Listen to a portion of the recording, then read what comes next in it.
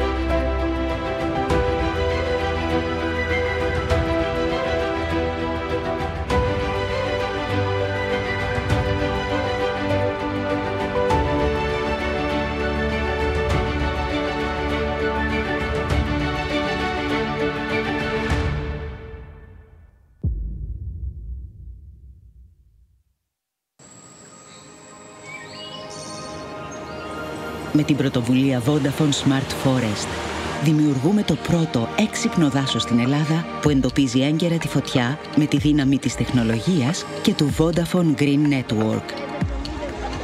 Αγκαλιάζουμε πιλωτικά περισσότερα από 314.000 στρέμματα στην Πάρνηθα και δημιουργούμε το υπόδειγμα για να είναι πιο ασφαλή από πυρκαγιές τα δάση της χώρας μας. Γιατί όταν μπορούμε να προστατεύουμε το δάσος, μπορούμε να συμβάλλουμε σε ένα πιο βιώσιμο μέλλον για τις επόμενες γενιές. Together we can. Vodafone.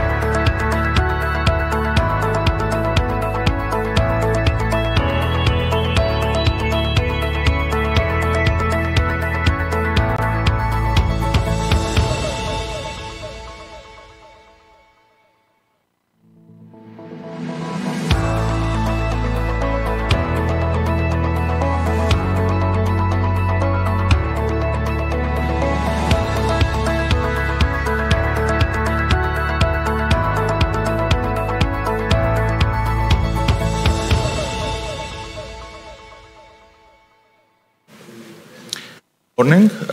Welcome to the Regional Growth Conference. We would like to thank the organizers and the hosting region for having this session dedicated on how sustainable blue economy contributes to EU climate neutrality. My name is Stavros Kalognomos. I'm the Executive Secretary of the Balkan Black Sea Commission of the Conference of Peripheral Maritime Regions, and I'd like to welcome you to our session today. We'll start. We have Mr. Christos Konomou, Acting Director of Maritime Policy and Blue Economy of DG Mare at the European Commission. We have representatives from the CPMR membership. The CPMR is an association of some 150 regions, maritime regions mainly, from all over Europe. So we have the pleasure to have with us representatives from our membership from Emilia-Romagna, Italy, and from the Balearic Islands in Spain. And together with us as well, Ms. Cristina Delgany, a Public and Policy Officer from Eplo Institute for Sustainable Development. So without any further ado, I would like to start our session. We'll try to keep it short but concise. And if we have the time, we hope to have some questions from the audience as well. So, to start with, Mr. Konomou, and would like to have the European Commission's and DG Mare's perspective on how the European Commission, as you may already know, published in May last year a communication setting out a detailed agenda for the blue economy to play a major role to achieve the European Green Deal's objectives. So we'd like to have your viewpoints and perspective on how the main initiatives delivered by the European Commission were met so far. And if you could also please focus on what the opportunities exist today for regional authorities, such as the region of Western Greece, a very active member of our organization, the CPMR, and how they could contribute to the implementation of your new policy agenda. Okay, good morning, Stavros. Good morning, colleagues, co-panelists, and good morning to the audience. It's really a pleasure to be here with you and talk about regional development possibilities as appear under the spectrum of the blue economy.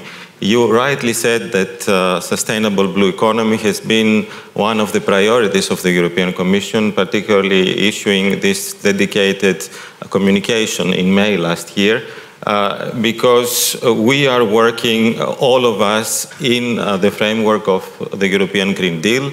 I believe all of us are aware of the main objectives of the Green Deal, from the decarbonization, biodiversity and climate adaptation, circular economy, and responsible food production. So what is our communication on blue economy is bringing? It's not just the blue element in the green, it's the necessary element, of course, but it brings the contribution that the blue economy sectors can make in achieving all these objectives of the Green Deal. So how do we do that? I mean, we can decarbonize maritime transport. We can look in more sustainable forms of coastal and maritime tourism. We are looking in low-impact food and feeds, developing sustainable aquaculture, looking into the algae production possibilities. We are looking, most importantly, on marine renewable energy.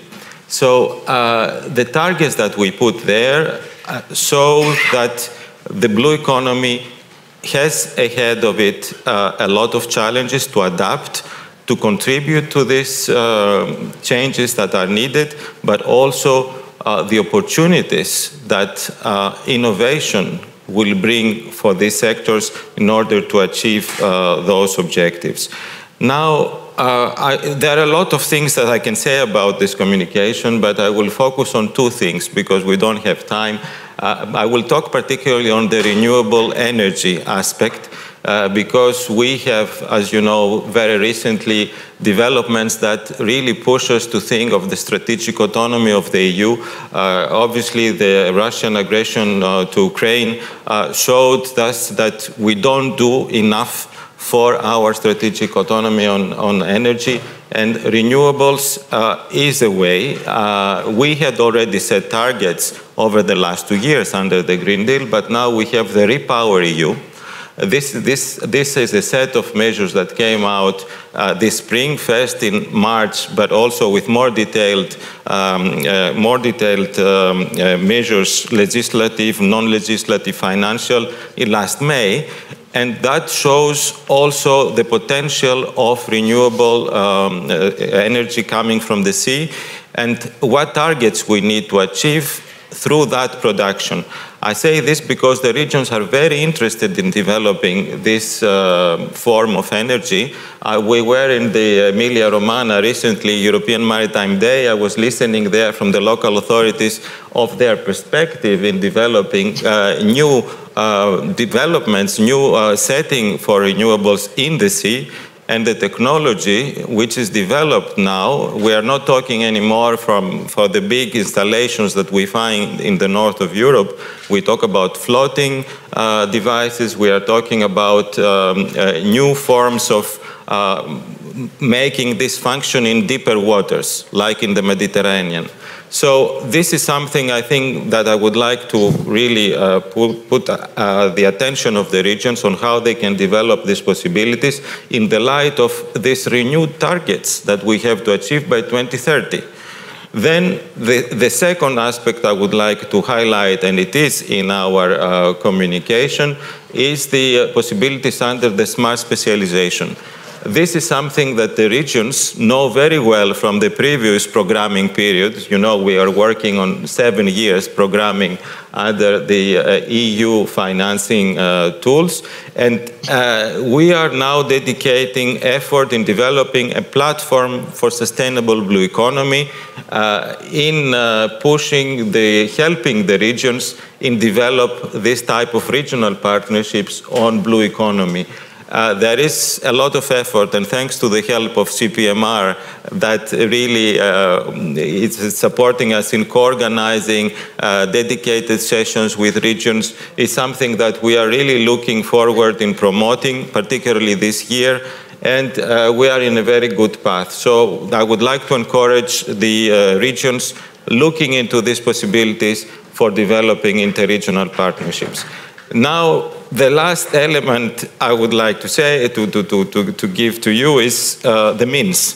Because we say, okay, all these good intentions, all these political priorities, but what do we do? I mean, there are funds available to the regions, to the countries. As I mentioned already, we are in the new programming period. We are in a post-COVID period, so which means we have the funds coming from the different sources, whether it's the ERDF, the Regional Development Funds, whether it's our MFAF, the European Maritime Fisheries and Aquaculture Fund, which is managed by DG Mare, whether it's the Horizon Europe to support innovation. All these funds come into play on these specific 2 sectors I mentioned, but for all the rest as well. And then we do have also, why I mentioned the post-COVID, the Resilience and Recovery Facility, big amounts that made available to the countries, to the regions, and there are priorities already set. There is also discussion currently under the first topic I mentioned, under the importance of ensuring the strategic autonomy on energy, to revise the current resilience and recovery plans, to increase the effort that the countries and the regions make for developing this form of energy. So this continues. And I think it's a lot of effort for the regions to combine these possibilities. It's not that there are not funds. I think there are the funds, but you need to combine them in a way that they make sense, that they deliver the outcome you want. Last word, I don't know if I have time. I do have time to mention another instrument that we have developed in DG Mare particularly, the Blue Invest platform and Blue Invest Fund, where we promote the entrepreneurship. We promote innovation among startups. We promote small and medium enterprises that are active in blue economy. This is already working for more than 3 years. We launched a new period. We have developed, thanks to this initial effort, a dedicated blending instrument with the European Investment Fund. So it means that the amounts that come from our fund, the MFAF, are topped up by the banks, but even by commercial banks, to deliver even more funds for these startups, for the small and medium enterprises. So I advertise it once more, Blue Invest, for those that are interested among the companies and the stakeholders to look into this possibility. These are, very little things that I can say about the way we implement this sustainable blue economy. It's a joint effort. It's not just the EU, it's not just the member states, it's not just the regions. I think all stakeholders have the possibility to contribute to this endeavor and to make possible through innovation, through entrepreneurship, through cooperation. That's what I would like to give as a motto for the session: cooperation and developing sustainable blue economy around Europe, and particularly in the Mediterranean, as we are now here and among Mediterranean partners. So thank you very much, Mr. Econom, for that.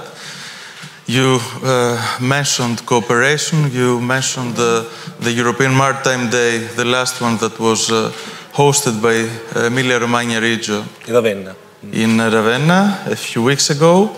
And therefore, I'd like to seize this opportunity to introduce Mr. Luca Chiodini from the General Directorate of Agriculture, Hunting and Fishing of Emilia-Romagna region. What I'd like to say, because Patras is a very important port city as well, the region of Western Greece, as the region of Emilia-Romagna, participate in the EU strategy for the Adriatic and Ionian region. So it's one of the European macro regions, the Adriatic-Ionian one. The CPMR is actively involved in this macro region. We also have a task force, and just to underline for those that may be interested, that the public consultation for the revision of the action plan for this strategy is open until the 30th of June. So we still have some time to contribute. It's open to general public, to different stakeholders. If you wish, we could share also the link afterwards. And having said that, I would like to say that as the region of Western Greece, also Emilia-Romagna is one of the most important Adriatic-Ionian regions. From Italy, one of the most important. And especially when it comes to the blue economy sector. You had the European Maritime Day. Last year you had the Sylogy conference, this year as well. So we'd like you to share with us some concrete examples of how your region daily works to deliver innovative tools and management solutions that you have to share with participants to ensure the sustainable blue economy and how it might contribute to development of growth and jobs. So the floor is yours. Thank you. I got it. Once again, just to say, because I forgot, I'm sorry, that in order to feel a bit more the blue experience, you came by ferry to Padua from Ancona. I came by ferry because I just want to touch, because I never took the ferry in my life. So at least once in a lifetime I have to catch a ferry boat. I just noticed how pollution can produce the ferry boat, but anyway, it's still indispensable for the movement of people, for the people to move. You said it right. Emilia-Romagna is a very important region in Adriatic-Ionic region. It plays really as a protagonist in the area. For example, we are managing authority for a program, Interreg program, that is ADRION, Adriatic-Ionic. And then we implement many projects, about 70, 80 projects actually. Even if we are involved even in Interreg Italy-Croatia programs, which especially on my unit that is about fishing activities and aquaculture. Of course, we are involved, we are engaged with fishery and aquaculture activities, marketing, but also since fishery and aquaculture, sometimes I feel that is considered maybe the end of the line, of the road. Meanwhile, fishermen are really the guardians of the sea, are the ones who really love the sea.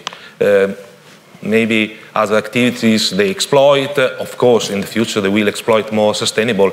It will be a more sustainable exploitation. But nowadays, especially the small-scale fisheries that Greece is a leader in Europe, they have 83, 85% of boats that are in the small-scale fishery. This year is the small-scale fishery year. I want just to remind the SSF sector from FAO, the Federation of Food, the Organization of the United Nations. So we are pushing even on small-scale fishery because compared to Greece, we are a step behind, let's say. Also, our fleet is quite old compared to newcomers like Romania, I think, Bulgaria. There are even Egypt in the Mediterranean area. They have a more modern fleet compared to our fleet. Our fleet has average 1985. Since 1985, even Greece, more or less, it's about 40 years old. The average, of course. So, what are we doing? Also about the gender parity. I mean, we try to, for example, we sign a convention with university, with research center. So, because let's say the fisherman world is a world that mainly male world. There are only few females, let's say, only few ladies, only few ladies that who undergo to the fisherman activity. Maybe that's why fishermen and not fisherwoman. And for example, having a parallel side activity like make research to collect data for the platforms that he was before talking about. These platforms need to collect a lot of data. Also, we are making agreement with fishermen to put devices on the boats to monitor the catches, to monitor the quality of the water. Remember that there is another big problem that our ocean, our Mediterranean, but even our Adriatic Sea is really getting warmer and warmer every year. This is a very big problem for the ones who live inside in the sea.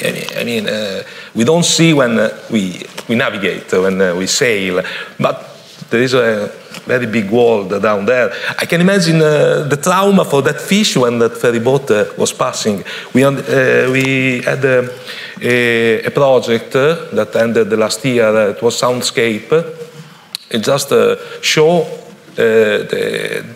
the shock for underwater sea, for fishes, for all inhabitants of our seas. But now there's not a lot to do for them, let's say. But we can create restricted fishing areas like the Pit of Poma in the Adriatic or Gulf of Leon, for example. And that they're giving very good results in terms of preservation of fish stocks, in terms of quality of environment, and it assures fishermen that they will have biomass to fish in the next years. Otherwise, if we troll and troll all the sea, then there will be nothing to fish anymore. This is our big challenge, let's say. I took some notes because I always afraid, scared to forget something. So we engage every day with stakeholders whenever we can, because it's very important to have collaboration. Remember that for us in Emilia-Romagna, growth means cooperation. Cooperation for us is the best way. It's not the only way, but it's the best way, because when you cooperate SMEs, they put them together, families, they put them together, individuals, they put them together, and they cooperate, they don't fight. This is and when it comes to tackling environmental challenges, so how do you work on that? We work, for example, we sign, for example, conventions or agreement with universities, for example, because we need research, we need to know better. We know what is, we know the problems, the issues, I mean, we know that the sea is suffering, let's say. The sea is suffering, it's warming up, new species are upcoming, because not only because there is the Channel of Suez or the Channel of Gibraltar. It's because many ships are arriving, they have water they have to discharge when they arrive in the ports, and new fishes arrive, and newcomers arrive, and then sometimes they are more powerful than the existing ones. And then the food chain will be ruined. This is the problem. And then that food chain that all fishes they are relying on, they are in trouble. And many, they disappear. We have a drastic fall in stocks on some species. Meanwhile, some other species are more. I don't think quota they will solve the problems, like tuna quotas, for example. Also because in Adriatic we are full of tuna nowadays. They eat a lot, so we don't. Not only you cooperate within the region, but you also inspire cooperation with other regions. You are also. Yes, of course. No, I'm sorry. I always go ahead. No, but I wanted to highlight that. Your region is behind. Yeah, we cooperate, of course, with other regions, with universities, with central research like CNRs. Of course, the best for us, the cooperation with universities and other regions where we talk about. Yes, we interact even with Minister of Agriculture in Italy, in Croatia, mainly. Of course, it's not so important as our cooperation with Veneto, with Marche, the neighboring regions. It's a pity that maybe we can widen, make it more broaden the cooperation. In any case, in the framework of the Adriatic-Ionian macro-regional strategy, there are different pillars. One of them, the blue growth pillar, is coordinated by Greece and Montenegro, but all countries in the region contribute to that. To the Blue Growth Community, you mean?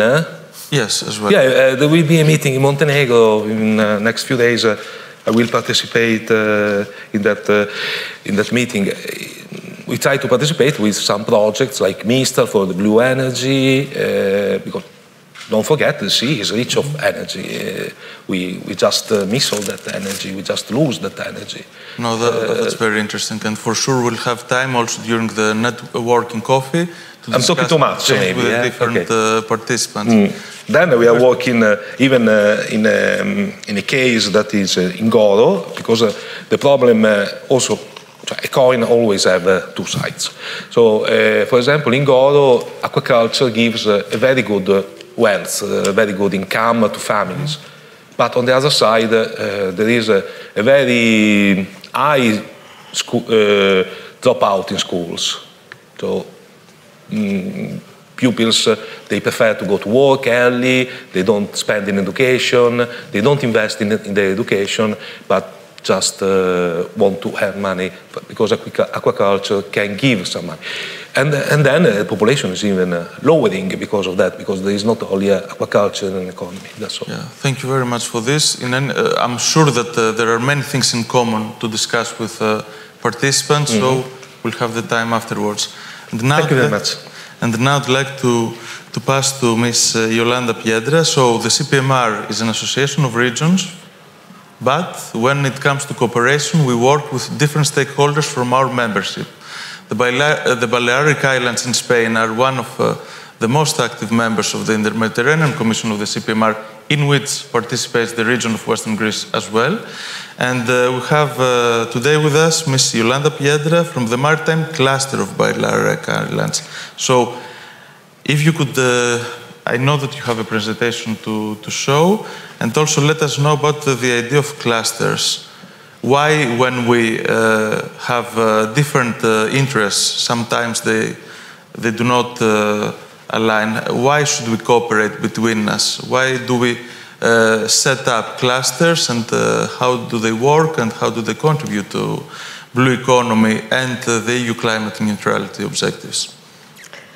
Thank you. Good morning.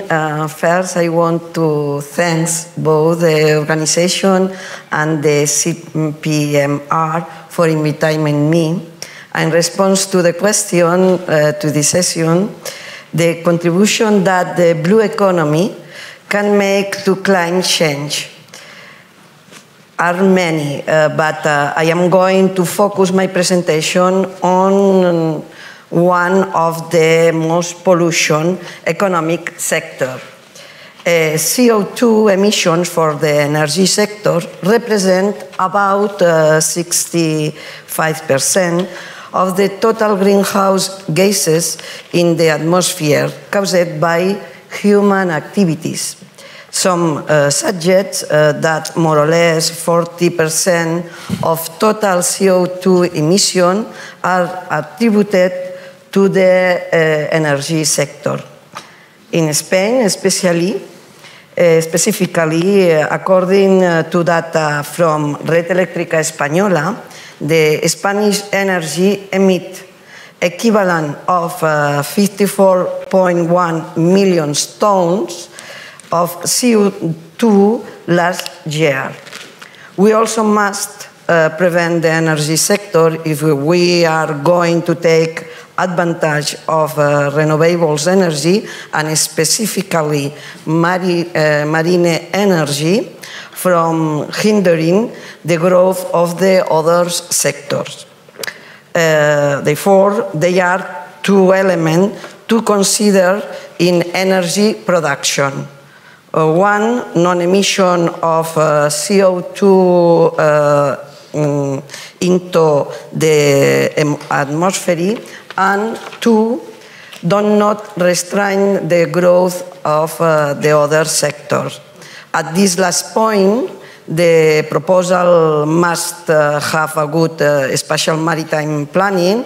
And at point one of the proposal that we consider valid is to take advantage of marine energy because they can contribute to non-emission of CO2 into the atmosphere.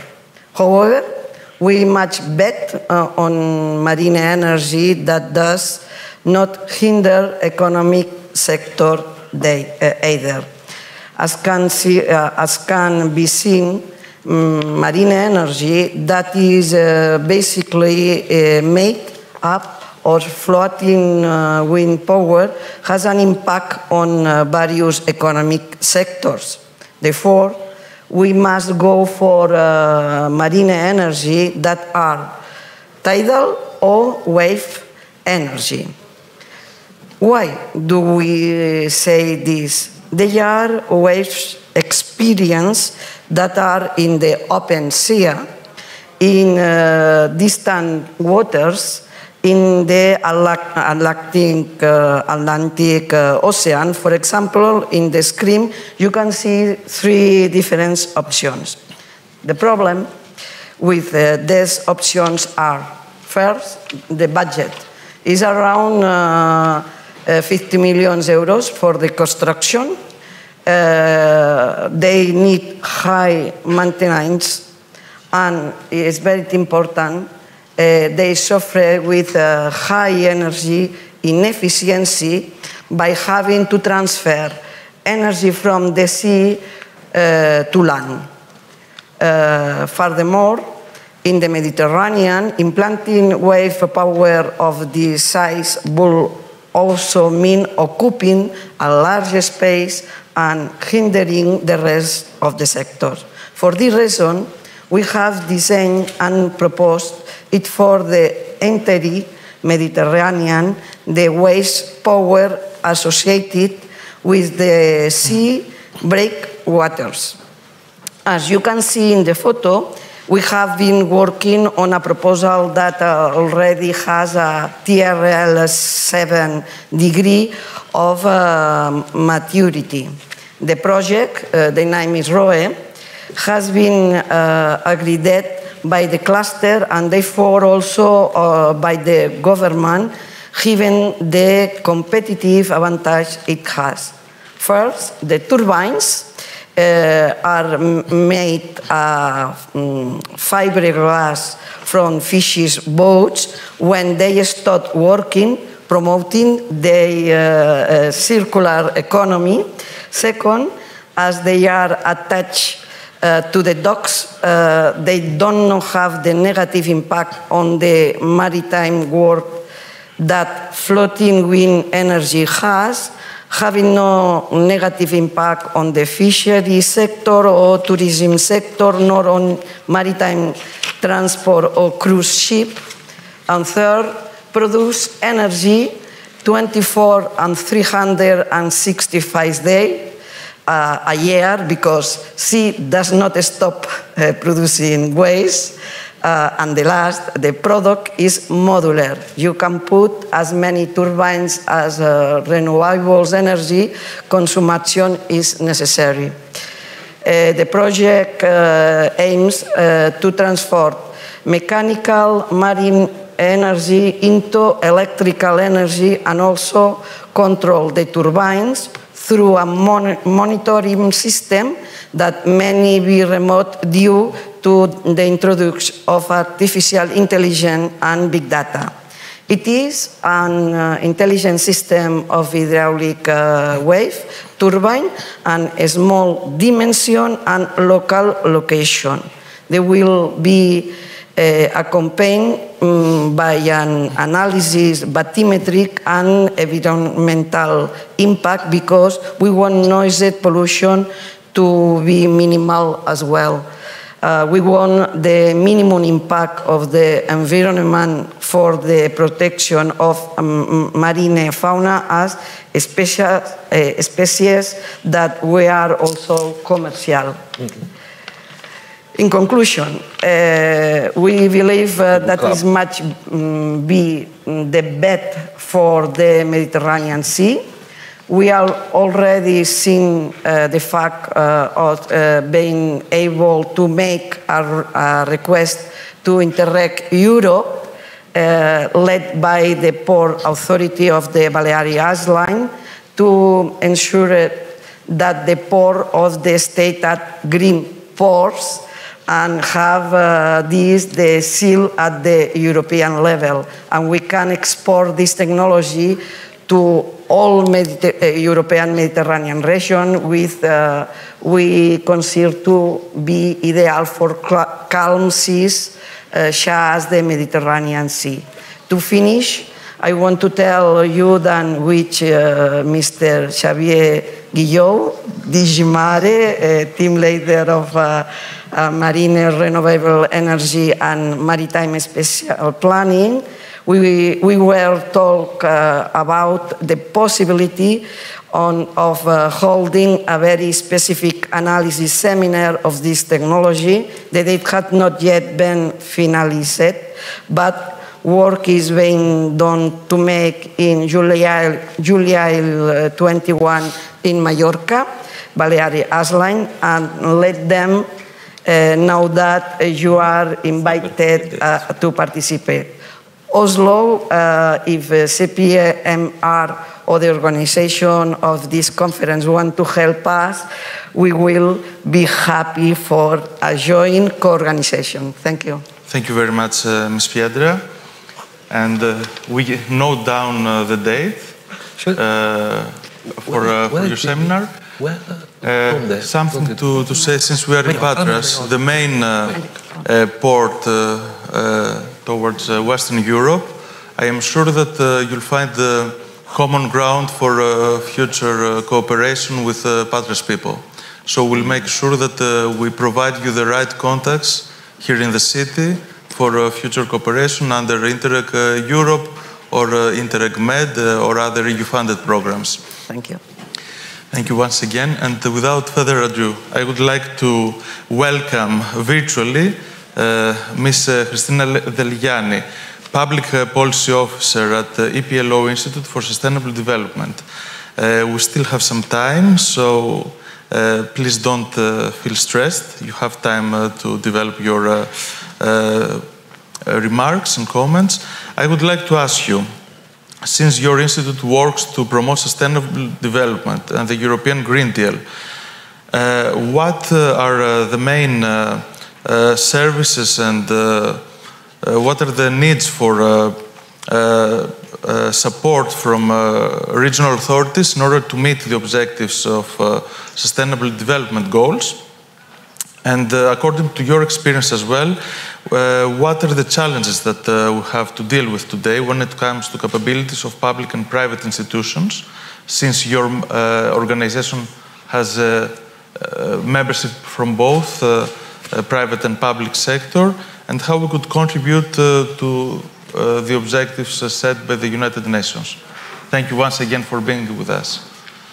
Thank you so much for the invitation. It's an honor to be among such esteemed colleagues and friends. I'm here in Athens at the headquarters of the European Public Law Organization, where our institute is a part of. We are an international organization with permanent observer status to the United Nations General Assembly. And we focus as an institute mainly on implementing the SDGs and the EU Green Deal and, of course, the blue economy.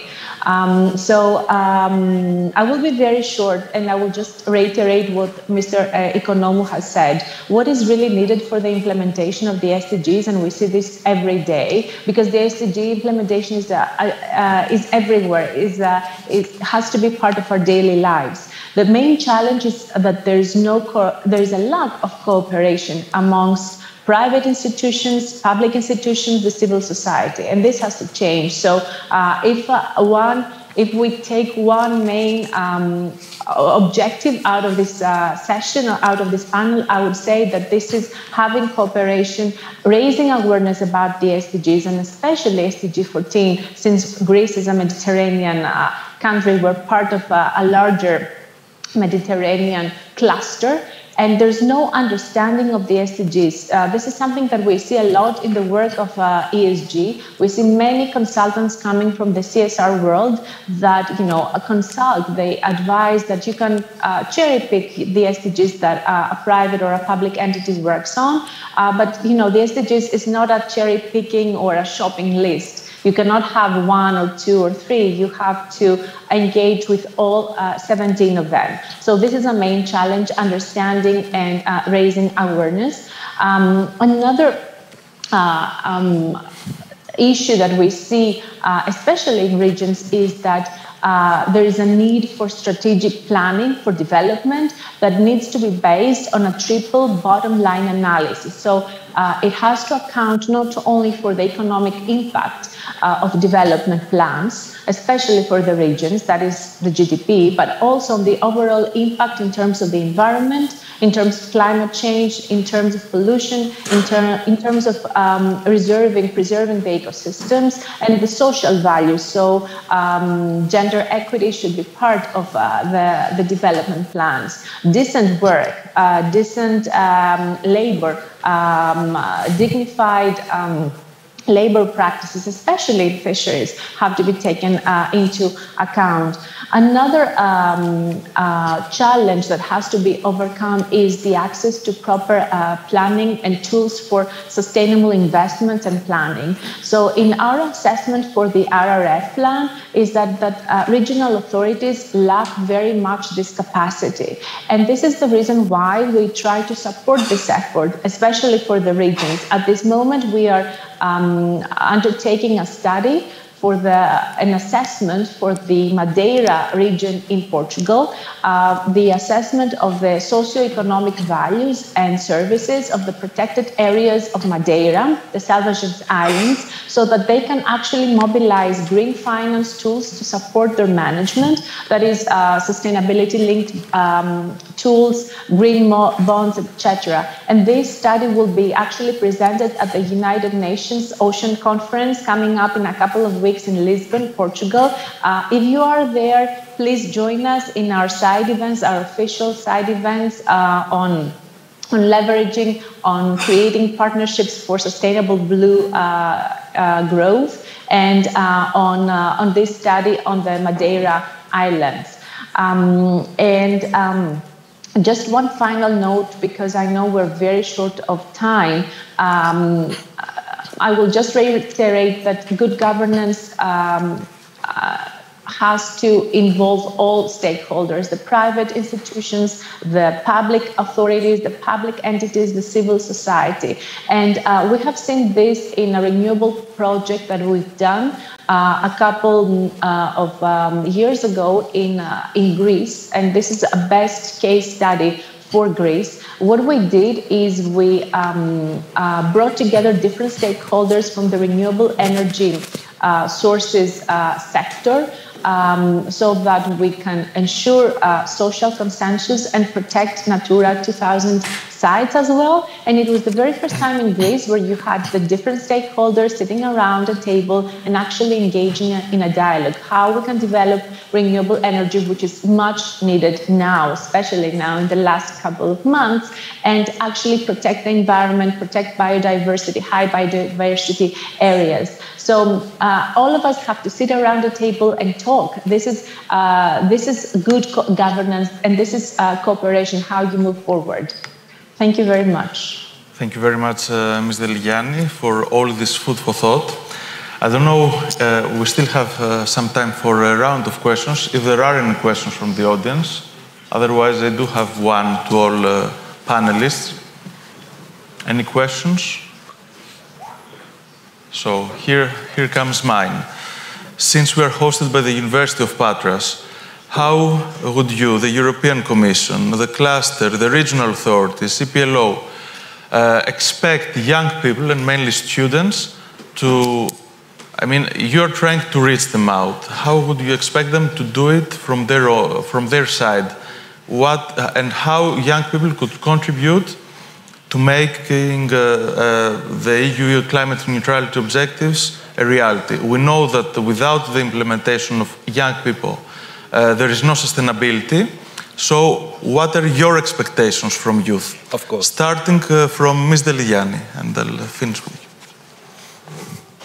Youth participation and youth engagement is very crucial in order to achieve climate neutrality, and this comes. This is linked to what I said before: engaging people, raising awareness, and in terms of climate neutrality, climate change, climate action, every little step actually helps towards this direction, because what young people experience is this, this climate and climate dread. There's this, they're being bombarded by all these,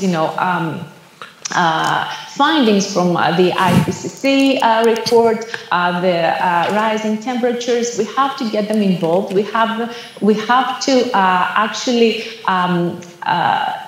tell them not to fear of climate change. There are things that we can do to reverse this, to adapt and mitigate in terms of climate change. We have to engage them in small steps, be it not using single-use plastics, or being involved in stakeholder consultations, for instance, for the climate law. I'm just giving an example. And us, as a research and academic institution, we try to do that through awareness-raising activities. We will be hosting some European Maritime Day activities on ocean literacy.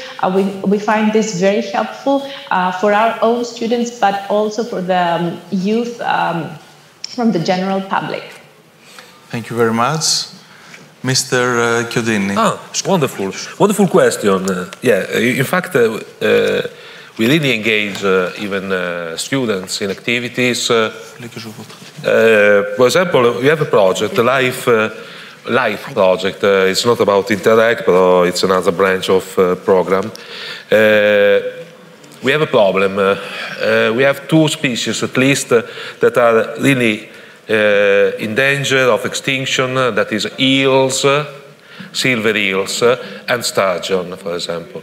So, with the University of Bologna, with the University of Ferrara, and this project, Life Eel, we are trying to introduce the eel in the Po River. So, how can we engage students, for example, young generation? They are really pushed by professors, by groups to make on the field what it means preserve these species, like eels. We have to ease the passages, for example, on the rivers, just because the eels needs to go back to the places from the sea into the rivers, because they are living both in the salt water than in sweet waters. So they really touch, they are the ones who free the eels, but we start with primary schools even. We don't have to wait university even. We have, even with our project, we made another initiative. It was the Fisherman Village in Cesenatico.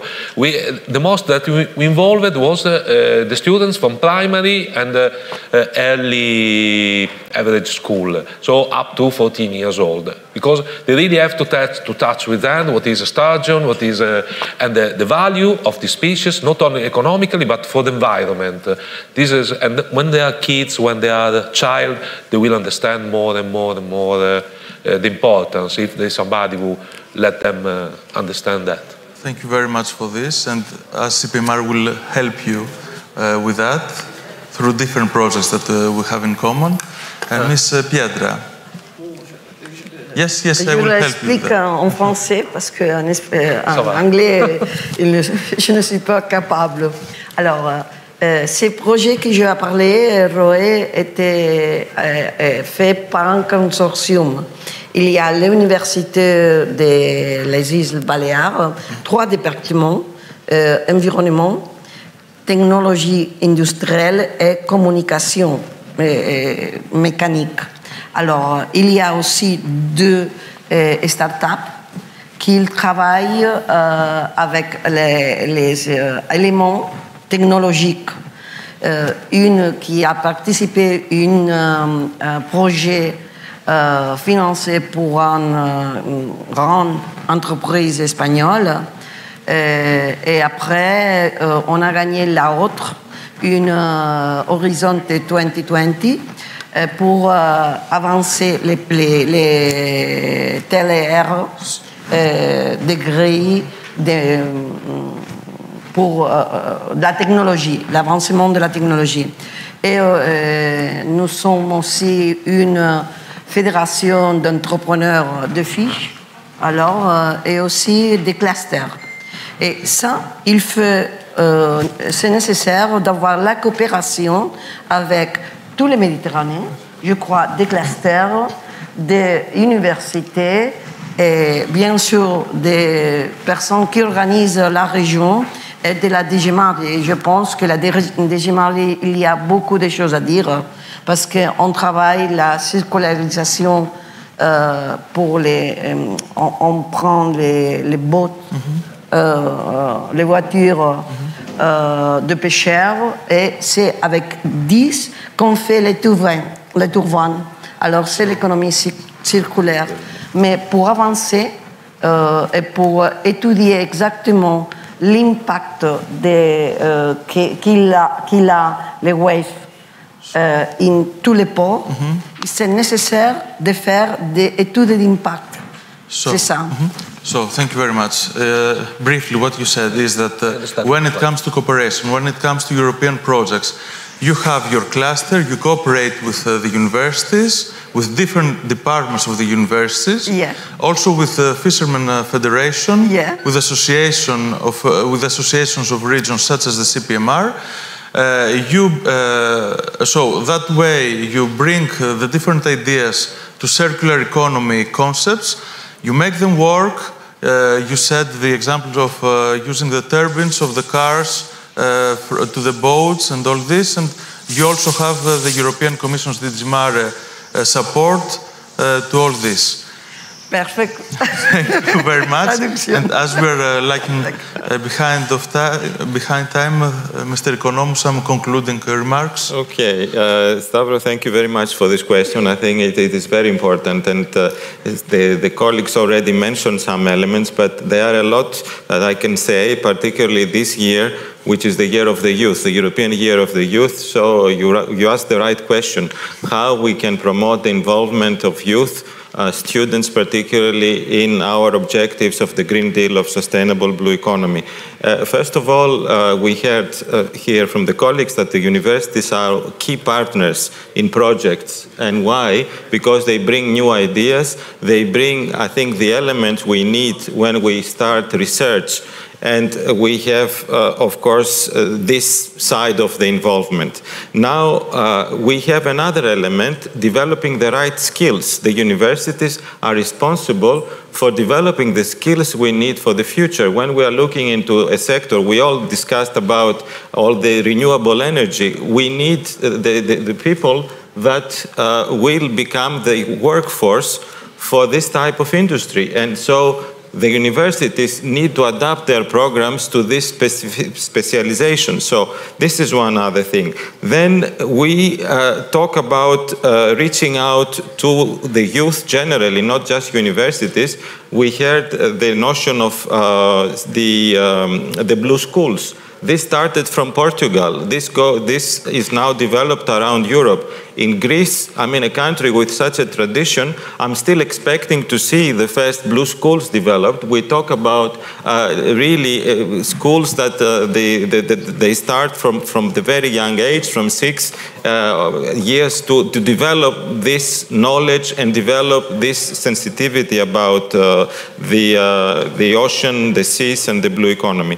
Now, we have many initiatives around the ocean literacy, which goes beyond schools and universities. And this is something mentioned by Cristina. That is, I think, we have a lot of programs. We push for more knowledge to the general public. And there are possibilities. We have, for instance, a coalition called EU for Ocean.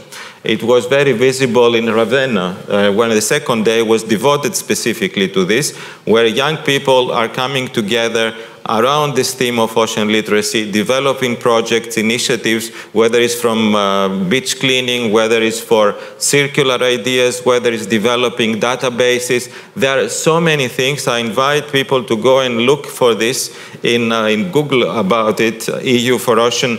And that shows also how important from our side is this involvement of youth, of universities in the work we are doing.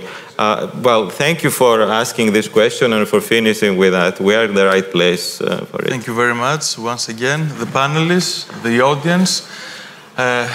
Let's follow the next session, and I would like to invite the audience during the coffee break afterwards to bomb with their questions our panelists. Okay. Thank you. Thank you. Thank you.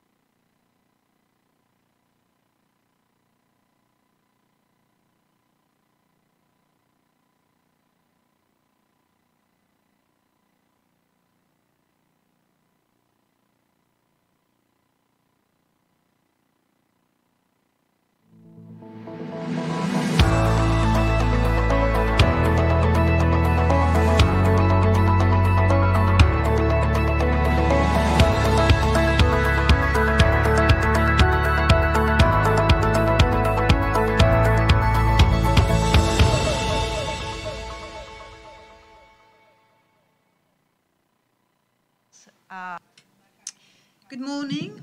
I would like to welcome everyone here at the Regional Growth Conference, and I would like to thank the University of Patras for hosting this conference. So, on this session, we'll be talking about greener digital transition for shipping and ports. This is a very important, crucial topic for Greece and globally. So, currently, we have the 17 goal for sustainable development. There is a specific goal regarding the management of maritime resources and many other goals. And there's the SAG 14. We are talking also about the management of seas and oceans. We have the Green Deal, EU Green Deal, that will include the emissions by maritime emissions, the emissions trading system.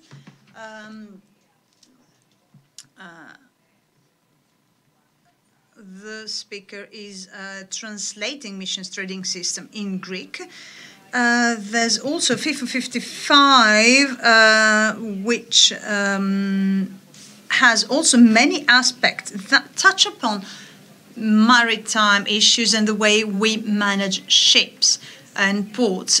So clearly we are currently in a transitional period, and this transitional period is reflected in global politics and policies. The 2030 UN agenda, which integrates actually these 17 goals and the 169 partial goals, individual goals. We have IMO that has its own ambitions when it comes to maritime sector, decrease by 70% the CO2 emissions compared to previous years until 2050. And we also have the EU that also is creating a very strong regulatory framework, legislation and directives put in place so as to make this transition easier and a success. And we hope that this transition will actually be able to save us from the nefarious effects of climatic change. It will protect us from the disastrous impact of the other environmental crisis that is taking place also, and this is the ecosystems crumbling down. So we are trying to overcome also the problems caused by this global non-linear pandemic problem. So the main question for this panel is, what are we going to do, each and every one of us representing here several institutions and areas of the economy as well as the society? What are we to do as a country or as an EU? Because we have to make this transition, and this is a transition that will define the way we are going to live, whether we are going to live in harmony in the future. So, turning our gaze to the maritime sector as well as ports, which are an integral part of maritime issues, I would like to give the floor to the lady of the panel, Maria Christadonis, Sustainability Officer in Taipei, the Hellenic Republic Asset Development Fund. And she is very young, but she has already made her mark in the effort of the public sector institutions in order to try and change their business plan and the vision in order to find and follow a path that might actually lead us to a sustainable result. Clearly, Maria is a trailblazer in her sector, and the head of the Hellenic Republic Asset Development Fund is very aware of the requirements. So I would like to give the floor to Maria so that she can tell us about what they are doing, how the HRADF can be a lever and a leadership example. And please be more specific, because the topic is quite concrete in this session. So tell us about your work in the port. Good morning, everyone, and thank you very much. Unfortunately, the speaker is not using a headset, and the sound that is coming to the booth is very poor due to echo. So,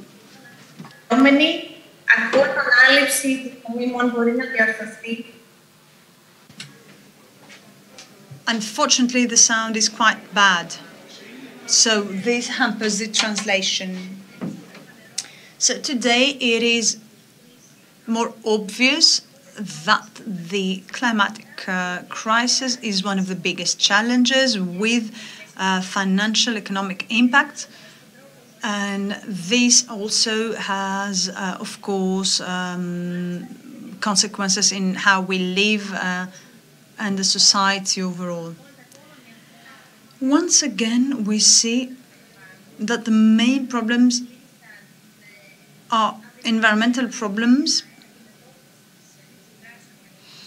Unfortunately, there is a lack of actions undertaken in order to protect the environment. And of course, the Hellenic Republic Asset Development Fund is fully aware of that, and we have included sustainability in all our procedures, and we are actually talking about the lack of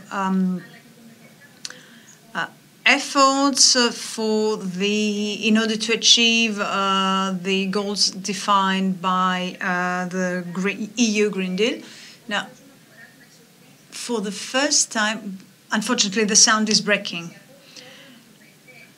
So we have included specific directions for the integration of sustainability values. We're talking about social, environmental criteria, thus making Taipei a lever for growth in the country. And we have enlarged the mandate of the Hellenic Republic Asset Development Fund in order to undertake also other types of projects of national reconstruction, works that are also pertaining to, and projects also pertaining to industrial parks and business parks, and the upgrading of the national health system, environmental protection projects, protection of the forests, etc. So we are working in all of that, and we are actively assisting the country for this green and digital transition. And of course, we absorb funds from the Recovery Fund. Please allow me to say that working with the shareholder of Taipei, we have set some directions for sustainability. One of the main pillars is the unfortunately there's issues with the sound again. So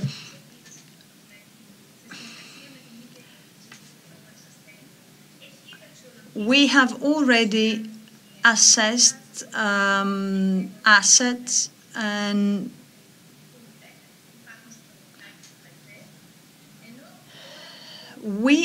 unfortunately, the sound is constantly breaking up. This is making it practically impossible to translate.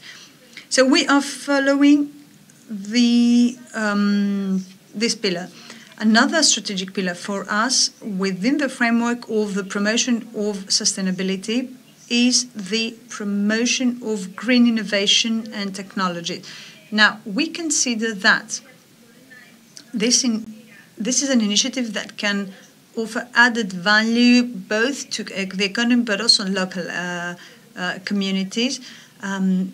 An initiative we have undertook is that for the third time we are participating at the EU Programme for Technology and Innovation that aims at establishing good practices and professional know-how in order to reduce the impact of climate change. And within this framework, Taipei has worked with a professional, and we have set out a methodology for the assessment of the readiness of businesses to adopt innovative green technologies. And for the first time, we have also informed the port authorities, the ports that belong in our portfolio, for this opportunity.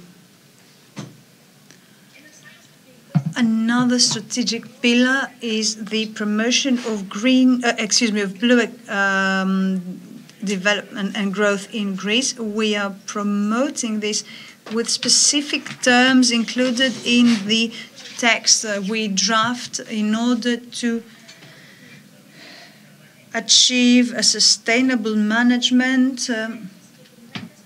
We set out specific requirements of certified operations, such as the ISO for environmental management, or we urge them to subscribe to this type of environmental certifications and standards. And we publish annual sustainability reports. Another pillar is the promotion. Unfortunately, the sound is breaking up.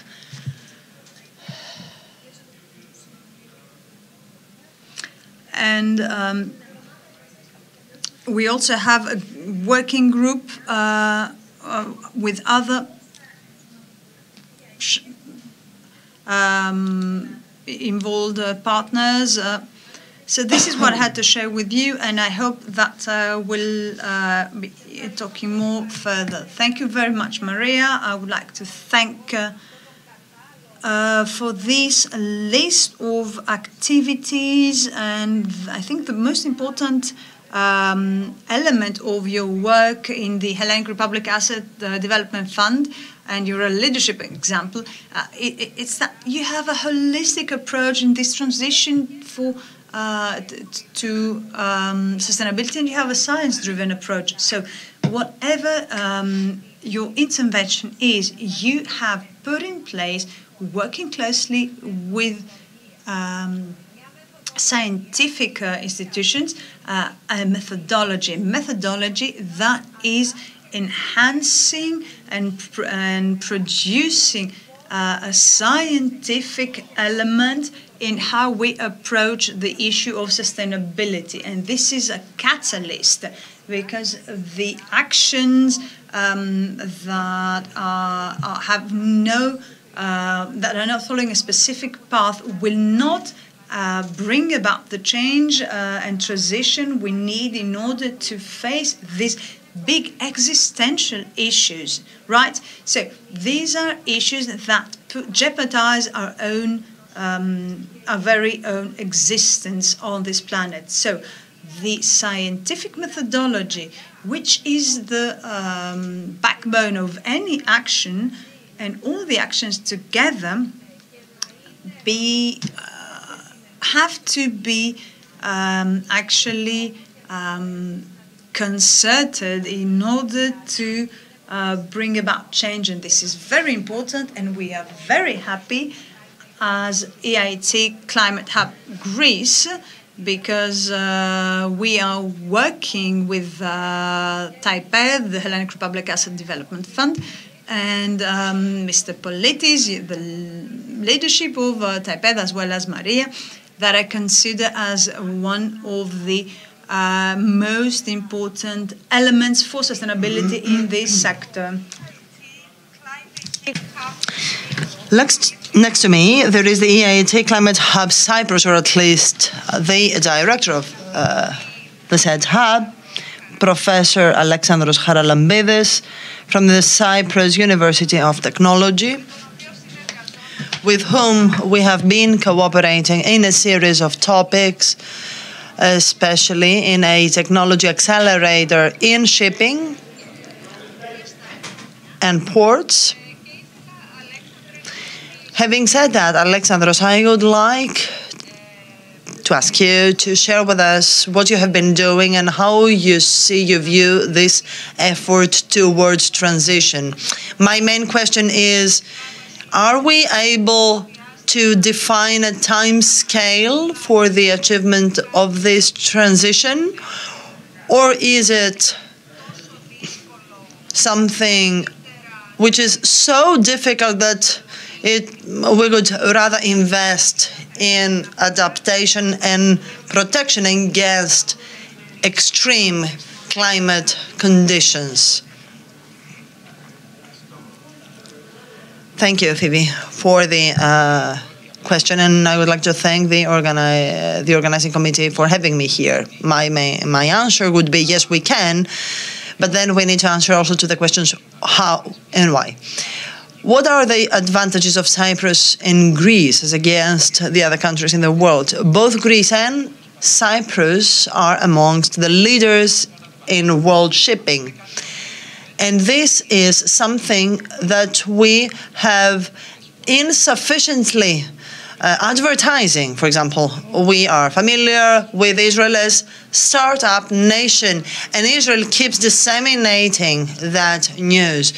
In the case of shipping, and we also have know-how and universities, so yes, Greece and Cyprus, yes, we may play a vital role. Secondly, we do have researchers in our university. Cyprus is a smaller academia. As a result, there are more barriers, a problem which does not obtain in Greece. I don't remember, but some months ago there was a survey according to which Greece has by far the best positions in the universities in this sector.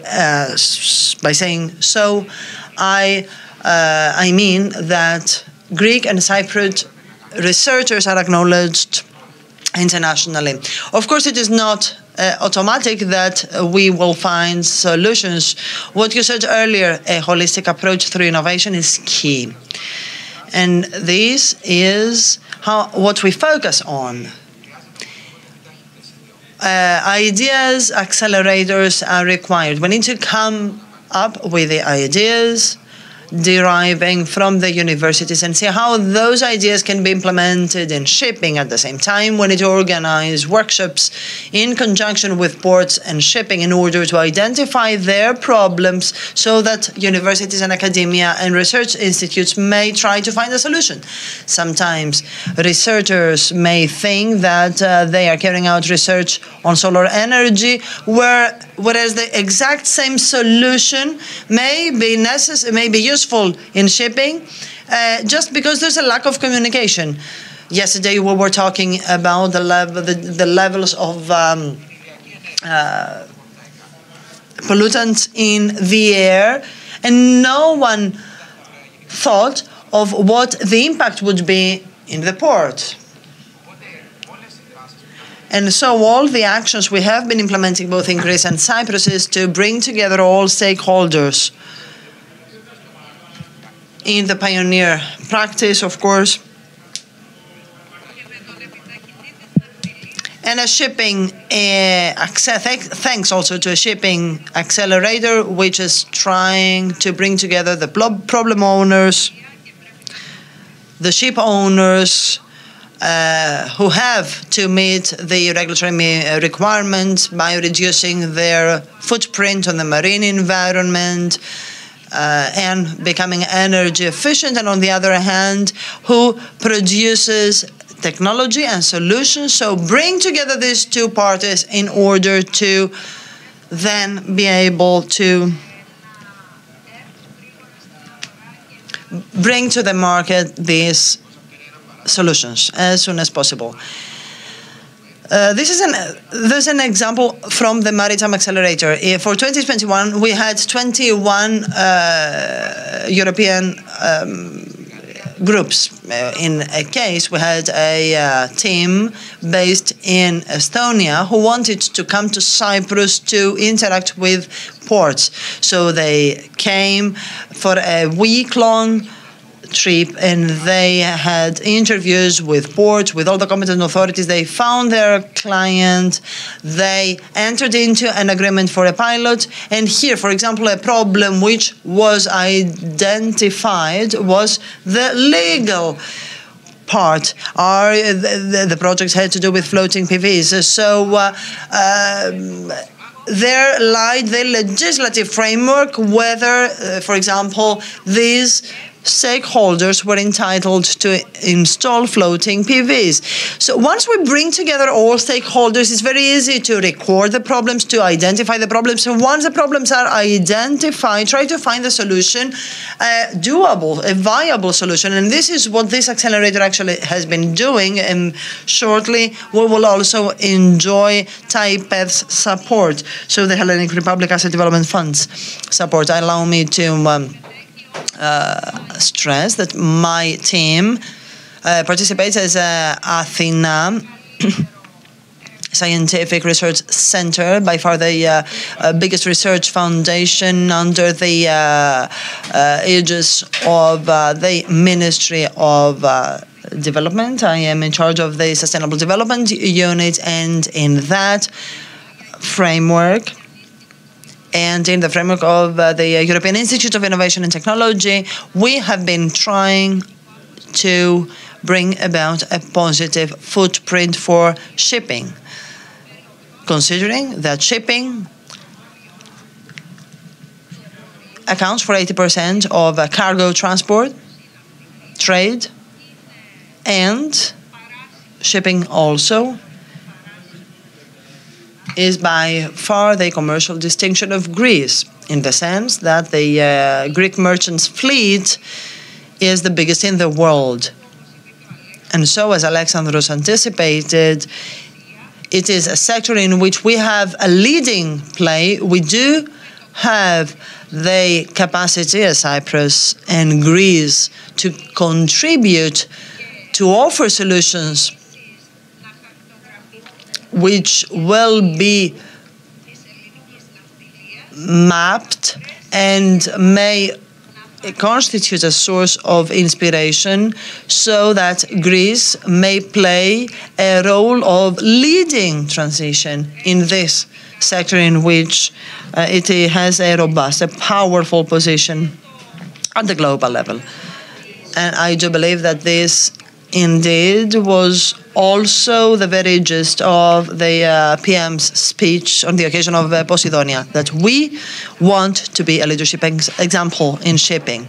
Now, the other two speakers are professors, university professors, one at the University of Patras and the other one in the Aristotle University of Thessaloniki, both partners and friends. We have been cooperating in the framework of various projects. Sophocles Makridis, I would say he is one of the outstanding, of the distinguished Greek professors trying to disseminate knowledge and information when it comes to the potential of hydrogen in this transition we are trying to promote. His language is a cutting-edge language. Sometimes he may sound as coming from Mars, though what he has been saying is critical, meaning that even the European Union, quite a rigid organization, 2 years ago announced the objective to set the foundation by 2030 for a European hydrogen-based economy. Sophocles certainly will say that 2030 is too late already, but he will also share with us the prospects and the major opportunities for hydrogen. I would like to simultaneously grasp the opportunity to introduce our last speaker, Leonidas Diachristos, professor in mechanical engineering at the Aristotle University of Thessaloniki, who is involved in ammonia studying, hopefully green ammonia. I have been cooperating with them both for some years now. However, I'm looking forward to finding out more for the opportunities for the Greek shipping and world shipping and the relation of Greece vis-a-vis a cutting-edge technology generation in these two sectors. Sophocles. Thank you very much for inviting me, Mrs. Koundouri. Well, I call you Sophocles, you call me Mrs. Koundouri. Well, Phoebe, thank you for including me in your sustainability group, because I believe in sustainability. I absolutely believe in it, because carbon dioxide emissions are global, so we have to find the solution globally and not locally. From Texas to Australia, there's carbon dioxide and other emissions that travel all around the world. So hydrogen is very important. Unfortunately, the only solution is to find what carburant does not include carbon or nitrogen. So using hydrogen is not innovative, but using it in daily life is a new concept, and the society has to think about it. And indeed, well, people say 2030 and to 2050, well, it can be done. The Earth will survive, but we won't survive. Our children won't survive. That's very simple. That's very easy. So how do we solve this issue? Well, you have to see the world as a large supermarket. We're not reinventing the wheel. We can't say that we'll create a new investment plan. No, which country has done that? England, Scotland, with 100 million, they made a hydrogen only island. So people understand we're not talking about hydrogen bomb, and we'll talk about that because I'm certain that people are listening outside this hall. So hydrogen. How did the blast happen in Germany? Because they didn't allow helium to be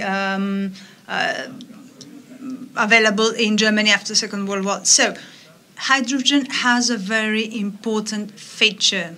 It lives very easily in the environment. So with Abesenders that I work with in Belgium, that is producing in maritime sector the best possible and cleaner combustion engines. Things are very easy. The answer is one: ventilation, ventilation, ventilation. 3 important safety measures. So the whole safety issues. But people ask, but is hydrogen risky? No, it's actually ventilation. If you have 3 propane tanks outside every building, well, this is a bomb. So are they only asking about safety or the cost or also the infrastructure required? You're very right to ask, Phoebe. Now, the cost as well infrastructure are linked to the target. Before the Russian invasion to Ukraine, because this is a crucial point, when people asked about the cost, they said, I used to say, so how much does your life cost? That's the question. How much do our lives cost? Do we want to reduce emissions? Do we want to change the climate in a good way? Do we want to save our lives and not have 50 degrees outside and be living constantly in air-conditioned homes? So hydrogen is competitive now, especially after the Russian invasion. And of course, there is a very important element that I have defined by 3 English words: hydrogen, energy, autarky. So in a general way, we can save the world, said Gandhi. So in Greece, we have the sea. All the export issue of hydrogen and its use everywhere, if we're thinking, as you said, holistically.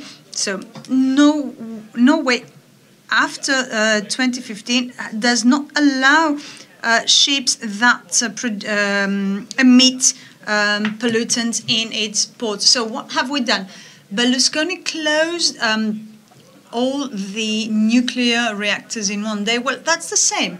If Greece decides that we'll have a hydrogen hub and ships will be using hydrogen, it can be done.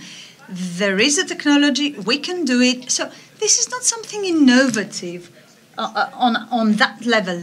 What must be innovative is to grow the innovative systems. And doesn't hydrogen suffer from the issues that renewable energy sources suffer? Well, these are required because you need to produce new hydrogen. But the renewable energy sources, if they were the solution to the problem, well, Denmark wouldn't be using hydrogen. They're needed, but they're not solving the issue. Whether we're talking about floated systems or if we're talking, say, regional places. No, we have proposed the business plan. This business plan says that if Patras, for example, since we're in Patras, if it produces 2,000 tons per year, it will export it to Italy because they blend it with natural gas. So there is a solution. We can give it to you. You know, Sophocles, having the capacity in any national government in order to make the ideal mix of technology that is cost-effective, but also the most appropriate when it comes to the possibility and the opportunity to grow the economy and also be appropriate for the environment. Well, that's the issue. So I think that central governments are finding it difficult to create a detailed plan that shows for every moment in time what is the strategy policy for this optimal mixture of technology for both the production of energy but also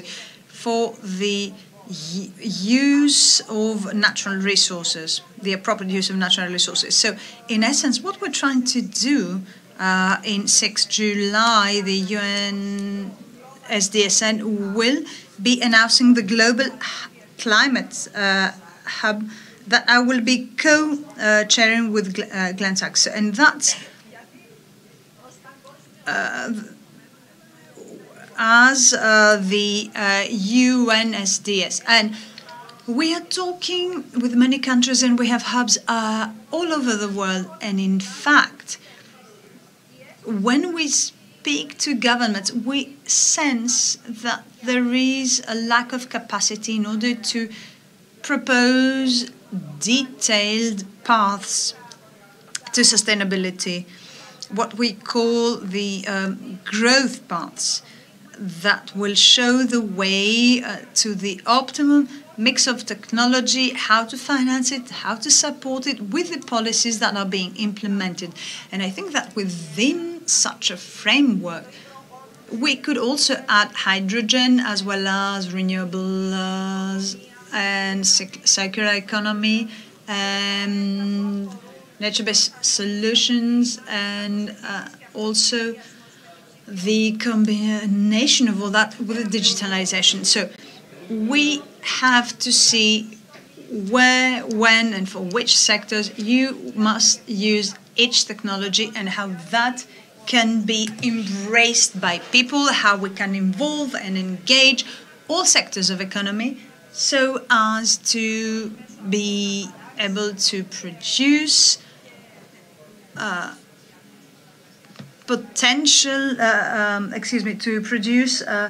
positive multipliers in the economy as well as the labor market. Leonidas, what is your take on all that? What's the position of ammonia? What is the mixture of technology that can actually lead us to what we want to do? What's your research saying? Thank you very much, Phoebe, for inviting us in this very interesting panel. And I would like to thank the University of Patras for hosting this in this great auditorium. I would like to say that 20% of global economy and global energy economy is based on hydrogen already. It could have reached now 25%. And you'll say, but do we have so much hydrogen? Of course we have. In hydrocarbons, 80% of hydrocarbons comes from hydrogen. But we use it in a form that can be easily distributed. It is liquid or as a gas. In natural gas, we have 4 atoms of hydrogen and 1 carbon atom. So we're already using hydrogen. That's not something new. But what Sophocles is saying, that we're talking about pure hydrogen, no carbon. Yes, of course, because hydrocarbons are not the solution, right? You're absolutely right, Phoebe. So the issue with neat hydrogen, as we call it, well, it's actually in the part of the transformation in order to, for maritime energy, to have it stored on the ship and be able to use it. So what we're asking for is not competitive to the energy brought about by hydrogen, because we all believe that this will be the solution for the future. But the issue is, how can we store this hydrogen in a practical way so as to be able to consume it at the lower cost and with the highest technical ease. So the hydrogen can be distributed in the ports, like Sophocles wants it, neat hydrogen, and then in the ports it can be turned into ammonia, and then it can be transported on board the ships. So we shouldn't have a separate network for... yes, indeed, you're right, and excuse me for interrupting, but when you talk about the ideal mixture of technology, this is where you have to think of the infrastructure, the network that can actually transport all that. So, yes, indeed, we're currently working on a project within the framework of Horizon 2020 where there is an effort to produce hydrogen in an island and manage that. So in the cleaning element of an island, this is produced. If we... so in an island, if we keep the carbon and the ferry boat that is linking the island to, for example, rest, well, things can be better. So hydrogen is a pillar for an energy pillar for the world in the future.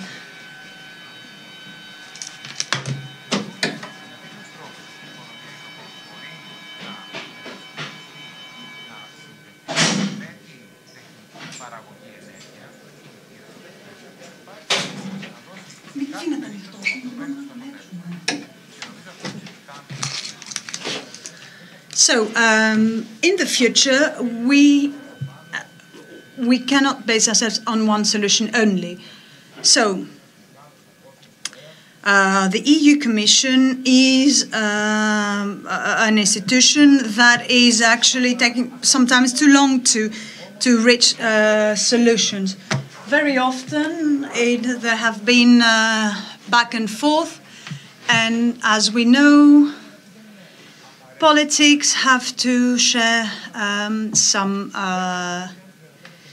messages that are not very clear. Να βασιστούμε στις ηλεκτρικές μεταφορές. So, if we have, for example, engines that are using hydrogen, and Sophocles will be with us, and why can't we have this solution? Yes, this is why I said that it's a bit inflexible. So, yeah, I don't want you to take the blame on behalf of the EU Commission. I'll take the blame. So, let's think about that in the future, we won't have one solution. For example, on board ships, we'll have a pack of solutions, ethanol, ammonia, even electrical ships. I mean, we've seen that. Sophocles talked about Norway. In freights, then we'll see something different. Liquefied gases, hydrified systems, hydrogen. Now, in other types of vehicles, there will be electricity, but also other types of carburants that will be produced in a renewable way. And very often we're talking about carbon neutral fuels. Ammonia is a carbon neutral fuel. However, when it burns, if we're not very careful and if we do not create a specific, it is producing laughing gas, nitrous oxide, which is 300 times more active as a greenhouse gas. So we're talking about ammonia and greenhouse, and then we emit something that's 300 times more strong than CO2. And this is why I always use the term climate neutral, because carbon neutral, it's like there's only CO2. But we have other greenhouse effect gases. So we have to shed the message, a message that, as you said, can be the backbone for a huge R&D that is going in the wrong direction. You might have tons of money in research and innovation and then move forward to a development for something that cannot stand in what we are calling a climatically neutral and resilient Europe. So this is not going to protect us. And I wanted to ask your own opinion on that. And of course, Alex can chip in. When you are building the technological pathways in order to find the optimal mixture of technologies for a specific moment in time, what would you do? Would you do it on a national level, on a regional level, on a European, on a global? Of course, all scales are necessary and they have to be involved, but where should we have an entry point? Thank you for the excellent question. I do understand the reason why you're asking, because we are talking about the economic bodies and how they may function in order to achieve sustainability of the system. As I said earlier, there is no a single answer. So how we will define the problem will determine our approach. As we all know, though, when we talk about sustainable solutions, we need to focus on the problem's life cycle. Either we view it regionally or internationally or nationally or even at the level of city. We need to examine not only the end use, but the whole life cycle of the process we intend to develop. So if this is an ingredient to the equation, then I can certainly ensure the decision to be made will be correct, both for the city, as Patros Sophocles earlier talked about, the hydrogen-related solution, but not on the basis of natural gas, but rather RES, or at the world level. If this renewable energy and the technologies to be developed may be developed here in Greece, even in Patras, then certainly this will bring about an added value to the system. What about you, Alexandros? Before answering to your question, allow me to share with you a paradox when it comes to prioritizing and objective setting in shipping. Now, think that we need to impose the local carriers, hybrid carriers, to use only electric vehicles. I'm just the courier of packs, and then of course the transportation company will try to delegate to the taxi drivers, and then the taxi drivers may say no, just talk with the car manufacturer, and so on and so forth. The same goes with England. Who has the responsibility? The engine manufacturer, the ship owner, or the ship user? When it comes to vehicles, it's easier. The Japanese Prime Minister in the 90s asked the car manufacturers to produce environment-friendly vehicles, and of course they had to abide by that instruction. So this paradox needs to be addressed. And it partially gives an answer to your question. On the one hand, I believe that we need each and every region or a country needs to find its strengths. And there is the smart specialization strategy of the European Union, which provides the relevant methodology. According to which, you start with the entrepreneurial discovery. What is there in your region to see what you can do? As you talked about hydrogen manufacturing in Greece, it would be absurd for the government to come and tell you, no, you will develop another technology when you do have infrastructure and know-how on hydrogen. So I believe that small-scale projects need to be regional. However, if Patras or Cyprus says we are good at hydrogen, and all the other Mediterranean ports focus on other fuels, on alternative fuels, then, of course, this will be useless. So synergies are key at the local level, but also at the global level on decision-making. Hopefully, you will be the one to tell us how we can bring together these two levels. Certainly, it is important unless there is consistency between IMO and the European policies. We are doomed to fail, of course, because unless the European Union goes along and goes hand in hand with the international requirements, then we will lose. There needs to be international cooperation, and by that I'm not just meaning the friendly meetings between leaders, or cooperation stands for defining in-depth strategies based on science, technology, and economics of each and every technology pathways. There's no time. We cannot afford wasting time. What we need to do is to focus on developing strategically the pathways that will bring about the necessary change. Dear Maria, I did not forget about you. What I mean to do, what I intend to do is to give you the floor in this round of remarks for you to share your experiences or ambitions and the vision with regards to this transition, particularly in the ports managed by the Hellenic Republic Asset Development Fund, but at large, the state assets. So I would like to ask you,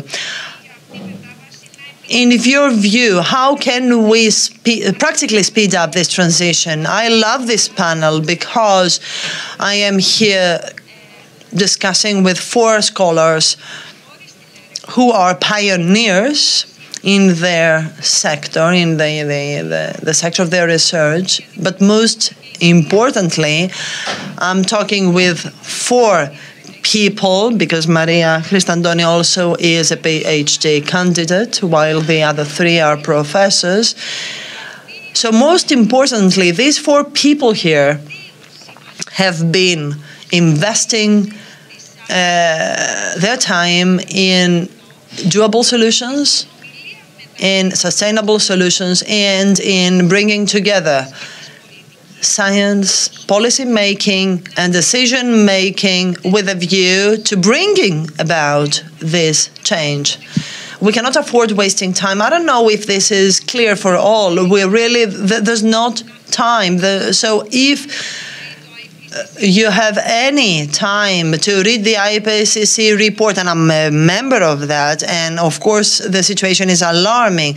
So for any one of you who has some time to dedicate in reading this document to see exactly where we stand, then you will understand that the real mapping of technology applications and the other socio-economic solutions is the only thing which makes sense. Technology is there, funds are there through the partnership between public and private sector. Political will is there because, of course, on the occasion of COP26, at least 40 countries announced climate neutrality by 2050, China 2060, India 2070. So there seems to be the political will. What lacks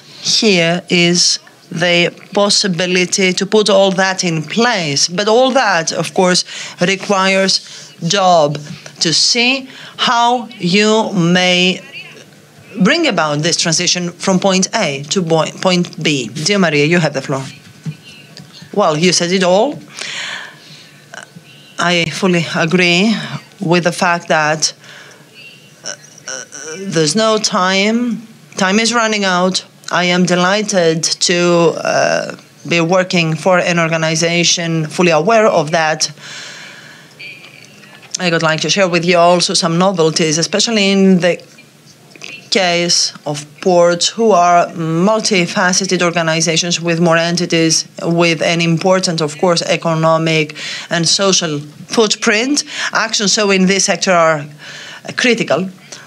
As you anticipated, I would like to reiterate the participation of TAIPED as partners in the climate maritime accelerator, which supports startups which will propose innovative solutions.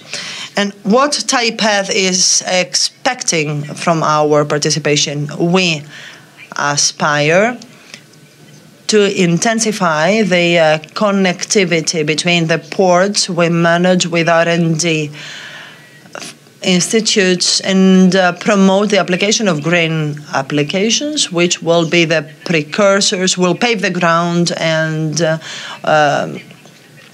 also promote their application as well as the approval of the necessary legislative framework. Allow me also to add that in the Memorandum of Understanding entered into by TAIPED with Athena to promote sustainability in the ports that fall under the TAIPED's portfolio with a view to promoting a competitive shipping sector. We have been organizing seminars and workshops addressed to the officials and other employees of a port so that they may find out more about the opportunities and the risks out there, as well as the challenges that they will be confronted with regards to climate change, especially in the case of ports. Energy transformation is also key. By way of conclusion, I would like to share with you our vision. Currently, we cooperate with the Lavrion Port Authority and other partners in order to design an important action which provides for the transformation of the port into a green, innovative port, and this will be hopefully a best practice that will bring about added value for the port, the wider area, and of course may be reproduced in other ports. Thank you, Maria. We are indeed delighted to know that the Climate Kick and the European network and we as local hub have been cooperating in this unprecedented initiative, which was inspired by Mr. Politis, the TAIPEV's, the Hellenic Republic Asset Development Fund's CEO. Back then, we were thinking of trying to find replicable solutions, so solutions that can indeed have a strong impact. And he said, well, there is a green island, so why don't we focus on the green port? So this is the aspiration, and I'm looking forward to having you all three on board.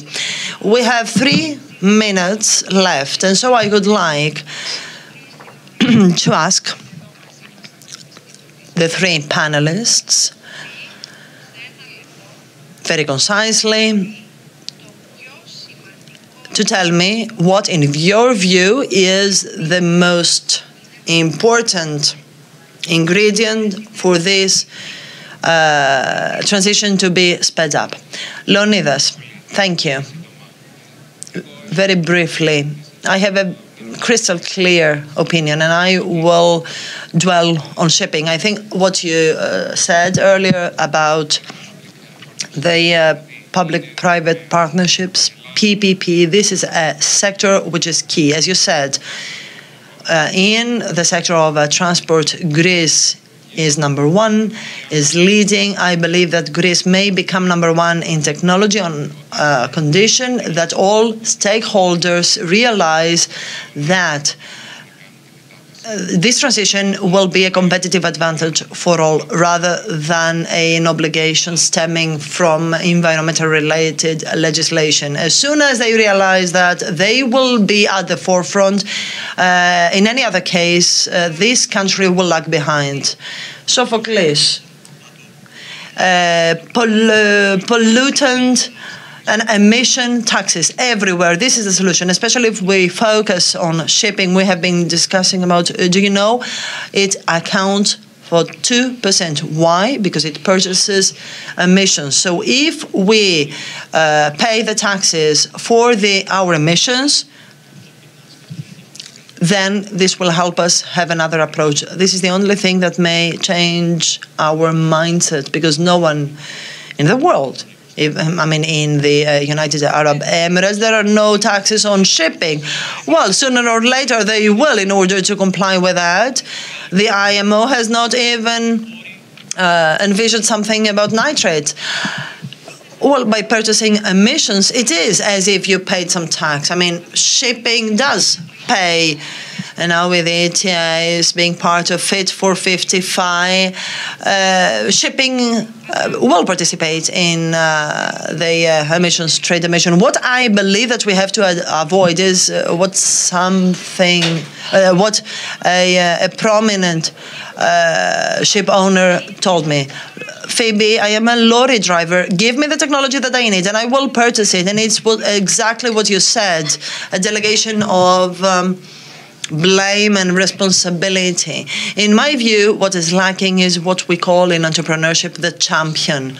Who is the one who will orchestrate everything, who will coordinate everything, who will develop the pathways while ensuring that this is the case, so that when universities carry out research in other sectors, they will put pressure on universities or NGOs to comply with these guidelines. I mean, in Cyprus, there's no one at no level. I mean, announcements are there. Everyone seems to be announcing that they are in favor of that.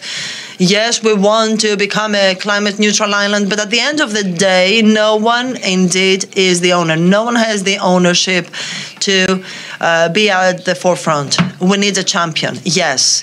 And I will conclude by saying that who will not adapt, who will fail to adapt and to embrace innovation in order to promote this transition are doomed to vanish. They will not survive. As soon as we realize that, we will certainly shortly see a champion, and the political leadership will have access to the innovative solutions which will accelerate this transition. Thank you very much for listening. Thank you for having participated in this discussion. Maria, thank you.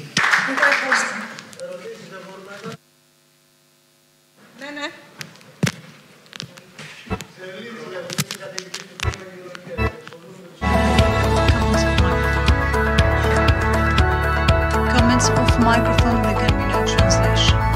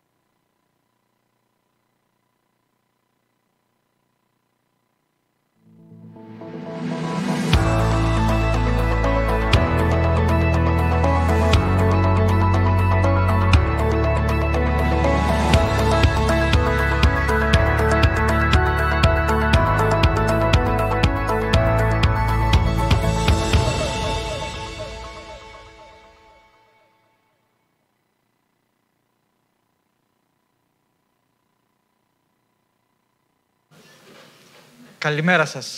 Κυρίες και κύριοι, σας ευχαριστούμε πολύ για... Ladies and gentlemen, good morning. I would like to thank you for being here at the Regional Growth Conference. And now we will have a discussion on regional media. This is a Regional Growth Conference, so a conference which focuses on regional development. As a result, the operation and the functioning of regional media is important. We are delighted to have with us the General Secretary of our sector, the General Secretary for Communication and Information, and we are honored to have him here. In the public, feature journalists, publishers, and representatives of our industry, so I am confident that our discussion will be fruitful. Mr. Kalamatis, thank you so much for being here. Before giving you the floor, I would like to inform all of you that there is a live streaming, and the Ionian TV also is broadcasting our discussion. And you have the floor, sir. Thank you, Mr. Luludis. Good morning to all, ladies and gentlemen. I decided to use the podium in order to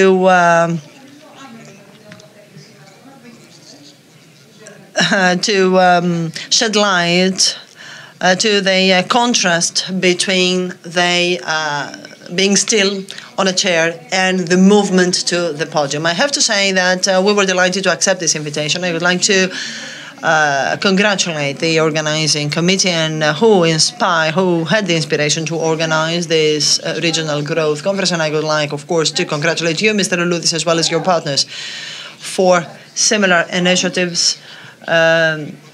bring about important feedback and insights that then help the state to take informed decisions. Ladies and gentlemen, dear friends, the first Greek newspaper started from the provinces, as for example, Greek Salpix from Kalamata and Ellinika Chronika from Messolungi. Since 1821 to 1886, when Peloponnesos newspaper was founded, to date, the press has had many fluctuations, because of the invention of telegraph and the radio and then TV, would anticipate the disappearance of press. It is true that over the past 2 years and from the onset of the pandemic, the press was severely under pressure. An already difficult conjuncture with many distortions in the market became even more difficult because of the challenges that our country is confronted with at various levels. And on top of that, we had the energy crisis and the pandemic. The energy crisis derived from the invasion of Russia in Ukraine. So national and regional press is at the forefront to provide information to our local communities. At the same time, it is trying to find its role in this space and time. There's a new macro landscape for media because of social media, and so press needs to find a way to become sustainable, especially so the regional press and regional media.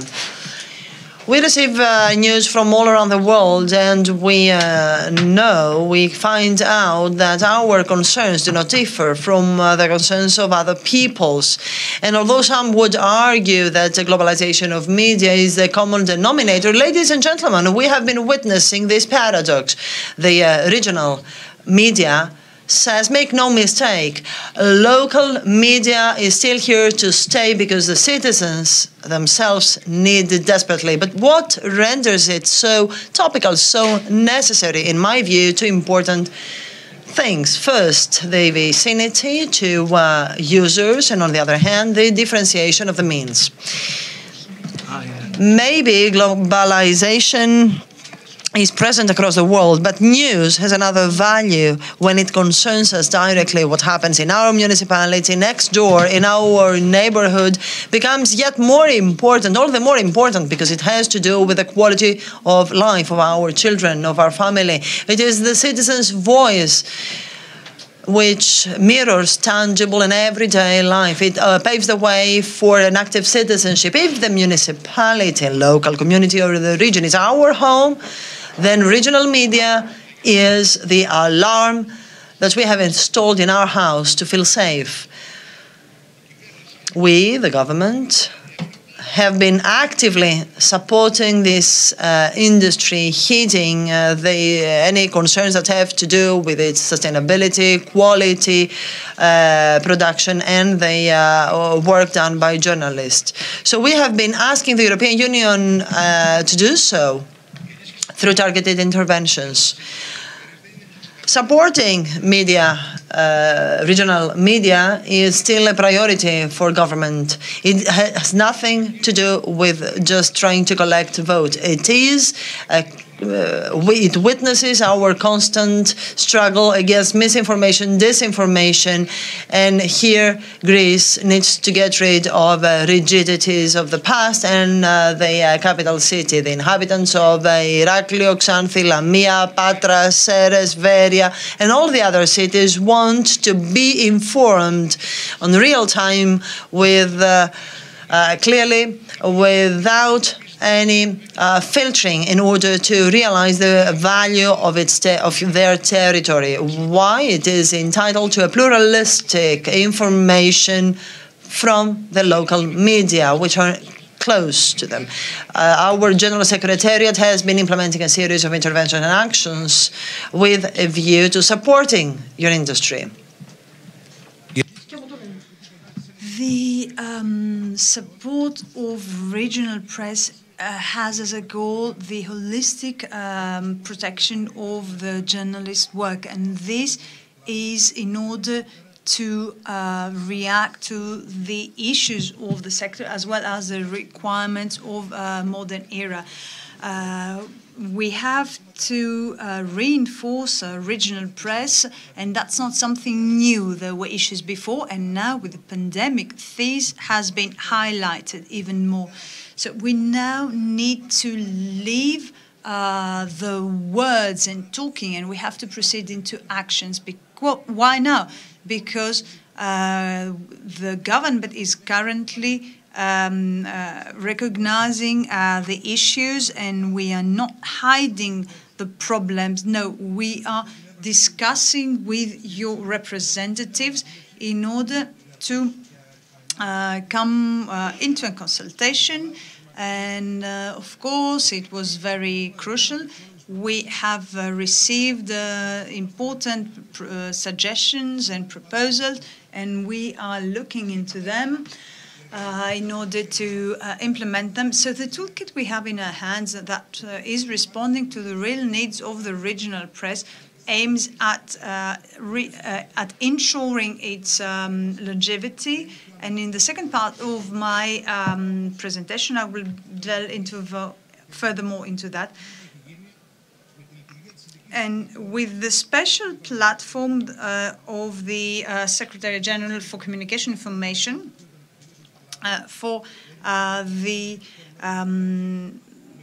recording and registration of the different business elements of the regional press, we will manage through the platform to create an updated image on the financial situation of the sector, and of course we'll see how we as a government can really subsidize and really support your sector. Ladies and gentlemen, it is clearly necessary to look into all the elements that consist of the regional growth, and we have to reinforce and empower regional press. Pluralism is very important for the media and in all democracy. So supporting regional press is actually supporting the citizens' voice in the regions and a way to improve democracy, and this is one of the pillars of our policy when it comes to media. So after the intervention of Mr. Luludis, will be coming back for another intervention in order to be to come into detailed measures that we will implement in the next time.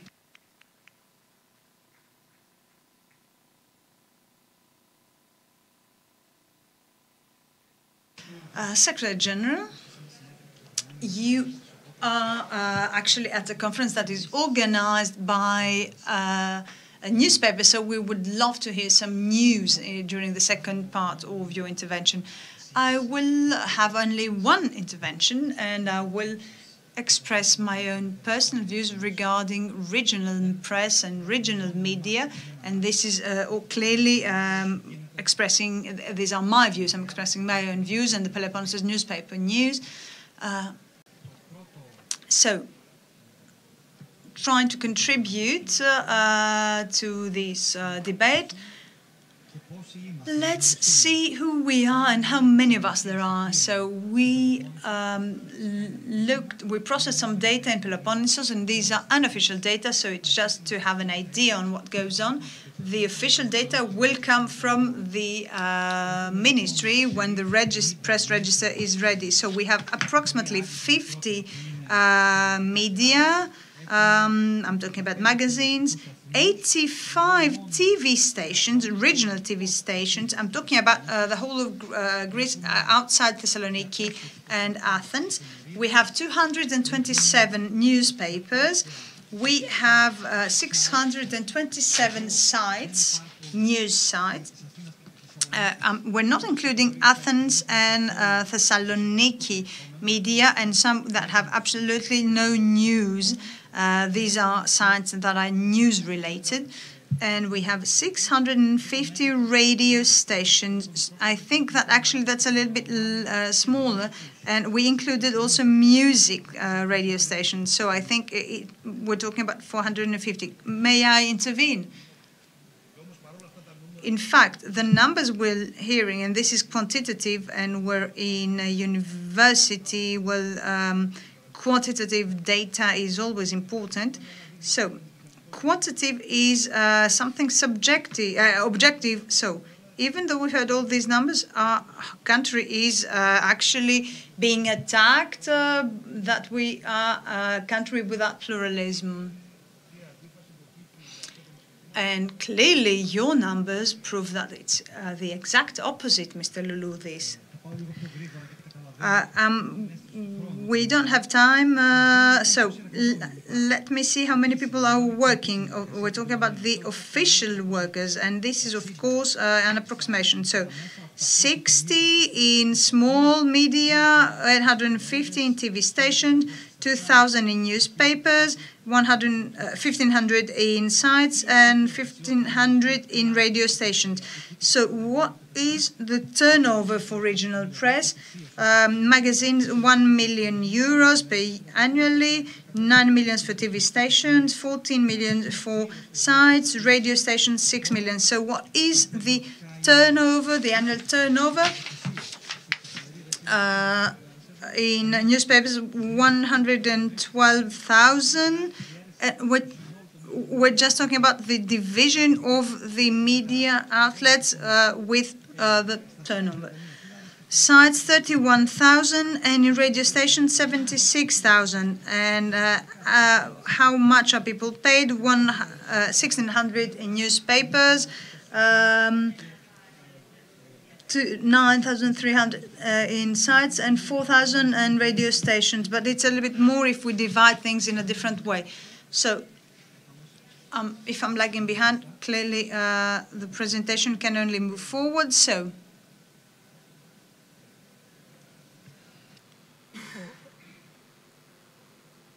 δεν ξέρω αν μπορεί να ξαναπάει στο σημείο που βρίσκομαι χωρίς να κάνω όλα αυτά τα κλικ και θα χάσουμε χρόνο. So, some comments very fast. We would like to remind the speakers that there is interpreting provided, so reading very fast the speeches does not allow for an accurate translation. Please allow me to say that when it comes to the quantitative elements, well, some sectors are growing. For example, websites, new magazines are practically extinct, newspapers are reduced, radio stations are also in decline. Why are websites on the up?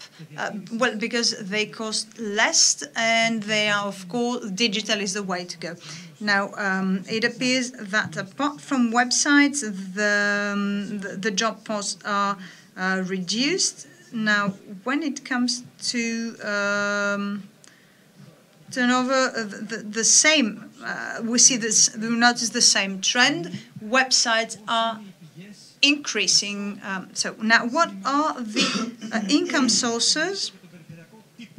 And I'm talking about regional press now. So for practical reasons, I have divided regional press in smaller and bigger enterprises, because otherwise, if we had to make this slide about the total, it wouldn't be very representative. So in the largest newspapers in the region, from sales, either selling press or by registration. So we have 50 to 65% of the income comes from that. 15 to 30% comes from ads and from state advertisements, 15 to 20. So where's the big difference? Well, content sales in smaller newspapers, it reaches about 30%, and then they receive 60 to 95% of subsidies, state subsidies. Unfortunately, the speaker is speaking way too fast for interpreting.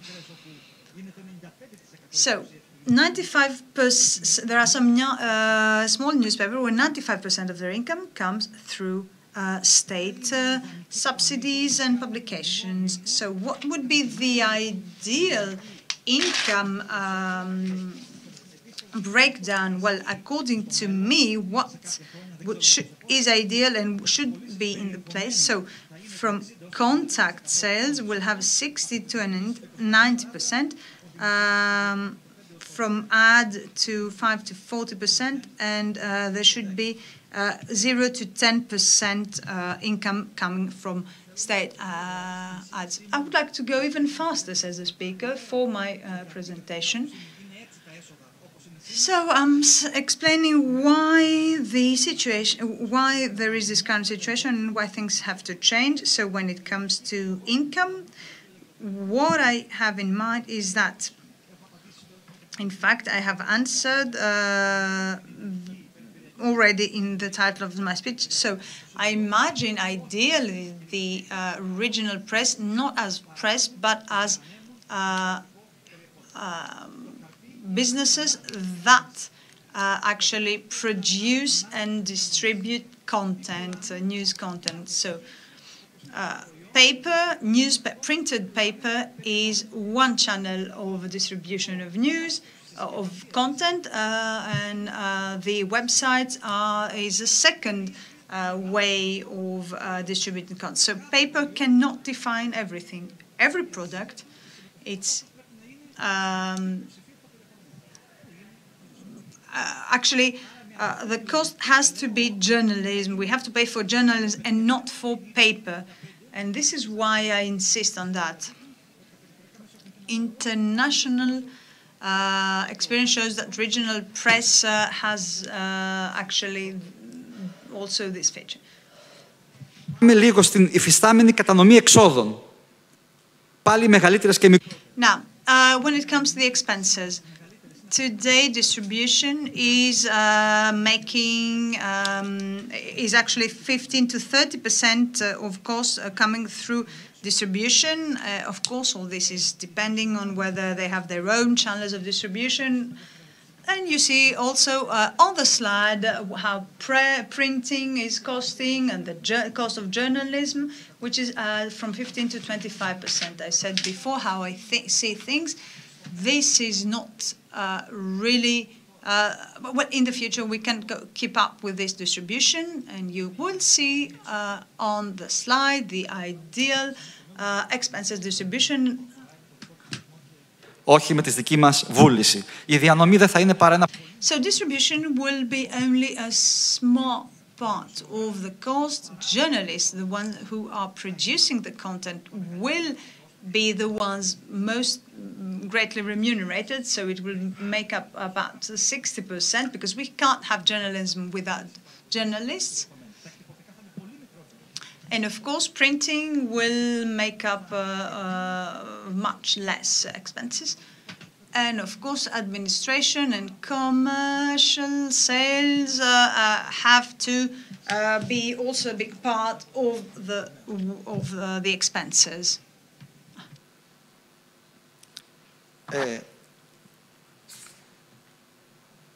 Τώρα, να πάω σε μια άλλη κατηγορία. Όπως είπαμε... Now, let me go to this. As we said, future is digital. In my view, paper will persist, though most of our readers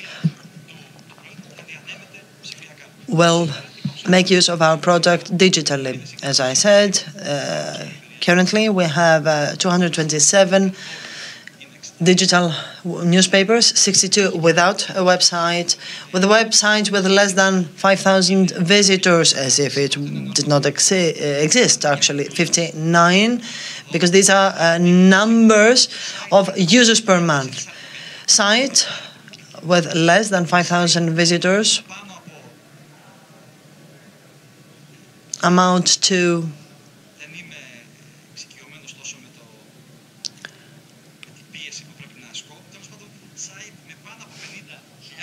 with more sites with more than 50,000 users per month amount to 61.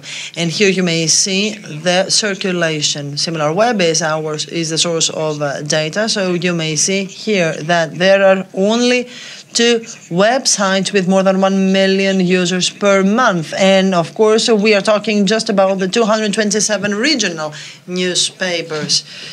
And you may see the relevant figures on the screen.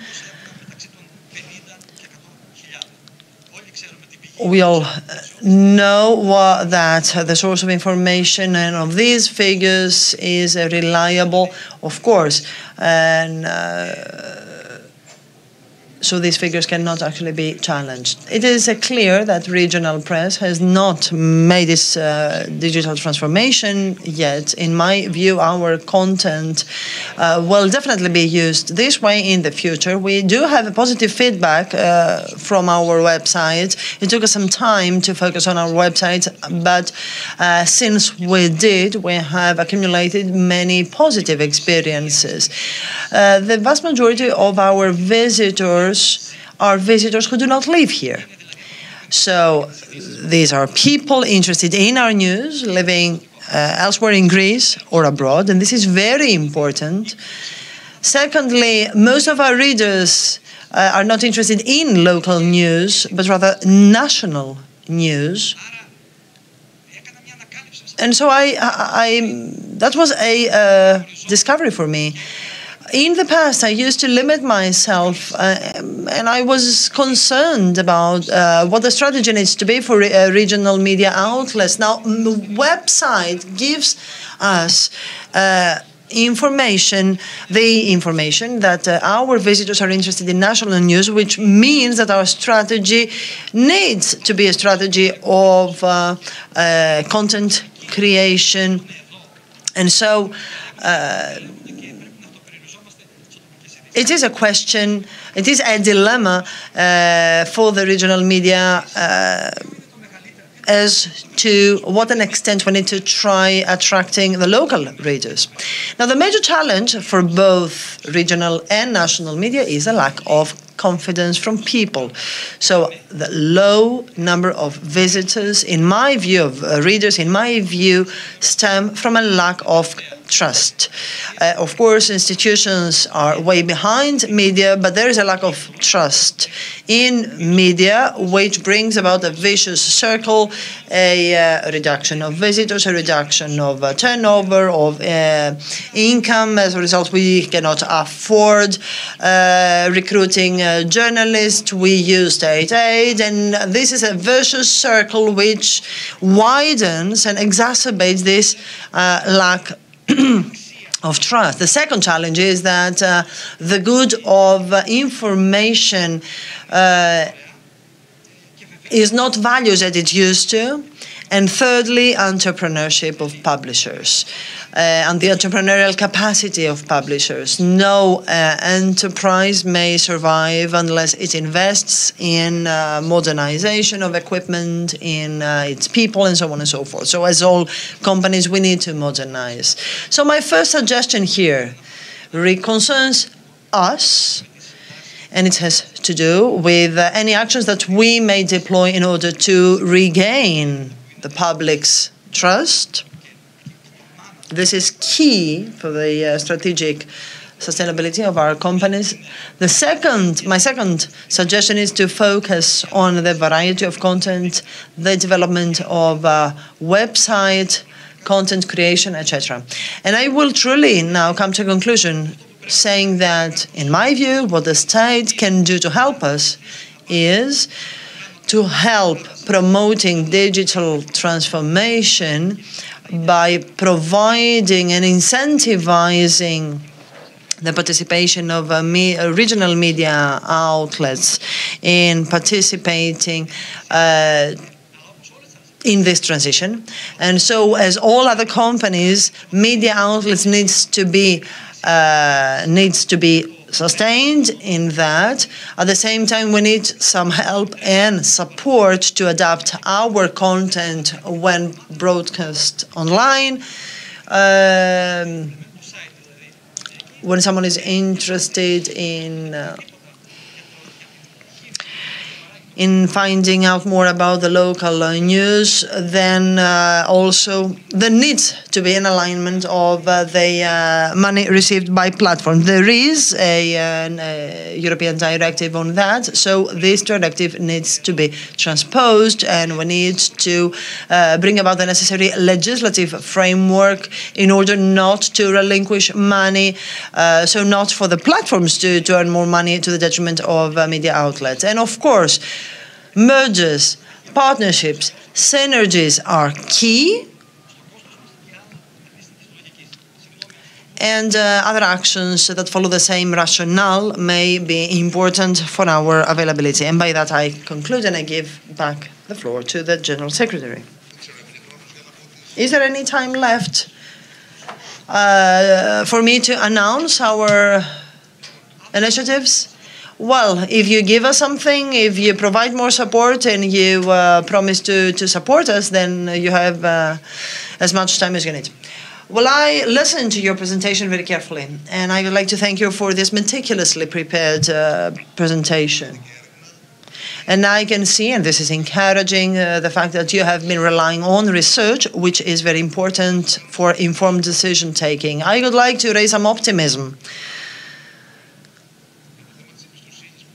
when it comes to the lack of confidence you mentioned earlier. The Eurobarometer's recent survey on 2020 or 2021, now I don't remember, about the media in our country and in Europe, shows that in the case of Greece, Greek citizens rank regional media as 4th or 5th. And so this is a very high classification in a general landscape of lack of confidence. The first two positions are occupied by thematic websites, so they are not news outlets, actually. And if I'm not wrong, regional media are ranked 4th or 5th in terms of confidence, trust, followed by the national broadcaster, ERT,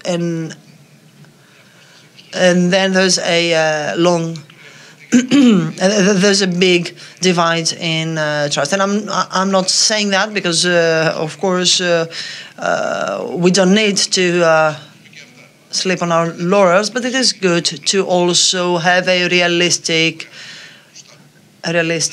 view. I can see Mr. Fotilas is here, a member of Parliament. I'm happy to see you here. I didn't see you earlier, so whatever we are saying here will be passed from the Parliament.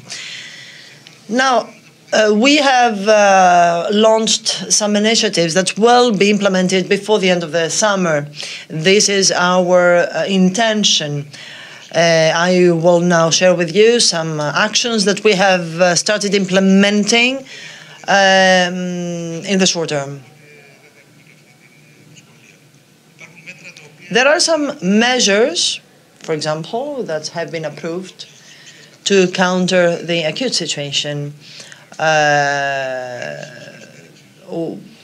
with a view to supporting media, regional media, to overcome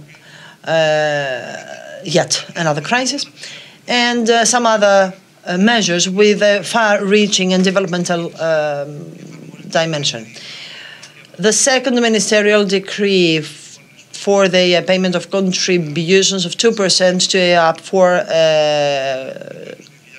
companies of your industry for 2021 is already active, and now according to the most recent ministerial decree, these contributions will be paid by the state, even retroactively. And this is an intervention, of course, that certainly will provide some oxygen to your companies. We earmarked something like 15 million in the past, and we will continue on the same path. And at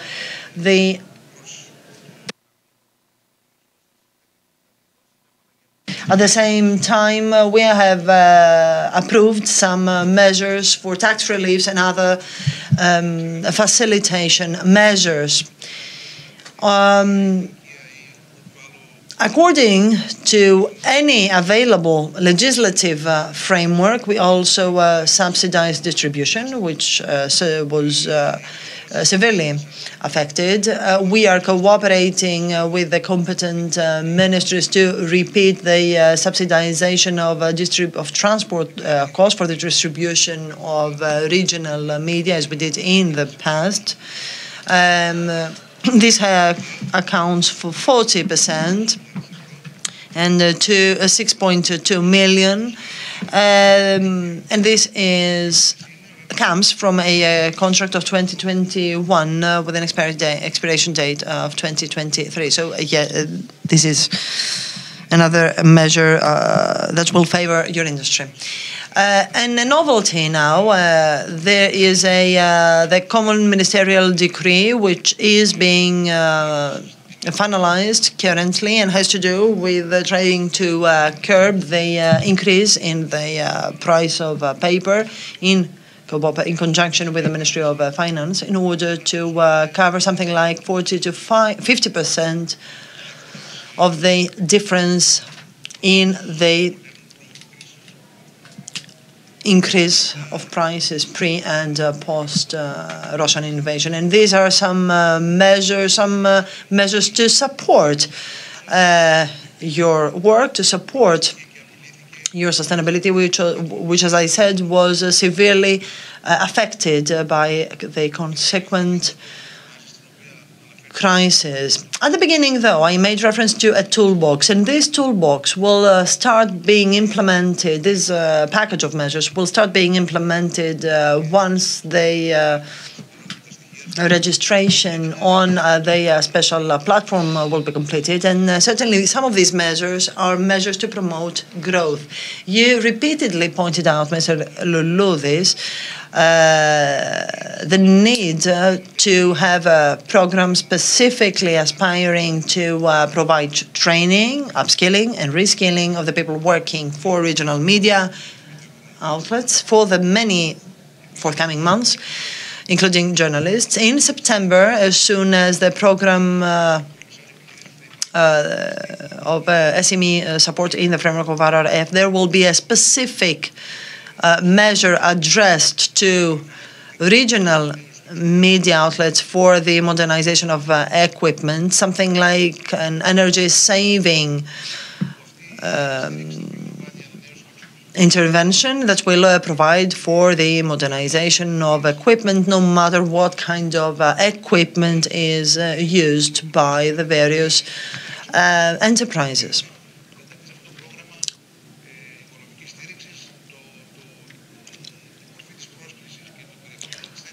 The tender and the call for proposals will be discussed. Another tool which will be available to you, will be made available, is a help desk, which we have been discussing in order to have a contact point, a telephone number, a hotline, and a website that will provide information on the available financial tools available at the national and community level through Greek programs or co-funded programs that can be available directly to companies. There are so many of these programs, which unfortunately sometimes are very difficult to be accessible. So this is why we are setting up a help desk so that any media outlet, any regional or local media outlet may find out more, may be updated on the available financial tools which stem from the National Investment Program or other sectoral programs or other programs funded by the European programs. So I believe that this help desk will be yet another instrument in your hands to use to the utmost. And of course, by far the major reform we are promoting and will be shortly approved by the Ministerial Council. Hopefully, this reform will bring an end to this confusion and chaos. We are setting up two registries, one for the printed media and another one for the digital media. Electronic press, digital press is given a specific definition in the law to be passed.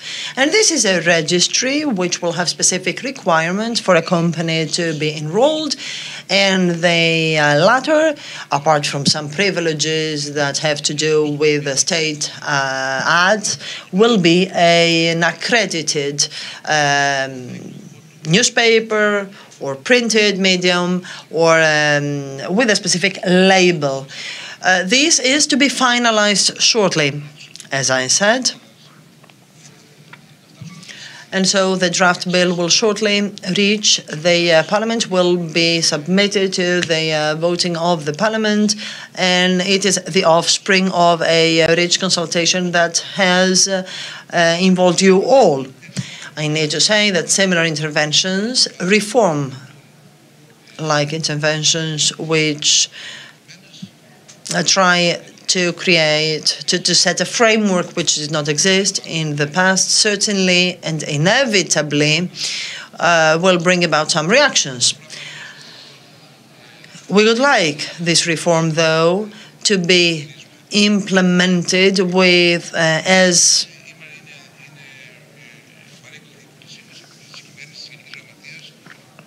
few reactions as possible. This is something that both the Prime Minister and your Mr. Economou, who is in charge of that, intend to bring forward with a view to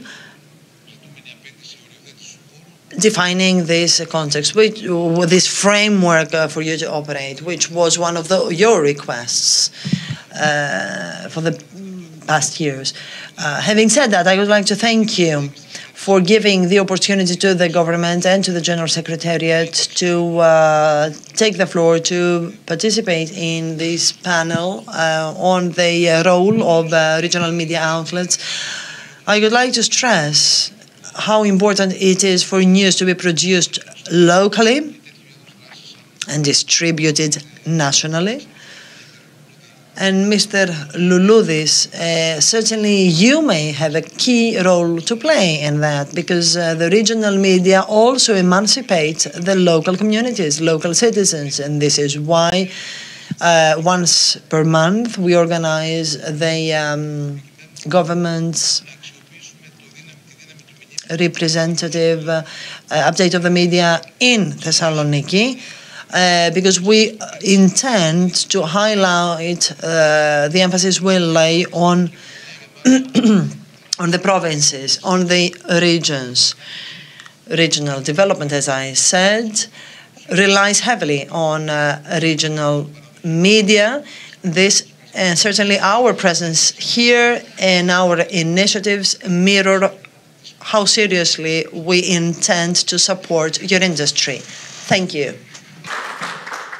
And I think that, well, that's what I want to say, Mr. Secretary General, as far as I can understand, because I'm not a specialist.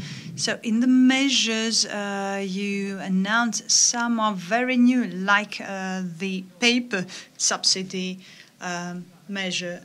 And in the future, you've also mentioned some other elements. So I would like to give the floor to any colleague, a journalist or anyone else who wants to ask a question, or within the time we have. We don't have much time, but I think it suffices. Yes, of course. Someone? No. Μικρόφωνο. Επειδή είναι και η τηλεόραση και το διαδίκτυο. Καταρχάς, να First of all, I would like to welcome the Secretary General, colleague. We've been colleagues from the past, and he's a professor. He wears so many hats, thank you for honoring us with your presence in our city. Please allow me to seize the opportunity. I did it yesterday, and I will do it today. I would like to congratulate Theodoros Louloudis, the publisher of Peloponnesus newspaper, for this initiative that has now become an institution of Patras, and we're very proud of it. And I would like to thank him because I know that this gigantic effort is driven by his anxiety and agony for what will take place in Patras in the future. And I am very happy to vote for the draft of law, for the measures you've mentioned. So once again, we have some rules set here. Like everywhere, we are setting rules. Like OAED will not be giving out money to all CACs, for example, based on the number of enrollments, but on those who have managed to find a job. So this is very different. And in sports, we will subsidize the sports organizations and not just anybody.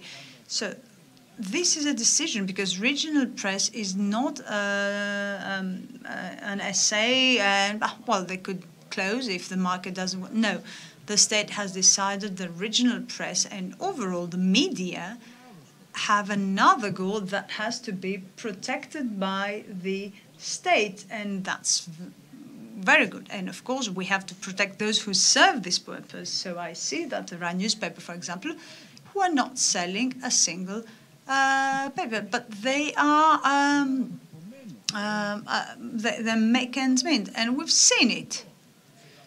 So it's been included. So, and someone might ask, and how do they manage? And how did they start things?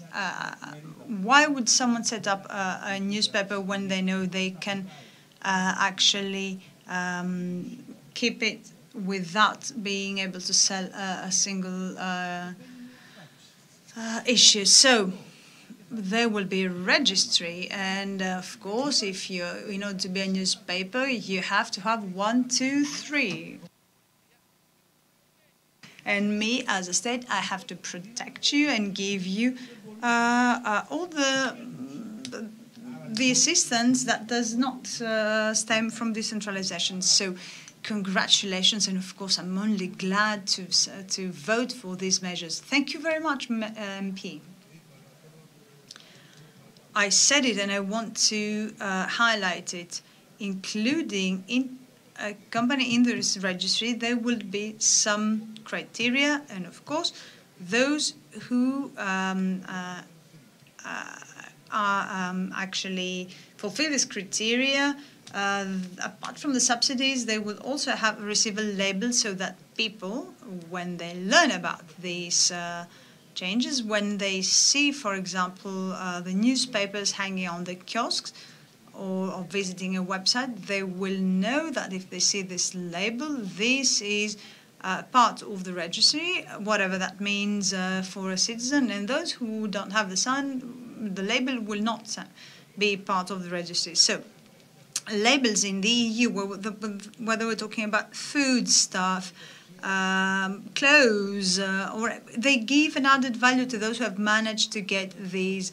And to me, the fact that we have decided to use a label for the print media and the other media in the region, well, it will make people want to buy something, and it will actually make those who are not part of the registry, so if they don't have, for example, enough journalists or other personnel or the other elements that will be making up the list of criteria, well, if they want to stay, to become more attractive, well, they will have to abide to, and this is how we call self-regulation, because in all ecosystems, this is very important, and I'm using this term. So the ecosystem that you have is being shaped right now.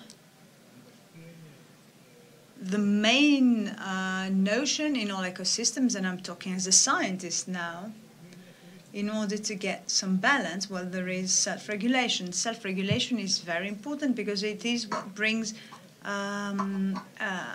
the equilibrium in a system. And so in order to do that, we must have some rules, and you have to self-regulate as well in order to safeguard things. Mr. Michalopoulos, the general manager of Eleftheria newspaper from Larissa. Good morning. First of all, allow me to congratulate Theodoros Loudis for this perfect conference. It's even better this year. We're very proud to have him as a publisher.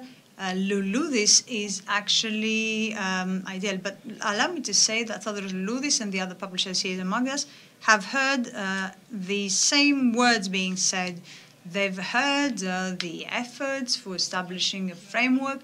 Your presence here and your presence in Larissa, as well as elsewhere, is giving us some optimism. I heard the MP who said that he will support it. I hope that the MPs will not intervene contrary to what has been said. So this is the last chance for the state to prove to newspapers that have a proven track and they have an audience that they support them. Now, 1/3 of the newspapers of the regions actually have an audience. So prove who is serious and who is not, and the publishers and the readers will actually support that. We don't have time. Off microphone.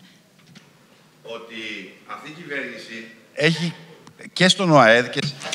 Both in the Greek Manpower's organization, you know, in other words, a reform usually does not favor who implement it, because certainly it disrupts the status quo. So the benefits of a reform usually are reaped by the next government. Well, this government, the current government, seems to not to be afraid to shoulder the political cost, and thankfully so, because our community, our society is also mature enough. Well, allow me to reiterate that you also, there's a key term here, self-regulation in your ecosystem, no matter what the government does or does not. Now, I can see two colleagues and the president of the Association of Editors, and we need to go very, very, very quickly because time is running out.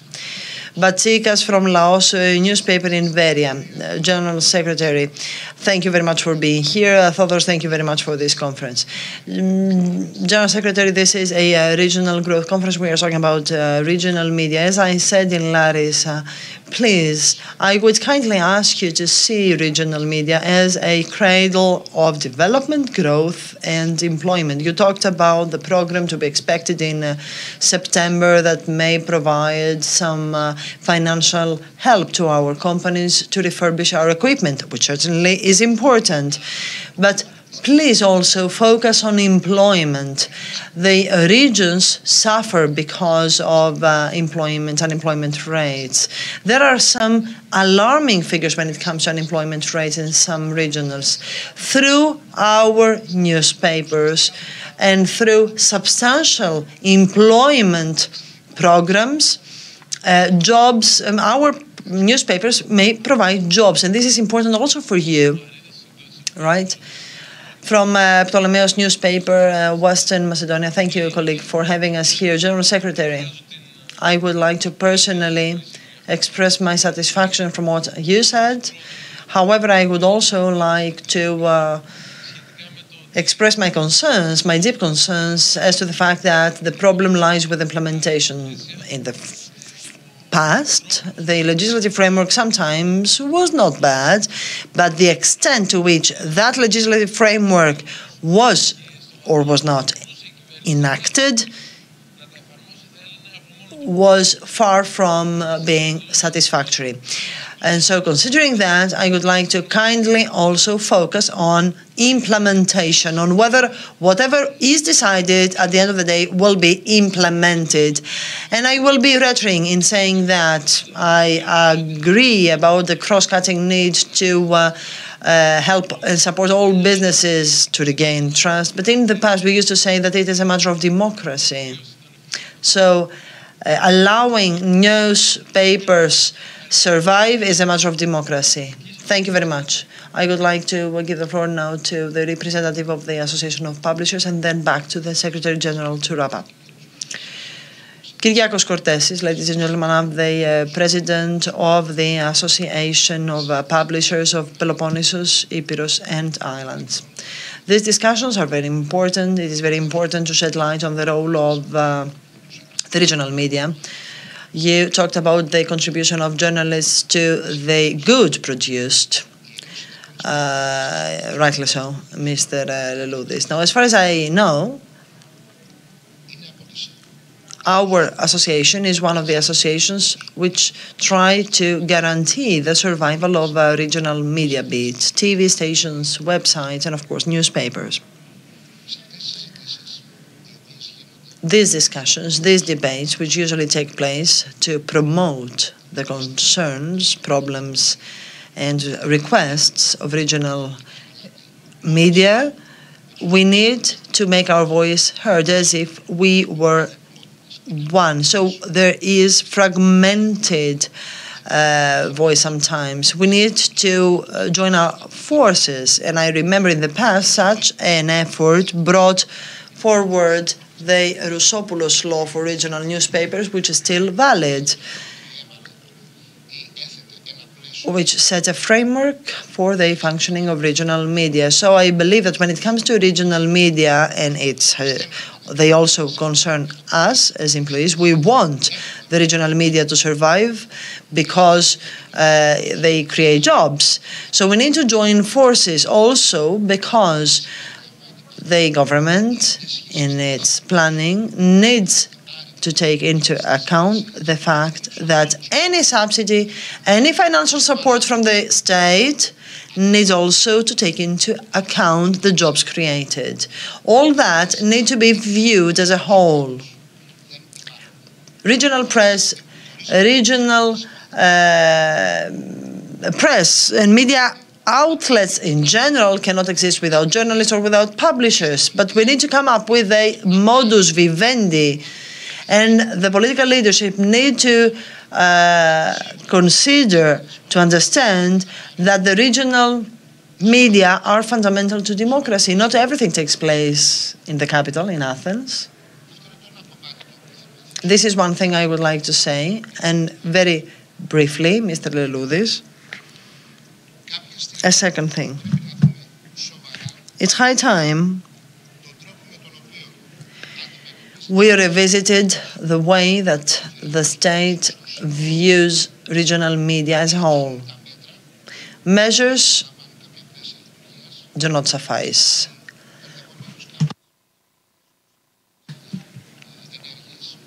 Initiatives or interventions that the government may take to overcome specific provisional problems do not suffice. We also need to focus on how the regional media will prosper.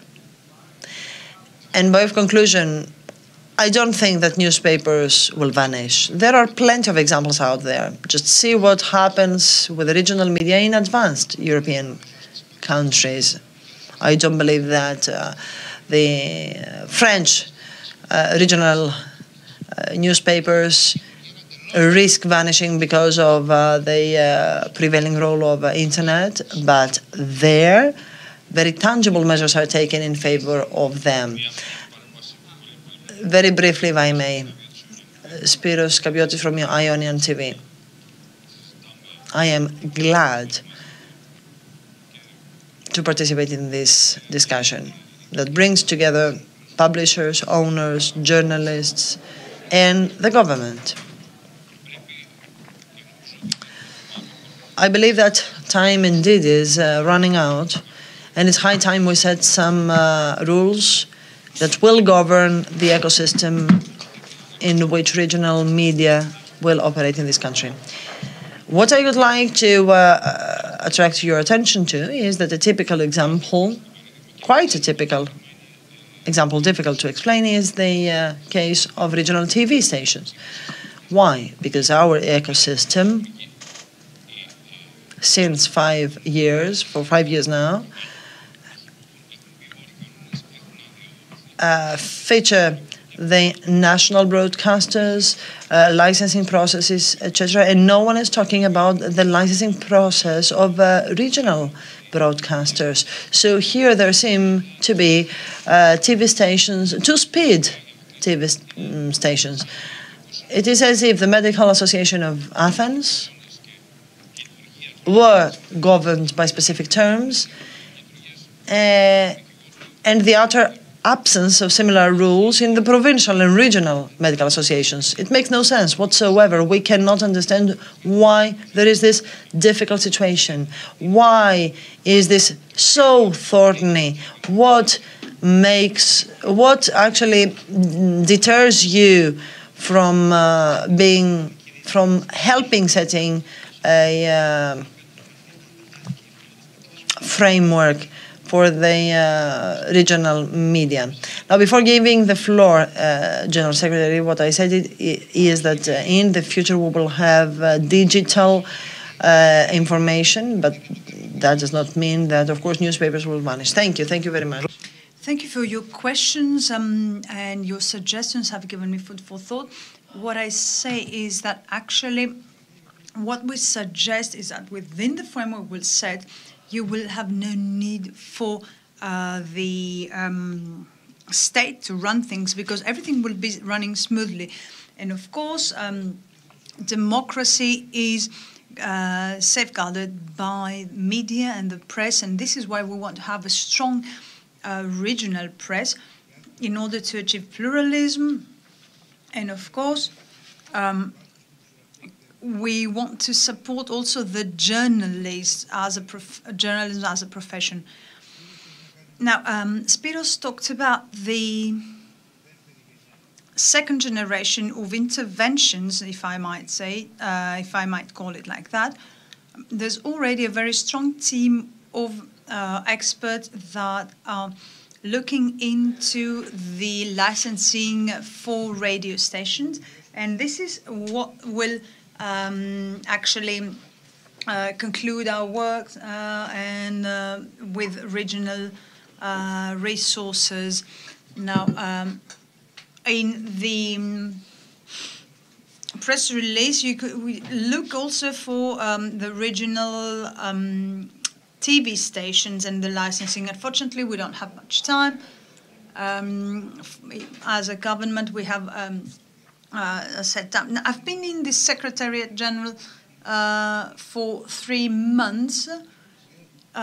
We were used to being in stagnant waters, and the government, after 2.5, 3 years, and me and Mr. Economou, we are setting things up for a change, and we have priorities, of course. Regional press and regional TV is not the least of our concerns.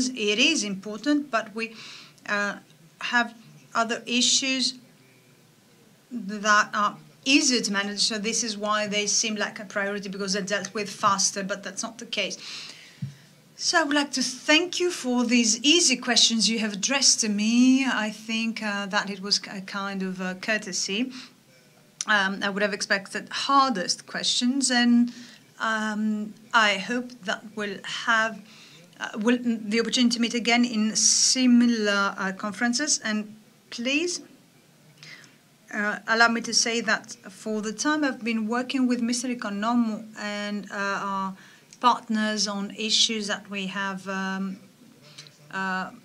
communicated, I don't feel that we're working so many hours in order to achieve nothing. I mean, we are at a phase where everything that we're working on, and someone said that we hear the same things again and again. Well, we are very decided into moving forward. We're not here just to express things, but we do things. Thank you very much, Secretary General, for your presence here and the things you have told us. Ladies and gentlemen, we're done. And then we have a video, a speech by Adonis Georgiadis, Minister for Development and Investment.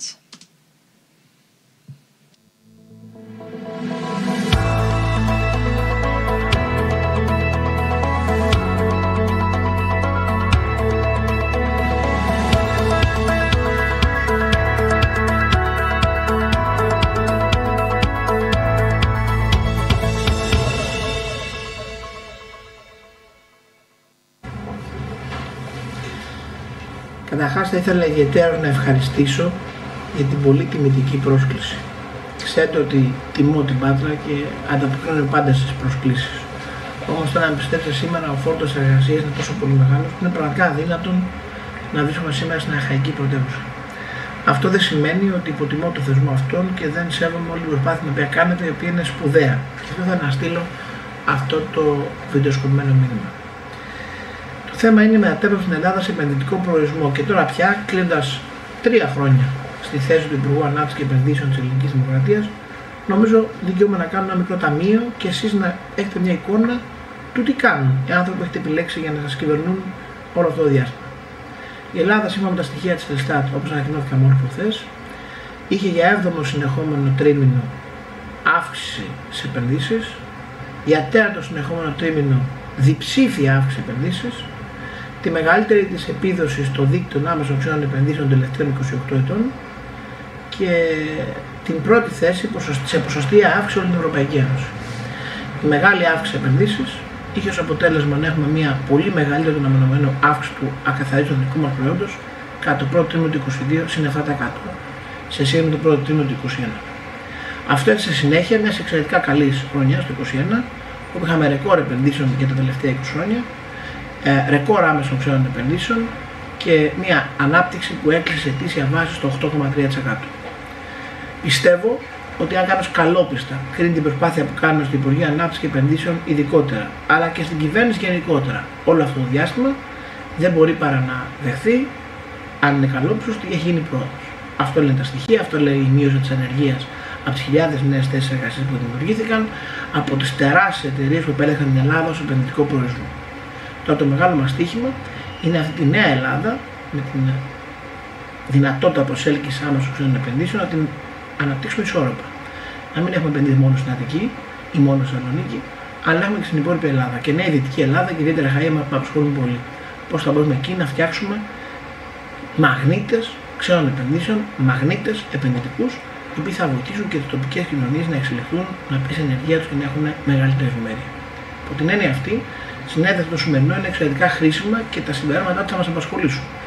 Θα ζητήσω από τους συνεργάτες μου και θα μάθω όλα τα λεχθέντα από το συνέδριο αυτό, καθώς δεν μπορώ να παρήσαμε ο ίδιος όπως προηγούμενες χρονιές.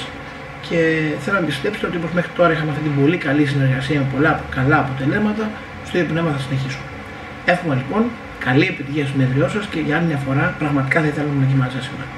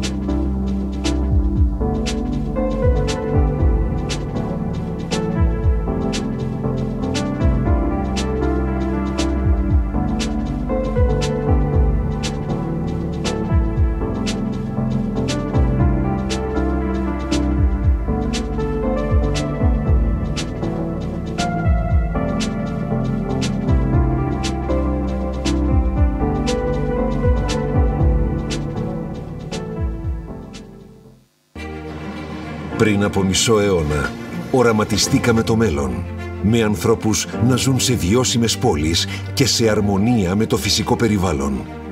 Με σύγχρονες υποδομές για καλύτερη καθημερινότητα, ποιότητα ζωής, πολιτισμό. Οραματιστήκαμε το μέλλον και ανοίξαμε δρόμους για τις μικρές και μεγάλες διαδρομές που ενώνουν τις ζωές των ανθρώπων και κάνουν τα όνειρα να ζωντανεύουν. Πιστέψαμε στην επανάσταση της καθαρής ενέργειας και στη δύναμη της καινοτομίας και τολμήσαμε. Πιστέψαμε στους ανθρώπους μας και ταξιδέψαμε την Ελλάδα σε ολόκληρο τον κόσμο. Πιστέψαμε ότι κάθε τι καινούριο που κάνουμε πρέπει να γεννά ευκαιρίες και να φέρνει ευημερία σε όλους. Όμιλος Γεκτέρνα. Επενδύουμε στην Ελλάδα. Επενδύουμε στο μέλλον.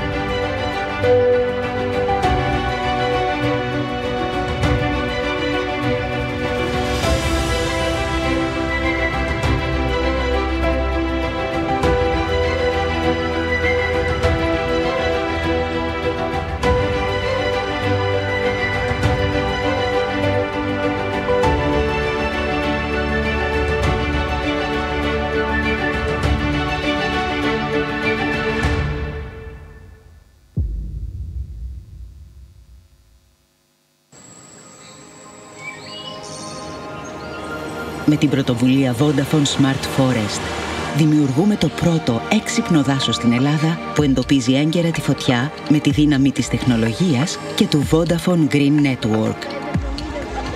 Αγκαλιάζουμε πιλωτικά περισσότερα από 314.000 στρέμματα στην Πάρνηθα και δημιουργούμε το υπόδειγμα για να είναι πιο ασφαλή από πυρκαγιές τα δάση της χώρας μας.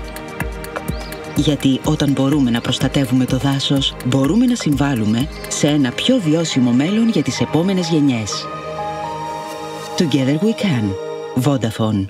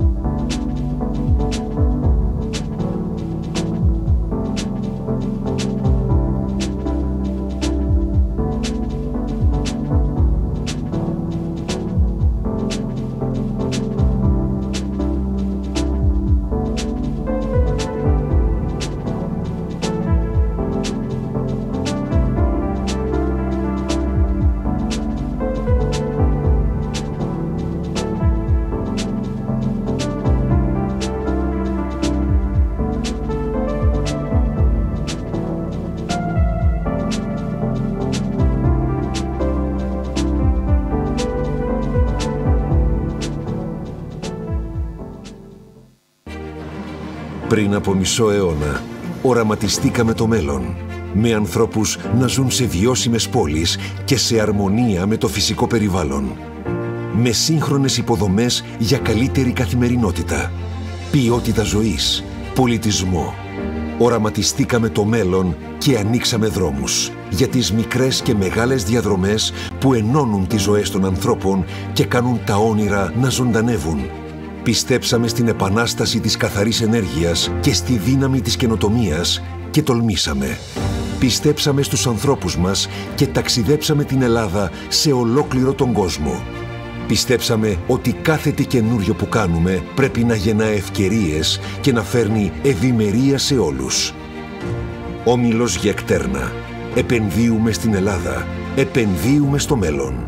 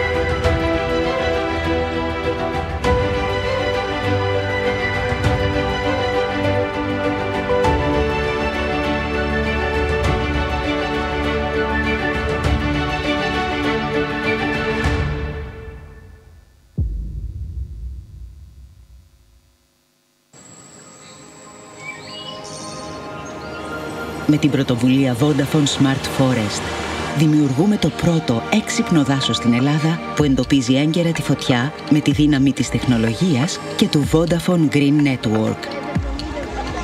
Αγκαλιάζουμε πιλωτικά περισσότερα από 314.000 στρέμματα στην Πάρνηθα και δημιουργούμε το υπόδειγμα για να είναι πιο ασφαλή από πυρκαγιές τα δάση της χώρας μας.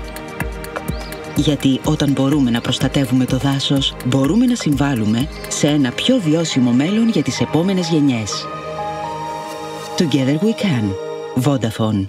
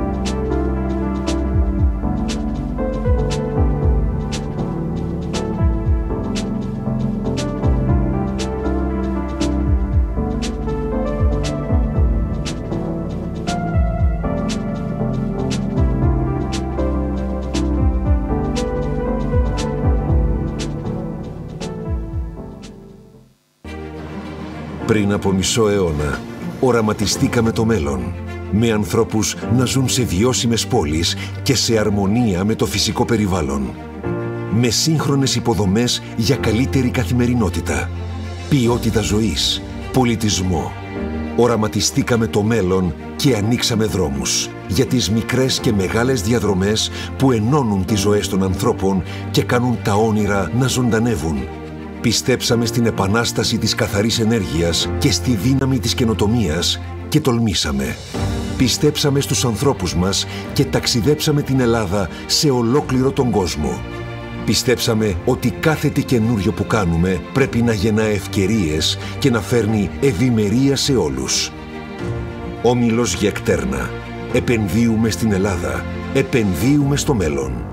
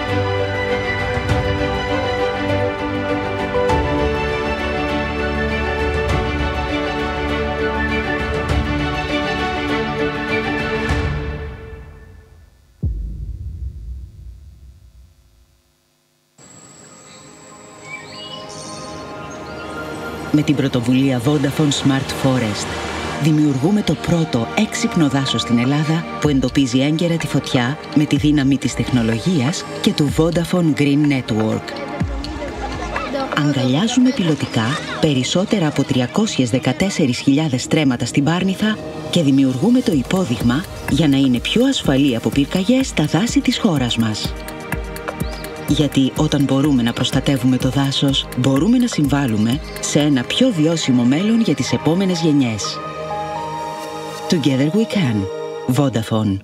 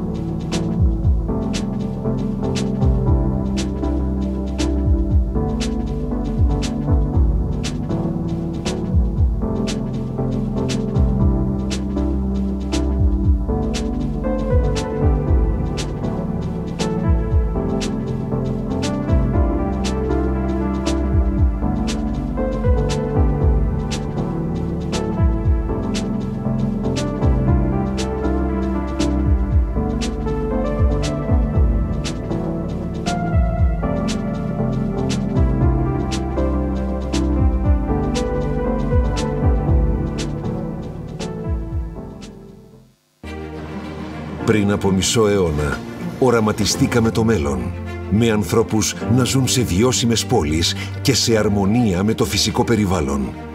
Με σύγχρονες υποδομές για καλύτερη καθημερινότητα, ποιότητα ζωής, πολιτισμό.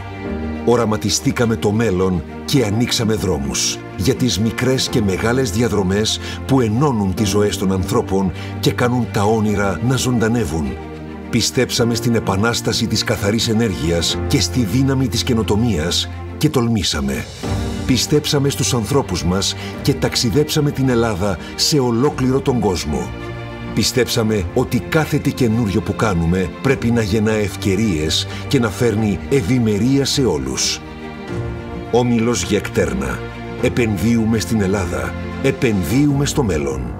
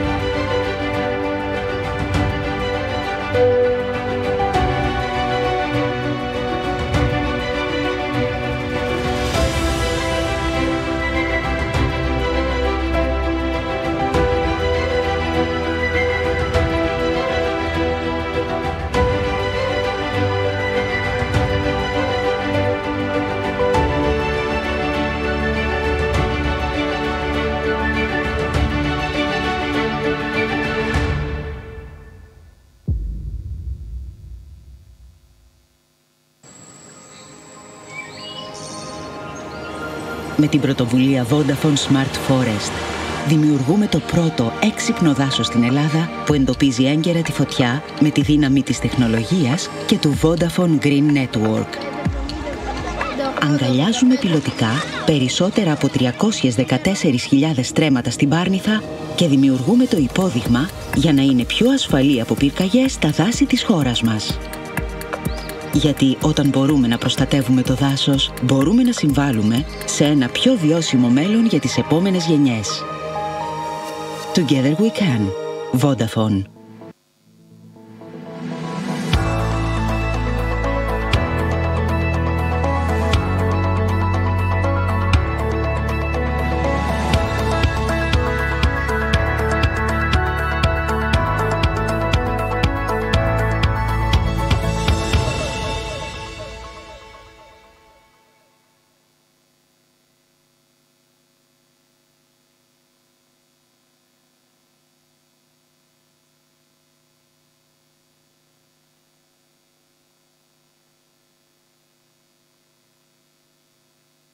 Ωραία.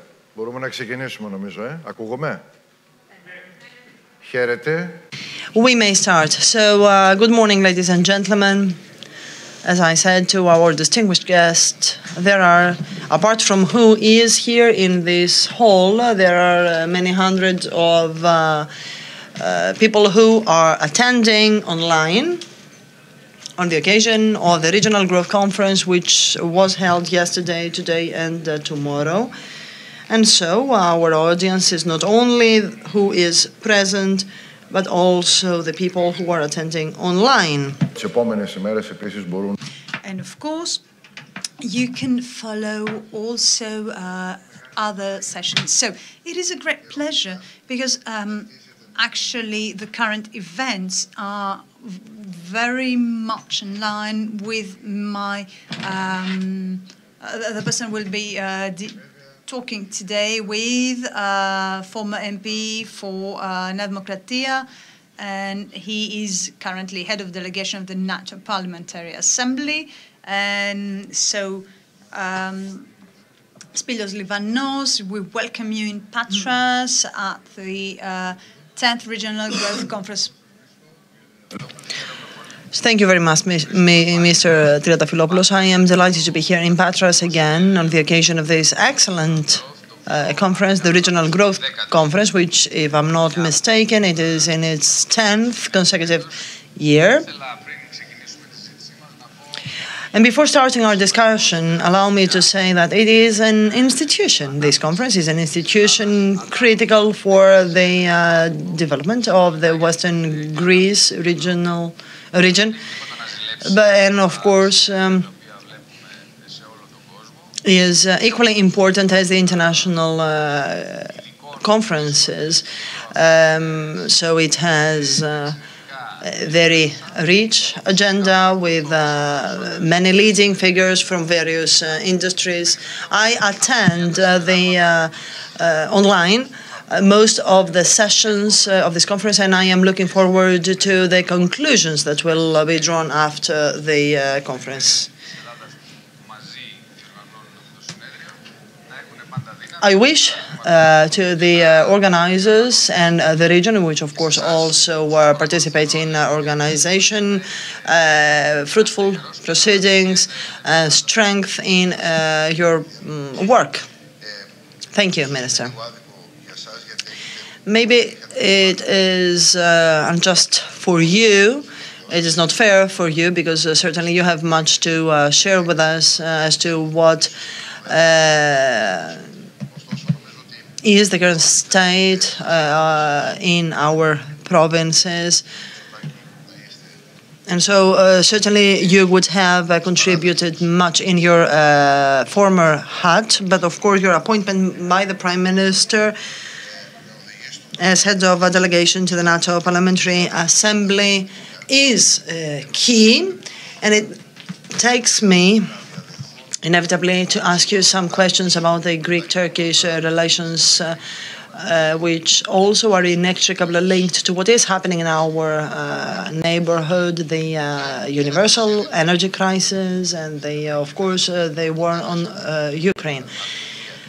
Probably the trip of the Prime Minister to the US was a starting point for a different reading of the Greek-Turkish relations. So what is your feeling in the aftermath of all these events? What is your feeling in your capacity as member of the NATO Parliamentary Assembly since Greece and Turkey joined the NATO Parliamentary Assembly in 1952? First and foremost, apart from how difficult it is, the present conjuncture is extremely interesting. After the successful and internationally acknowledged trip of Kyriakos Mitsotakis to Washington and their participation, his involvement, his participation, and of course his visibility, but the visibility of the whole of Greece, of course, at the international level, we have seen a reaction on the part of President Erdogan, which has nothing to do with reason. Obviously, it is characterized by tactics of a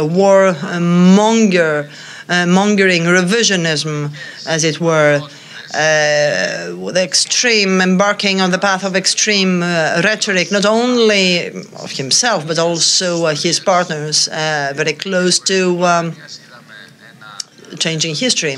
We have seen a member of his council yesterday threatening some people theoretically that overnight they will come. They will come. Who will come? Where?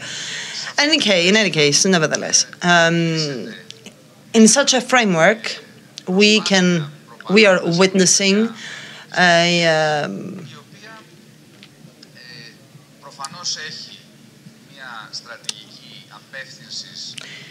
propaganda campaign, which of course is addressed to the domestic common public. On the other hand, in a very delicate moment for NATO, for the whole of the European Union and the Western world, which may be the foundation for its interaction with the West. So what is Turkey trying to do? Now, what Turkey argues is that I do not accept Sweden and Finland joining NATO. So it actually tries to express veto, to exercise veto rights against what the other Western countries want. On the other hand, it attacks an ally country. You have asked me what my feelings are and how I view all of these facts in the framework of NATO Parliamentary Assembly. Now, all these certainly have brought Turkey to a very difficult situation, a very embarrassing situation. Apart from the relations between our two countries, in the framework of NATO, Turkey currently is by far experiencing its most critical moment from its entry to NATO. The problem is that no ally can understand why Turkey is objecting, its objection.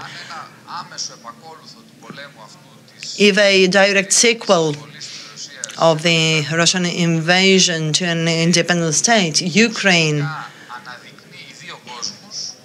gives rise to two worlds, the world of enlightenment, the Western world of democracy, on the other hand, of a world of authoritarianism, revisionism, and aggression. And then what is actually the front, the world in which Turkey belongs? And this is not something we are wondering about. We know very well how Turkey usually behaves. Let me remind you that we have the case of status, but now all of our allies and partners can see that very clearly. And certainly Kyriakos Mitsotakis personally, and the foreign minister, and of course all the other ministers and all the other representatives of this government have contributed to raising awareness as to that through our bilateral and multilateral interactions with leaders of other countries. We spare no effort to show our partners how Turkey behaves. We show the maps which illustrate the strong and harsh revisionism expressed by Turkey and its failure to abide by the international convention, the international law, and the conventions it has entered into. So this campaign, this awareness-raising campaign, we have been embarking upon, together with all the other policies we have promoted, has strengthened the position of Greece. Thank you. I believe that Greek citizens over the past 20 days have clearly understood, have clearly realized that apart from the warmongering politics that President Erdogan is trying to bring forward, we have the unprecedented case of a leader telling another leader that I don't intend to discuss with you. And that's not only Mitsotakis Yok, of course, which is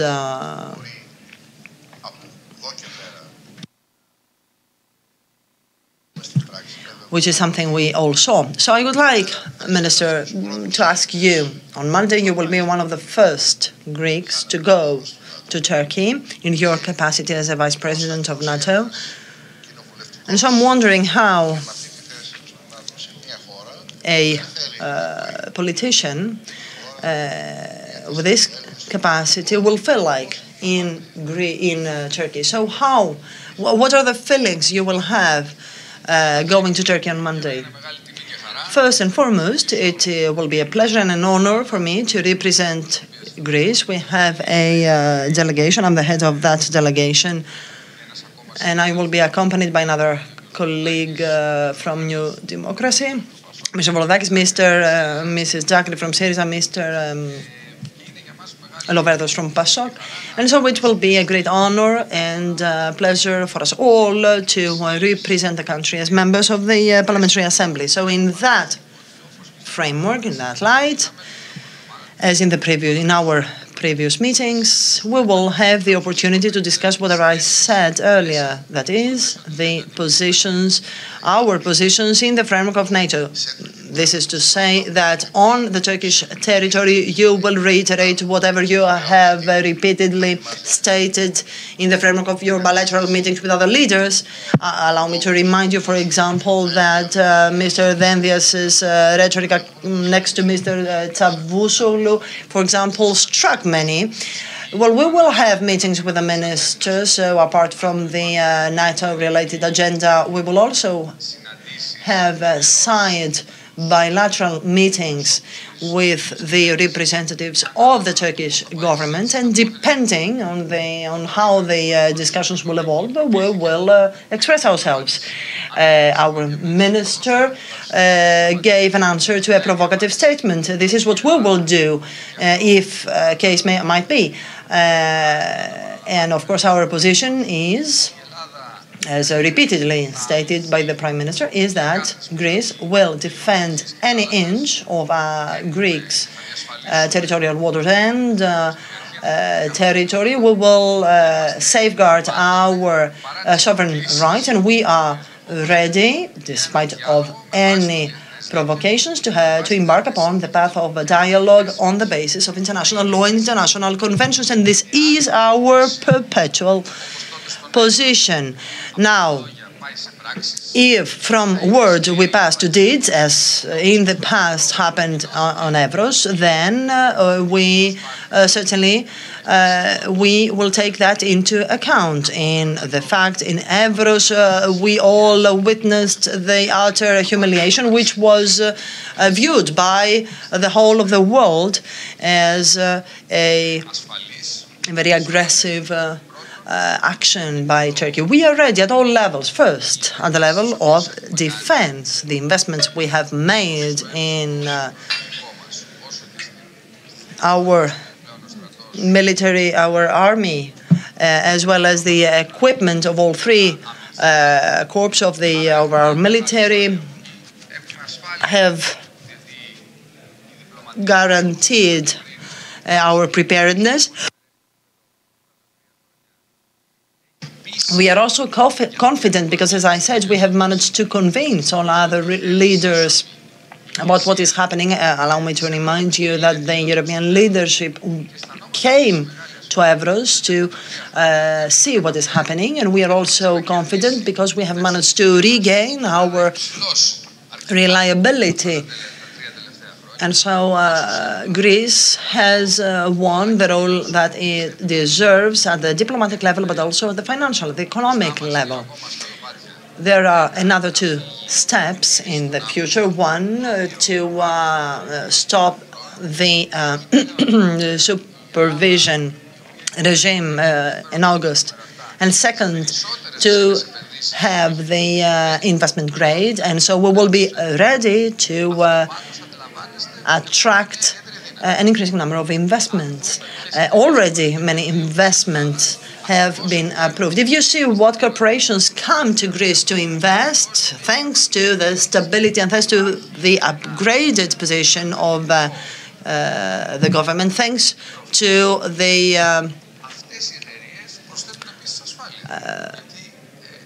a strategy promoted by the government, which is favorable to investment. And this is a vote of confidence, of course, to our country. And certainly the corporations which are investing and will invest in Greece will continue to defend their interests, which go hand in hand with ours sometimes. Now, I would like to grasp this opportunity to say this difficult situation. It is not certainly a warlike situation between Greece and Turkey, but this is something we can all experience. I am talking with hoteliers, for example. They are not too much alarmed or concerned. However, in the case of an incident, certainly this will have a serious impact on local, regional, and national economy. So we are reasonably somehow concerned. At the same time.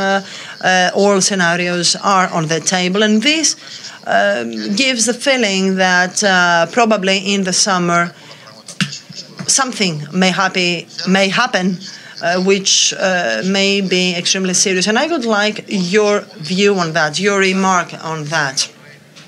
Because we need to make ourselves very clear with our public. There are people wondering and frightened about what can happen. Now, the best possible way to deter, to preempt that incident is to be fully prepared to cope with that. So we are 100% prepared, as I said, and as I anticipated, to cope with any form of aggression in case Turkey decided to activate such a reaction. In case an incident happens, as you said, certainly this will disrupt the situation, and in my view, this will give rise to a destabilization period, but it will be provisional, temporary, as in the case of Evros. However, what we have done at the three levels I anticipated gives us these assurances. Let us not forget that Turkey is in a very difficult economic situation, and this is why the political leadership there is increasing tensions in order to conceal what is happening with the real inflation. Our inflation here amounts to 11%, and still we see that as a problem. But in Turkey, inflation has skyrocketed, and so tourism for Turkey, for the Turkish people, is equally important. So any disruption of this kind certainly will have multiple impacts for all. The position for Greece, and this is what the Prime Minister will state today, hosting all the leaders of Southeastern Europe, where the president of the European Council, Michel, and the German Chancellor were invited, apart from the Turkish leadership.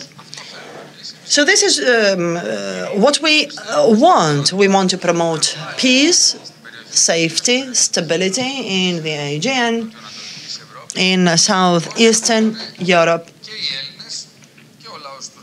for both the Greek and the Turkish people to be able to prosper. So the message that the Prime Minister has and will convey, as well as my message, is we have nothing to fear.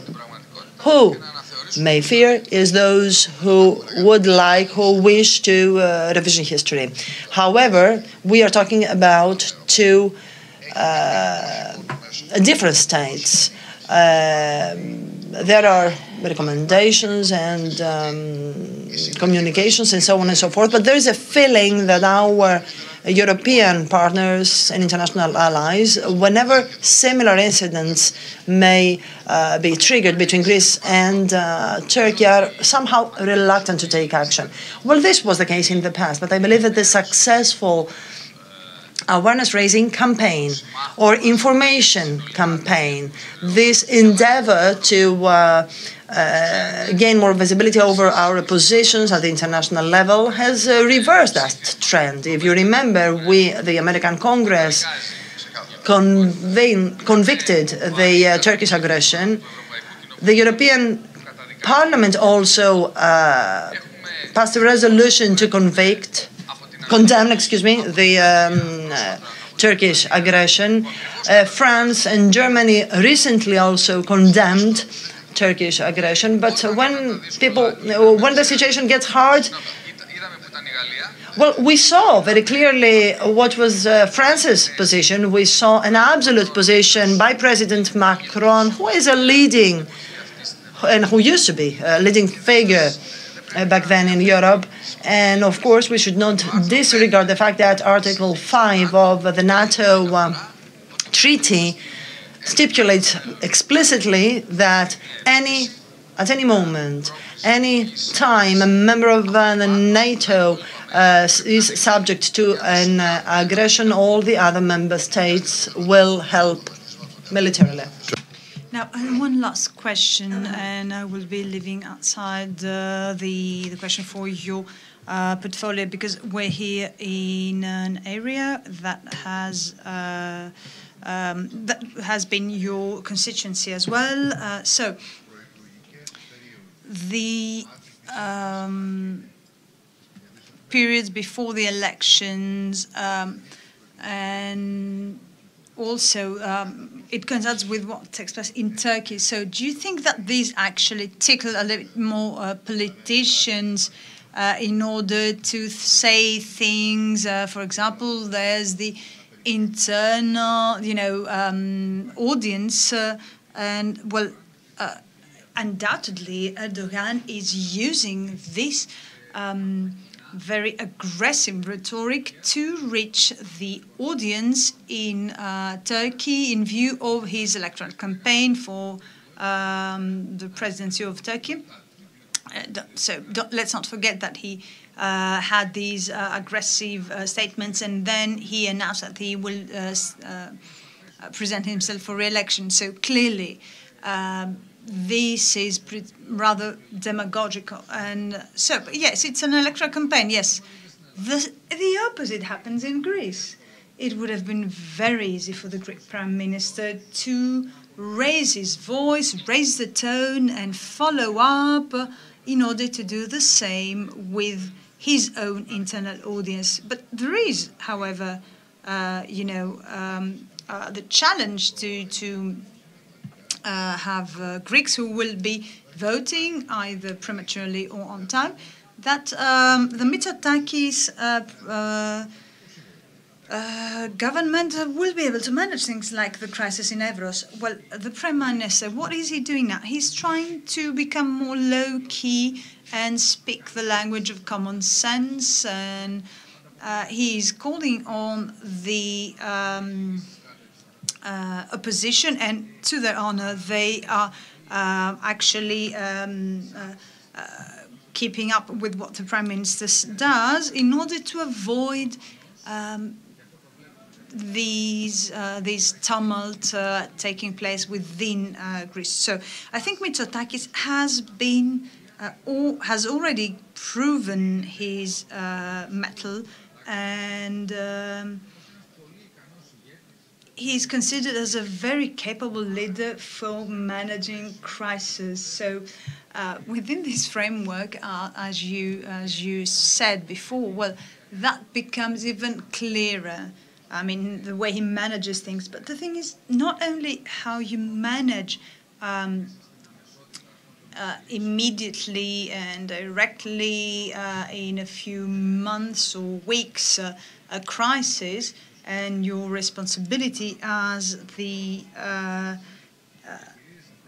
person doing the administration of the country, but how the way you treat things, the way you manage things speaks for the future. And I think that the basis of the policies that the Prime Minister and his government have set in this recent period is the basis in order to change the political standards. And we have a leader who's always saying the truth to the Greek people without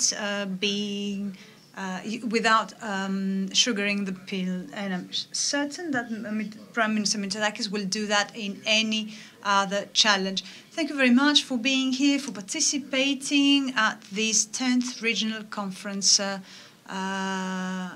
Regional Growth Conference. I would like to thank you all for listening, and we'll see each other again. Besides, we'll be talking about many other similar topics regarding foreign policy and military operation. Thank you very much, and it's always a great pleasure to find myself in Patras.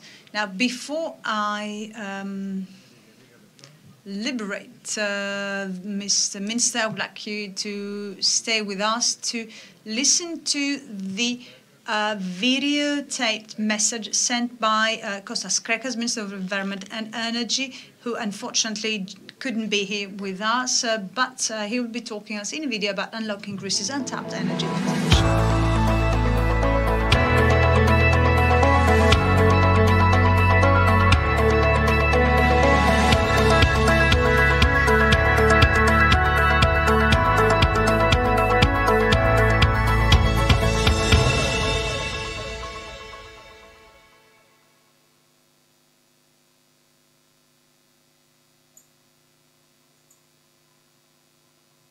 Αγαπητοί διοργανωτές, κυρίες και κύριοι, σας ευχαριστώ πολύ για την πρόσκληση να συμμετάσχω στο Regional Growth Conference. Ένα συνέδριο ιδιαίτερα σημαντικό όχι μόνο για την Πάτρα και τη Δυτική Ελλάδα, αλλά για ολόκληρη τη χώρα. Από τον περασμένο φθινόπωρο, η κοινωνική συνοχή και η οικονομία της Ευρώπης πλήττονται από μια πρωτόγνωρη ενεργειακή κρίση, που έχει δυστυχώς κλιμακωθεί ακόμη περισσότερο από την αιματηρή εισβολή της Ρωσίας στην Ουκρανία. Απέναντι σε αυτές τις εξαιρετικά κρίσιμες συνθήκες, η κυβέρνηση του κ. Μητσοτάκη εφαρμόζει μια εθνική ενεργειακή στρατηγική με τρεις βασικούς στόχους. Πρώτον, την εξασφάλιση της επάρκειας εφοδιασμού της χώρας. Δεύτερον, την αντιμετώπιση της κλιματικής αλλαγής με τη μείωση των εκπομπών αερίων του θερμοκηπίου. Και τρίτον, την διασφάλιση προσιτών τιμών ενέργειας για τους καταναλωτές και την προώθηση της εξοικονόμησης ενέργειας. In order to support the homes as well as businesses from the inflation in energy prices since last autumn. We have undertaken the most important measures when you take into consideration the budgetary confines of the country. And we are speeding up green transition, which is the only solution in order to make our country more competitive in the energy market. We have been financing new investments at record pace.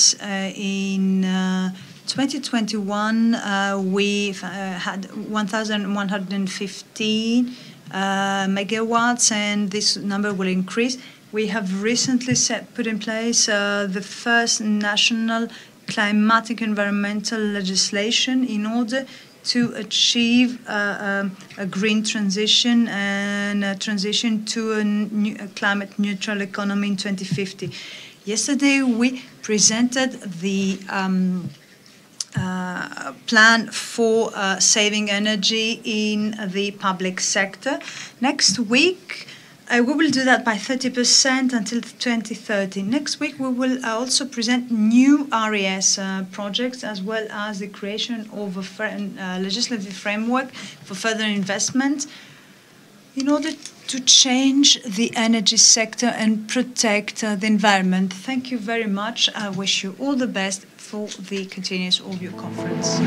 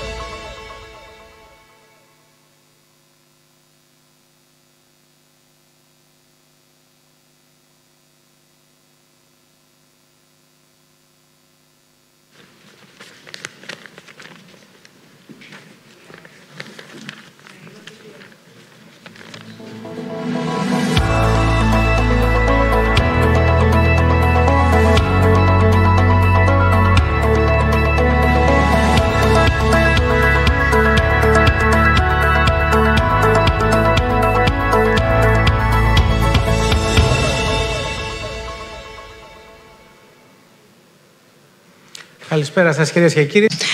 Good morning, ladies and gentlemen. Let us resume with a quite interesting panel on the occasion of the 10th edition of the Regional Growth Conference. Now we will attempt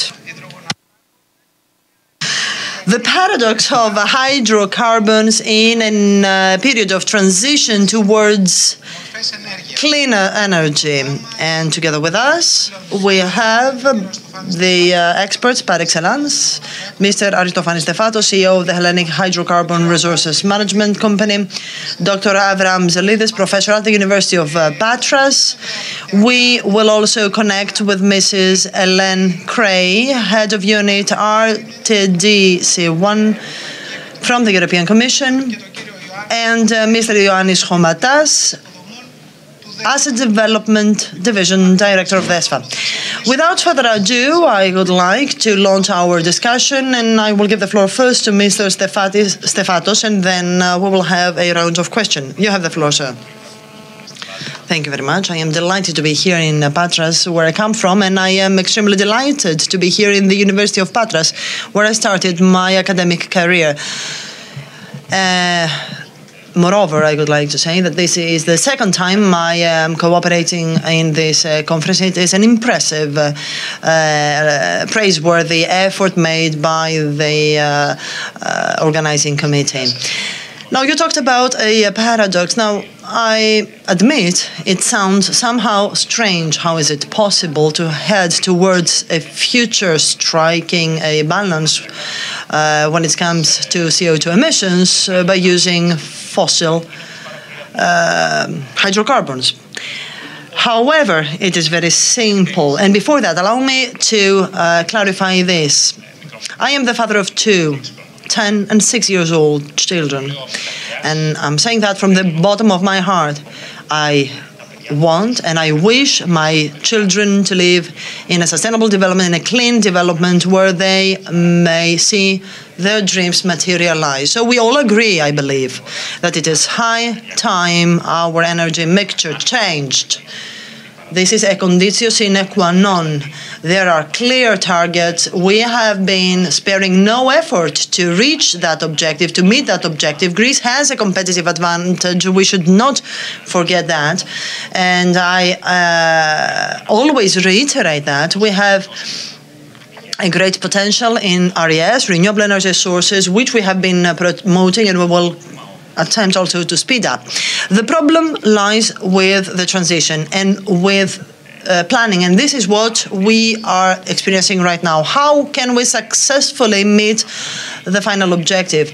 I would dare to say that the main threat against our success here is to avoid the economic collapse or the emergence of bigger problems. So without any obsession whatsoever with fossil hydrocarbons, we have to do whatever it takes to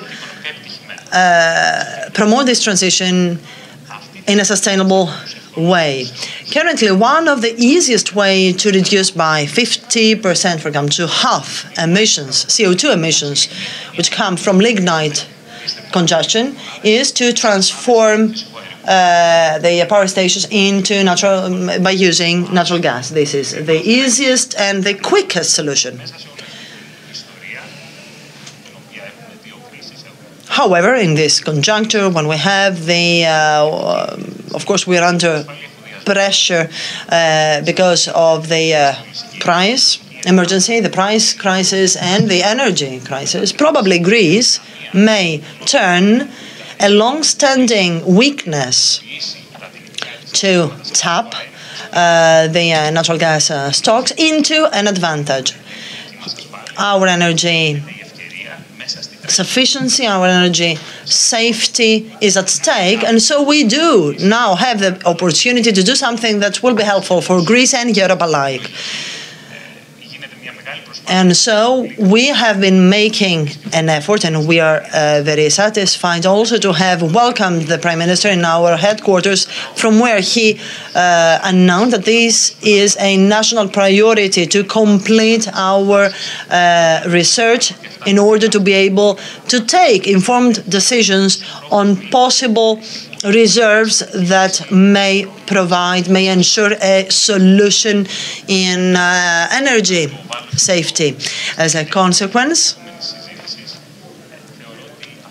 I believe that what we should remember is that Greece has taken leaps forward in the energy sector. We do have critical infrastructure already available, which turn Greece into a hub in energy transport, while at the same time we are an actor of peace and stability in a much tormented neighborhood. And I'm thinking of both the Balkans and the Eastern Mediterranean. Our possibility to tap and to use to the utmost possible reserves may allow us to produce energy or even to export energy in the future, which would be a great factor of strength. And this, of course, would also reinforce the geopolitical influence and role of this country, thus enhancing strategic connections with partners in the wider region and at the world level. And of course, these may be multilateral rather than bilateral.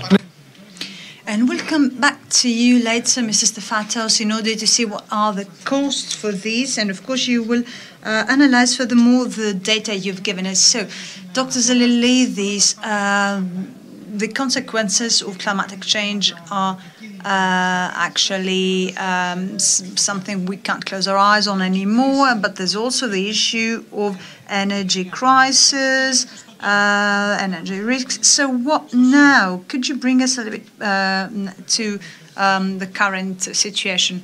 First of all, allow me to thank the organizers of the conference that have included the RES and hydrocarbons, and especially Mr. Louloudas, because he is giving us the opportunity through his newspaper to publish our thoughts on hydrocarbons.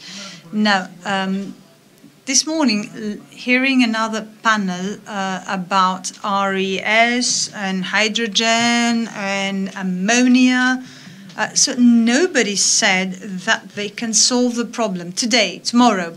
So what we have been saying for many years is that the only solution to Greece is the exploitation of hydrocarbons, but no government wishes to do that.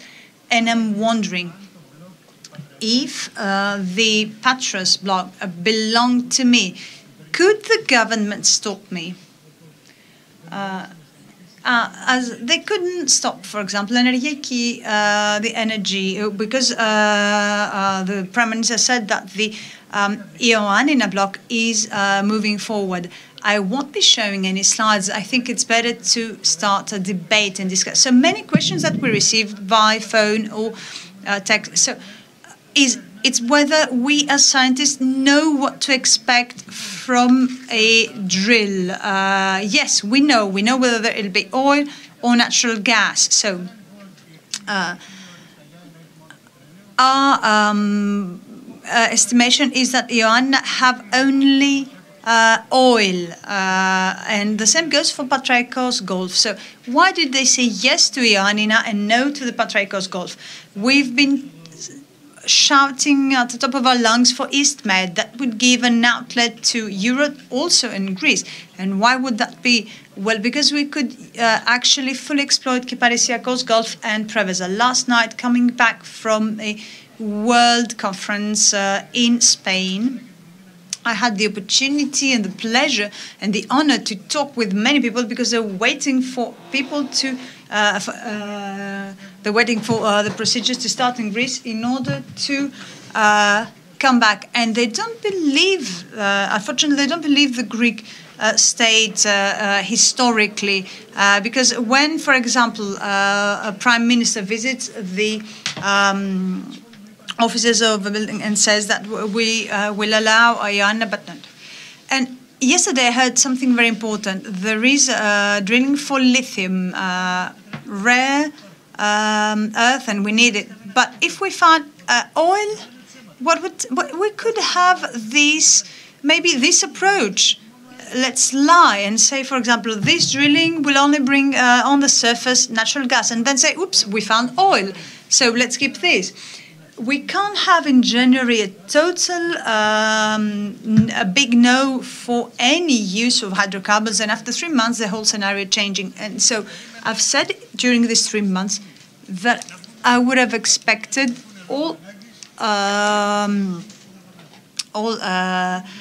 parties to say that we must exploit oil and hydrocarbons. And 2 hours ago, I asked in this same room, is there a solution?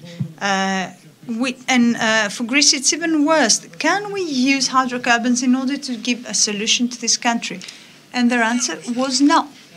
They don't want that. So we, in the morning, for example, I felt that I am someone who is bringing about destruction, that I am a natural destruction. And when you say, well, give me a solution, they say, yes, long term. Yes, but we're dying today, not tomorrow. So I consider that with a clear mind and in a decisive way, the current government has to decide to fully exploit what we have as hydrocarbons in Greece, because the haste of the Greek government for this energy transition so fast, faster than any other EU country, by ignoring what takes place globally. If you look what happens in India, China, Brazil, and Australia, well, when they are actually working to see what takes place with anthracite and so hard coal, and well, it'll take ages. So we have to give our country a way out. Yes, indeed. Professor, you were very, very clear. And now I would love to give the floor to Helen Cray.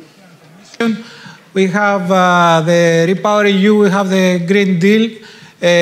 European Union is the leader in the global actions for zero emissions. So our panel is hydrocarbons and green transmission. Could you resolve this paradox for us, please? Please, the floor is yours.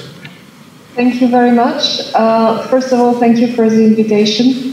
I'm sorry to not be able to be physically with you. I would have loved to, because I go to Greece every year, by the way.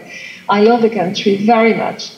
But we have too much work with REPowerEU. Sorry for that. So I'm not sure I could resolve a paradox by myself. I hope the Commission could. I'm not going to speak a lot on hydrocarbons because, in a way, our approach is we should get rid of that as an energy sources. We should get rid of fossil fuels. And what REPowers shows us, what the current situation with the aggression of Russia to Ukraine, what it shows is that we have to reduce the dependency of the EU towards imported, let's say, energy. But that goes a little bit longer or further. We have to reduce the dependency of EU towards imported fossil fuel. We have also to avoid recreating a dependence. For instance, if we go for clean energy transition, we have to invest a lot in production of renewable energy, in storage of renewable energy, whether through hydrogen or batteries or even ammonia. We have to invest a lot in changing equipment to use energy, heat pumps, for instance, or solar cells on the roof, rooftops. And that will cost a lot of resources to the planet. So the issue of substitution of critical materials, recycling by design, it is something we should now be a top priority. It is said in REPower. So REPower is not only on energy, it's also on how to provide to the EU energy, which is helping mitigating the climate change, which is helping reducing the tapping into planet resource. And this is really core to my heart, and which is also serving the needs of the people and the industry. Because at the end, we all need energy. This is the blood of the economy and the blood of all our activities. So having said that, for instance, there are quite a lot of possible solar energy in Greece. There is also wind energy.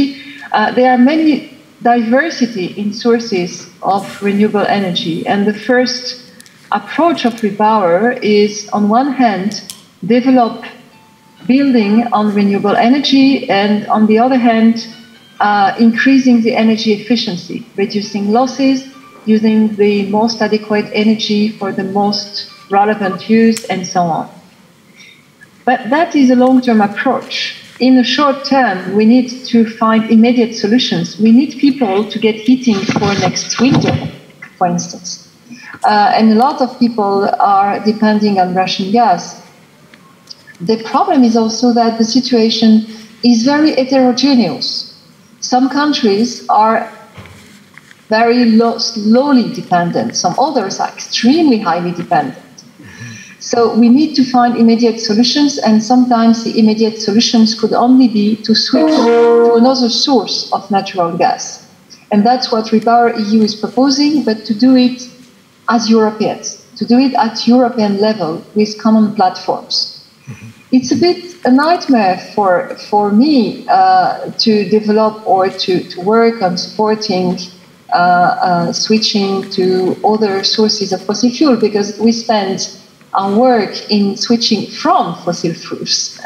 But this is the emergency, and we have to accept to do that.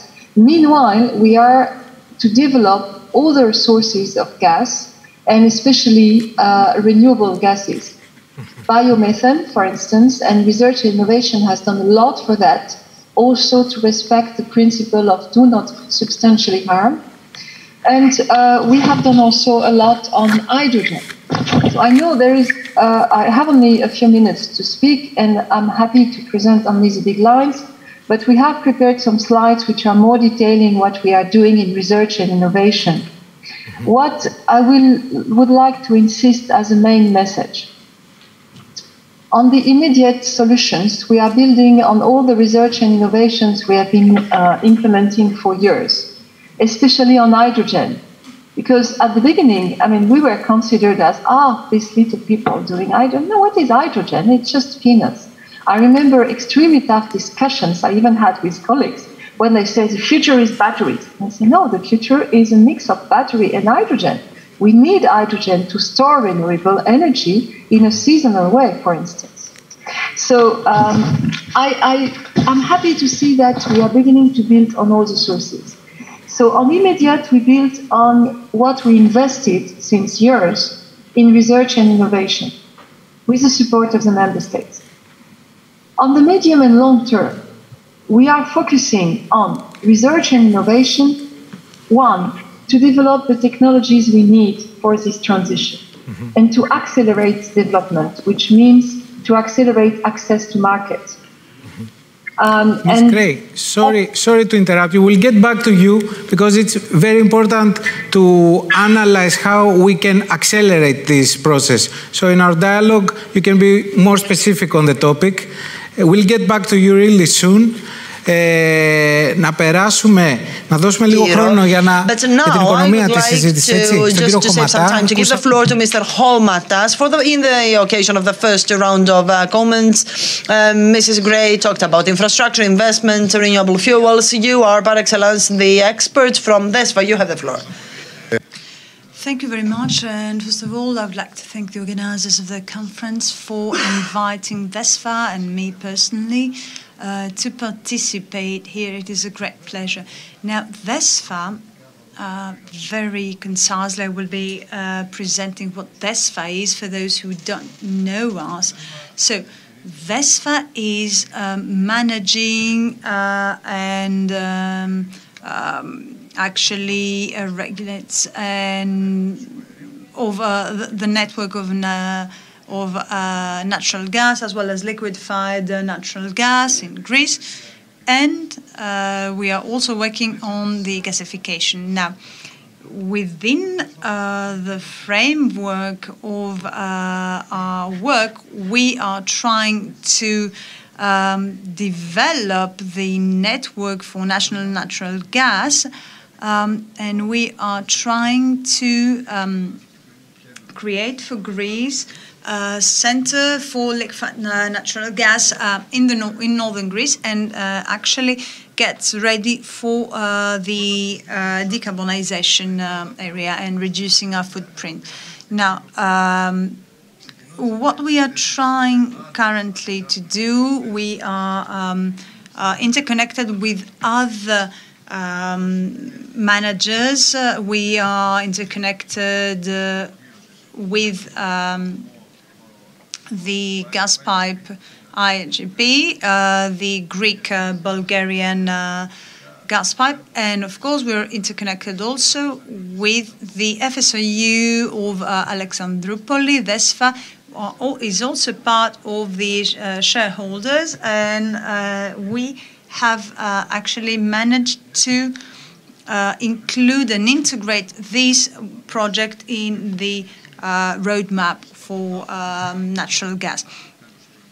Now we have also the interconnection with Northern Macedonia, and this is actually, we're at the phase of the final studies for the construction. Now, what we're trying to do is that we're trying to set a hub in northern Greece and putting Greece on very high on the energy map for natural gas. Now, given the current geopolitical situation and changes, the liquefied national gas has actually been prioritized. Now, DESFA had foreseen in order to include two large projects in Nisrovithousa, where we are doing the liquefaction, and we have the LNG terminal.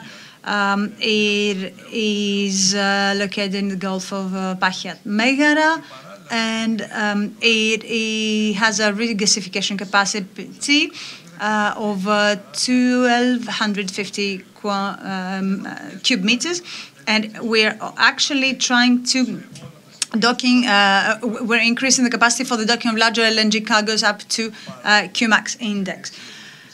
Now, at the same time, because of the current geopolitical situation, we have currently one ship that will be used as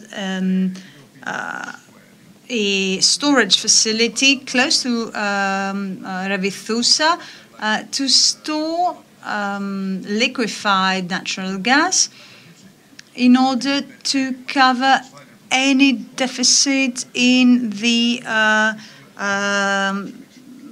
natural gas supplies of the country. Finally, when it comes to the issue of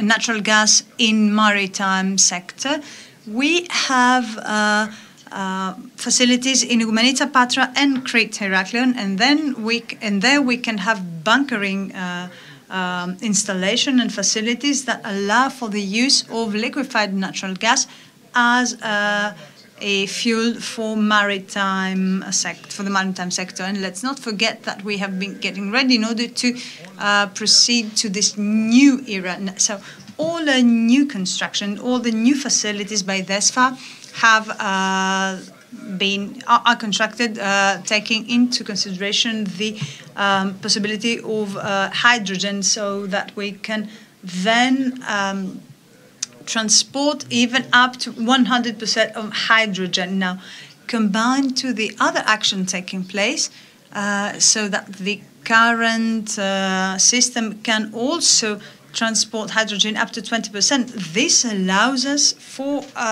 the transition to a new era, and programs such as the White Dragon that will be taking place in Northern Macedonia and will be able to transport these This is very, very interesting.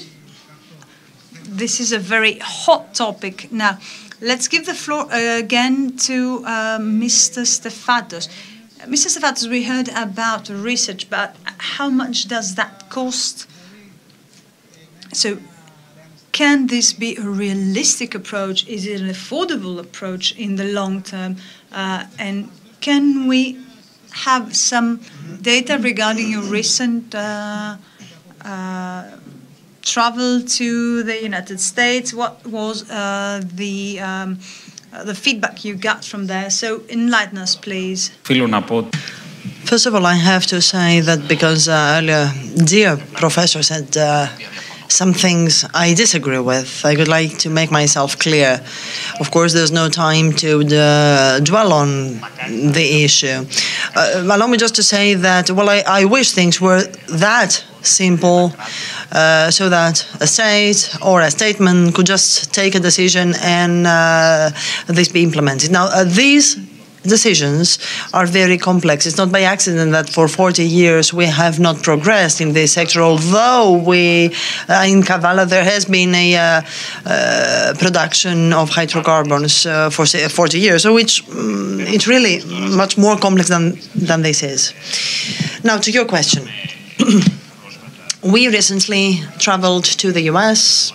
We went to Washington, and there we had the opportunity to talk with political and civil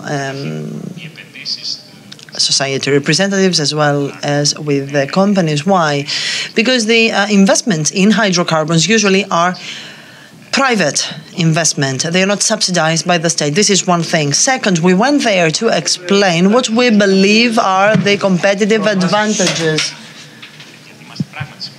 Because indeed, this is a new era, and it is clear to all that the world is changing.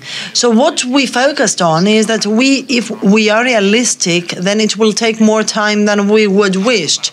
It's one thing to say, I would like this to happen, no matter how much you want it or you wish, unless you mobilize, or unless it is practically feasible, then it will never materialize. And we went there to present our position. On the position, according to the existing natural gas reserves, by using our infrastructure and adding critical technologies like,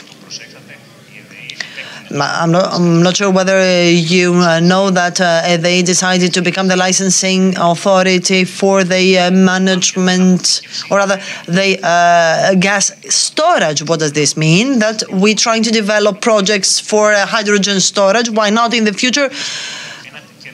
Natural gas storage, in the future, why not also hydrogen storage? According to the International Energy Institute, these investments are imperative to achieve the 2050 objective. So Greece is trying to speed up. At the same time, we are available to take our own responsibilities, thanks to the experience gained from the hydrocarbons exploration and the licenses granted, to contribute and capitalize on the existing existence also in the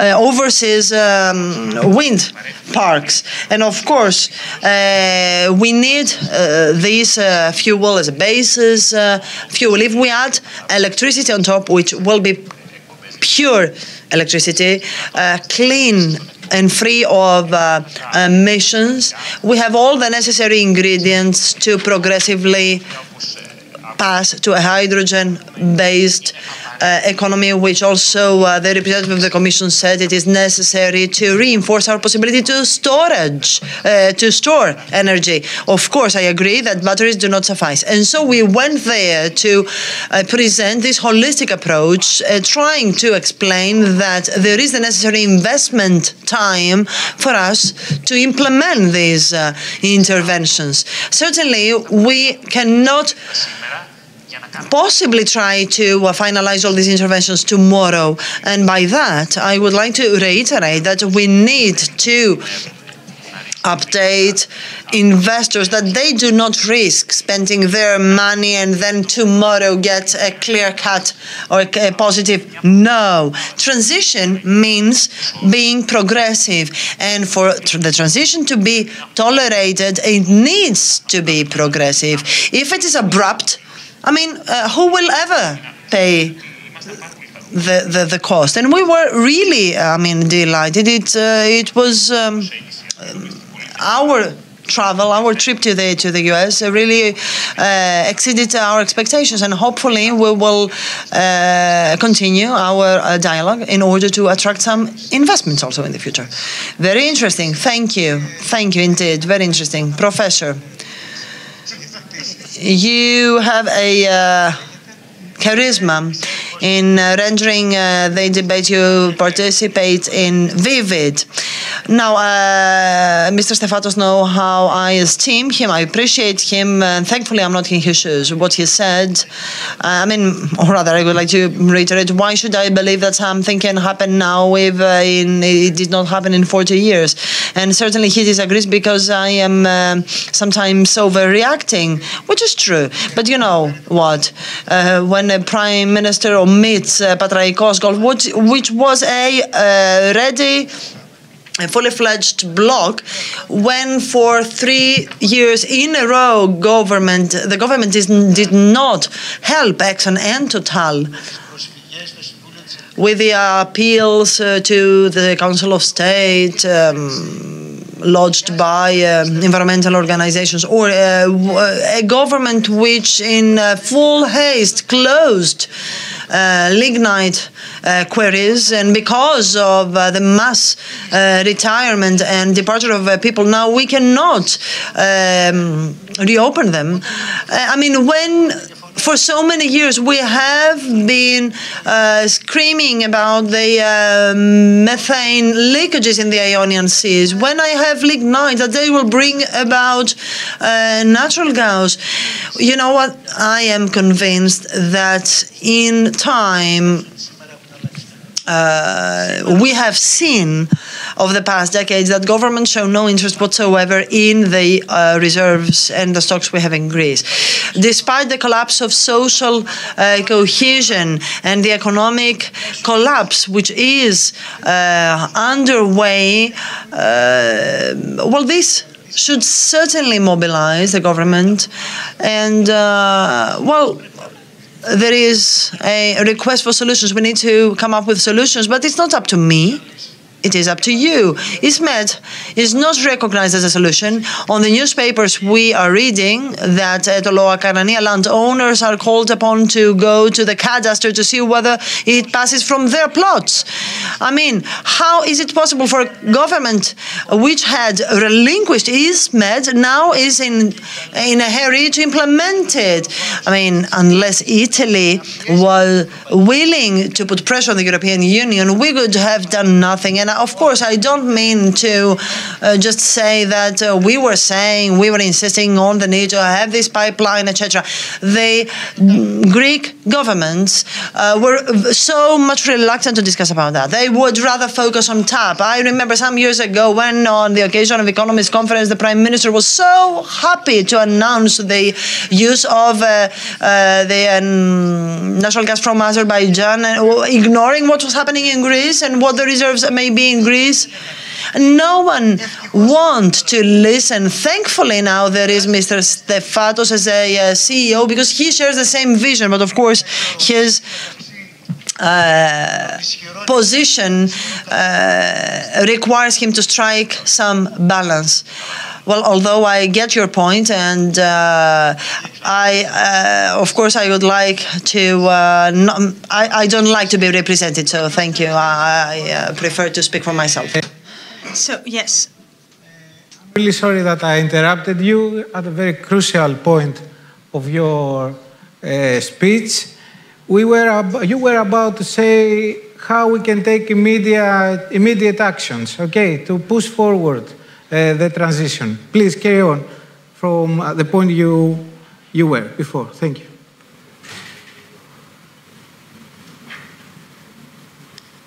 Yeah, thank you. Don't worry to be interrupted. I mean, we are here to help. Yes, I was saying that usually research is considered as people in labs and doing a pure research, but an important part of the research we fund is industrial research. And accelerating the transition means accelerating the capacity of the EU industry to produce the technologies we need for this transition. So that means, in a nutshell, to work on increasing the efficiency and reducing the cost of industrial processes. Working with the industry through the joint undertakings or through the work program itself on demonstrating the capacity of producing the right technologies. It also includes setting up the right infrastructure for the industry and innovators to test towards the market their technologies and to test it in industrial environments and also to test the regulatory compliance and the circularity. Because I have to give a warning that the eco-labeling is progressing from the final product to the components. And we need to give our industry a chance to be prepared for that and to test the life cycle assessment when they test the technologies before just access to the market. So in a nutshell, it was to insist on the research and innovation which is done by the industry, which is done in cooperation with the industry, and which is done by the member states and us to support that part. Thank you. Thank you so much. Κύριε Χωματά, ερχόμαστε σε εσάς. Ακούσαμε ανανεώσιμα καύσιμα, ακούσαμε και από την πλευρά της... And of course, we heard on behalf of the European Commission, Mrs. Cray, talking about the clean energy transition and what it will take. So, you said that your facilities are ready for hydrogen as well. This is something you said. Yes, thus far, as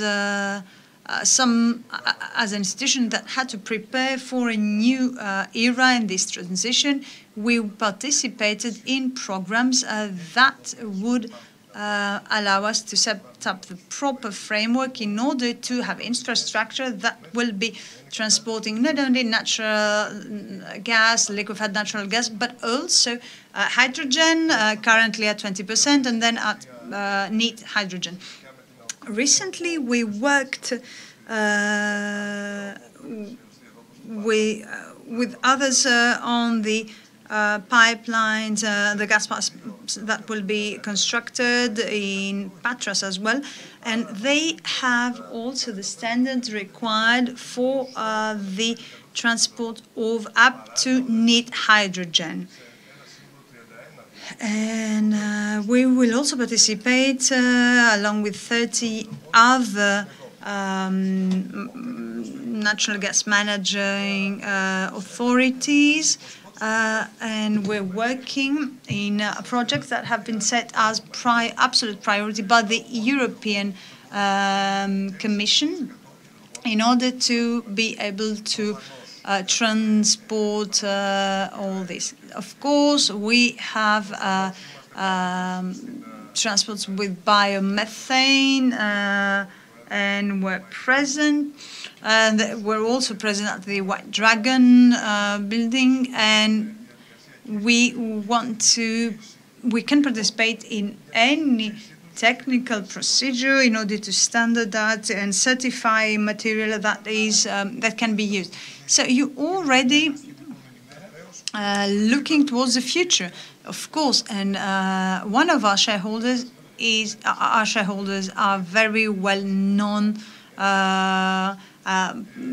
Snam, Energas, and Fluxys. So these are companies that actually spearheading the transition, and especially Snam is investing heavily in research and development for hydrogen facilities. And working with DESA, we are trying to create these facilities in Greece as well. Now, Mr. Stefatos, I would like to ask about the issue of storage. Well, to me, this is very important. And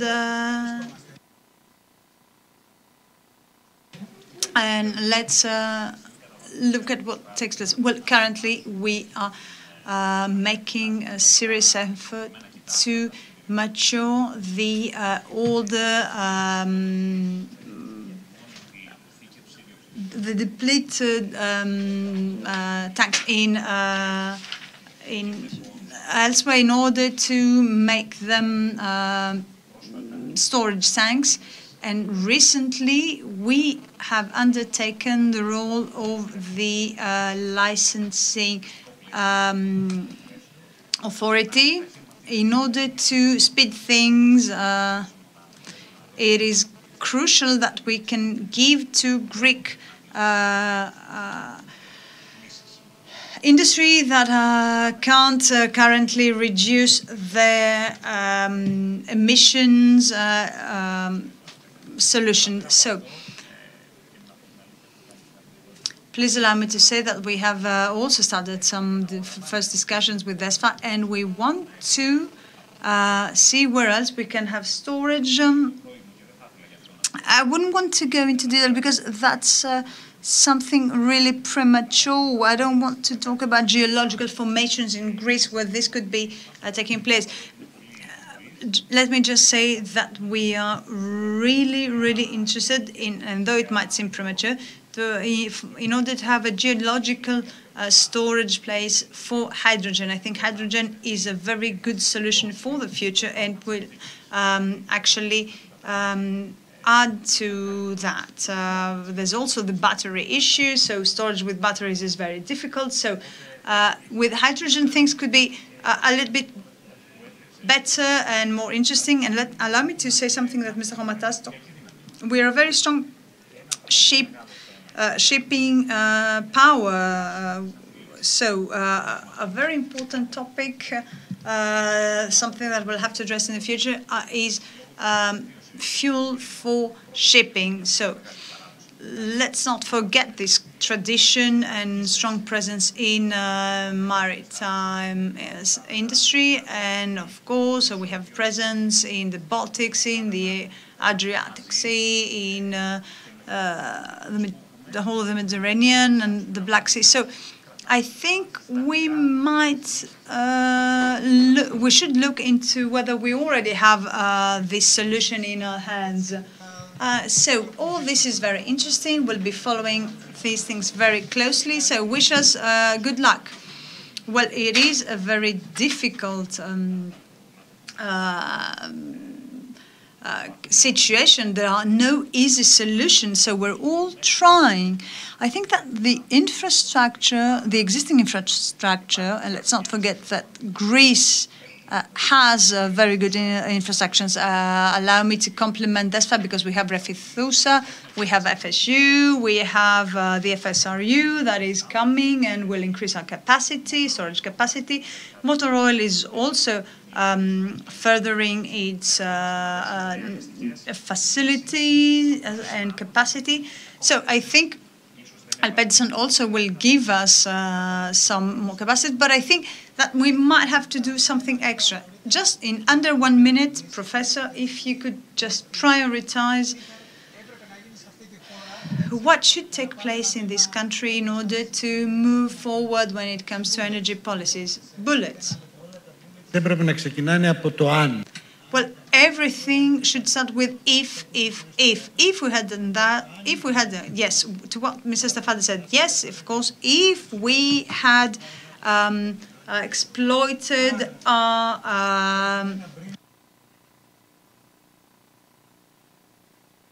the deposits, well, we could have used them for storage. I mean, if the market doesn't open up and if we do not fully exploit all the oil deposits that we have in Greece, well, all that will stay as a wish. So if we need storages, well, the EU Commission said, well, you should rent there in Italy because you have no storage. Well, we said, Patrekos is here. Why don't we use it? Here's Kyparisiakos.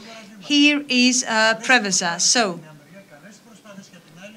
things are, we can do many efforts, but we have to have the politics in place, and VESFA, of course, is trying its best, but we should. Word. You think there is a strong political will, as the professor said, from the part of the Commission, and at the end of the day, okay, we're in front of an energy crisis. You think that the energy cost inside the European Union will become affordable after all? Because at the end it all comes to the citizens, isn't it? Please.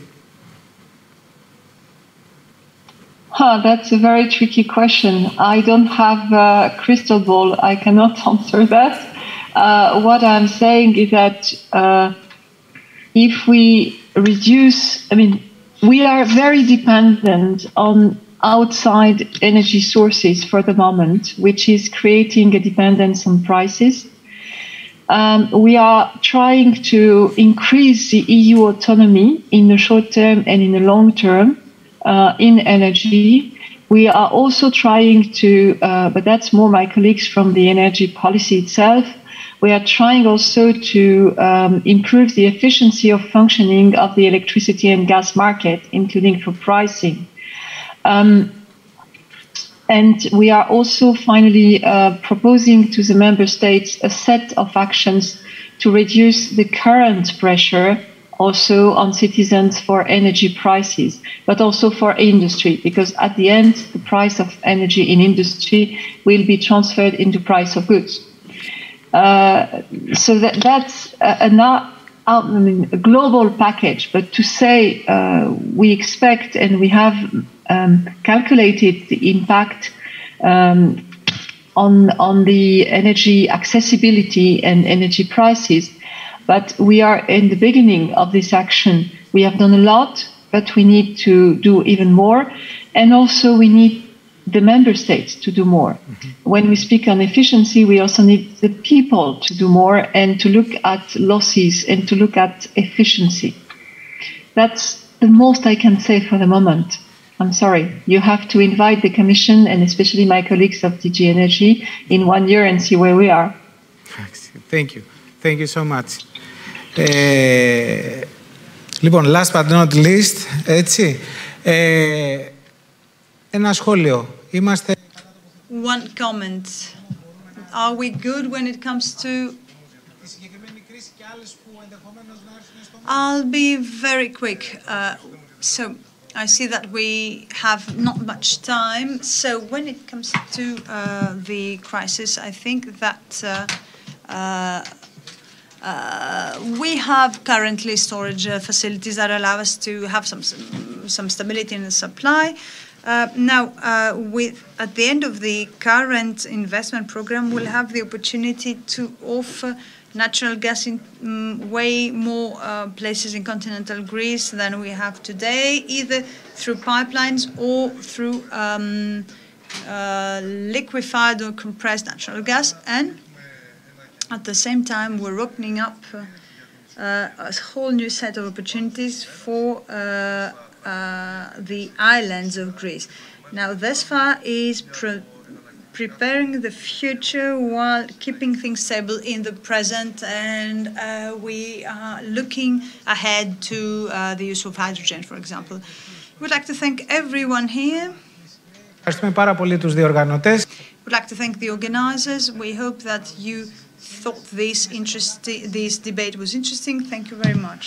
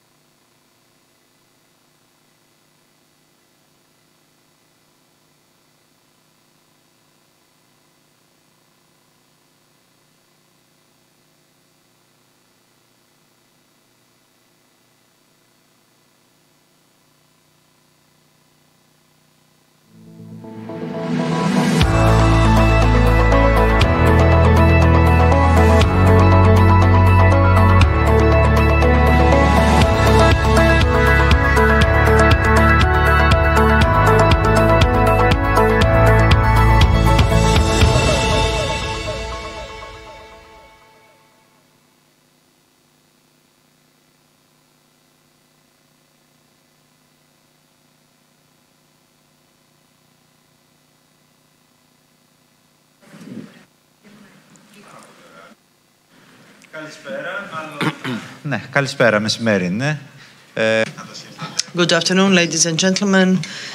Welcome. This is my third regional growth conference. I mean, the third regional growth conference I participate. I would like to grasp this opportunity to thank Mr. Leloudis and Peloponnesos newspaper. Thank you very much for having organized that, and thank you very much for having me here. It's a pleasure for me to participate in this institution, which is a forum for us to discuss very interesting topics. I would like to thank the region of Western Greece and the municipality of Patras.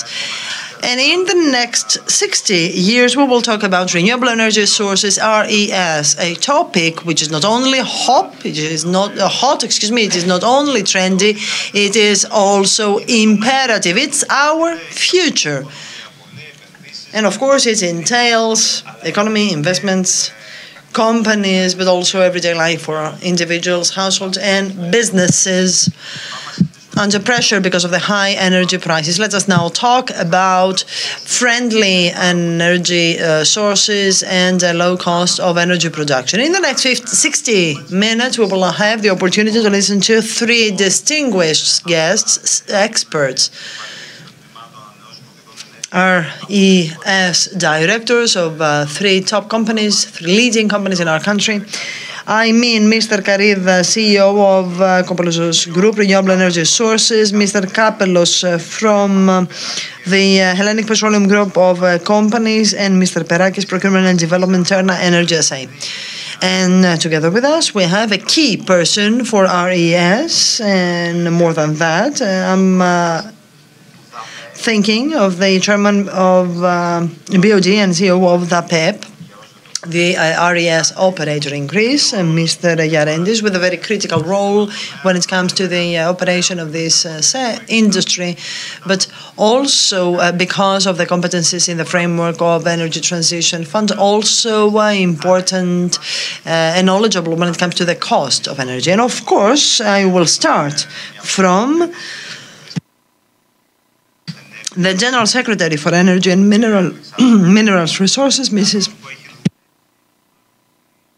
Alexandra Zdoukou, a point of reference for some time now in the sector, in the energy industry, and she is in charge of difficult technical issues, decisive for the employment of many thousands of people employed in the energy sector.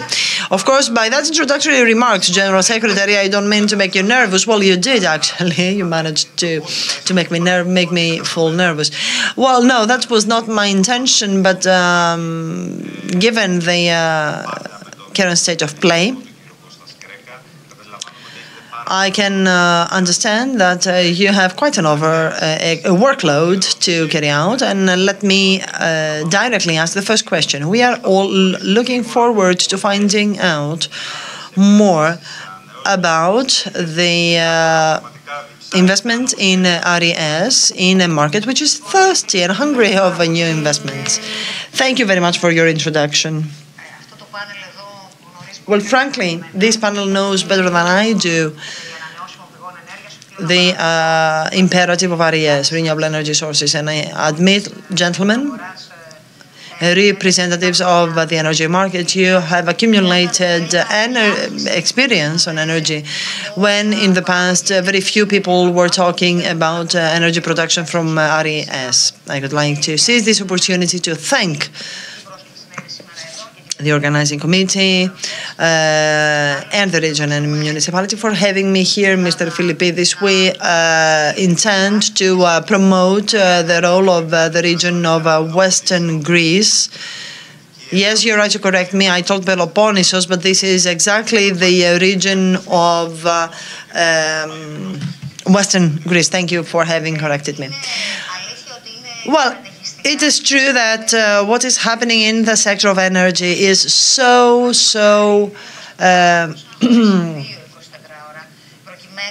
quick, so impressively bombarding, and I wish we had more time to do our job. And of course, many things have happened over these past 3 periods. Many emergencies need to also be addressed. But I have to say that the energy policy currently of this country is encouraging, is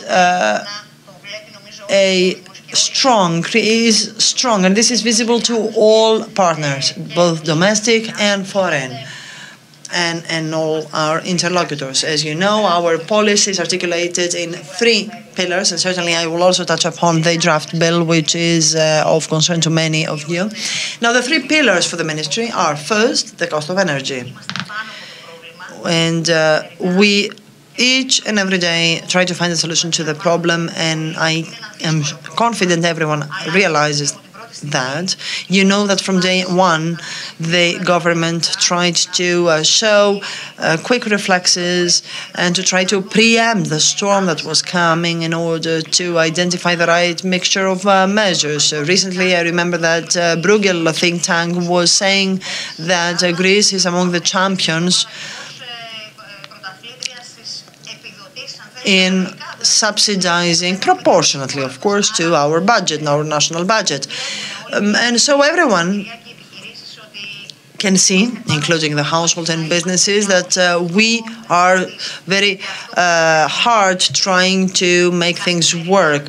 And I'm saying that because each and every day we really spend too many hours in the ministry with the very limited resources we have to not only measure costs, the energy transition fund, in order to make forecasts, to draft up the bills and all the other legislative measures, but also to make the necessary interventions, and sometimes also to be in discussion with Brussels, etc. Second pillar is energy safety, and that may sound more medium or long term. However, we still promote the energy infrastructures that are critical to the country in order to guarantee energy safety of supply, and to stop also our dependence on the Russian natural gas and fossil fuels. And the third pillar, of course, is the decarbonization policy. We are speeding up decarbonization policy. Practically speaking, RES projects that will be implemented. What we do as a state, as a government, to support and reinforce, enhance RES-related projects. Grid, also the grid. So the grid needs to be upgraded. This is a conditio sine qua non to promote decarbonization. So we need more investments in RES, the grids and networks of the country, and third, important projects to save energy, which will help both households and businesses to see the energy costs dwindling. Personally, I believe that 2022 and 2023 will mark a turning point in the sector of energy. In other words, if all the objectives we have in the agenda are implemented, and I'm confident that all these measures will be implemented, but of course also some time for maturity is required. I believe that from 2023 onwards, Greece will have a renewed impetus as a country, which will upgrade the developmental, the growth potential of Greece.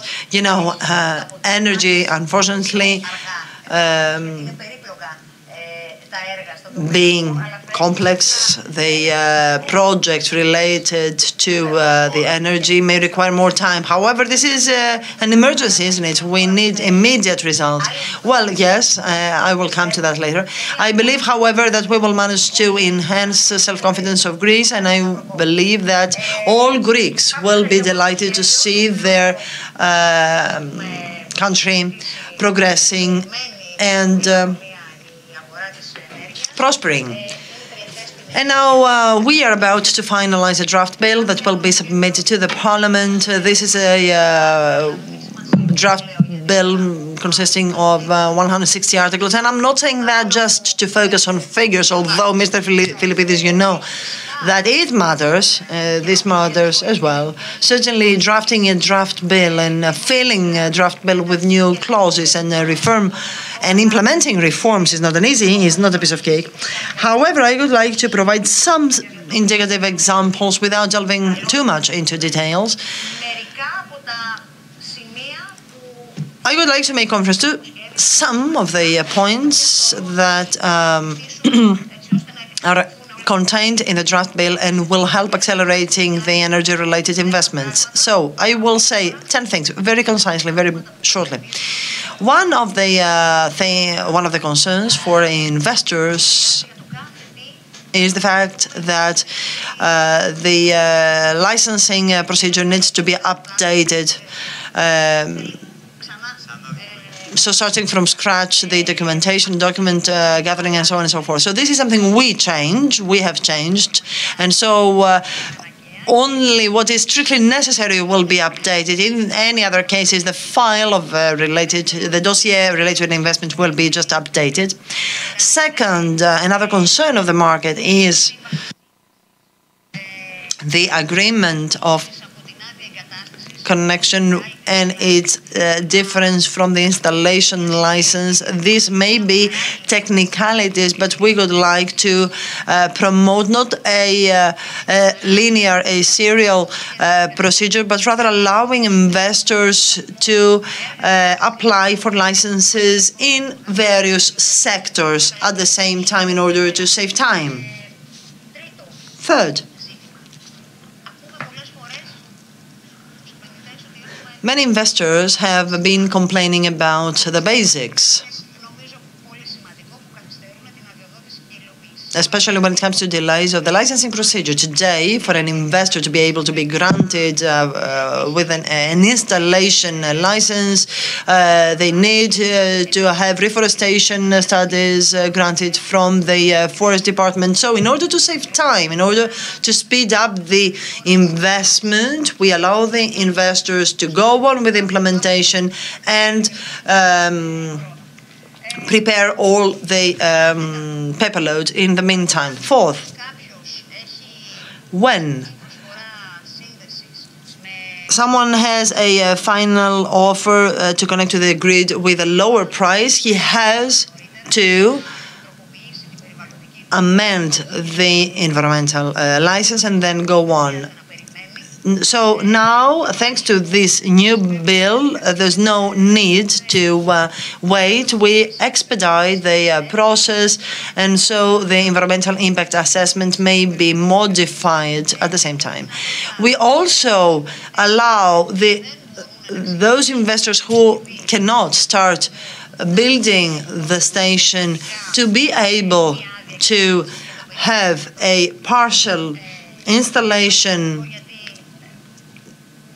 license granted. This is important because many investors have repeatedly asked us to do so. So a partial license would allow them at least to start working. Something else which is important for investors and which is at the core of their concern is that today they need to provide all the details of the project while submitting the final offer. And although this is a dynamic situation, this is a dynamic process that may change, right? Yes. So by recognizing that, by acknowledging that, we ask these details to be submitted in a further stage, in a second stage. The same goes for wind projects. So we allow investors to test the equipment before putting the whole park in operation. So no need to wait to wait for the whole wind turbines to work, because currently there is a provision according to which they need to test every single wind turbine. I mean, you know, these all are small steps, small measures, but altogether they will speed up processes. And we also intend to impose some kind of seriousness on the part of investors, Mr. Philippidis. We want them to achieve the maturity, but we also want the public operators to be serious. This is why we set milestones, both for the investors. So once you are granted with a license, you have 12 months to proceed. And we also set milestones for the operators. If you don't abide by this law, then you will be subject to sanctions by the regulator. Speaking about guarantee letters, letters of guarantee, we have provided for their submission in an earlier stage. I suppose you all know that. All those who participated in the consultation, and we try to filter the investors who have a serious investors. We relieve 50% of the interconnection project of investors. That 50% will be borne by the operators. Another concern has to do with the titles of ownership control audit, the legal audit, which again will be outsourced in order to expedite the process, and something more. I suppose that the investors know that very well. Many licensing authorities accept digital applications, some others, they do it physically, difficult to monitor. Even for the state and for the applicant, it's very difficult to be able to have the necessary feedback and monitor. So in a modern society that intends to speed up, things need to change. This draft bill, therefore, digitalizes processes. Of course, digitalization will certainly require some time. And then we have also interoperability. So the digitalized archives need to be interoperable with other systems. And all that will come through a cross-cutting system. Mr. Pierakakis is right. The Minister Pierakakis certainly will help. We already have identified the contractor and the project will start working. And we are setting up a one-stop shop. Okay, we do have an allergy against one-stop shop. This is a term which has repeatedly been promised but not kept. However, this is what we will do, and this is an announcement. Okay, may I interrupt you just to give the floor to the other gentleman? Well, allow me to stop, of course, but although these are technicalities, I said all that because Mr. Philippidis, I would like to stress that nothing is self-evident. The ministry listens to the market, wants to support the market, investors, and frankly speaking, we don't do it only to help investors. We do that because we love our country and we really long to see a stronger Greece able to untap fully its potential in the sector of energy. I fully agree with you, Secretary General, and I would like very quickly to give the floor to Mr. Yaredis. We have heard that the role of operators will change a bit after the bill is approved. Yes, first of all, allow me to start by thanking the organizers, the Peloponnesos newspaper, Mr. Loudis, and everyone who has actually helped in organizing this very valuable forum in Western Greece. It is an institution. Let's hope that it will continue. So, allow me to say a few words. First of all, let's admit that talking about energy requires hours because these are very complex issues, but yet we have to make things very easily understandable. But the whole of society, not only some specialists, experts, mechanical engineers, those who are already working in energy, because energy is a hot topic for everyone in our societies. Someone said that if we consider that a country's economy is an organism, a body, well, it has two legs. One is the banking system and the other one is the energy.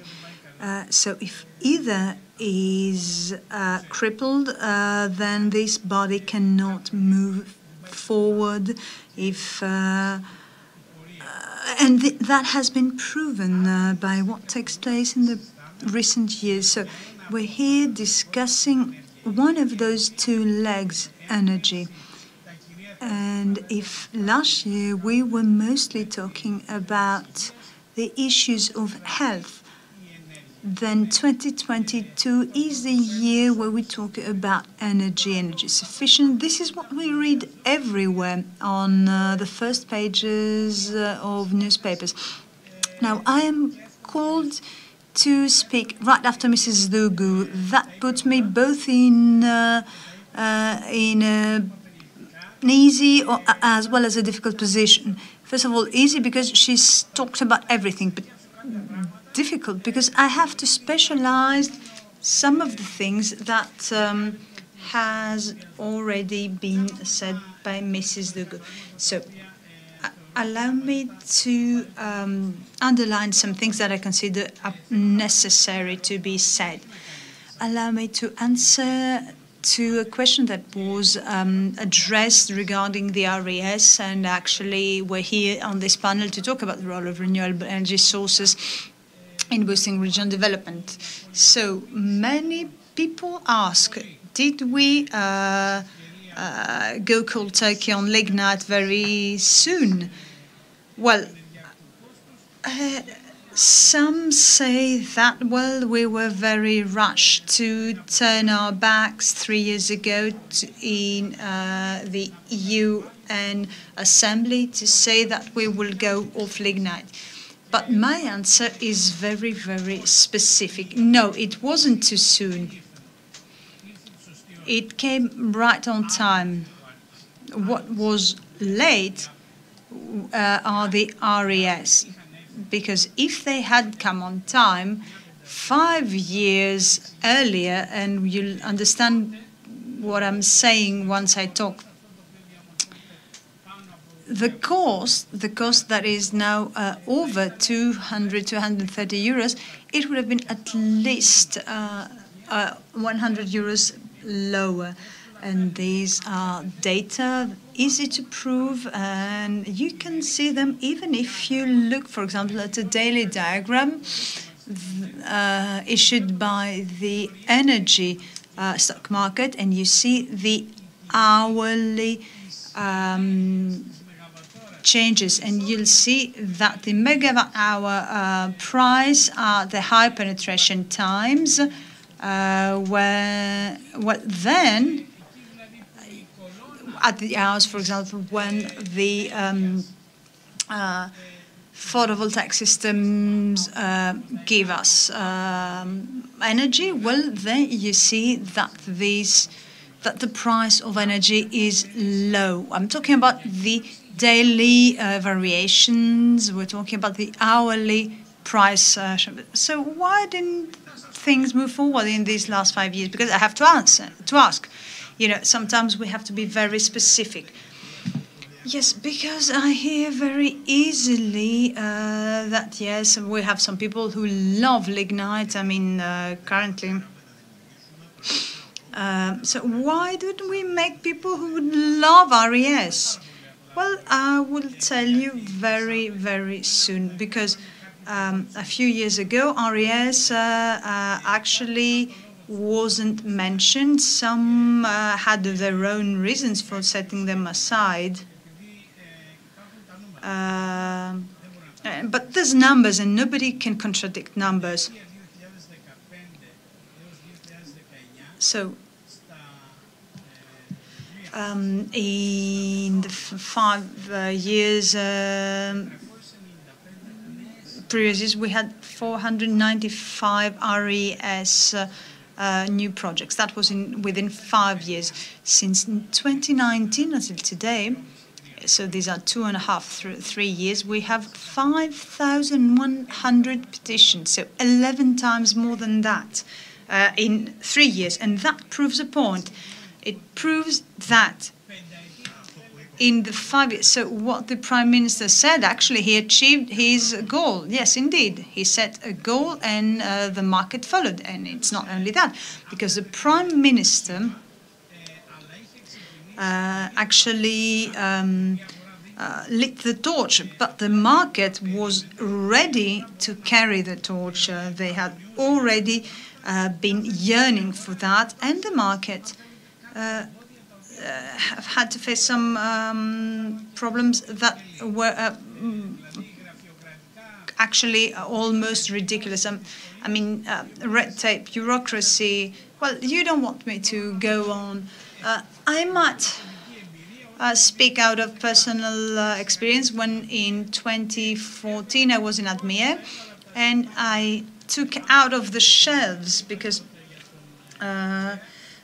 the contract for Cafireas, that was submitted by Mr. Kopellouzas with an L, and there was a bureaucratic issue, a red tape, and people said, well, that was bureaucracy. Oh, unfortunately, we don't have the license in order to cut down 2 trees, and we were talking about a work of millions, and what was required at the time for the tender to move forward, there had to be a license for of the forest authorities, and so there was an investment of many millions because we didn't have the license, whereas the country was in a memorandum. Yes, indeed. So we have reached today where we have actually we are being inundated by projects that are being implemented currently, and we have the opportunity and the great pleasure to have a government that I doubt whether they even sleep. They're running all the time. I mean, things are moving so fast, and I've been working on the energy market for so many years. And seriously, what is going on these 2-3 years? Nothing had been done in the last 20 years. So we're talking about how many gigawatts per hour. In 2019, the system had 4.9 gigawatts, and in September we will reach 10 gigawatts of power. So when we had an energy mix of 20%, today we have reached over 35%, and we are talking about normal conditions, not conditions of great sun or strong winds, where they yes, and we're not talking about the storage. Yes, storage is very important, and the current draft of law for the first time will have the project for storage, and storage will actually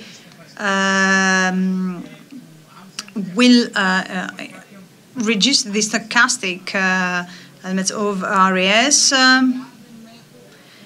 who say that, well, we don't have as much as energy as when we wanted. But you're saying things so nicely. Yes, I had the opportunity to talk also before with Mr. Yeritz, but let's move to the market and listen to things. And Mrs. Capellos, Dr. Sotiris Kapellos is Chief Operating Officer of Alpe Renewables. It's important to see how a petroleum group of companies is, the largest actually in the company, is turning towards RES, as have also other companies abroad started doing so. It was 2 months ago you inaugurated the largest photovoltaic park in Kozani. Talk to us about that. Listen, this change of direction started not only by us at Alpe, but also from other petroleum companies. This is due to the fact that energy is changing. Hydrocarbons are something that will be here in the next years. So all the oil groups are trying to become renewable groups. So we at Alpe, based on the vision of 2025, we have made we have turned towards renewables and energy saving and green products. Now, when it comes to the renewables, this is a new pillar for the development of Alpe, and our goals the goals that we set for 2026 is to have 1,000 megawatts, and in 2030, 2,000 megawatts. Currently, we have about 300 megawatts operating right now. And the largest park, as you said before, this is the largest RES, not only photovoltaic, but also APE. This is in Kozani, 204 megawatts. And that started operating, and the production is very important. And the cost for production is 57.2 euros per megawatt, when the production cost for, you said 58, yes, and it currently costs more than 200. So the system is paying for that 58, whereas the price is paid by wholesalers for the other the other traditional sources are at 200. Please allow me to say something, because I did the numbers, I crunched the numbers, and I saw that we are currently producing more than 1,000 megawatt hours per day. And it has reached even 1.5. Let's say it's over 1,000. A house requires 4 megawatt hours in a day, in a year. So we are producing in a day what could be used by one home for 250 years. Imagine, so if we manage to do that, yes. Well, I just guess, well, you have a large project that was licensed, and you are actually a petroleum group. So, but this is a new market. Aren't there any risks due to the regulatory framework that is currently changing? Well, let me say the most important thing is the regulatory frame. As an investment, at least until now, it was considered as a low risk and low turnover investment. Now, when we are talking about RES and becoming merchant and the PPAs, well, then the risk is increased for investors, and there could be a cartel for the hacking of the prices, because things can change, they can go the other way as well, and there could be a curtailment. Now, so at that time, of course, the risk is larger, but also the perspectives. Yes, of course, this is a risk that is assumed by the investor. The only thing, the most important thing, is, of course, the issue of of licensing and the regulatory framework. These, of course, there can be changes in the taxation and other prices. Well, are you currently working on other projects over at Alpe? Well, we have a portfolio that reaches 2 gigawatts, and the closest project, the more mature project for the next 2 years, are approximately 675, mostly photovoltaic. Thank you very much, and I would like to give the floor to Mr. Karidas. John Caridas, you are the CEO of Renewable Energy Sources of Copelousa's Group, who is working also clearly in RES. So I know that you've been working on a specific plan that is bringing green energy from an area that we haven't expected to see that, Egypt. So talk to us about that. Thank you very much. I'd like to thank the organizer. It's the second year in a row in which we we participate in this conference, although Copelousa's group has made many investments in the area, and we also have investment plans, especially in storage. So it's a double pleasure for me to be here. Apart from the conventional RES forms, we also have a project that is being developed together with Egypt, as you said, is the electrical interconnection of Egypt to Europe through Greece. I don't mean to tell you with technicalities, although I have prepared a PowerPoint. Rather, I will project it, I think. This is a project discussed also at the level of government, right? Yes, a teleconference was held recently between Prime Minister Mitsotakis with President Sisi, and they decided to speed up, and this is the pathway of the cable connecting Egypt directly to Attica without any stop in Cyprus. Its routing was very carefully selected, and it passes through areas that are important for the sovereign right of our country. I'm thinking of the EEZ and the agreement between Greece and Egypt. As I said, the cable capacity, which will be two-way, is 3,000 megawatts. And we hopefully will transfer 100% green power. It is an infrastructure of 3.5 billion euro with a length approximately 950 kilometers next to the Libyan EEZ. And of course, all studies are finalized now, and in cooperation with the Egyptian operator and the Greek operator, that is ADMIE. This project is approved in the 10-year plan of the European Operators Association. Licensing will be expedited, we believe, and we will have access to many financial resources. The project has been proposed to be part of the future investment plan, and of course it shows the priority that Europe will give to the necessary projects that will help us stop relying on the Russian fossil fuels. Of course, that scale of projects will require some time, but we believe that together with our Egyptian partners, once the investment decision is taken, implementation may last in a period of 3 years, within a period of 3 years.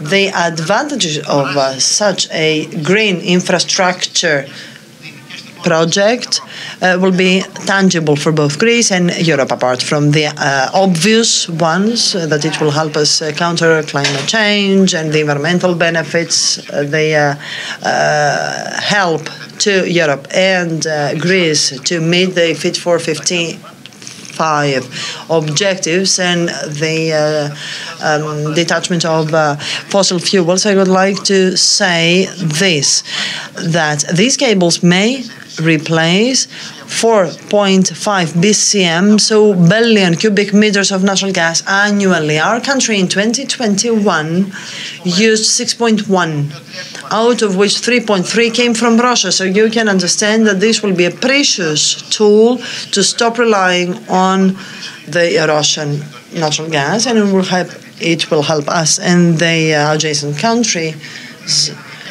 to achieve differentiation of sources of energy, what is more green energy. Well, yes, of course, it is impressive.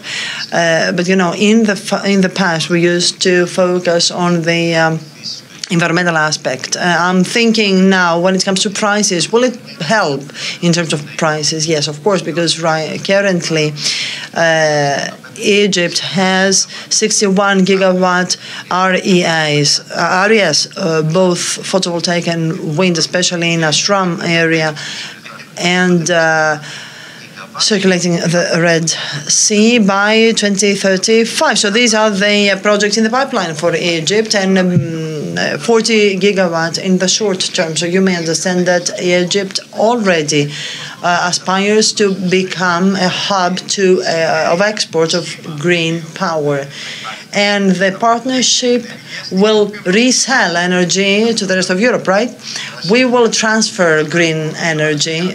But of course, you may understand that for this project to be implemented, you need to, first and foremost, to know that energy is there. So first and foremost, we will enter into a purchase agreement today. The project implemented in Egypt, just to give you an idea. Although in Greece, the last year's tender, before the invasion of Russia, we were talking about 32 euro per megawatt hour, 37 average weighted. In Egypt, they talk about 15 cents of a dollar. So there is a breeding ground to bring cheaper energy, considering also the transportation cost. The energy that will be transferred will be consumed in Greece. Part of it will be used to produce green hydrogen, and another part to export to other countries. And thank you for asking this. We firmly believe that this project has multiple valuable benefits, because it will promote the energy safety, energy security, and the green transition. Well, first, I am really impressed at the underwater interconnections. Of course, Copelouso's group has a long-standing experience in that. It honors the Copelouso's group for the know-how and your partnerships, for being so comfortable with such a complicated and technical infrastructure. So it's good to say that now we also obtain an expertise in this industry. Allow me to add that thanks to these projects, Greece will become an energy hub in southeastern Europe. Well, this is a role we have taken on, even if we have not realized it. And I would like to ask you, Mr. Pierakis, you work for a group known for many years in the sector of constructions and concessions, and now you're involved in renewables, and you have set up Terna Energeki, disputed by many investment funds, and developing many projects at a very quick rate. So what about your perspective? Thank you. We need to say, first of all, that this is not a new company. This is an effort started in 1997. Today we have 900 megawatt installed power to the minimum. We have already announced an ambitious program by 2029 with a 6.9 gigawatt hour, within a range of projects including photovoltaic, storage, wind energy.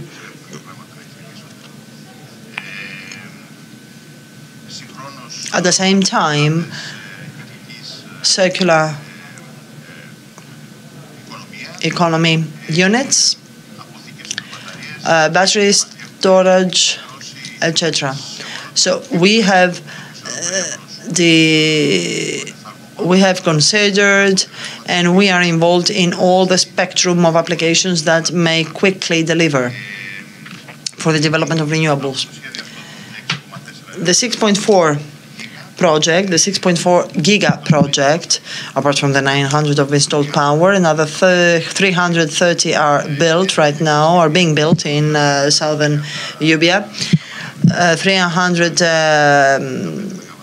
wind plus another station are underway, and by 2030 we will have 330 megawatts of wind pumping stations with 680 in Amphilochia.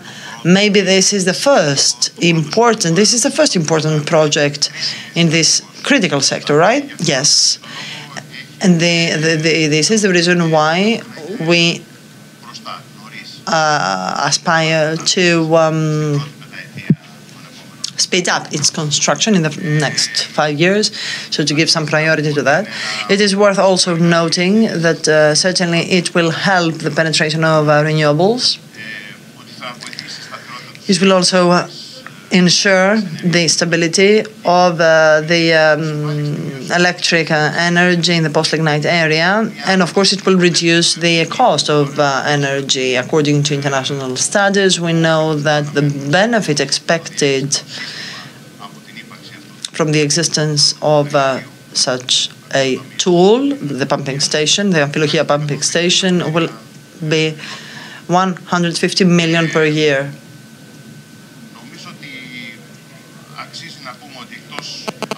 It is worth noting that apart from photovoltaic, wind and pump stations, we also take care of solutions that have to do with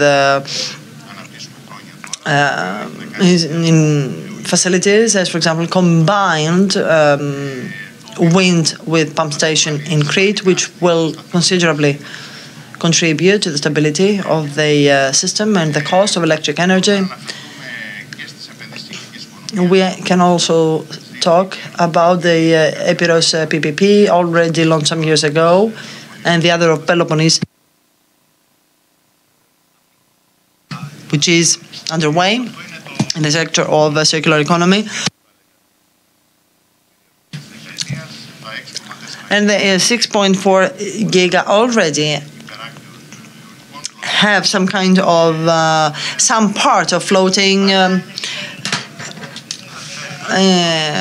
installations on offshore stations on condition that the legislative framework allows us to do so, because of course it takes some time to build offshore systems, and of course interconnections need to be there to interconnect the offshore parks. Well, we are more interested in the interconnection of onshore and expediting licensing and contracting procedures. Currently, the times are too long. What about the draft bill? Does it address some problems?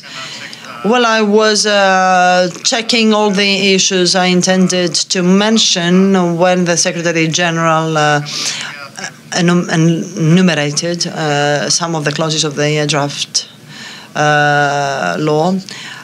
But the time required for the long interconnections is also very important.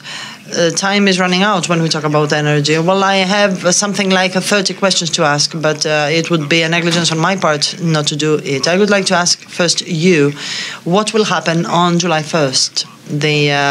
What about the new framework? Has it been agreed upon? Now, we have communicated that to Brussels. There seems not be, on their part, some objection, and therefore the legislative arrangement is finalized. Oh, this will be a part of the RES-related draft bill, right? And we will specialize with a ministerial decree, and details will be provided there. But the ministerial decree has already been drafted, and so this is something different from what we pay today for power. Yes, this will be a drastic intervention with a view to bringing the prices somewhere close to where they stood in September, at the beginning of the energy crisis. Well, usually we were talking about July. September is somewhat higher than July, probably. Well, let us be realistic. We certainly cannot go back to the pre-crisis era, but it will have nothing to do with what we have experienced over the past years. But this is a drastic solution for a specific long time period. Yes, we have been worked day and night because that was an overarching priority. And then we will expect any draft bill on offshore wind parks. Yeah, well, both technologies, actually. Here again, steps forward have been taken. I don't mean just to reiterate that it is expected. It will follow, let's say.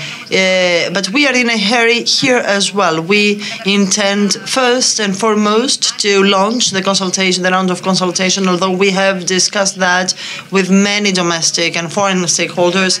And so we believe that it will open up a new market, and we invest in this market in Greece, Mr. Philippidis, because we do believe that Greece, by being active in offshore wind parks, it may become a Mediterranean hub, firstly, and secondly, create jobs and also infrastructures. Now, there's a feeling by some that these the renewable energy sources do not create jobs. This is true. But probably my interlocutors are more appropriate to give an answer to that. When you create, though, a value chain in this sector, then I am confident that many jobs, well-paid jobs, can be created and also attract people who have left because of the brain drain. Okay, so now there is the RES draft bill, the offshore wind park, the change in the wholesale power prices. What else is in the pipeline? Now, we have a powerful package when it comes to legislative arrangements. This reform, the simplification of licensing, will certainly be a big chapter that will be closed.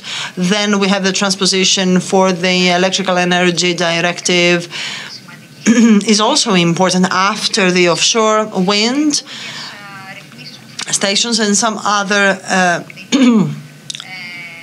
provisions that will facilitate the creation of energy communities. So this will be part of the second package of legislative initiatives. But first, we need to finish with the legislative work, and then we roll up our sleeves to promote the implementation of the projects, part of the RRF. And this requires so much time. I mean, we can spend the next months just to focus on the implementation of the RRF project in conjunction with Mr.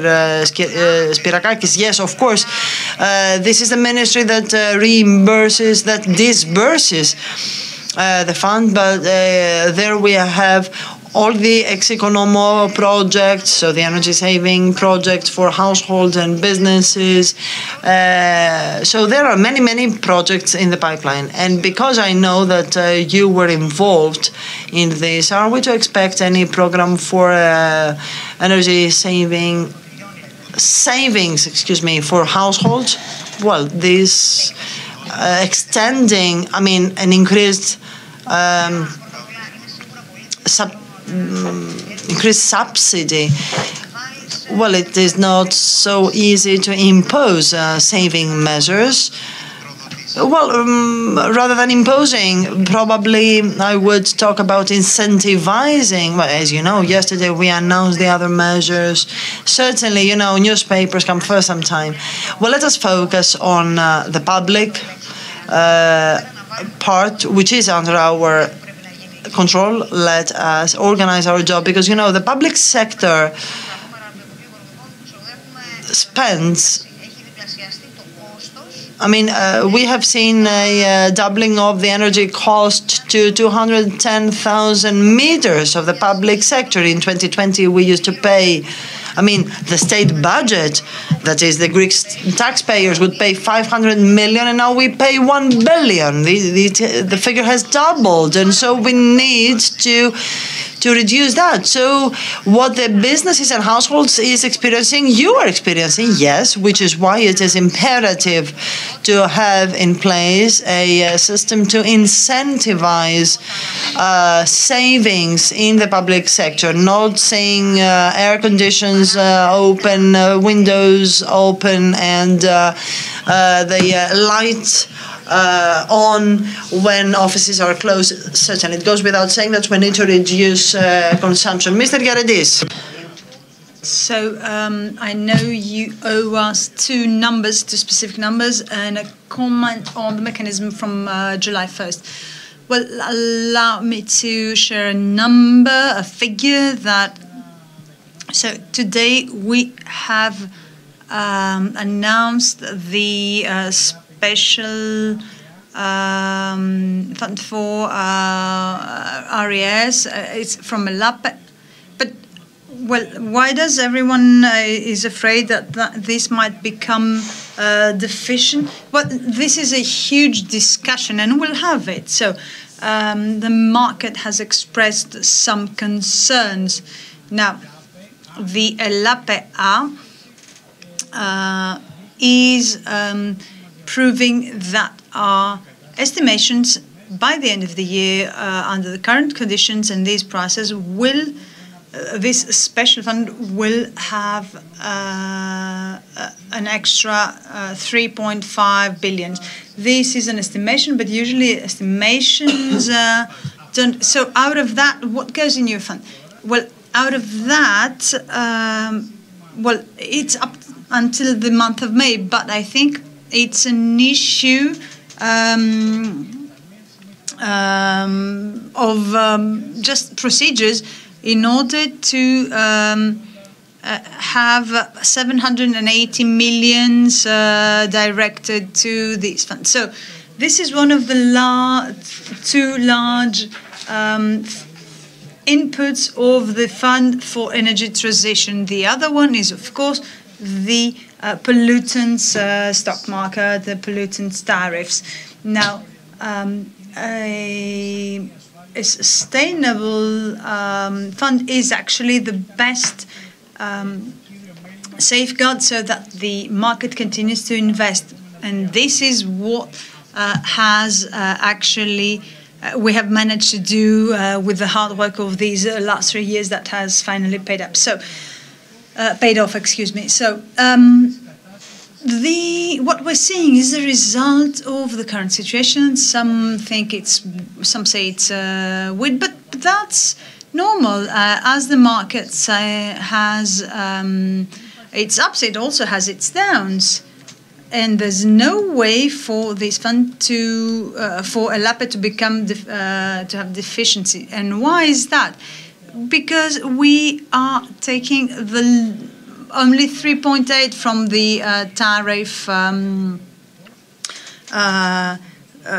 pollutant tariff. But if they want, they can increase that. It's a simple ministerial decision. So there will be absolutely no issue of that becoming deficient.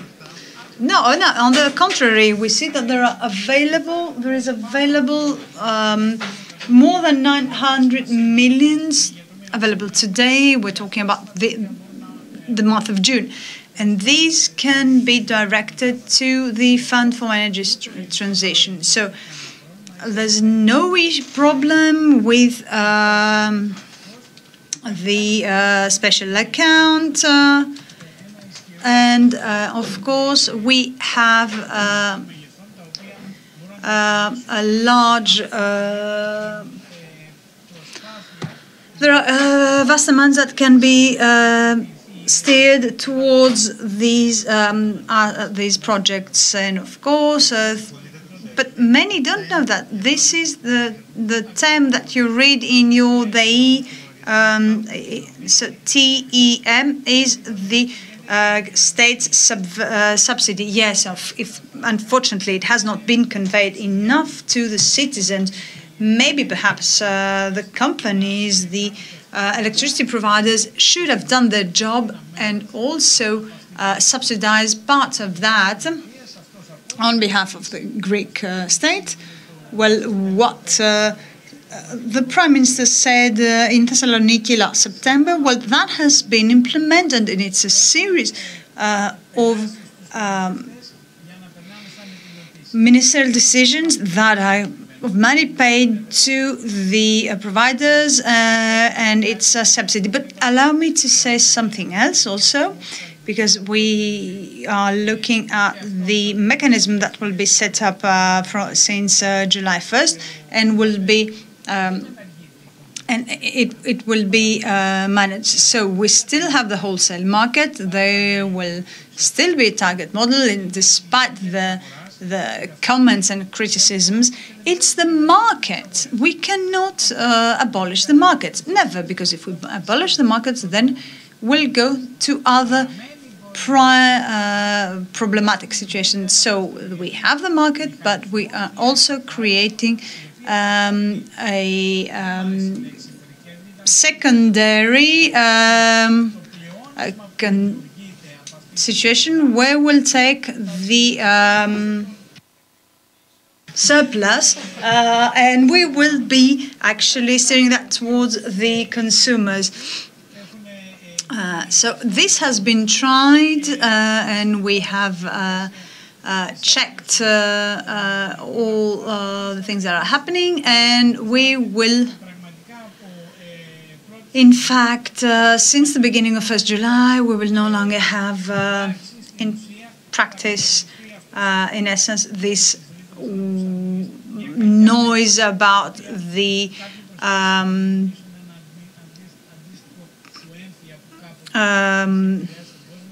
issue. So,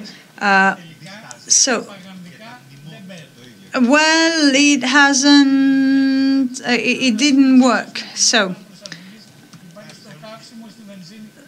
we have that for 35 years. Thank you very much, Mr. Lerendis. I would like to hear something from you as well, Mr. Capello. So, regarding the draft of law, it's a very important effort done by the ministry. It's a second phase. Now, the thing is that we have to see how that will be implemented by the public sector. So we might have a perfect project of law, but we're here currently in the region, and we have to see how things are moving forward. The thing is that we have, there are delays. So in previous cases, things have to be implemented. For example, this platform, this electronic system, I think will help a lot because there will be further visibility. People will see who's delaying, who's lagging behind. So, especially in central government, they have no idea. Yes, we might have great delays because there is no person who is doing the job, and especially now with COVID, it was an issue.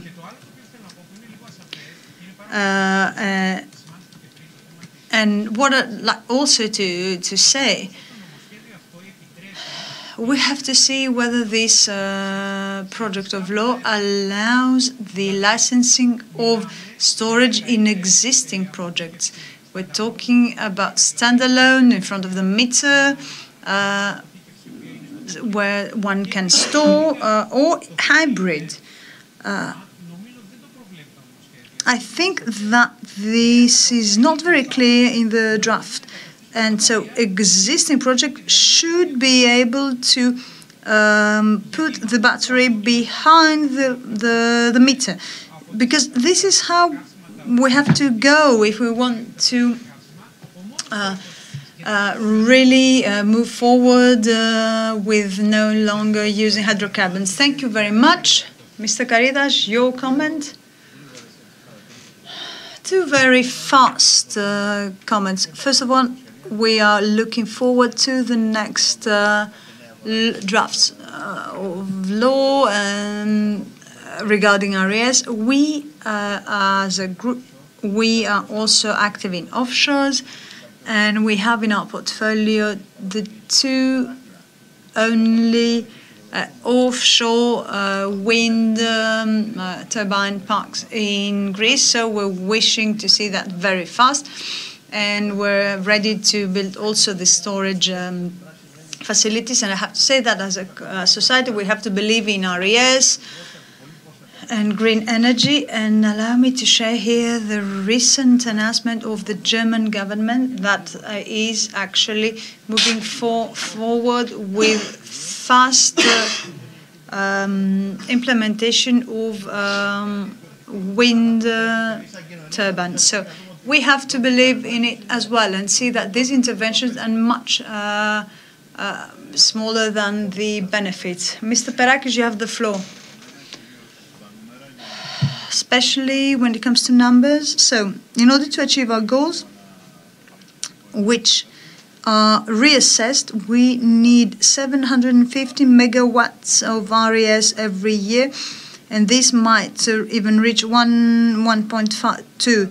So, we must have the necessary institutional tools in order to reach these goals. And since there is also the issue of spatial design. So when it comes to employment, clearly this is not tourism. I mean, this is a different sector, but it's a sector that offers more jobs than the conventional energy sources. We're talking about tens of thousands of work positions and job posts, So overall, we're talking not about only about a new technology, because RES are not new technologies. They are well established and they have a bright future ahead of them, and it is of public interest. I would like to thank you all. May I add something? Because there is this misunderstanding that RES and construction of RES don't cause permanent jobs. Well, this is a misunderstanding. This is distortion. Yes, but you've heard that. Yes. Yeah, well, even building raising a high-story building, that's not a permanent job, but overall, they create jobs. Thank you very much. Thank you very much, Mrs. Dougou, Mr. Laredis, everyone who was with us today. We are long, and I would like to give the floor to Mrs. Maria Nicolciu, and we'll see you soon.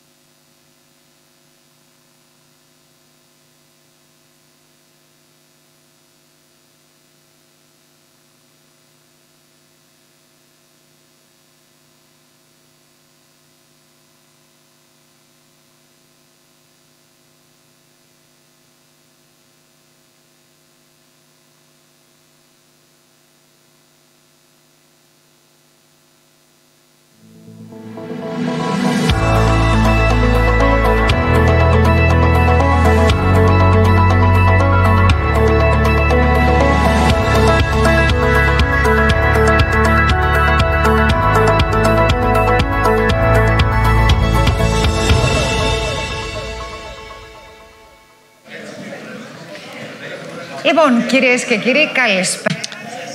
Ladies and gentlemen, good afternoon. I would like to once more thank the organizing committee, Peloponnesos newspaper, and the region of Western Greece for hosting us, welcoming us here already.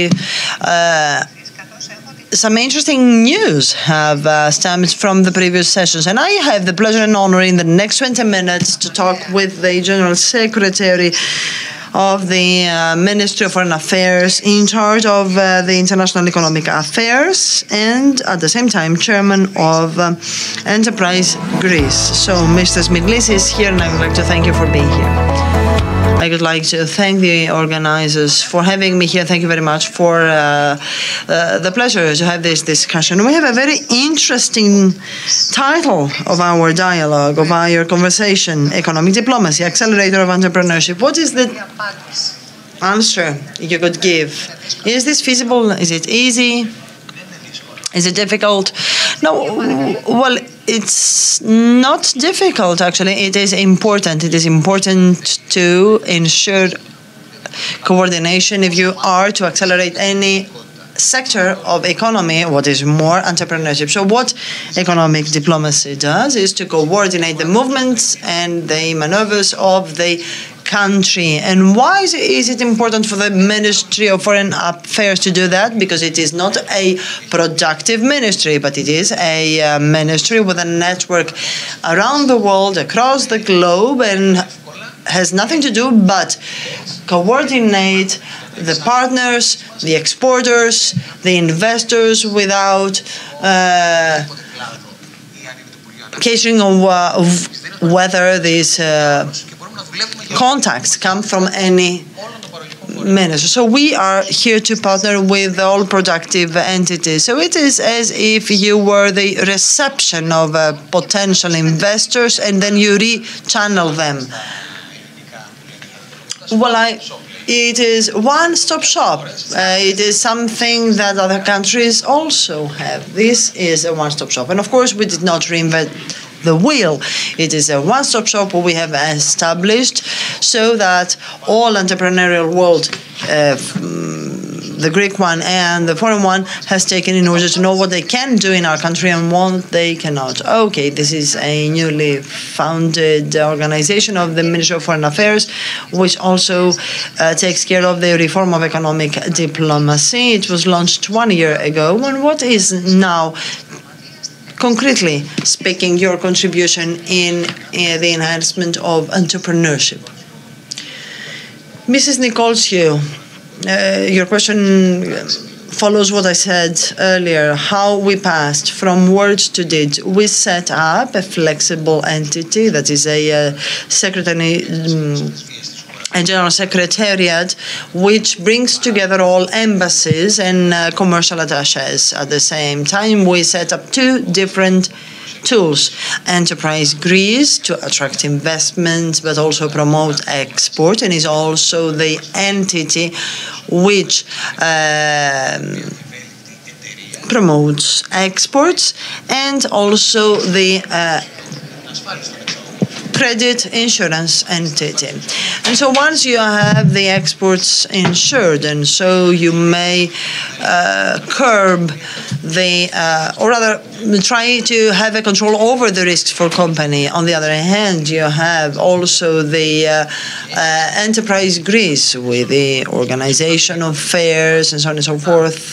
Then the only thing that remains is to include and take on board all the entrepreneurial world, the business world. This is what economic diplomacy does.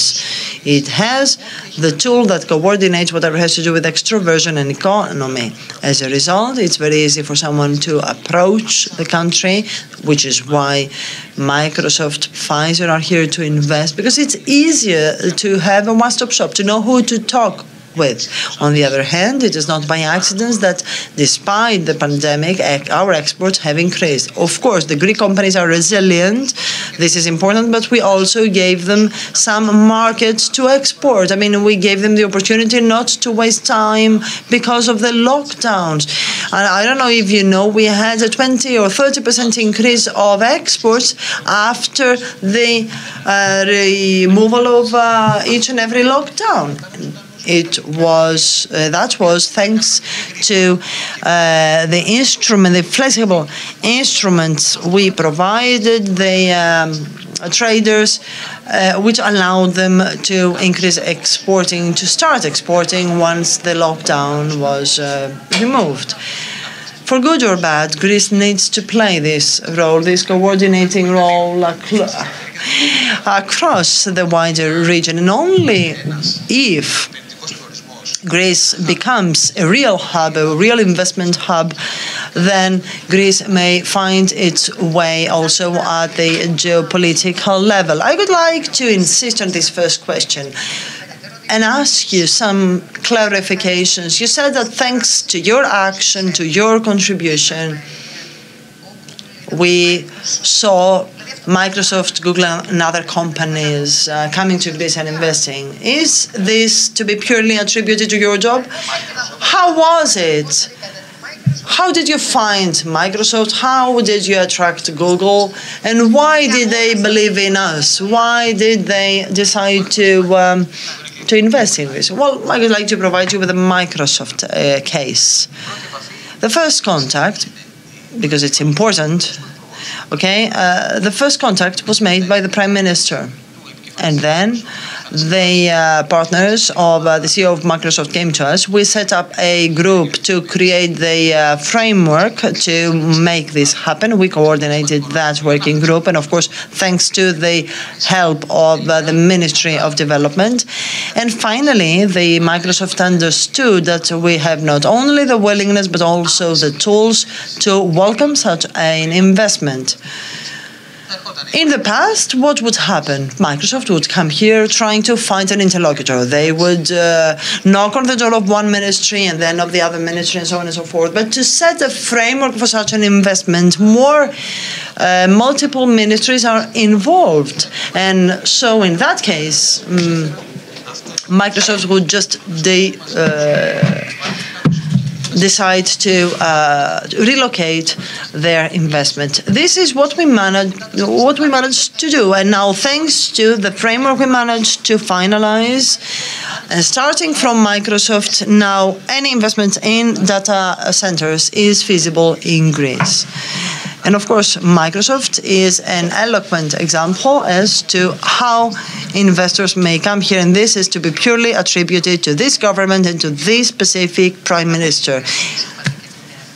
Okay, you also use New Democracy as...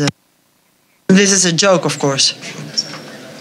Now, I insisted on this question because sometimes there may be contacts at the level of, at high levels, so the level of prime ministers, but then there's not the necessary framework to help this materialize. Was this the case with the Saudi Arabians? Well, you know, this is one of the traditional tools, that is missions and intergovernmental meetings. So through Enterprise Greece, we prepare, in our antenna office in Saudi Arabia, we prepared 2 visits. Our visit to Riyadh 3 months ago, and the one that followed. So we brought together the companies interested, 250 bilateral contact between Greek companies and Saudi Arabian companies took place a couple of months ago. We entered into an agreement to have 2 hubs, one in Greece and one in Saudi Arabia, for the data transfer through Cyprus that heads to Genova. And so this is a pipeline of data transfer, not natural gas, no, data transfer. Right. This is a very important pipeline which crosses the sea. So this is a real, tangible infrastructure, and data storage is key for the economy, for the future of the economy, because nowadays we don't rely on letters or paperwork. Data is the asset of a company and of a country. So if they show trust in you, then this certainly means that more investments are here to come. You need to advertise, to publicize this project. It is worth attracting the people's attention, no matter what the government in this country is. It's very important for the country. It is very important for the extroversion. I would like now to talk of the initiatives taken from your industry to boost entrepreneurship in the post-COVID era. We now have energy crisis. We have the war in Ukraine. What have you been doing in this regard? Now, what we did amidst the pandemic, and we were swift in doing that, was to create, in conjunction with the Ministry of Digital Transformation, we relied on their expertise to create platforms, to create a room for the Greek companies to be in contact with the rest of the world, which is why, as I said earlier, we managed to keep our experts alive. So we contributed, because of course we are not the real economy. It's the businesses which are the backbone of the real economy. We have to pave the way for them to create the ground, to pave the ground. After the pandemic, we had to prepare the infrastructure, the structure. So we reached out to all chambers in Greece to remake a registry of exporters in order to have a better image in the one-stop shop. Of course, then after the pandemic, we had the war. And when the war exploded, the situation was different. We had to find alternative market for the Greek products, the ones supposed to be exported to Russia. A good example is Castoria first. 90% of our exports were addressed to Russia and Ukraine. 1 month after the explosion of the war, we attracted buyers from South Korea, which is a considerable fur-related market. So we invited them to Castoria, and agreements were made, exports were made, and so we managed to give some oxygen to the industry. Well, this is kind of news. What percentage of the stock has been exported? A high percentage of the first stock was sold there, and you're a lady, so you know what I mean. There are some specifications of the ladies from Russia and some different specifications for the South Korean market, and it's very difficult to convince the manufacturer. And this is why here the Greek business's quality matters. And so, yes, a high percentage of the stock was sold, but this also was followed by another visit of our companies to Korea. And there is a follow-up, right? What matters is to preempt what will happen and to create new markets.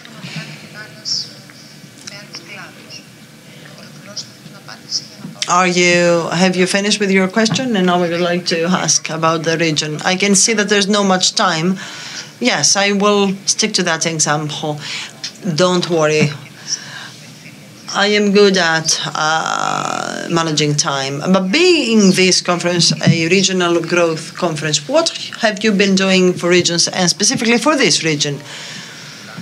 Well, what we have been doing in favor of regions is this. We have set up a structure that will be useful for possibly all Greek businesses, not only the big businesses, the businesses based in Athens, but all businesses across the national territory. So what our legacy will be next year when the elections are expected, we expect for the structure to, in conjunction with the local chambers or productive entities and regions, to be there. We have an agreement with the Association of Regions to have an antenna extroversion office in all regions, which will be managed by the region and enterprise Greece, but the local productive entities, chambers, will have the full responsibility over that.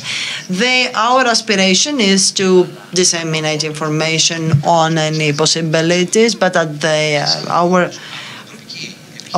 end objective is to have a national registry of exporters. So our objective is to take the Enterprise Greece and the Ministry of Foreign Affairs and all the other tools that have been developed to be available for them, for all the stakeholders. No need for businessmen to try to contact the commercial attachés in our embassy in Ecuador. So we want to reach out to all businesses in order to be a meeting point for all stakeholders. In particular, when it comes to Western Greece, we have repeatedly visited this region, and here there are the elected representatives, but also the chambers are very active. They have bothered us, let's say they have knocked on our door repeatedly. This is why we have also visited Kalandritsa. But it's a beautiful region, isn't it? And its local production and proposition is unique. Yes, indeed, we are interested in how to further develop the port of Patras, the Kalandritsa plot, together with Auditorium SA. We invited them to accompany us to Dubai. We also have in mind the Astakos port that could become a marina for large yachts. So we spare no effort to attract investors, because in our view, what we have to do for this region is to promote a couple of important investments. Please do something for Toliko. It's a beautiful area, and though it suffers from unemployment to such an extent that in August there's no one. Well, I'm quite interested in Toliko because my wife is from there. Oh, I didn't know. So yeah, it's a magical place. Let us not forget about that. Of course, tourism also has an important share, as does cruise for Western Greece. In cooperation with Croatia, we intend to increase the home port and increase the cruise circulation. You are fortunate enough to have both tourism and combine tourism and local produce in Western Greece. Well, I don't come from Western Greece. I come from Ceres. Okay, so I'm addressing to the organizers. However, the road network is also very good. There are other infrastructures as a port, which is excellent. This morning I visited two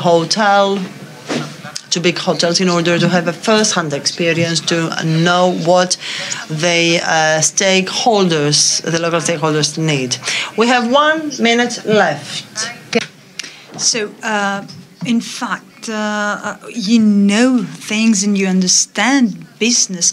And let me say the following. You know how one must sell this product. So we seem a bit very optimistic. There are some basic issues that you have to overcome in order to do your job. Well, since we have to deal with the public sector, we have to overcome red tape, and we try to establish procedures that will allow us to move faster. But this is an overall problem of the public sector. So it always helps to actually change, for example, the scope and the mandate of people working in the public sector. For example, if you're an ambassador and you've been selling Greece for many years, and then you have someone and you want them to do another job and sell bicycles, for example. So we are trying to forge a modern network that will represent Greece in all its all its aspects. So this is the time where we are actually building these institutions, and we're always facing a crisis, and we have to adapt to the current crisis.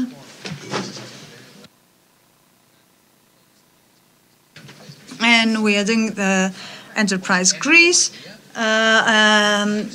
and we have increased by 30%, almost 30% export under the pandemic and COVID. So imagine what is the untapped potential. So we wish you all the best, Mrs. Mirlis. Thank you very much. Thank you all, ladies and gentlemen. And we now give the floor to the next speakers. Τελικά 20 λεπτά ήταν λίγα.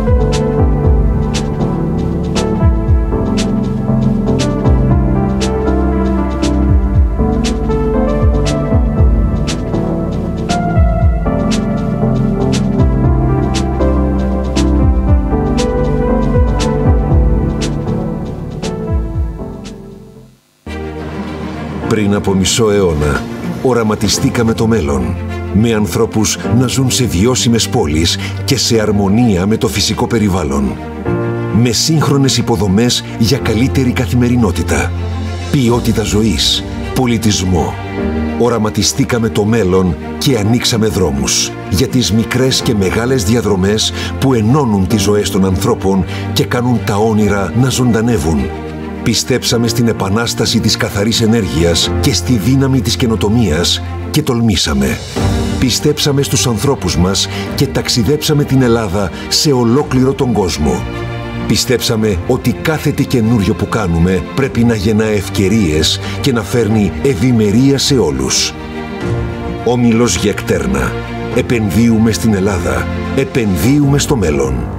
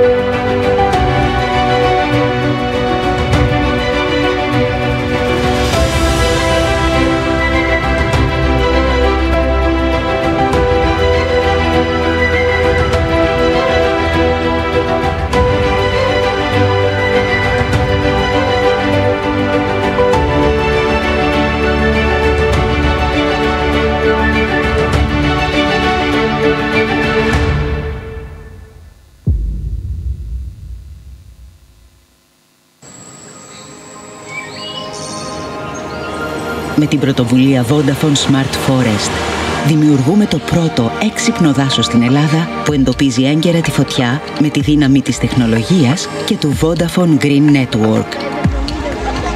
Αγκαλιάζουμε πιλωτικά περισσότερα από 314.000 στρέμματα στην Πάρνηθα και δημιουργούμε το υπόδειγμα για να είναι πιο ασφαλή από πυρκαγιές στα δάση της χώρας μας. Γιατί όταν μπορούμε να προστατεύουμε το δάσος, μπορούμε να συμβάλλουμε σε ένα πιο βιώσιμο μέλλον για τις επόμενες γενιές. Together we can. Vodafone.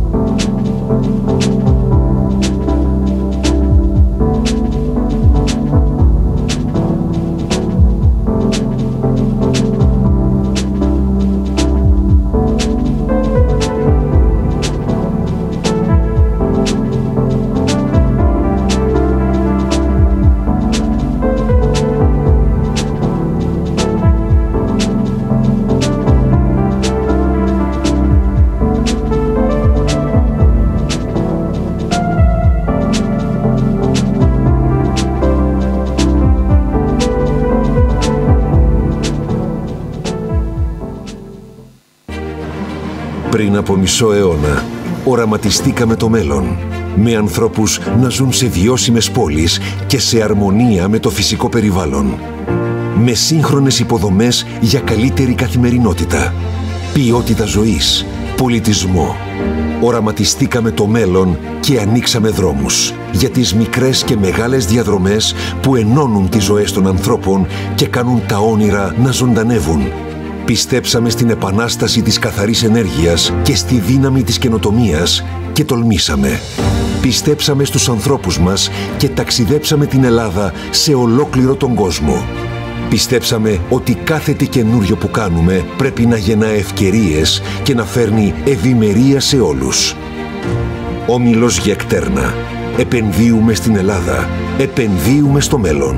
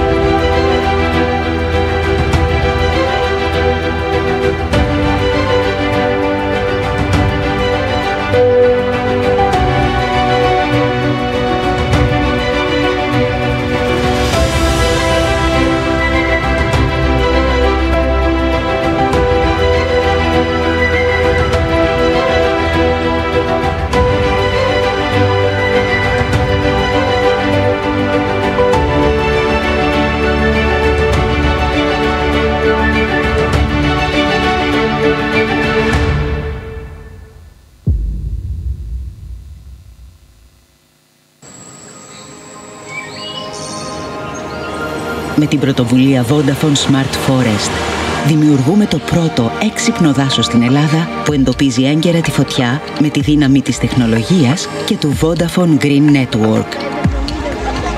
Αγκαλιάζουμε πιλωτικά περισσότερα από 314.000 στρέμματα στην Πάρνηθα και δημιουργούμε το υπόδειγμα για να είναι πιο ασφαλή από πυρκαγιές τα δάση της χώρας μας. Γιατί όταν μπορούμε να προστατεύουμε το δάσος, μπορούμε να συμβάλλουμε σε ένα πιο βιώσιμο μέλλον για τις επόμενες γενιές. Together we can. Vodafone.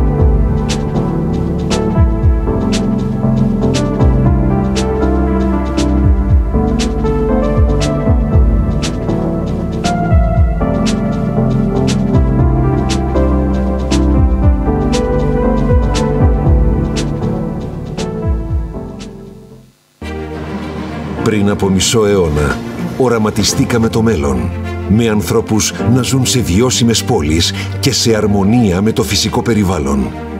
Με σύγχρονες υποδομές για καλύτερη καθημερινότητα, ποιότητα ζωής, πολιτισμό.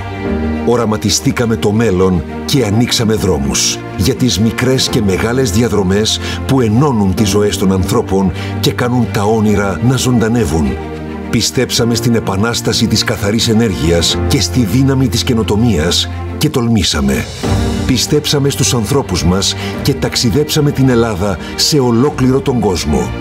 Πιστέψαμε ότι κάθε τι καινούριο που κάνουμε πρέπει να γεννά ευκαιρίες και να φέρνει ευημερία σε όλους. Όμιλος Γεκτέρνα. Επενδύουμε στην Ελλάδα. Επενδύουμε στο μέλλον.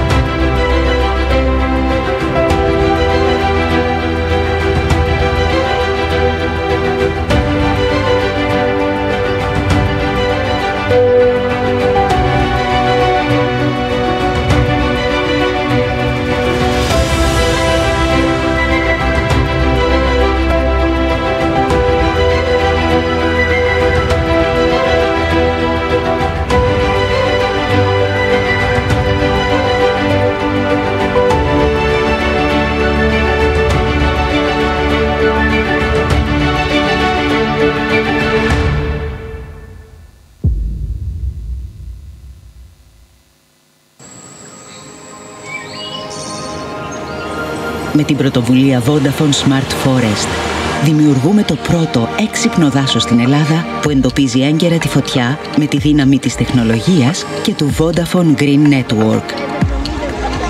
Αγκαλιάζουμε πιλωτικά περισσότερα από 314.000 στρέμματα στην Πάρνηθα και δημιουργούμε το υπόδειγμα για να είναι πιο ασφαλή από πυρκαγιές τα δάση της χώρας μας. Γιατί όταν μπορούμε να προστατεύουμε το δάσος, μπορούμε να συμβάλλουμε σε ένα πιο βιώσιμο μέλλον για τις επόμενες γενιές. Together we can. Vodafone.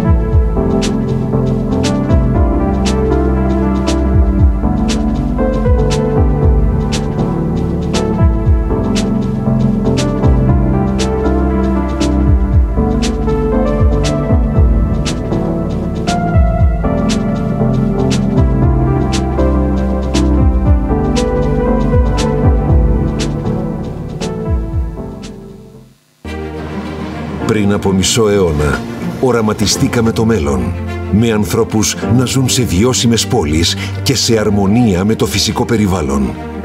Με σύγχρονες υποδομές για καλύτερη καθημερινότητα, ποιότητα ζωής, πολιτισμό. Οραματιστήκαμε το μέλλον και ανοίξαμε δρόμους για τις μικρές και μεγάλες διαδρομές που ενώνουν τις ζωές των ανθρώπων και κάνουν τα όνειρα να ζωντανεύουν. Πιστέψαμε στην επανάσταση της καθαρής ενέργειας και στη δύναμη της καινοτομίας και τολμήσαμε. Πιστέψαμε στους ανθρώπους μας και ταξιδέψαμε την Ελλάδα σε ολόκληρο τον κόσμο. Πιστέψαμε ότι κάθε τι καινούριο που κάνουμε πρέπει να γεννά ευκαιρίες και να φέρνει ευημερία σε όλους. Όμιλος Γεκτέρνα. Επενδύουμε στην Ελλάδα. Επενδύουμε στο μέλλον.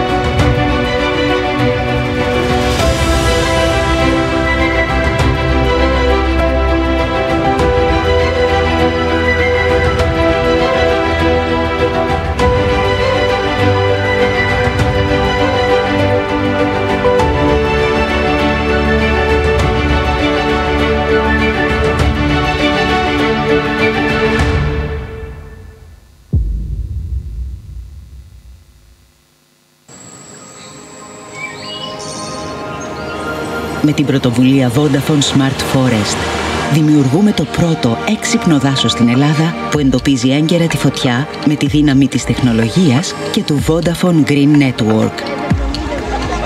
Αγκαλιάζουμε πιλωτικά περισσότερα από 314.000 στρέμματα στην Πάρνηθα και δημιουργούμε το υπόδειγμα για να είναι πιο ασφαλή από πυρκαγιές τα δάση της χώρας μας. Γιατί όταν μπορούμε να προστατεύουμε το δάσος, μπορούμε να συμβάλλουμε σε ένα πιο βιώσιμο μέλλον για τις επόμενες γενιές. Together we can. Vodafone.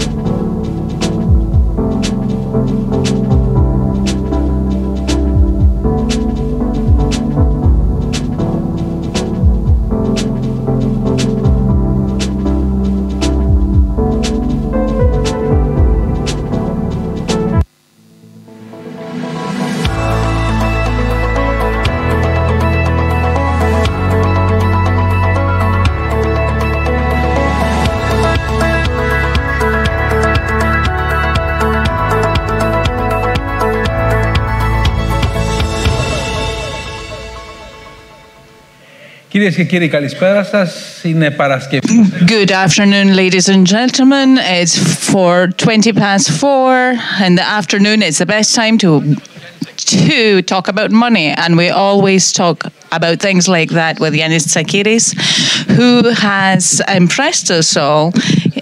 He, not only us, but also with the Prime Minister, on his course in finding financing and their investment and investment strategies. This is his job at the government today. He's looking for money, and he then places this money into innovative investments in the country. Mr. Tsakiris, I'd like to start with something we all know about, the NSRF. Next week, on the 16th of June, the government at Kalamata is going to announce, amongst great funfair, the new NSRF. What does this mean? Yes, of course.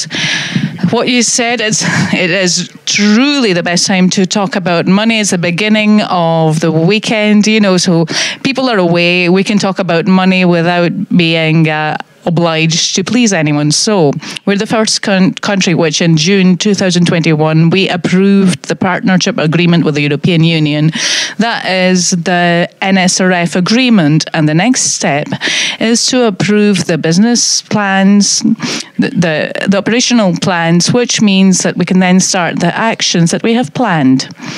We are awaiting next week for the approval of at least 3 operational programs, including that for competitiveness for SMEs, which is the one that we are mostly interested in order to avoid a financing gap in the market.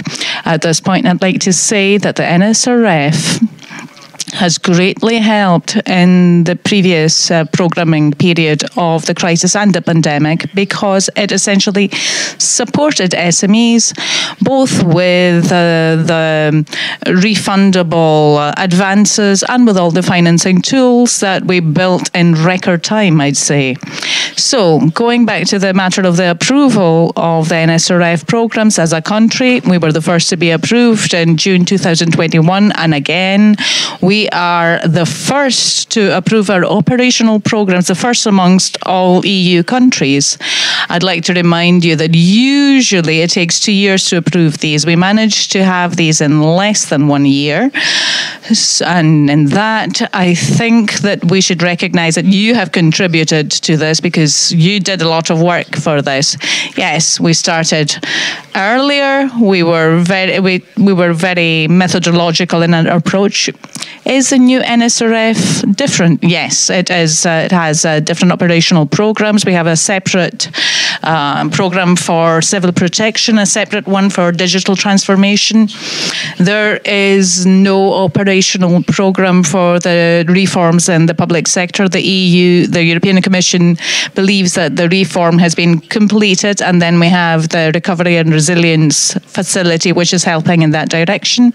The new NSRF is more focused on financing and investment strategies dedicated to the digital transformation and green transition. So we won't have actions that are broader concerning in general investments, but these investments by companies should be linked with these two targets. So I'd like to say that NSRF is extremely important for SMEs.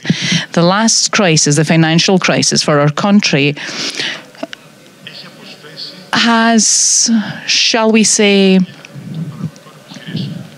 led to a write-off of the productive assets of businesses, which means that they have depreciated and been amortized over time, in essence. So this is a very good opportunity for the business world in Greece and for the country as a whole to use this NSRF, to have SMEs use it, to be able to invest in new assets, new production assets, which will be greener and digital, and which will allow Greek companies to become more competitive, and thus to gain a greater market share and lead to a greater GDP. So that what we're after is green digital investments for SME assets. There's a small part dedicated to female entrepreneurship, but this is not for working capital as we had over the previous 2 years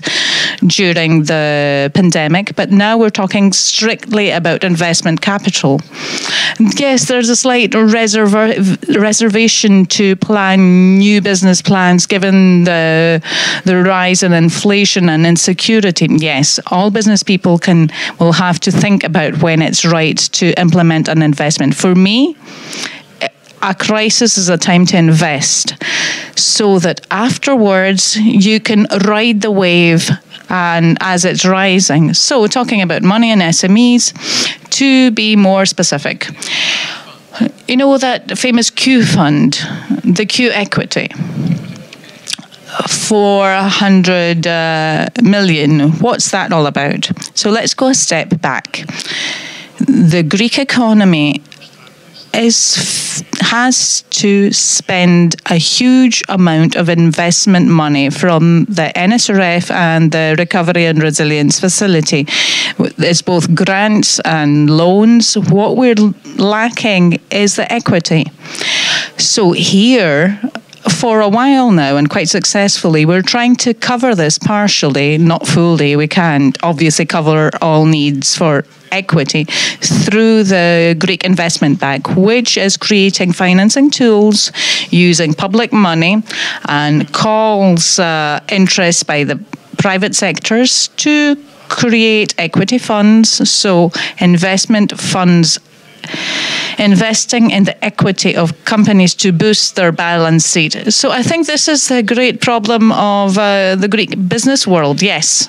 So we've got loans to give out, we've got grants, we don't have equity. Yes, this is the most expensive part in any company's balance sheet. So the Q equity is a lot of money which we get from the recovery facility, and we put it into the market, and we're waiting as much money from private investors to achieve a balance there. So has this been done already? No.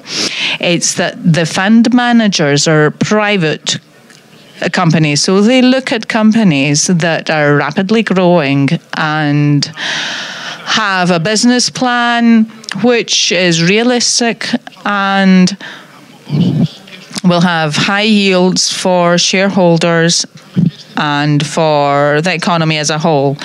So 400 million, yes, which means that we want another 400 million from private investments.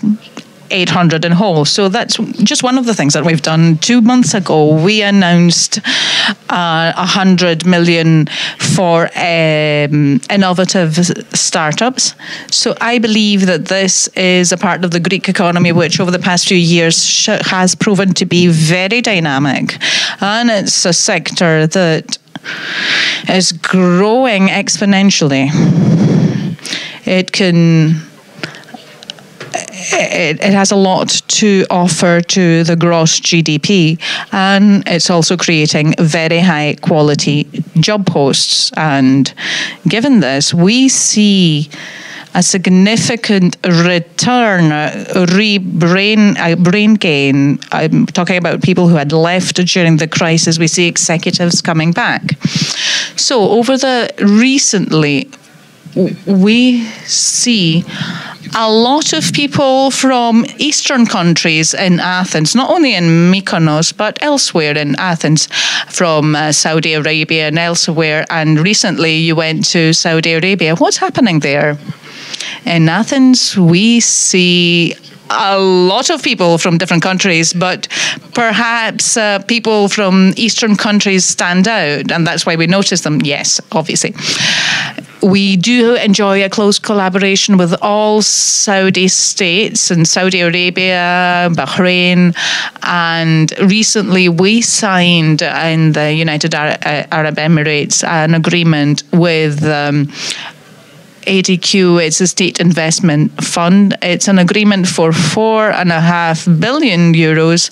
So over 5 years, this fund will invest in Greece and companies and projects that we will propose, and obviously they will approve of. And part of this money will be invested in funds, like equity funds for companies. At the moment, we are preparing the mechanism for investments, and I believe that soon we will have some news regarding this. So what kind of news? No, I've got nothing specific to tell you now. There is a great interest, great business interest. It's not just PR by these funds to invest in Greek companies and in general in the Greek economy. The Greek economy continues to show a greatly dynamic course. It was not really affected by the pandemic. The government actually did a lot, obviously with the support of society and with the help of society. I remind you, we didn't have any companies closing down. We had a reduction in unemployment, so an increase in employment. And all this is good to show to foreign investors. So all foreign euros that enter into an economy has great multiplier effects, much more than domestic euros. So in the long term, say over 4 or 5 years, all these funds, we believe, will be invested in great Greek companies. So going back to the start, to the NSRF, there's a mechanism for using the NSRF funds, and this is a tool that we haven't used so far. It's the Hellenic Investment Bank. And it seems to have found its due role. It's not just a planned tool, it's a leverage tool for funds. Can we talk about this for a bit? Yes. All EU member states have a robust investment and growth authority. So the Hellenic Investment Bank, it's not really a bank, it's a development organization. We call it a bank because it uses financing tools and it does not accept deposits, obviously. It's an asset manager, so it manages public and private money from the NSRF to create financing products and thus to boost the access to financing by Greek companies. Over 2 years, the Hellenic Investment Bank has managed to help support, give 7 billion euros in loans, 6 of those during the pandemic, through financing projects such as the TEPICH, the guarantee program. So it's a great financer of growth for Greek SMEs.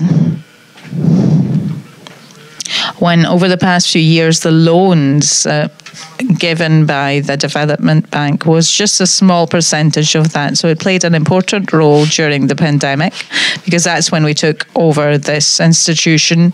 And we think that it's going to play an even more important role during the period of growth. Again, through financing tools that are going to contribute to the investments to be made by SMEs. So, in conclusion, where do you think that the investment focuses on in the Greek economy, apart from all things digital and green? At this point, I have a bit of a minority view. I believe that every sector in an economy has its own opportunities. Each sector has a niche market which can lead to significant gains and profit and growth. And then each sector has a part that leads to damage and loss and is problematic. So obviously there's an interplay between sectors, and all sectors of the Greek economy are attractive. But of course, the tourism sector, startups and tech companies are very attractive. And what we see rising is agri-food. And this is very good for Greece because looking at different sectors being boosted and growing, we avoid the kind of the imbalanced growth only of the tourist sector, because this means that during a crisis, if you don't have a backup sector to balance things out, you know, it's different. Yes, and Greece is very much in fashion at the moment. Yes, exactly. So it's actually very wise to boost other sectors now, because, for example, during the pandemic, tourism was not in fashion, so this allows us to safeguard the economy. So I saw that you had tried for a collaboration with the PP, the French Development Bank, and the Prime Minister had come, and it was interesting because he came with an event with another development bank to focus exactly on what you're doing. What are you doing there? With the French Development Bank, we have been working, the Greek Hellenic Development Bank has been working for many years. And as a ministry, we listen to what they're saying because they've managed a lot of things. Yes, it's a very large bank. Again, it's not a bank. It gives out loans. It doesn't accept deposits. It's an asset manager, essentially. It has a lot of innovative financing products. We do copy some of these. Obviously, it's much easier. It's easier to copy than to build from scratch. Yes, copying is the highest form of intelligence. Yes, obviously. So I think that as students, we used to do that a lot, didn't we? So the Greek economy is not so different from the Greek economy. So we have the same challenges and problems and the same opportunities. So we draw knowledge, we participate in the scale up. It's a European initiative to boost large European tech companies to keep them within Europe. Europe has a problem.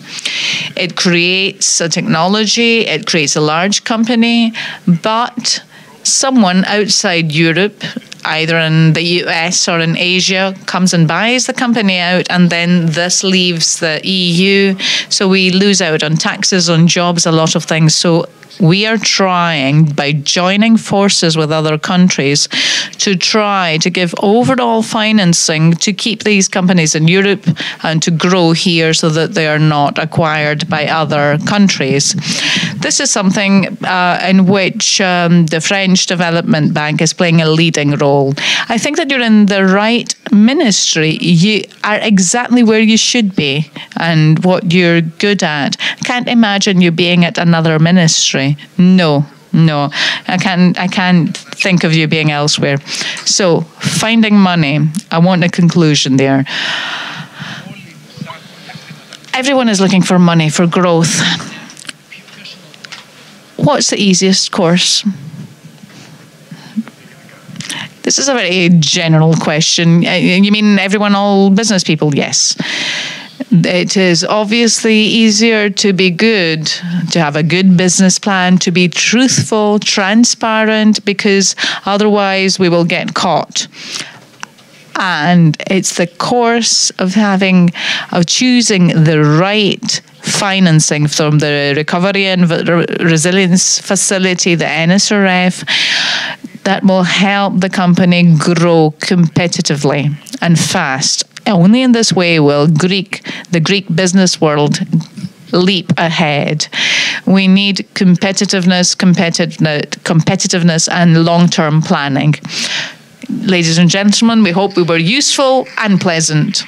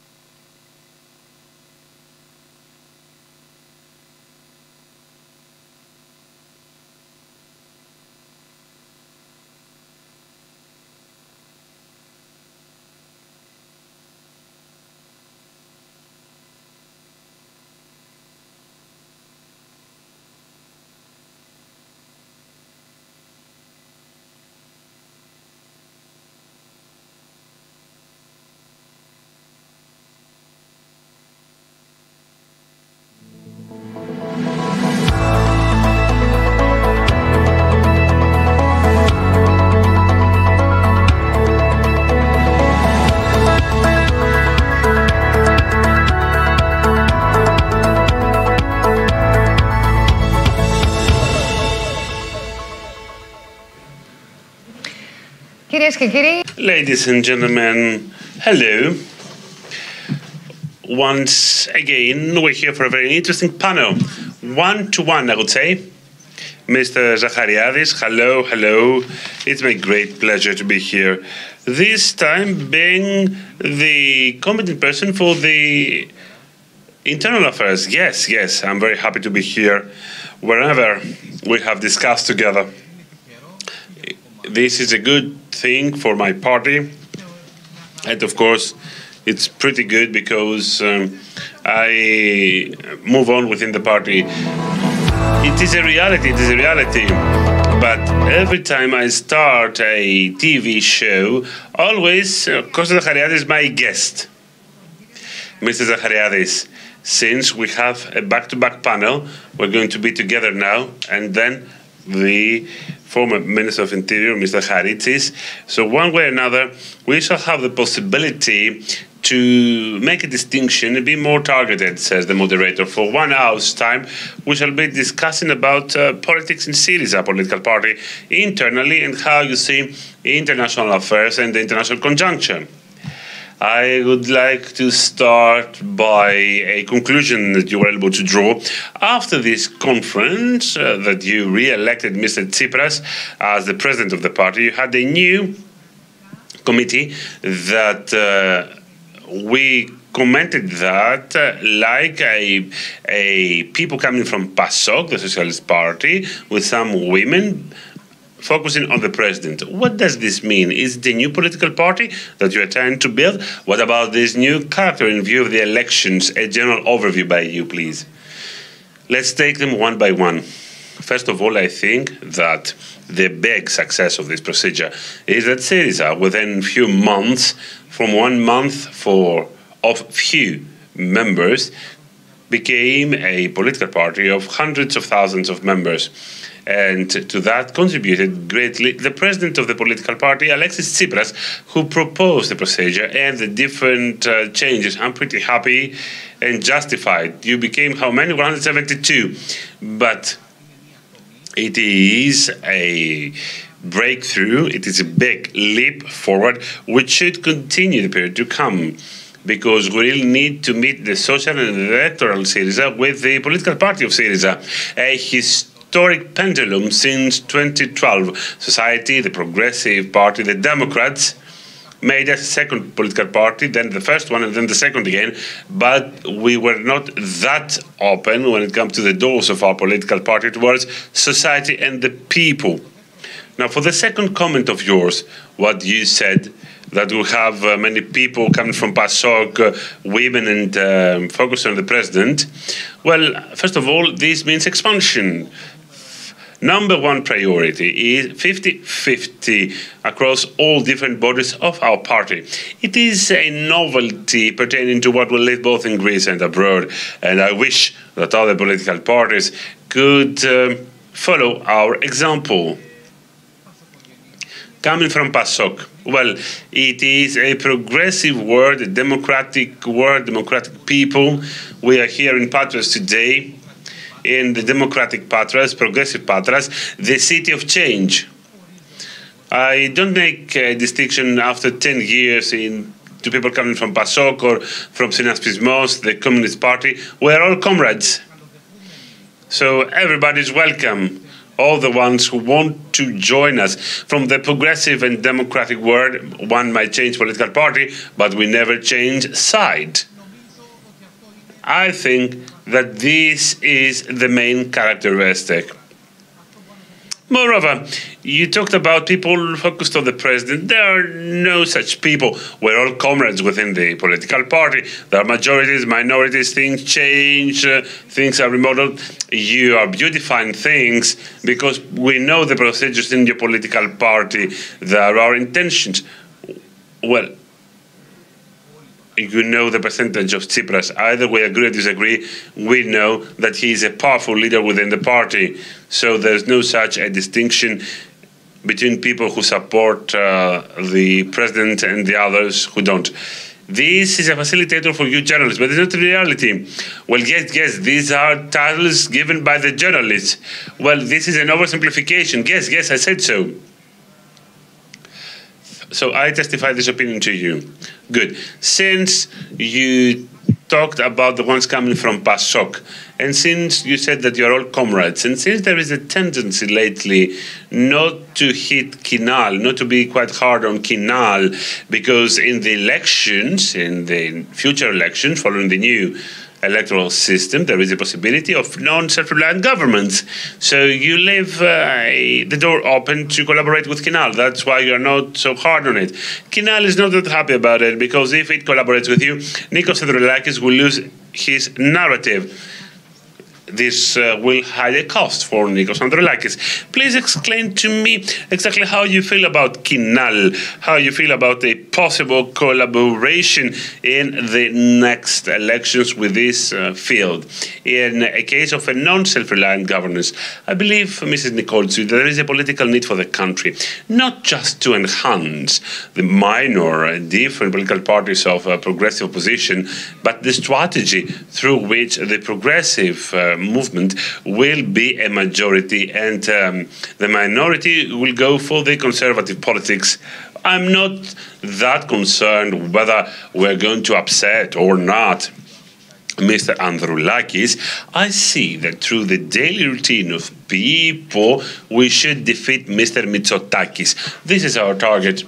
We need to be the first political party in the elections. We must take the first order, and then everybody will undertake his or her own responsibility. If this narrative does not match based on what is related to the daily routine of people in a friendly way, let's change it, because what we are suggesting is what goes on in the majority of European countries. What about the reality in the EU government in Spain, which is the bigger pole is socialists and the minor pole the leftists? What about Germany? The conservatives lost, so now we have in majority socialists, liberals and greens. What about the Nordic countries? What about Portugal in the near past? Right now, what is of paramount importance is one social need. There is a need to turn the page in our country, not to have an internal competition that in the framework of the broader progressive political party will amuse Mr. Mitsotakis. If we have a fight with Kinal and the other progressive political party, this is the best scenario for Mr. Mitsotakis. Well, I keep that you consider Kinal as a progressive party. Well, Mrs. Nikoltsou, let me tell you, because Kinal, they believe that you are their opponent. Kinal changed their names. Now the new name is PASOK Kinal. We can say, even today, that there is a motto that people will never forget what the Conservative Party is about. What about Mr. Androulakis? Moreover, he should remember the political phrases used by the socialists in the past and by the late Fofi Genimata for Mr. Genimata's Maximu S.A. I haven't heard that since September, October of 2021. In this sense, when there is a family photo every month, and a friendly photo in the European Socialists, I don't get why number one should be the clash between the progressive political powers. Yes, it's pretty clear, period to that. We have 21 minutes left. You defined this field, that is who you are and with whom you might partner. But now let us see your opponent. I don't just mean New Democracy and Mr. Mitsotakis. We see that in Europe throughout the last years, there is an ascent of the far right. There is an ascent of political parties and people like Orban. We see that Mrs. Le Pen in France, quite clearly and eloquently, is a prevailing part for the French society. Please give me your view, not just when it comes to our destination to be useful. We should overcome what has happened in being quite substantial. In other words, what haven't you done, you urban political parties, to put it in that way? And how can you allow to populists, to Le Pen, to Orban, to win the hearts and minds of people and give some answers? For instance, we've seen what goes on with banks in their countries, Orban, for instance, or what happened with the Swiss franc. Daily routine problems these different structures may solve all these different problems. What didn't you do? Why did you lose these people? Well, first things first. Okay, about the German political party first. Syriza is a left political party, a party which needs to express the big social majority. And we're talking about workers, employees, SMEs, the vast majority of the non-privileged. Let us not go back to 1800, which were the bourgeois who performed the revolution, etc. But each one should know who they are and have a clear view about the future. Indeed, the situation with far right in Europe is quite puzzling and alarming. The most alarming thing is that a significant part of the political forces did not understand what has happened with the far right since the global financial crisis in 2008. We are deeply concerned with what goes on. I'm talking about the energy crisis throughout Europe and about the food crisis. I'm also worried about the role of some totalitarian forces, among which Russia, Orban, because they play a key role. That is why we have underlined different terms of financial sustainability and democracy. Moreover, we talked about the transition plan into the new era, the big need to discuss and have a meeting between the forces of the left. We belong in that. We can meet with social democrats, with socialists and greens, because the democratic camp to have a majority in Europe should convene and cooperate. Otherwise, there will be a conservative momentum, conservative reflex, and you are right, there is a series of problems, of questions. When we were in power, we couldn't tackle them, or we were not able to tackle them, but I do not share an holistic approach that we didn't want to. We were in power in a very difficult conjuncture. We undertook power in a very difficult era. We couldn't pay pensions or wages for civil servants. At the end, our country was free from memoranda with a very powerful reserve. To make it so, we put pressure, we really put pressure, I would say, into the middle class, and certainly our main goal was how we could stabilize the financial sector of our country. There were policies for a big part of people with many debts or bad loans. It was not a policy which had our own mark, but in a framework of one big consensus that took place in 2015 and a hard situation that prevails at the European scale. We did our best, and I think that this will be the framework for the next day as things are shaped. I would like to insist on that.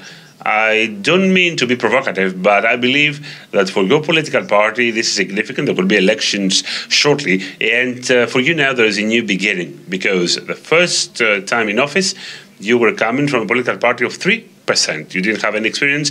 You are not homogeneous either. You didn't have the staff or the common sense about how you could run offices. You are criticized in a triple way. First, you had an ideological problem. Some were too leftists, some others played in a systemic way, too systemically, and you lost your moral advantage, your ethical advantage. Second point, we're criticized by whom? By the ones who have a debt of 400 million euros. No, let us take all things. Let me reply to all things. First things first. No, please. Give me a moment. Second, or rather before that, the ethical advantage and coming from a broader movement. That is why people are going to far right. You were considered by some as a systemic party. You played with the system, and that is why they are saying that you lost the advantage. Second point, you could not understand reality, the reality that you had to face due to lack of experience in being the party in power. And third, you didn't have a clear ideological profile. What were your intentions? Have you left all that behind? Do you believe that you may move on looking into these errors of the past? And please reply about the ethical advantage as well. I believe that in 2022 and 2023, we cannot compare that to 2015 or 2012. neither for Syriza, Progressive Alliance, nor for the situation that prevails in Europe and in the world. Syriza, Progressive Alliance, is a political party that has a vision for tomorrow and also wants to give some solutions and replies to the problems of the citizens today, which means, de facto, if we judge from the way that Europe works, from the different alliances which are mandatory, that there will be different views, but there will be some consensus. Well, there's no other way to move on.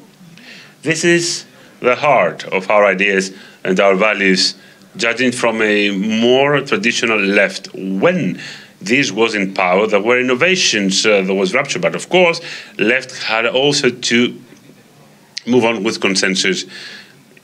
In the historic left, we did not discover consensus in 2015. We didn't discover compromise in 2015.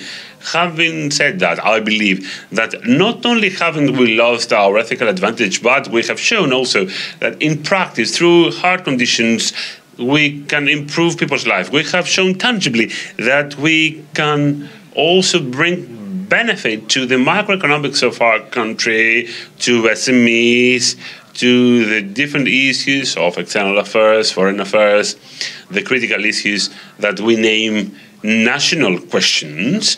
We were able to demonstrate that a left coming from a radical left, but it might be a melting pot for social democrats, the Greens, ecology, may give replies for today.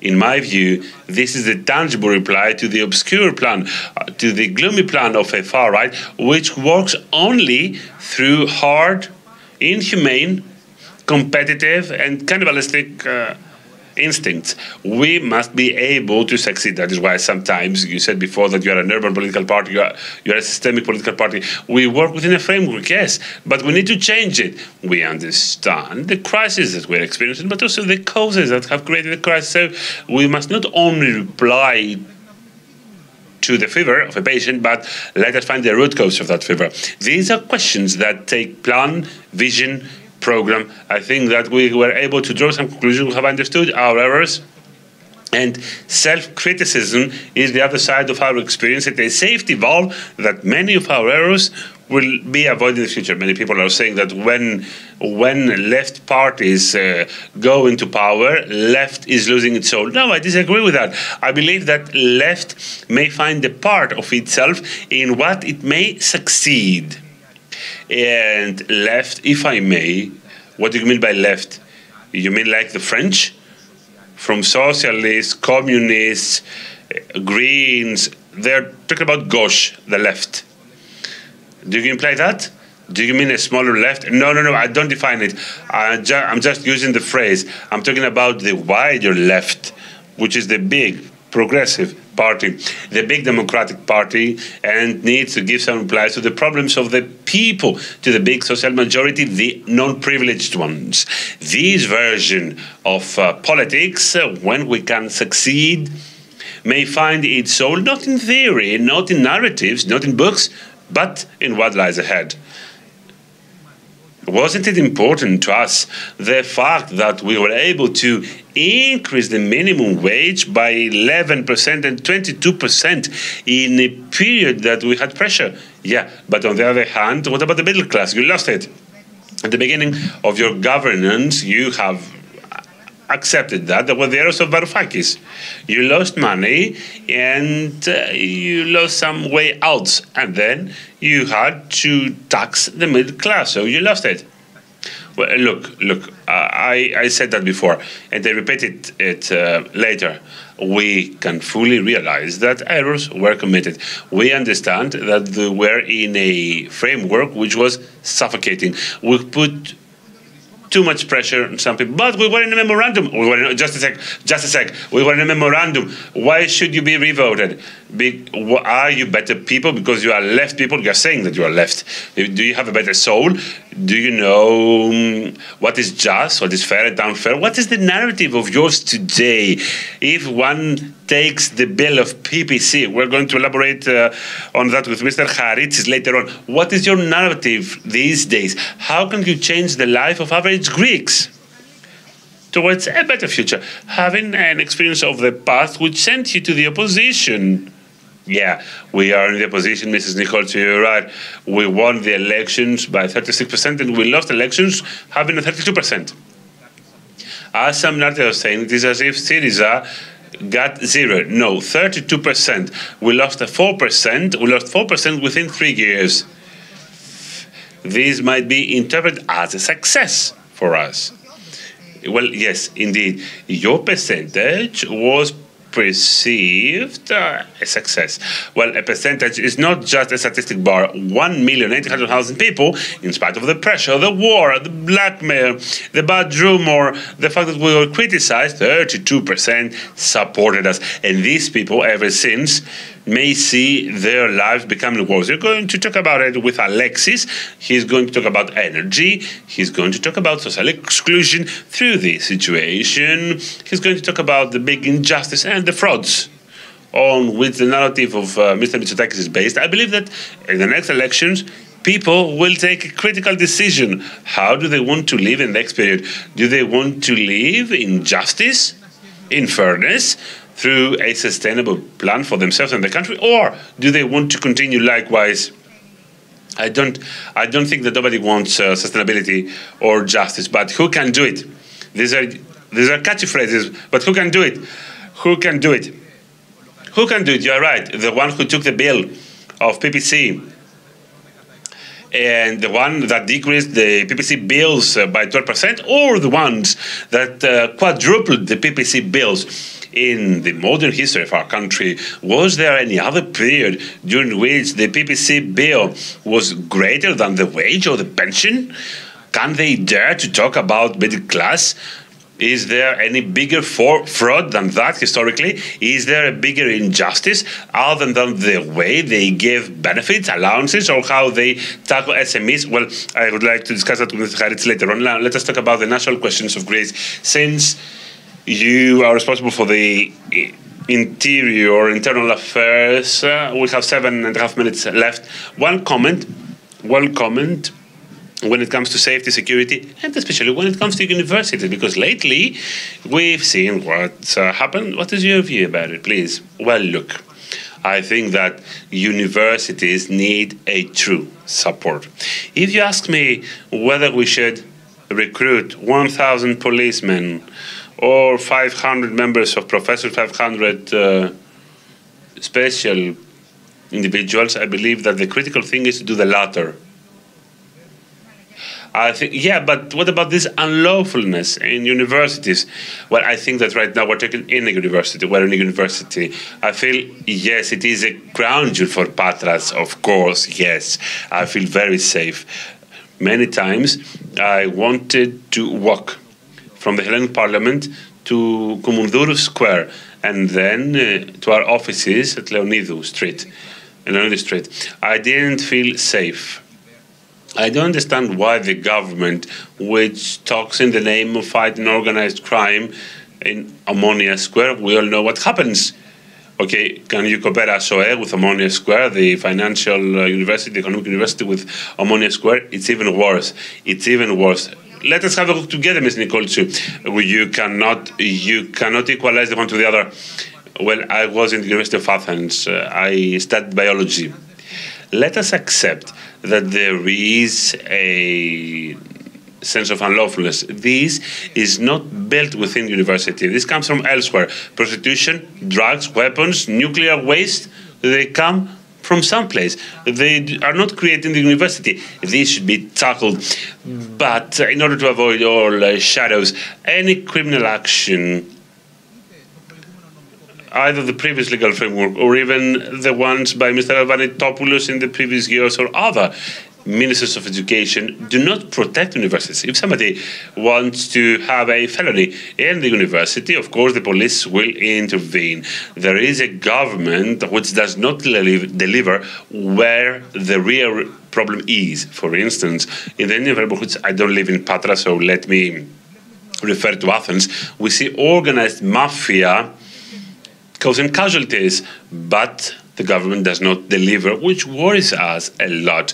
So I would argue yes to a serious anti-crime policy, zero tolerance to crime, unlawfulness and illegality. Each one should deliver, but let us say no to games of communication. Okay, thank you. National questions, external affairs. Lately, how should I put it, says the moderator, there is a very intense rhetoric from Turkey.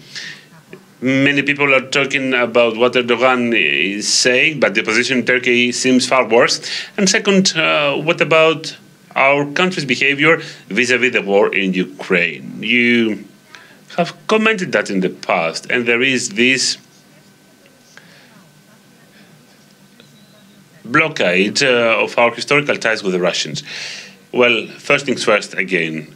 First point, we cannot accept the stance of Turkey. Either this is expressed at the level of rhetoric or it is expressed in the field through the overflies, the very bad agreement between Turkey and Libya. Let our neighbors know that no matter which political party is in power, no matter what is the opposition, when Alexis Tsipras will become a prime minister, no challenge can be tolerated. And we shall reply, how? In what way? In what way? What will you do? Because things are quite risky.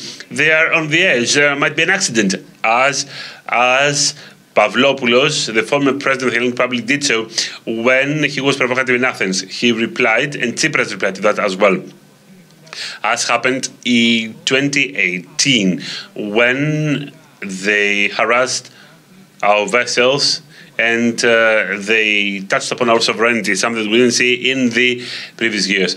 As happened last night through a Twitter message by Alexis Tsipras, both in Greek and in Turkish, so that everybody can read it. We were justified to criticize the way through which the government is tackling significant issues in the communication field. It was an error committed by Mr. Mitsotakis following the meeting with President Erdogan in Bosporus, the fact that he conveyed an atmosphere of success for this summer. The information he gave and what the Maximus institution gave about this meeting does not match what we're living right now. So we can justify criticism that we made during the Prime Minister's visit in the US. He didn't utter the word Turkey. He should have done so in front of President Biden, or the fact, I wish this was a fruitful meeting. This is what we all want besides. And he is based on communication. He is sitting, for instance, basis for the US, but there is no guarantee gotten back about stability, peace, or international law for the region. Now, last point, your last point. Greece has a very complicated geographical position, very valuable, even more important than its financial impact on the European matters. That is why all prime ministers before Mr. Mitsotakis, even Mr. Samaras, you remember to what extent we have criticized him, but he had a channel of communication with China. Yes, Mr. Papandreou the same, Mr. Karamanlis the same, of course, even Kostas Simitis, even the late Mitsotakis, the dad of the actual PM, tried to keep this channel open. So Greece is a member state of the EU, of course.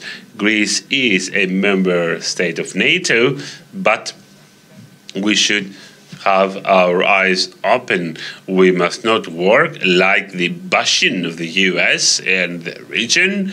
Whenever this strategy was implemented, it was to the detriment of our national interest, and we should forge alliances to align our interests with others, taking some guarantees and some things back. This should be our national line. This is our position, and I left you 40 seconds. This is our debate that we're having in a TV show or over the radio with Mr. Zachariadis. Either you agree or disagree. For sure, it's very interesting to talk to him because he is leading by example. Thank you, all the best. Thank you, and I wish you all the best for this institution. Yes, it has become an institution. It is here to stay. And congrats, of course, once again to all publishers. Mr. Luludis. Now, let us give the relay to our next speaker. Mr. Haritsis, you can take the relay from him straight away. Change seat, change mics, and I'm waiting for you. Thank you. Bye-bye. Έβαλε γκολ.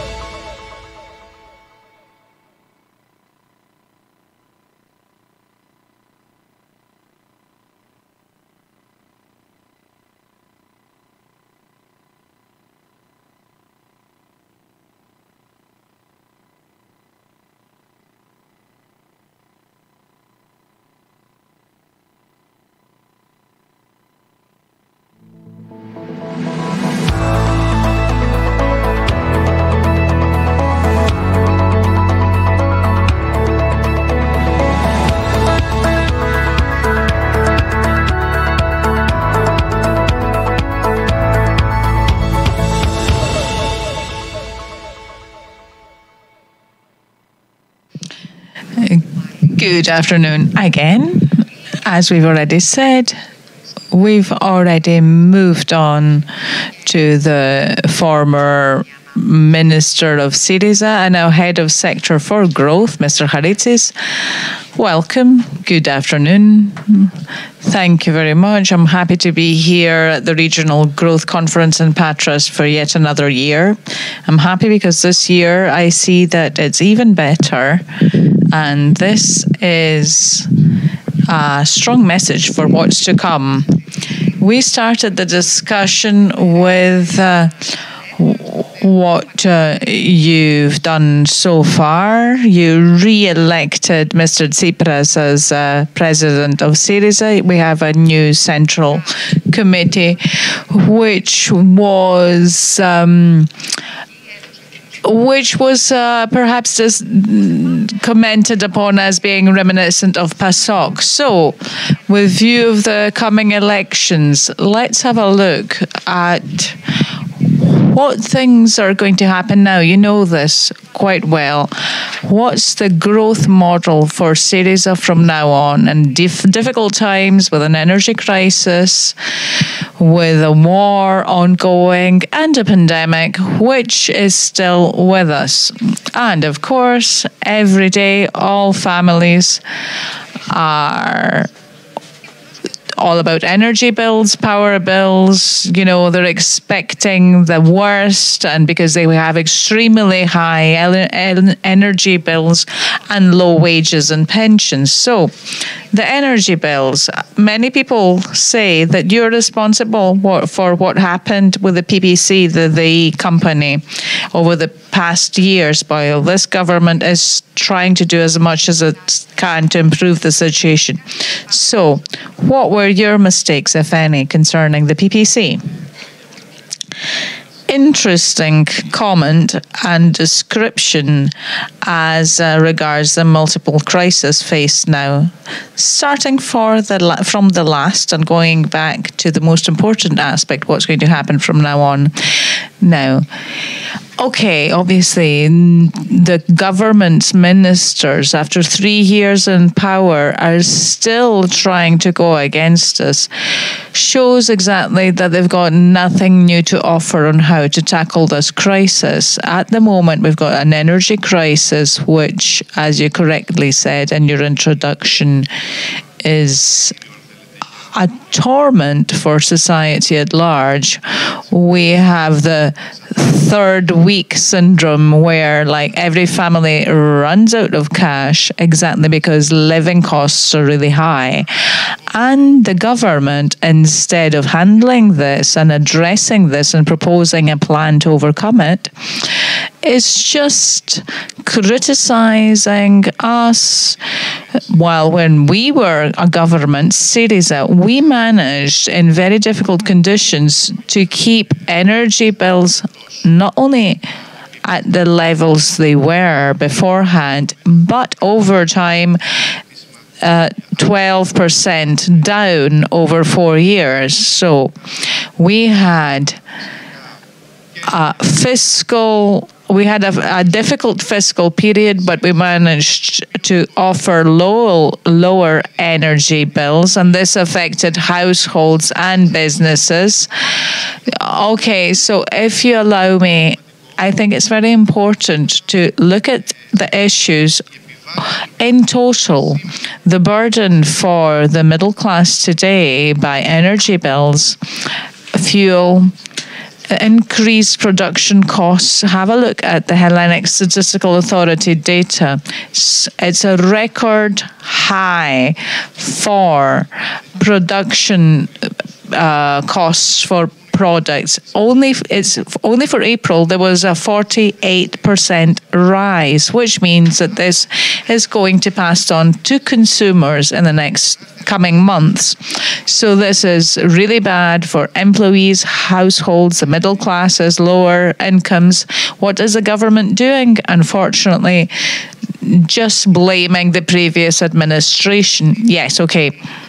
Focusing on the electricity bills, you said that the tariffs were low, but yes, obviously, this is not a statement. Yes, but you're just describing a juncture. You're saying that the tariffs are low now, but what you're being criticized about the PPC as a company, that it didn't have prospects for growth because it was a problematic company. Yes. What we're firstly interested in is the growth prospects of society as a whole, not of a company. This is what a government that wants to protect and the rights of a whole, the interests of a country should do. What happened during the Syriza administration is that the PPC cut its debt by a huge amount. It made new investments that had been pending for years before. And what the PPC did during our administration, it played this very important social and development role by supporting households, businesses, and industry. What's happening today is that in these very difficult conditions, because if we look kind of more generally at what's happening, so throughout Europe, everyone is talking about the need to create or recover public tools for a national energy policy in this difficult juncture when we are seeing Macron, the French president.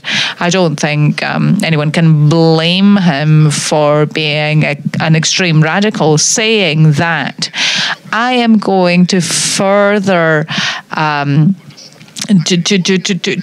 to buy a bigger state share of the energy company to have the tools to face this crisis, while the Mitsotakis government is saying, no, the crisis is a great opportunity to sell out a part of the PPC. So the crisis is, I believe that they are, the Mitsotakis government is in an obsolete way, very neoliberal. So this is, obviously, there's a grid and there's a natural monopoly on this. The network operator is the one who has monopoly. So they want to privatize that and then to actually bring in the Italian state company. So this is not in the benefits of Greece. It's selling out to another country. So this policy is not part of any national plan for handling this large crisis. neither as regards tariffs or investments or tools for public policy. And this is deeply needed today. Now, there's a big discussion about energy and the PPC and energy independence in Europe and Greece, delignitization, freeing ourselves from fossil fuels. But we shouldn't do that if we haven't prepared the day ahead. What do you think should happen? What do you think is happening as regards energy autonomy and moving to better energy sources? To be realistic, talking about full energy independence now is a utopian statement. We have a single European market. We've got economies and energy systems that are interconnected. What should have happened years ago, and here it's true that Europe has great responsibility for that. There has been no serious strategy for Europe as a whole, as a big global player, to acquire kind of energy efficiency and independence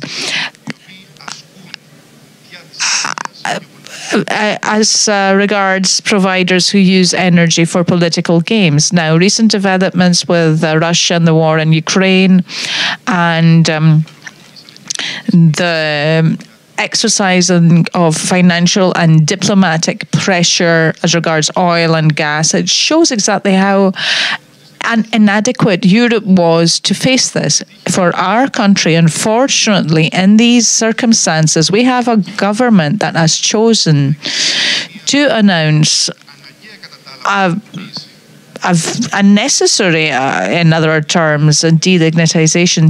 Mr. Mitsotakis did this in September last year, but they don't really have a plan for this. So what happened? We have now replaced the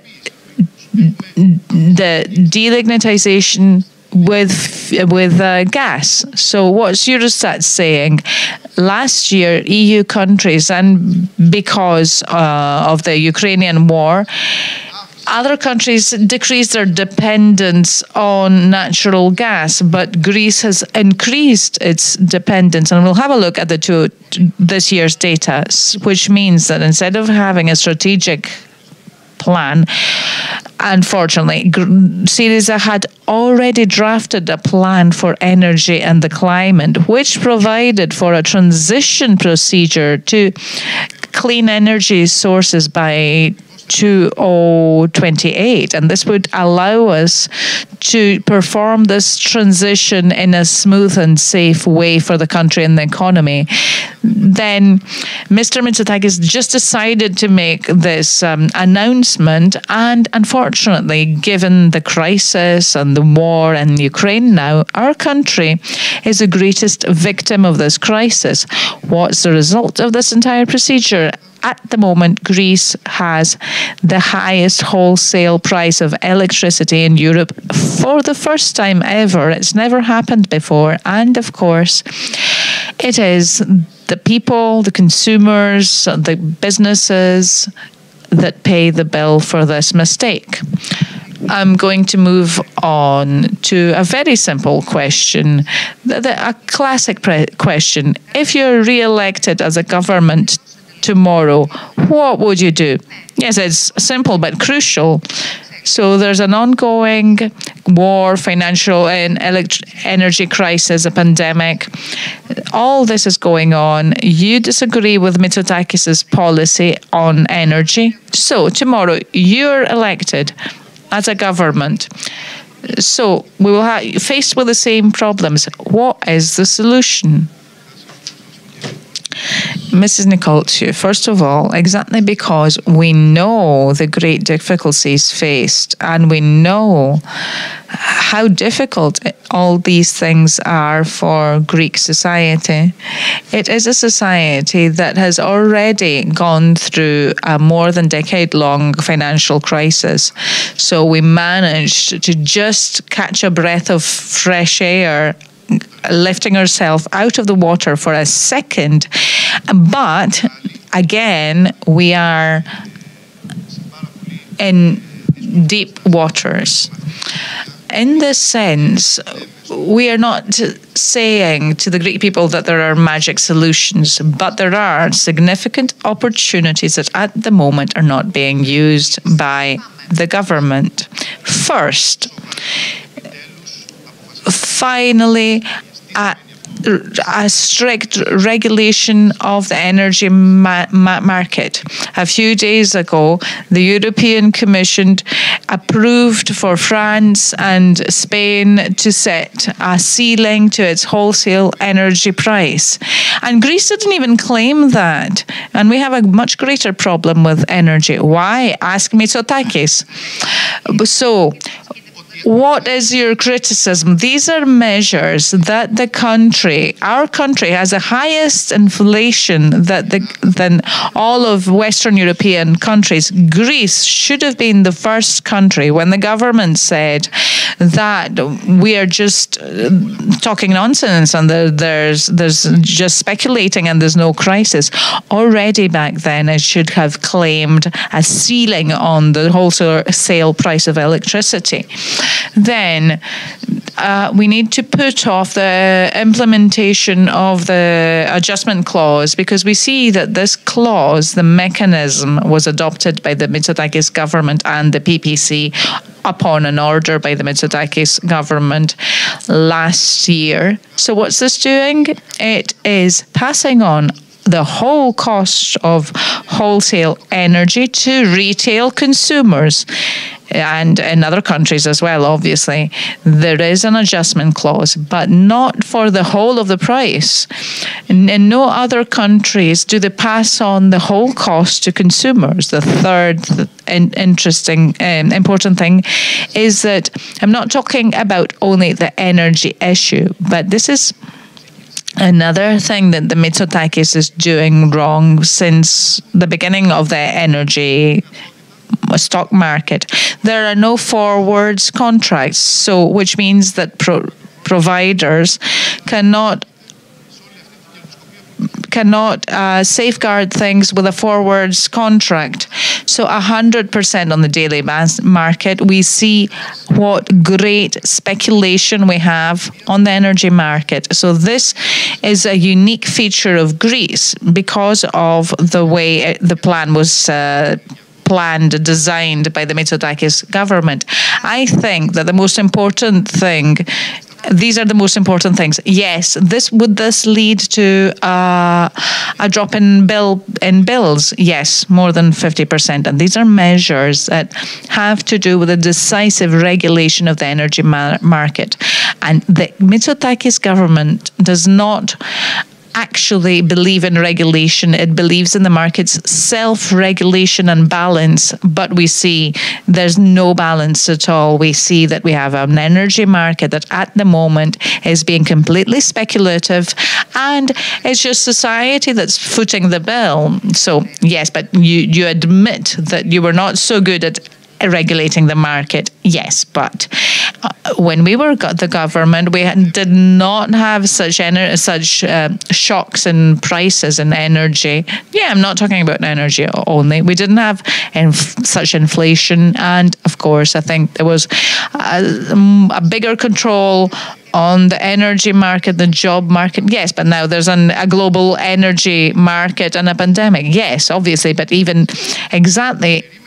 One would expect now from a country that is weakened by a long financial crisis, a country that does not have the reserves of other countries, to be more decisive in such regulations to safeguard its position. So we've only got another 13 minutes.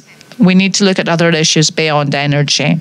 So what's your comment on the money from the RRF, the way they're channeled, the role of the banks, and what do you think is going to happen with this money? Because there was an initial criticism if they're going to be used to the usual suspects, to zombie companies.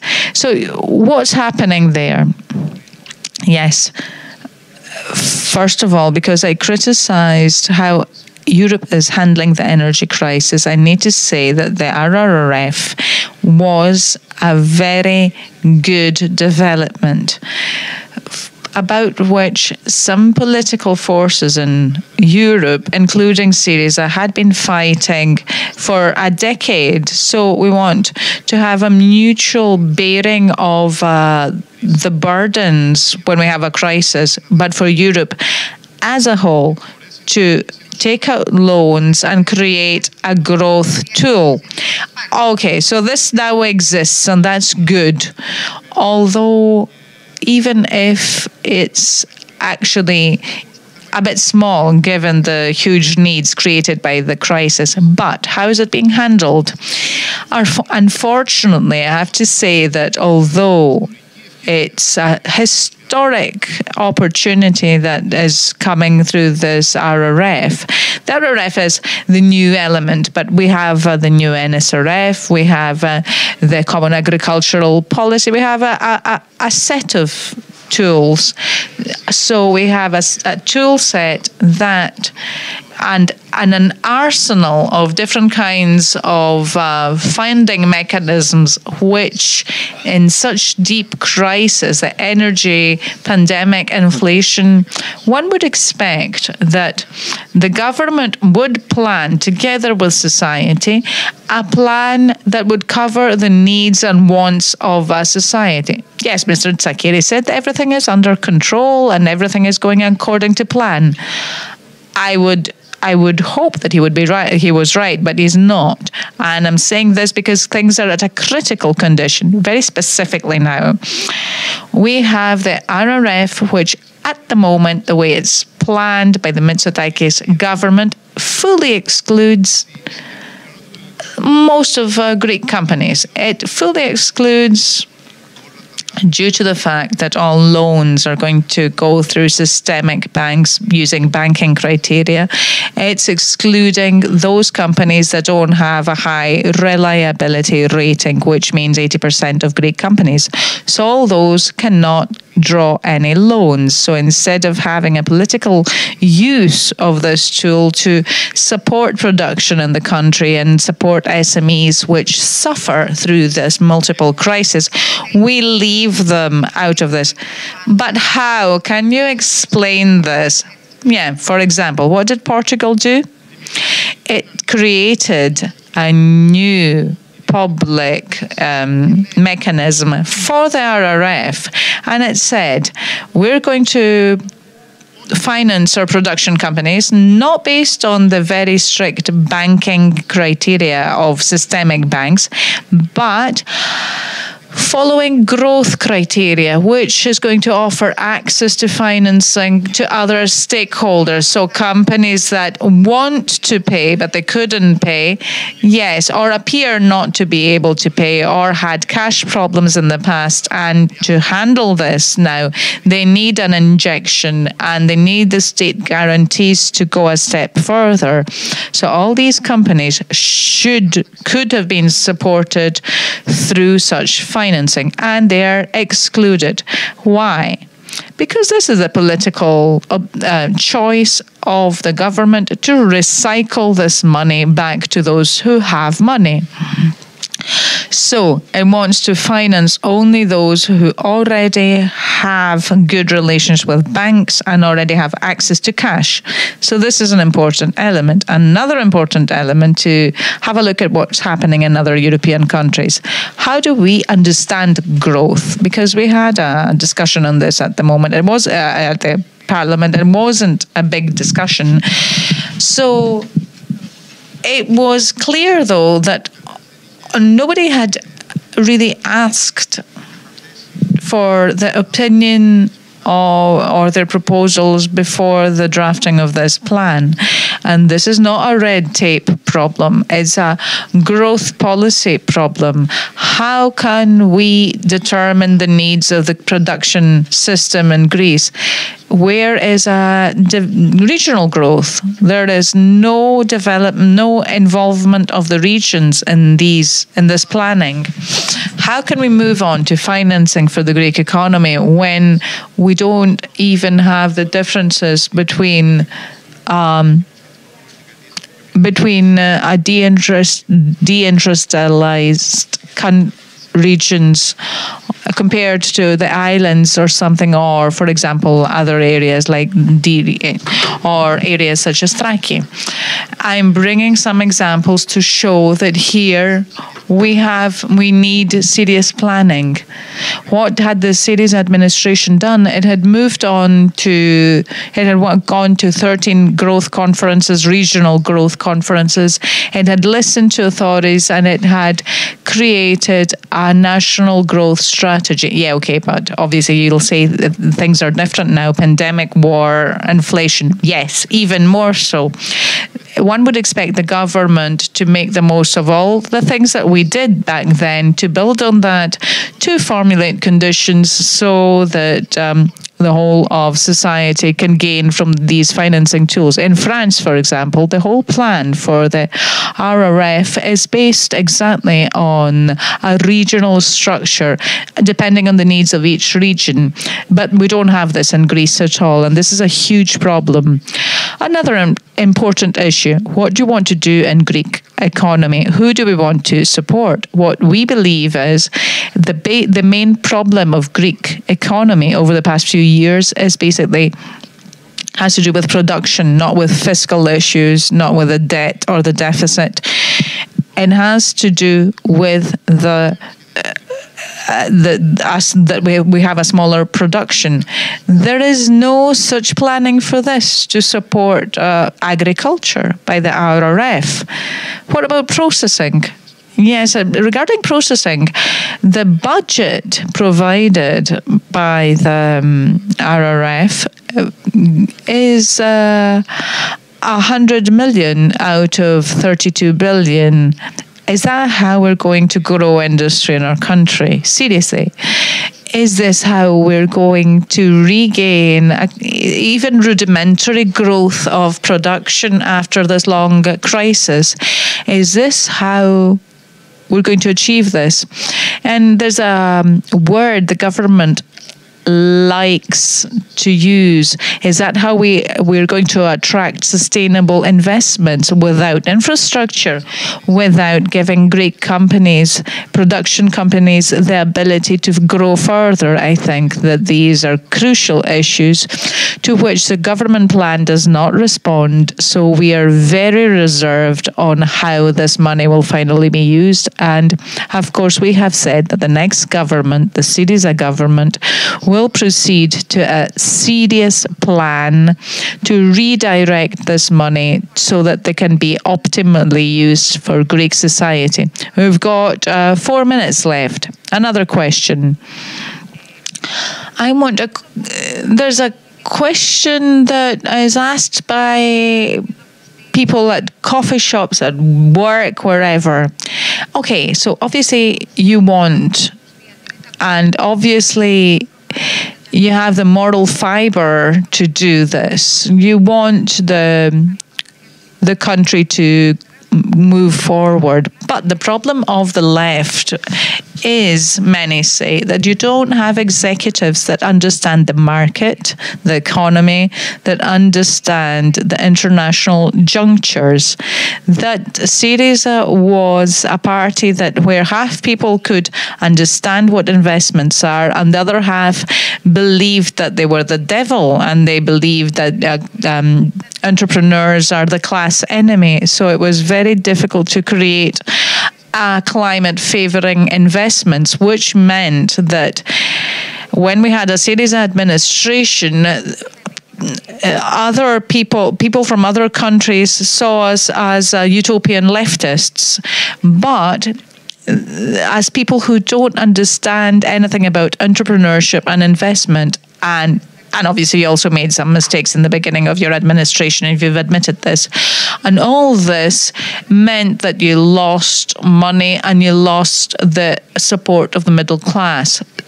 So why this time, talking about growth and investment, why should someone trust you, and why should they not prefer the Mitsotakis government that has some executives that understand the market? Simple question, but I think that it's crucial, and I think it's the epitome of the criticism that you faced. I don't really know what you mean by they understand the market. I'm just conveying what people are saying. Yes, I'm replying to this criticism. I don't believe that the executives of this government understand the market at all. I don't think that they know what entrepreneurs, SME owners, farmers, pensioners, I don't think they understand what they're going through. I don't think that they understand the problems faced by Greek society and economy. Now, as regards this criticism, there are data that actually contradict this, and it's difficult to argue with data. The best year in these 12 years of the crisis, and I'm not saying that it's good as regards investments and exports for Greek economy, but the best year was 2018. And why? Because the Syriza government managed for the first time to stabilize the economy after a long crisis, because it managed to lift the country out of the MOU mechanism. It managed to smoothen economic conditions in the country. Yeah, but why did you lose then?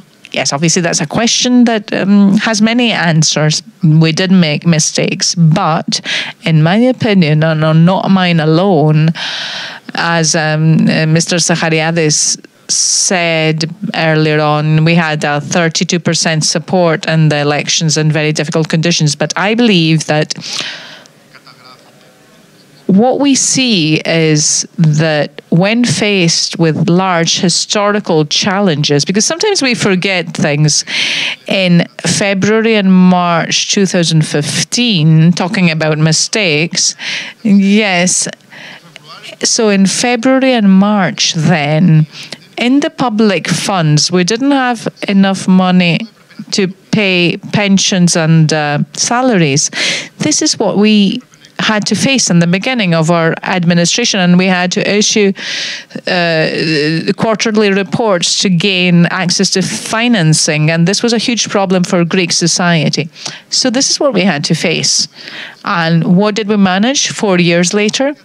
To leave the public funds with 37 million for the next administration. So talking about who knows about the economy and the market. So say the Mitsotakis administration understands the economy. So those clever guys, please tell me, where would we be now if the Syriza government had not left the public funds full of money?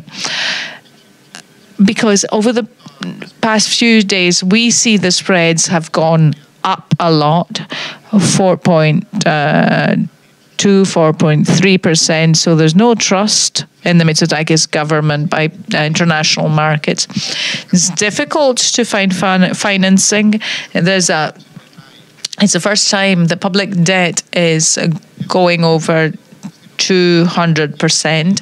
We see that in the real economy, businesses are going through an existential crisis, and I would like to finish with this.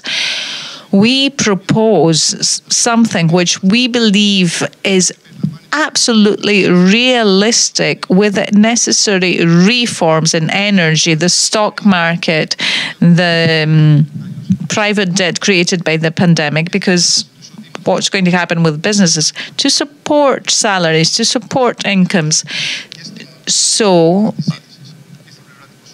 to manage to balance supply and demand to tackle this multifaceted crisis, which is made worse by the Mitsotakis government. Thank you. Thank you. I'd like to say, because I said this before as regards Mr. Zachariadis, in any government, left or right, there are some ministers that are respected by all. And I have to say that either you agreed or not, on a political level, Mr. Haritsis was very popular by other politicians in the sense that he tried to be serious about his job. Thank you.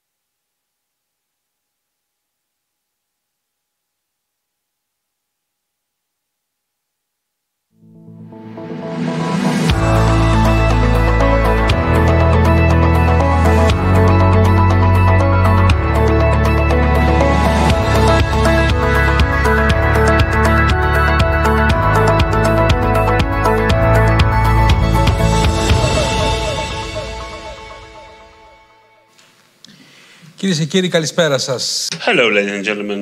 It is a Friday. It is July 10th, 6 o'clock. And I think that following the infinite political discussion of the previous hour, we can go back to the practice of the economy and of daily routine in entrepreneurship. At the end of the day, this feeds the whole country.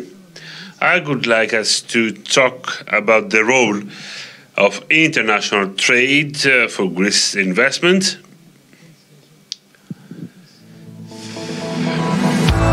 That is, talk about the reality in our economy.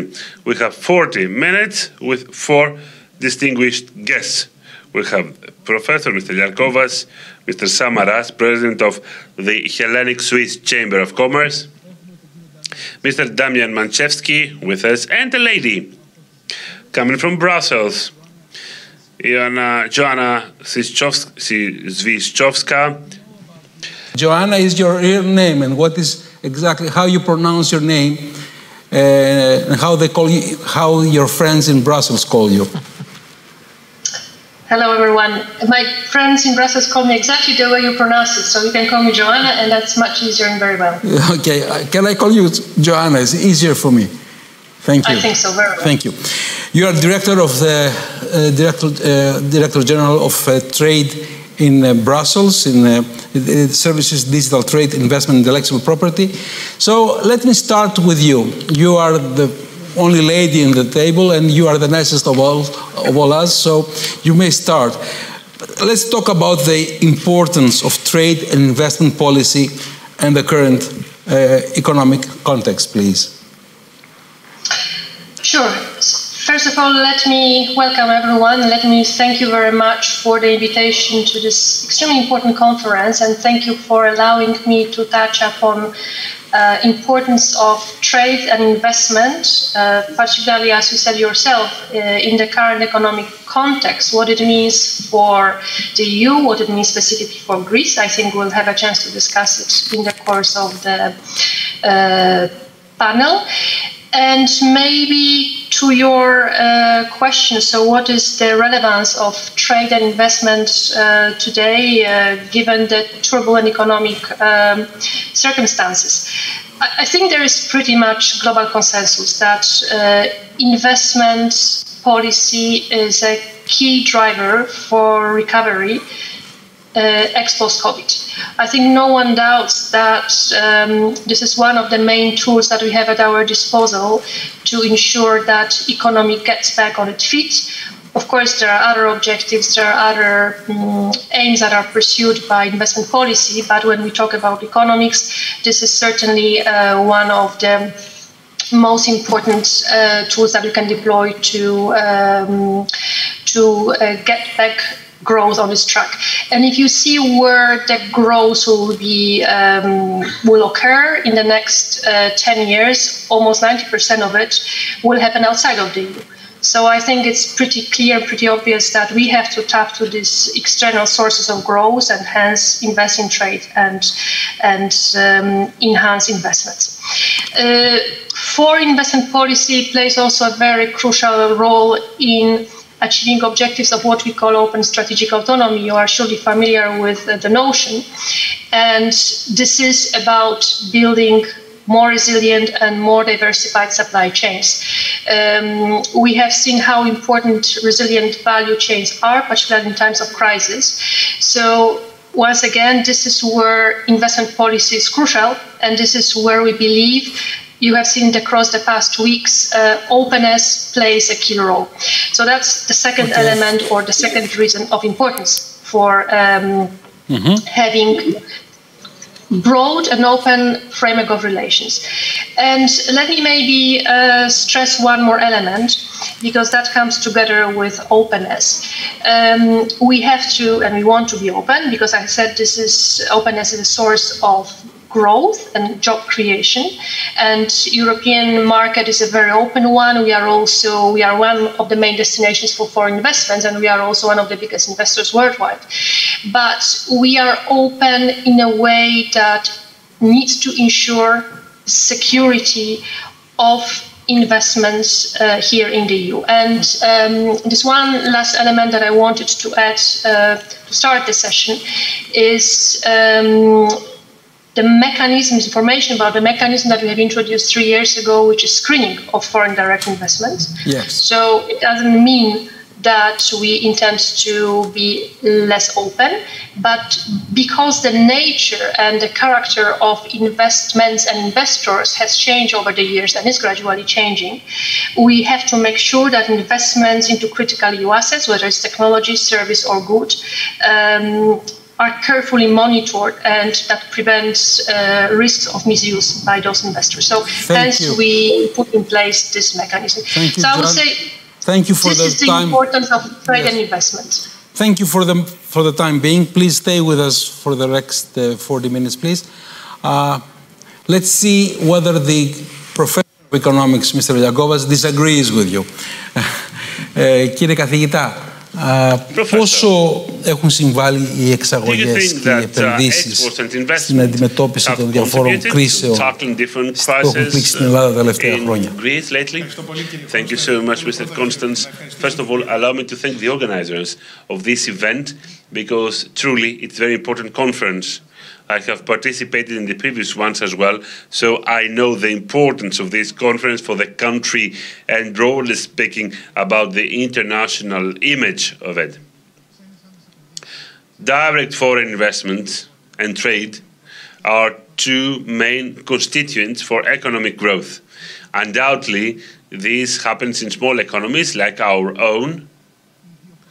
These two parameters play a significant role. Now, in the era of crisis, to come to your question, we can see that this role is played, and it is very important, of course, especially amidst pandemic, in the era of the pandemic, less in the financial crisis. I'm going to explain why. During the financial crisis, when it comes to investments, we had reached a maximum up to 2009, then investments dropped due to the financial volatility, due to the different problems that existed, not just financially, but also politically. As you know, investments need a stable macroeconomic and political environment. They dropped, and ever since, they were stabilized yearly 20 billion euros approximately, which is quite few. This was my first point. Second point, exports. Exports helped us during the financial crisis. There was an increase in exports.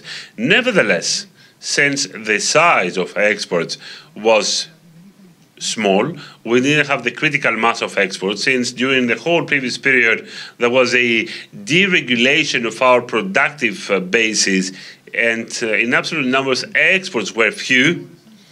They did not manage to mitigate the impact of recession coming from the financial crisis for the Greek economy.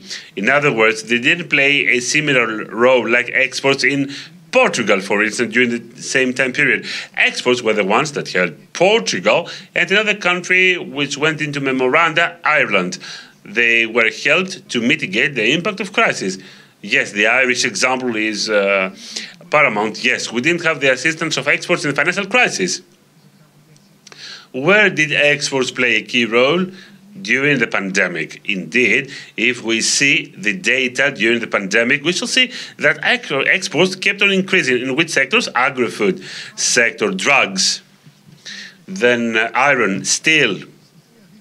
Data show a significant increase of export. This is interesting, says the journalist, because during the pandemic, frontiers were shut down, economies were shut down, yeah, but there was pressure on businesses to find new markets, and they've made it so.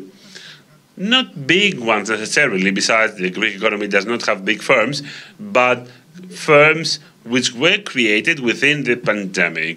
They found new markets. Some of these markets were in Southeast Asia, and they managed to increase, and this was echoed in data, they managed to increase our exports. Furthermore, this helped into keeping the growth pace, the dynamic of our economy, strengthened the resilience of Greek economy, and at the same time, this helped in a further growth of our economy. Moreover, what we did observe from the pandemic onwards, but more recently, I would say, rather based on the latest data, investments. Investments have started being quite present in our GDP. Yet last data from the Hellenic statistics gave a growth rate of 7% for Q1. In this data, we see that 12.7% comes from investments. This is significant. This is unprecedented for Greek economy. And data shows that there has been an activity of businesses, both Greek ones and foreign ones, which is echoed in data. I believe that the fact that the first disbursements have started from the RRF plays a key role. There is the NSRF, and there will be the new developing law that will start financing things. All these tools together are quite promising for the subsequent quarters. But the fact that we have good foundation, 12.7% in Q1, increase of investments, and from now on, things will become more mature. I believe that this is important. Damian. And tell us your views on the situation right now, please. Well, again, from my side also, thank you for the invitation. Thank you for sharing a bit of a maybe wider regional aspect on this.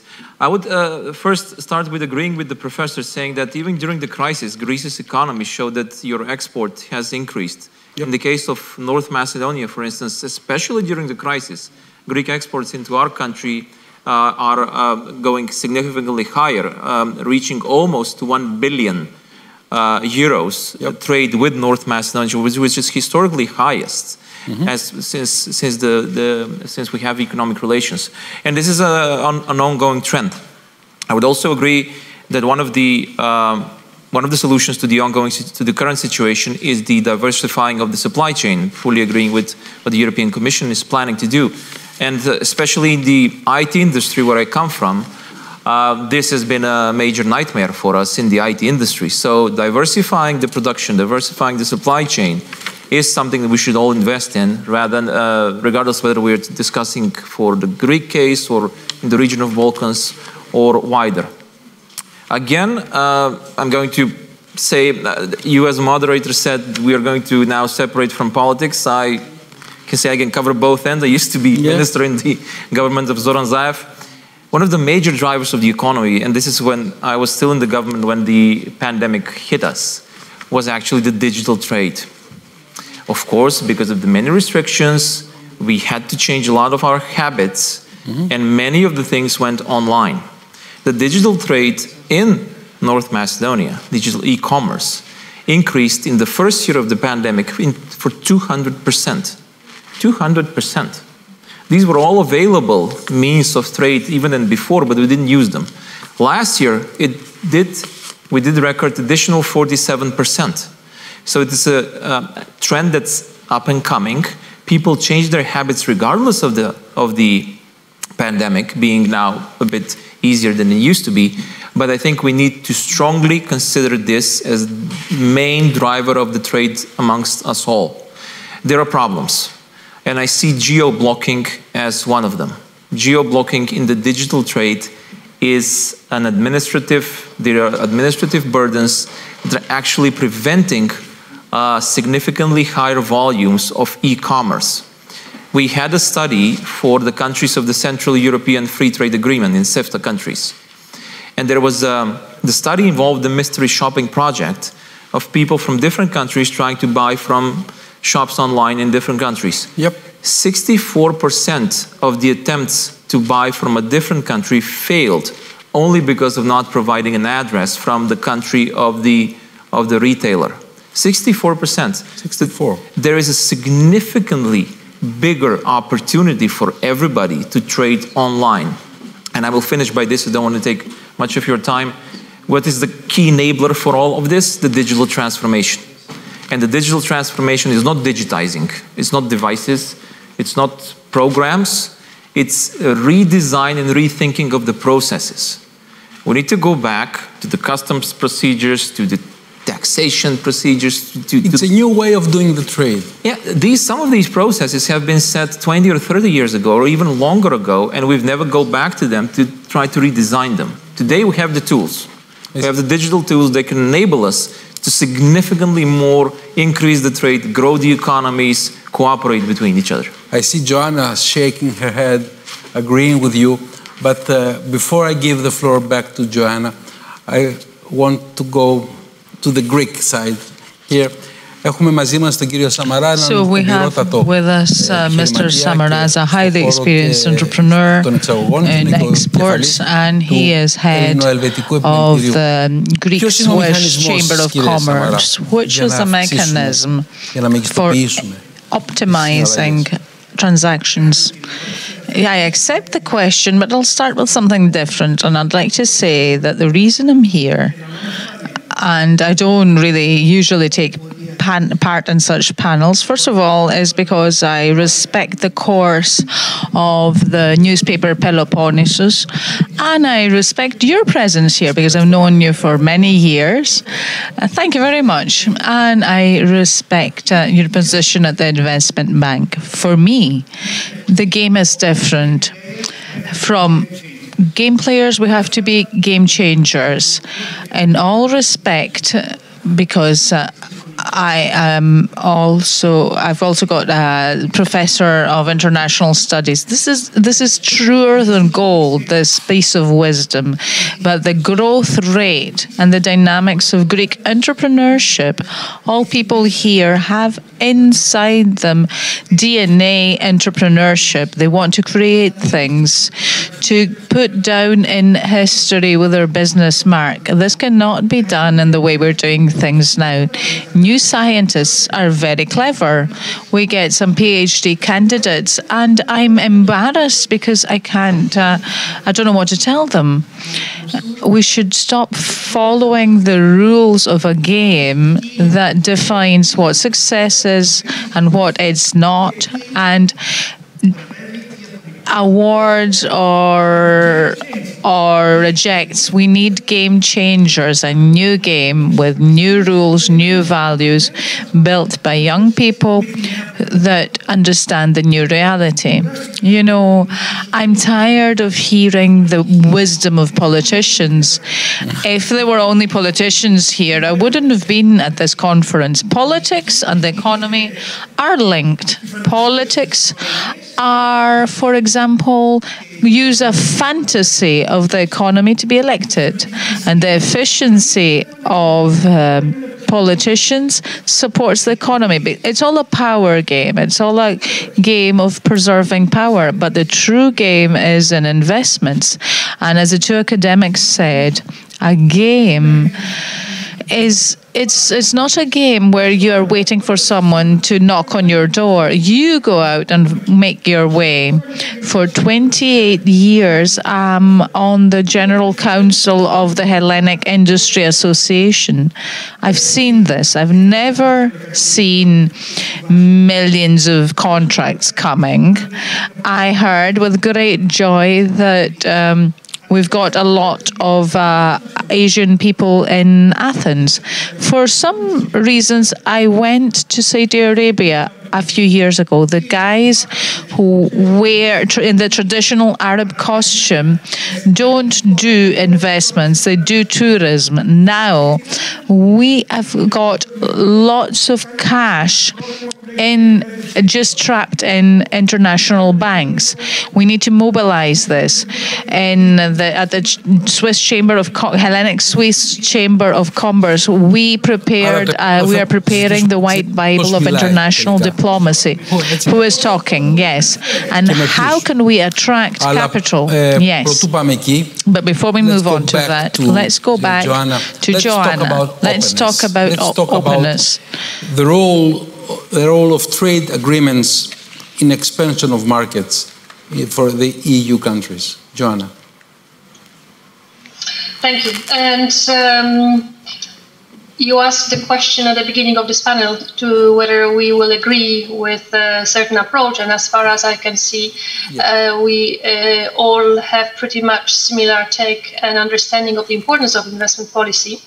I would only like to echo what Damian said about digital trade being a game changer, and this is another work strand that we are very intensively working on, and maybe that's the subject for another conversation.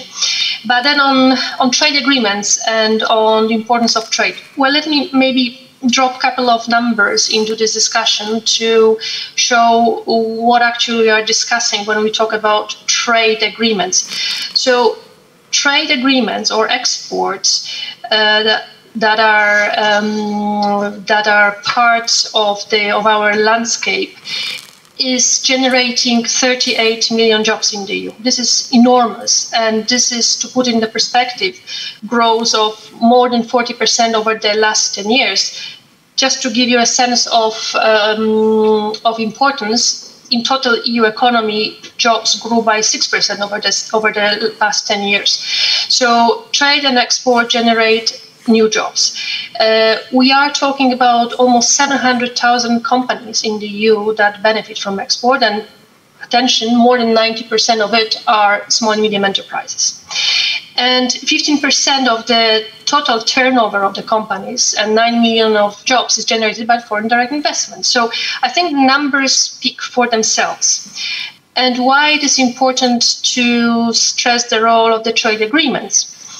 Because this is thanks to the network of partners and partnerships that we have access to markets that we preserve and expand openness. So we have approximately 80 bilateral agreements with partners across the world. This is, again, network that is expanding. We are carrying negotiations now with, you have heard, with India we are starting discussion. We are expanding and promoting bilateral trade and multilateral trade. And this trade with countries with whom we have concluded agreements is approximately 50% of total external trade. So I think this is not unimportant. This is not unimportant to note that thanks to this agreement, trade flows were shielded from COVID impact by approximately 2%. So while trade dropped dramatically because of the free trade agreements, a drop in trade with these trade partners was less significant. Trade agreements or investment agreements, as we said before, they also foster investments. And to give you another example, what we are talking about, how important it is, I take a case of, for example, Korean agreement. Before we concluded free trade agreement with Korea, we didn't have Korean investments in the EU. Once the agreement was agreed and implemented, out of 100 cars, Korean cars produced in Europe, of 100 cars produced in Europe, more than 50 were Korean. So that creates jobs, that creates opportunities, and that is no doubt something that we want to promote. And the last element, and I will stop with this, something which is probably less visible and something we do not talk about. But trade policy and agreements, they bring rules to globalization.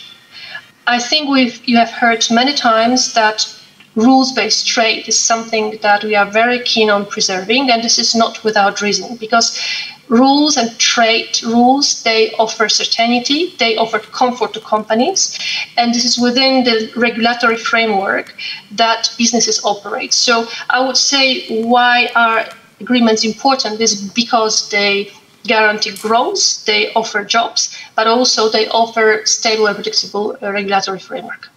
Thank you, Joanna. Now we have a new situation.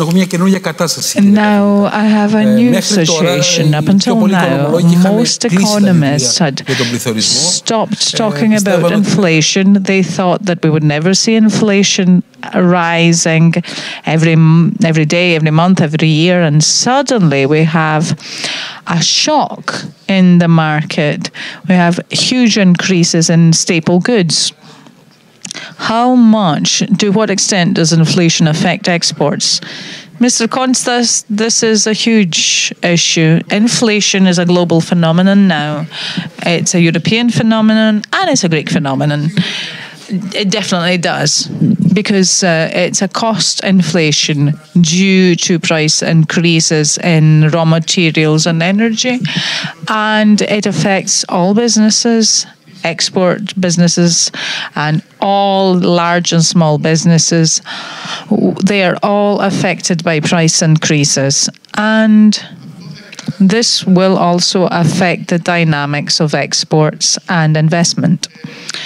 Of course, as we said before, we have the unique opportunity to have at the same time the NSRF, the RRF, and the various public investment tools, and together all this creates a set of financing tools which, in my opinion, can curb, it cannot eliminate, but it can stop a bit. It can curb the effects of inflation on and help businesses. Of course, we will need the state to take additional measures, in my opinion, as on the supply side, so reforms to help facilitate entrepreneurship. As the dear speaker said before, we need the game changers to copy your words. Yes, they're my words. You can copy them. Because otherwise, if we just follow this traditional way of operation of the whole economy, we will be faced with a problem that by nature is very big and difficult to face. So we need more reforms, not so much measures, I believe, kind of subsidies, but measures that will facilitate the operation of entrepreneurship. These could be in public administration, bureaucracy, or tax incentives, this type of measure to curb the impact of inflation. Inflationary pressures, along with very low growth. Well, especially the latest numbers in North Macedonia showing significantly high rate of inflation, 11, almost 12%. And the growth rate has reduced to 2.5 and used to be 3, 4, or 5 projection, but it's now lower. I'm going to agree with what everybody else said before. The main driver for the inflation is the problems with the supply chain and the energy. So part of the investment plan in the future must be aimed at the energy sources, especially the renewables, and especially I'm aiming at the solar power, especially here in this area of Europe. And we need to ease the procedures for investments in these areas. We need to find ways how to promote private investment more. And I'm going to use the opportunity to attract Greek investments in our country as well, in order for us to be able to resolve these problems. And I'm fully going to agree with the game changers perspective and idea. And the game changers are, it's not policies, it's not rules. It's at the end of the day are people. I'm going to give you just one example. Yes. There is a president of the regional court in North Macedonia. He was the one driving the digitalization of the court system in the country. Yep. They invested a lot in a lot of hardware, a lot of software, a lot of programs. Nobody was using them. Until one day he just said to his employees that he will no longer accept anything in paper. That was a shock to the system. But he knew that they had the means so that they could operate without paper. But all of a sudden, a small town in the middle of North Macedonia, the president of the court says, I'm no longer working in paper, thank you, bye. So they had to. Paperless court. They had to. And he's, I think, organizing just a conference as we speak. I was supposed to be there as well, but I'm not. So these are the positive examples we need, and we definitely need the game changers with these disruptive changes even. Thank you. Άρα, κύριε Σαμαρά, so, Mr. Samaras, it's not who says, but what they say. And listening to the two academics, I feel nice and calm, because this starts at serenity. This starts with a maximization procedure, because politicians have a motive. They want to be re-elected, and now you can be a minister of foreign affairs, and tomorrow you can be the minister of health. I'm not going to comment on this, but I want more academics and them to join forces with the business world. The money is endless. But people in Doha don't know, for example, that in northern Greece or in Patras, they can process fish. At this moment, they can buy in a small place in Thessaloniki a shrimp processing factory. And you say shrimps? Yes, because in Qatar, they really needed that. Because they really need someone to, a factory to peel shrimps. Yes. I remember the guy who's responsible for this. So when the government mission went there, they paved the way. But the Saudis also, another partner apart from the Saudis are the Indians, and they very much respect what Greeks do. But they don't need to go and say, we should go and tell them, I'm ready, willing, and able to let you grow, and they will help us. And if you know, if someone supports something, you will always have a counter argument. So someone will come out and say something that sounds utopian. I mean, I've published a book called Political Misguiding, and this can be the greatest poison to reality, because a professor can say, I'm going to build a new school with so many teachers, so many computers. Yes, and then someone will come out and say something really random like, will you have music and changing colors? And they destroy the whole vision. The same thing happens with politicians. They change every 4 years, and they destroy the dynamic for drawing money from abroad. We have 4 minutes left, so please, this final round should be the conclusions of your participation in this panel. So the floor is to you, Joanna. Is investment policy only about market opening? Thank you. Well, from what you have heard, it clearly shows that investment policy is about market opening, and I think that the premise of EU investment policy is that this policy is good for economy. We are negotiating market liberalization when we talk about third country markets. We are negotiating commitments so that indeed these markets are as open to our investors as it is feasible, and that investors are protected.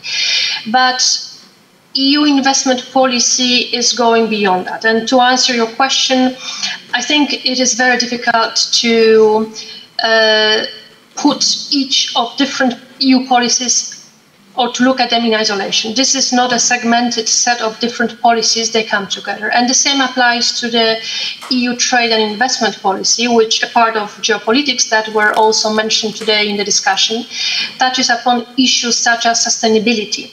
So the purpose of investment agreements and investment policies to open the markets, but to open them in a sustainable and durable way, and to ensure and support green and digital transformation. So coming back to the very first point that we made, that there is a clear link between trade and digital transformation. And secondly, we also try to facilitate business environments, specifically in the countries which, because of their level of development, we are not talking to them about liberalization or protection. And that is linked very often with financial support, with developing those countries and boosting their economy. So I think there's a whole range of investment policy objectives which are pursued by us But what I would like to finish by is to say that we can talk a lot about what we negotiate, what we implement. But in the end of the day, what matters is how these agreements benefit people and how they benefit regions. And this is very, I believe, clear and visible, and particularly when it comes to your country. When I look at stock of foreign direct investments growing over the past years, it is quite an unprecedented growth. It is something that is similar to the pre-COVID growth rates. It shows that Greece has become very attractive investment destination. That also shows that business environment has become stable and that the regulatory framework is predictable. So this is exactly what we would like to see as the outcome of the frameworks that we create and investment policy that we invest in. And I think this is the way I would like to wrap up my introduction. Thank you, Joanna, for taking the time to be with us. The rest of you have only 1 minute to make your final statement.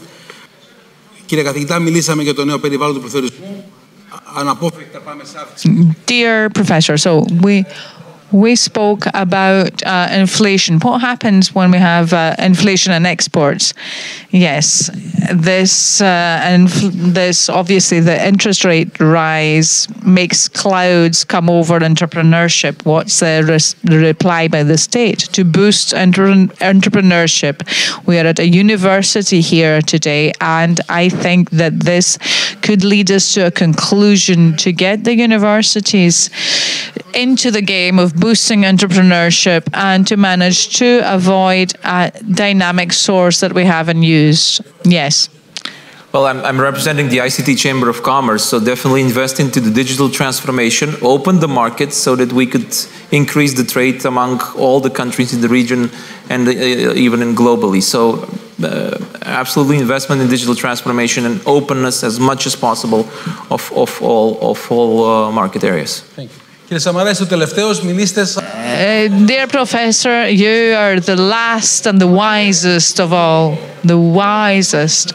I just want to say, I want to congratulate you, and I don't often do that, for the professional skill you showed in moderating this panel. I also want to say that repetition is not the mother of knowing, but the mother of acceptance. That's all I want to say. And as a humble citizen, I want to apologize if I tired you. Ladies and gentlemen, I hope we were useful and pleasant.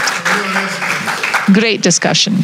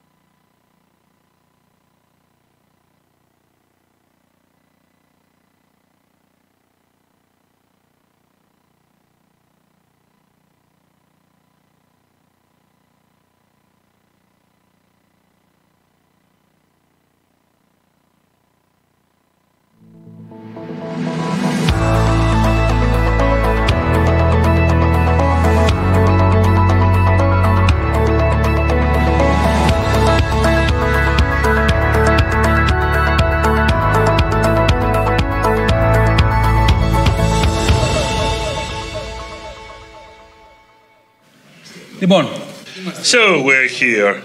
It's 6:45, and I'm here to talk to a person from Patras called Marinakis. I thought that he was from Crete, but you were a member of ONED when you were in the university. Mr. Marinakis, thank you for being here, and let us talk first of all about economy. Since, rather, according to my understanding, the initial plan of this government was to have productive 4 years with reforms and changes. During the last year, citizens could see the results of this politics. We would have had many more wages, more jobs. Having the pocket full, we could vote. But this went in vain. We have growth, there are jobs, there is an increase of wages, but we lose everything in the supermarket and in the gas station. So how can we... Πριν απ' όλα να ευχαριστήσω την Πελοπόννησο και τους διοργανωτές και να συγχαρώ για μια υποδειγματική εκδήλωση. Να σας ευχαριστήσω πολύ για την σημερινή συνέντευξη και να πω πόσο χαρούμενος είμαι που είμαι στην γενέτειρά μου την Πάτρα, σε ένα δημόσιο πανεπιστήμιο. Θα μας δοθεί ευκαιρία στη συνέχεια να φαντάζομαι να μιλήσουμε γι' αυτό, να κάνουμε διάλογο. Κάτι που στην Ελλάδα αυτό δεν είναι αυτονόητο και είναι πάρα πολύ σπουδαίο που γίνεται.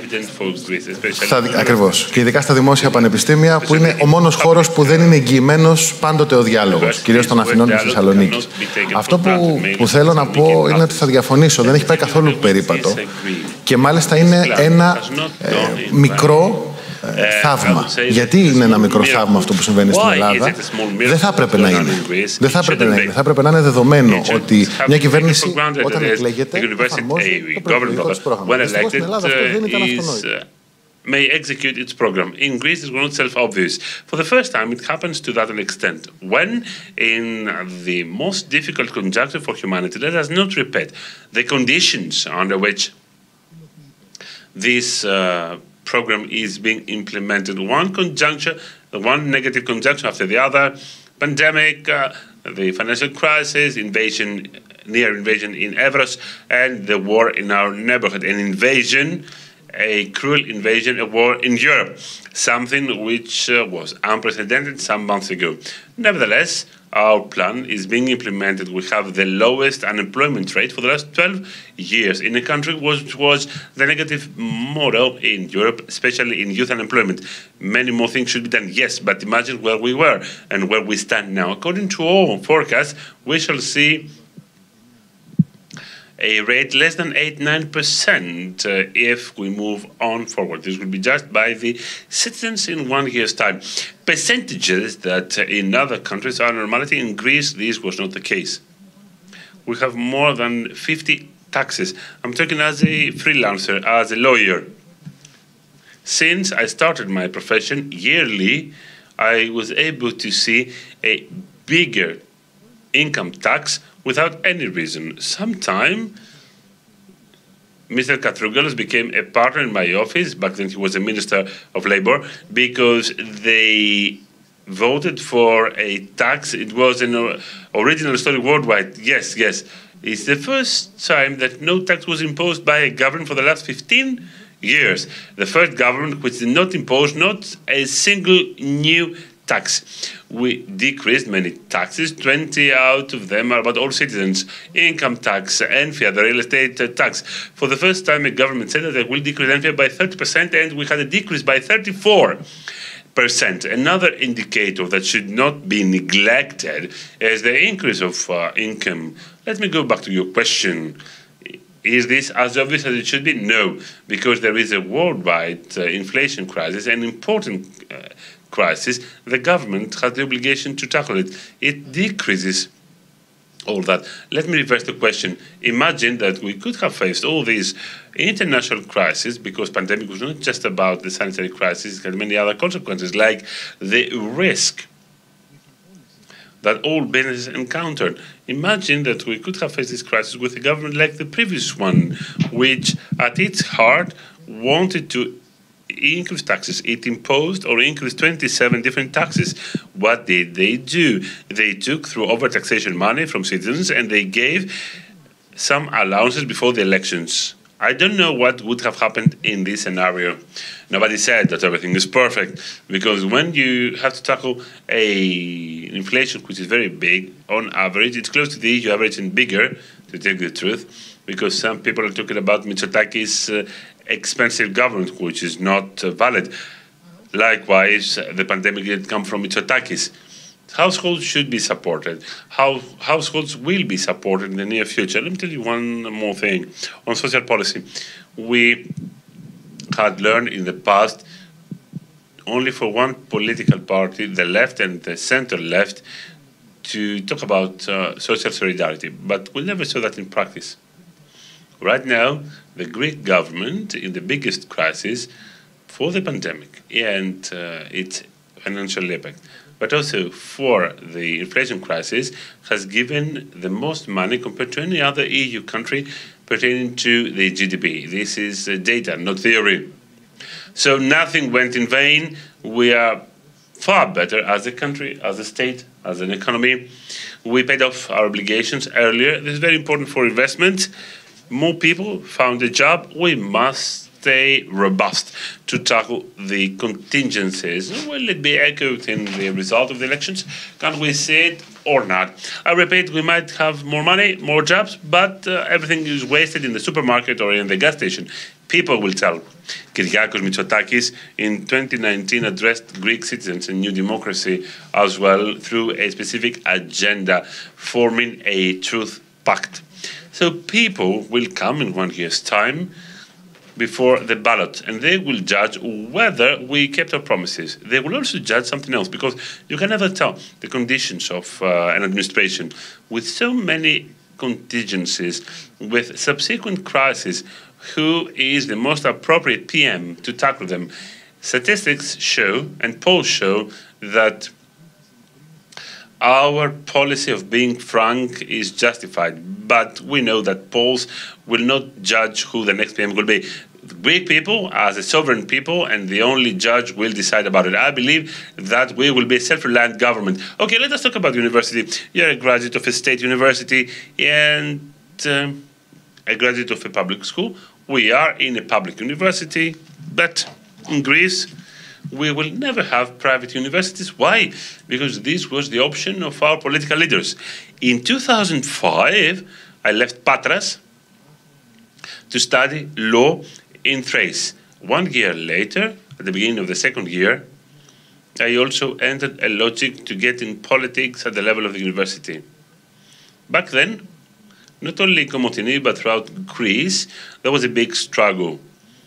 Nea Demokratia was the government, PM was Kostas Karmalis, and the Ministry of Education was the late Giannakou. We gave a struggle for Greek students to be able to study in private universities. It was about the revision of Article 16. It was too close, but the left was opposite to that. It is always opposite to anything self-obvious. PASOK was hesitant. There were occupations back then. The youth of PASOK and Mr. Androulakis, the actual president, it is wise for the young people to learn history. So this collapsed because the votes of New Democracy did not suffice. 3 weeks ago, I was in Cyprus. A scheduled visit. I saw the Greeks who inhabit Cyprus, 30,000 people. I will tell you, apart from the very good contact with our compatriots, with the Greek Cypriots, apart from the passion, apart from their passion on what is just, apart from the nature of this visit, to shout out and talk about Cyprus, Greece, about our nation, I had a full agenda because I visited both the private and the public university. I talked to students of both. Apart from the fact that thousands of Greeks study there, paying a fee of 10 or 20,000 euros per year. You understand what this means. And after the end of their studies, they come to Greece and they have equal professional rights like the others. These people cannot study in their country. They go to Cyprus, which is beautiful, and they're having fun, but they cannot opt for Greece because some people, some years ago, wanted to mimic rebels. So this people back then were 2 or 3 years old. These individuals, if they don't want to opt for a state university, may not study in Greece. Why? Because the left was opposite to that back then. History is written through our deeds, through our attitude in critical eras. Such an era was this one as well. The most astonishing part is not just the progress of the economy or the existence of private universities in Cyprus. It is how public universities were enhanced. I will send you the link, and I would invite you to see the library of the Public University of Nicosia. Frankly speaking, those who know about it, those who have been members of the left, either at the level of central government or at the level of trade unions, they should visit this library and make the comparison. And of course, then they have to criticize themselves. We're talking about universities. Straight away, we're talking about safety. And now safety has two strands, our national safety, but also the daily routine amongst citizens. How safe do citizens feel? This is one of the most critical topics, in my view. And people, quite rightly, they're waiting from this government to provide us with a solution. Let us properly define the words. First things first. To me, safety has no political orientation. In Greece, unfortunately, I must have this introduction. Safety is neither left nor right. It is a prerequisite of democracy for all. What happens in Greece?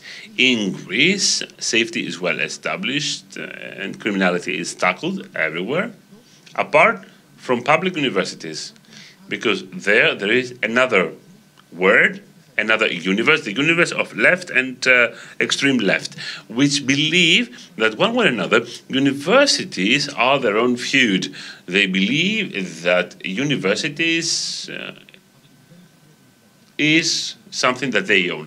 Kyriakos Mitsotakis voted for a bill that is to abolish the special status of universities. In many cases this worked, but there were some other cases like the ASOE, the economic university cases. It seemed that this did not suffice. There has been another reform which is now implemented, is the university police and the control of entry. We haven't seen that yet. Now, it will be implemented right now. First, there must be training, there must be procedural things.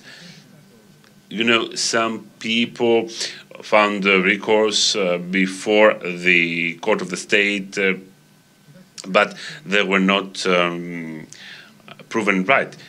Nobody wants to have a police in the universities, but I cannot understand why, when there is an invader in our house, we claim from police to impose law and order so that our house will be safe. We want our house to be safe, and we must be able to be calm as we need to live at home. What about the university? The university is the home of professors and students, and the operational costs are paid by Greek taxpayers. So, broadly speaking, it is our common house. What for? What's the reason? Why should somebody occupy spaces in a university? In other words, what happens in a tax office, in a public hospital, in our house? Why shouldn't we have the same conditions in the university as well? We will not see to that. Why? Not because we're saying so, because this is what people want. This is a prerequisite for democracy, broadly speaking, and we must stop having this discussion. Personally speaking, it is a revelation, this place of this university. For instance, what we are doing right here now, we cannot do it in ASOE, in the economic university. We're discussing about whether there must be a library instead of a self-governed space, a coffee shop within the university. It's logical to talk about it, and please, focus on the following. A part of the Hellenic police, which could be in the street, which could do another job because they have to tackle a big burden. But they are there to build a library for students. In 2022, we're discussing whether a library should be established. And if a person goes against the library, should we impose the law or not? it's not logical to discuss about what is self-obvious. Now, in your farewell speech on NED, that is the Youth of New Democracy, you said a phrase which was quite catchy. We are not all alike. What do you mean by that? And how important is it to you? Well, yes, you're right. I talked to an audience of our political party. I said some things that should be heard by our heirs, because they're quite loyal to that. And then I addressed the youth of our political party. Let us not hide ourselves. There is a big question, a big problem amongst the youth vis-à-vis politics, how they feel vis-à-vis politics. It's the first generation that lives worse than the previous generation. The discussion that we had before on economics, on the fact that Greece for many, many years lived beyond its forces, and many more things that we paid the tribute for. We paid the price rather for. And there is another question. Why should we bother with political parties? I understand them because they can see the image of state universities. They will not see in detail whether we are on the same page when it comes to libraries or weaponry within the universities. We are not all alike. This is what I need to convey to our youth, like private universities, or what happened in 2015. Back then, let me remind you, for the young people, Greece stayed in Europe with the votes of the opposition, and the government back then criticized the opposition of being traitors. If we were not in the EU, we wouldn't have this potential for our economy. We must tell our youth in an appropriate way and through arguments that the only way to change this image is for them to participate and compare the deeds of each one, whether one is truthful or not. We believe that Kyriakos Mitsotakis and our political party is telling the truth. Of course, we commit errors. We are doing things, so errors are inevitable. Let us see whether we improve daily routine and whether we can guarantee safety, which is a prerequisite of freedom. We are not all alike. We never occupied public property. We never deprived anybody from studying. We never shut down streets.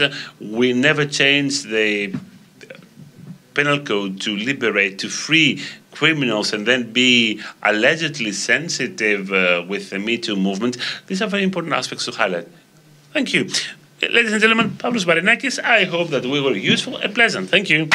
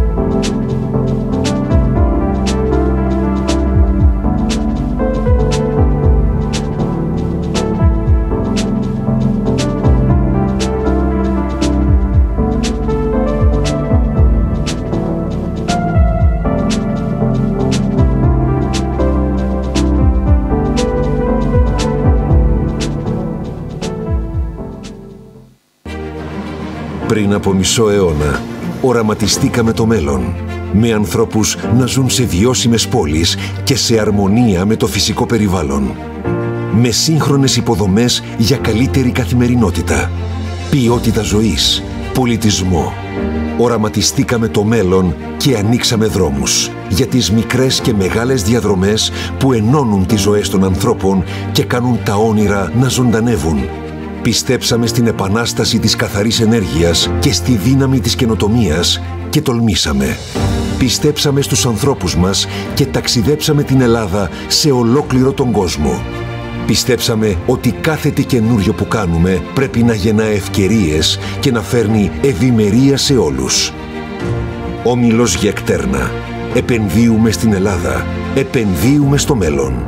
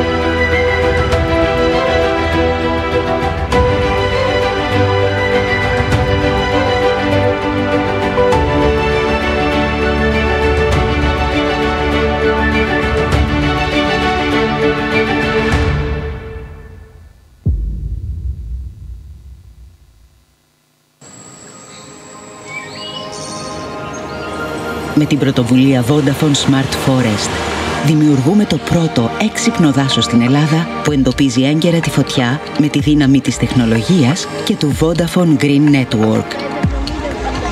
Αγκαλιάζουμε πιλωτικά περισσότερα από 314.000 στρέμματα στην Πάρνηθα και δημιουργούμε το υπόδειγμα για να είναι πιο ασφαλή από πυρκαγιές τα δάση της χώρας μας. Γιατί όταν μπορούμε να προστατεύουμε το δάσος, μπορούμε να συμβάλλουμε σε ένα πιο βιώσιμο μέλλον για τις επόμενες γενιές. Together we can. Vodafone.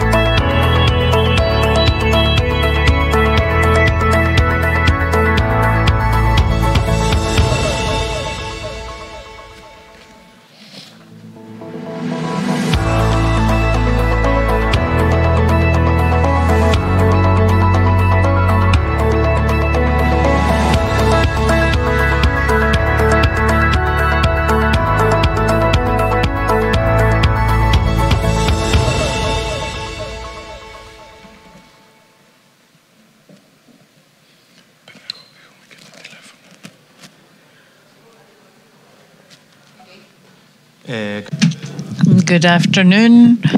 Welcome to this session on tackling inequalities in times of energy crisis and green transition as part of the Regional Growth Conference. I would like to welcome Yanis Psicharis, a professor at Pantheon University, and the professor of the Regional Growth Institute, and we have by Skype we have Olivier Vardakoulas, economist. Unfortunately, we couldn't have our other speaking with us. Thank you very much to the organizer for inviting the ENA to be a knowledge partner at your conference. We were very happy to accept. Professor Psicharis, I would like to start with you. Today's session panel comes at a time when we have a war. We are in the middle of unprecedented inflation. We have an energy crisis after many decades. And in parallel, we are in kind of regression as regards green and digital transition, for which the EU had drafted a whole plan last year. When I was a student in 2000, we were talking about convergence in Europe. Today, the situation is very different. What's happening with inequalities at a regional level? Thank you very much. Starting, I would like to thank the organizers and the ENA Institute for inviting me here to this interesting discussion. Mr. Skevophylax, our times truly are characterized by what we call uncertainty. It's a period of multiple crises. I would say that after the 2008 international financial crisis, we are now experiencing a series of unexpected crises, unexpected based on the data we had up until 20 years ago. As you know, my interest is in Europe and in inequalities. What I want to comment is starting with what is the situation with geographic inequalities in the EU, let's say over the past 20 years. What we've noticed is that over the past few years, we have a widening of the growth gap and the creation of a growth dualism within the EU. This can be ascertained based on the statistics. It's not an estimate, it's a fact. It's a statistic analysis based from 2000 to 2008. If we look at the growth map of Europe, it starts to converge. And after 2008 to 2018, it becomes even smaller. And at this point, I would like to note something. The procedure for European integration and cohesion was not a requirement at state level. It was a regional level requirement. It's a different thing to look at the convergence of states, and it's a different thing to look at regional convergence, because a country might converge, as happened with the former USSR, and they haven't reached the current. Those countries are now converging towards the EU, but this convergence is due to the accumulation of economic activities in specific places, which are usually the capitals. So growth was not accompanied by regional convergence. It was accompanied by a widening of the gap. So when we're talking about convergence, we should take into account what has been created in the regional space. So, based on the statistical findings, we see that the regional map, and this is why I made this note, the regional map of the European Union is today quite polarized between a corridor that starts from Sweden and reaches North Italy and the rest of the regions of the EU. So we have a change in the scenery in regional inequalities in Europe. And this has been highlighted by primary analysis and presentations at international conferences, because we see that we have, as I said, the change in landscape, a new structure as regards growth in the EU. We see different things happening in northern countries, different things happening in the south, and different things happening in Central and Eastern Europe. To sum up, I'd say that we went through the pandemic. As much as we did, perhaps 6 or 7 waves of the pandemic. Pandemics, I'm afraid, widen inequality even further. It's been proven historically that wherever we've had a crisis, a pandemic, the greatest price was paid by the more vulnerable social groups and less developed regions, for obvious reasons, because the way their capacity to change and protect themselves were much smaller. So the pandemic crisis can have an impact further on the geographic and social inequalities. So it's an issue that is quite rightly a hot topic now at international organizations in the EU, at state level, everywhere. It's an unprecedented image that we need to read very well, to analyze, to see where we are at the moment and what we can do. Thank you very much. We will come back to you again, Mr. Vardakoulias. You focus on energy and climate issues. In any case, up until the appearance of the pandemic, we were experiencing a climate crisis at global and EU level. Important initiatives had been taken for green and energy transition. The latest data by the consequential crisis of the last few years, how do these affect this sector, and how is the energy and green transition linked to inequalities today? Thank you for inviting me here. Unfortunately, I can't hear you very well, so I'll try to remain focused. There's an echo here.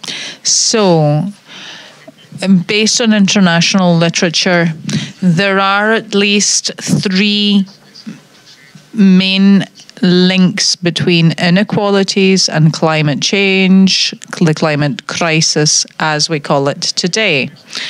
And these are important as regards the policies formed, and I will mention these because I think that we don't talk about them enough in our country. There's a great discussion about the effects of the energy transition, but we don't look at some other elements. I would say that in reality there are 3 main channels of relationships.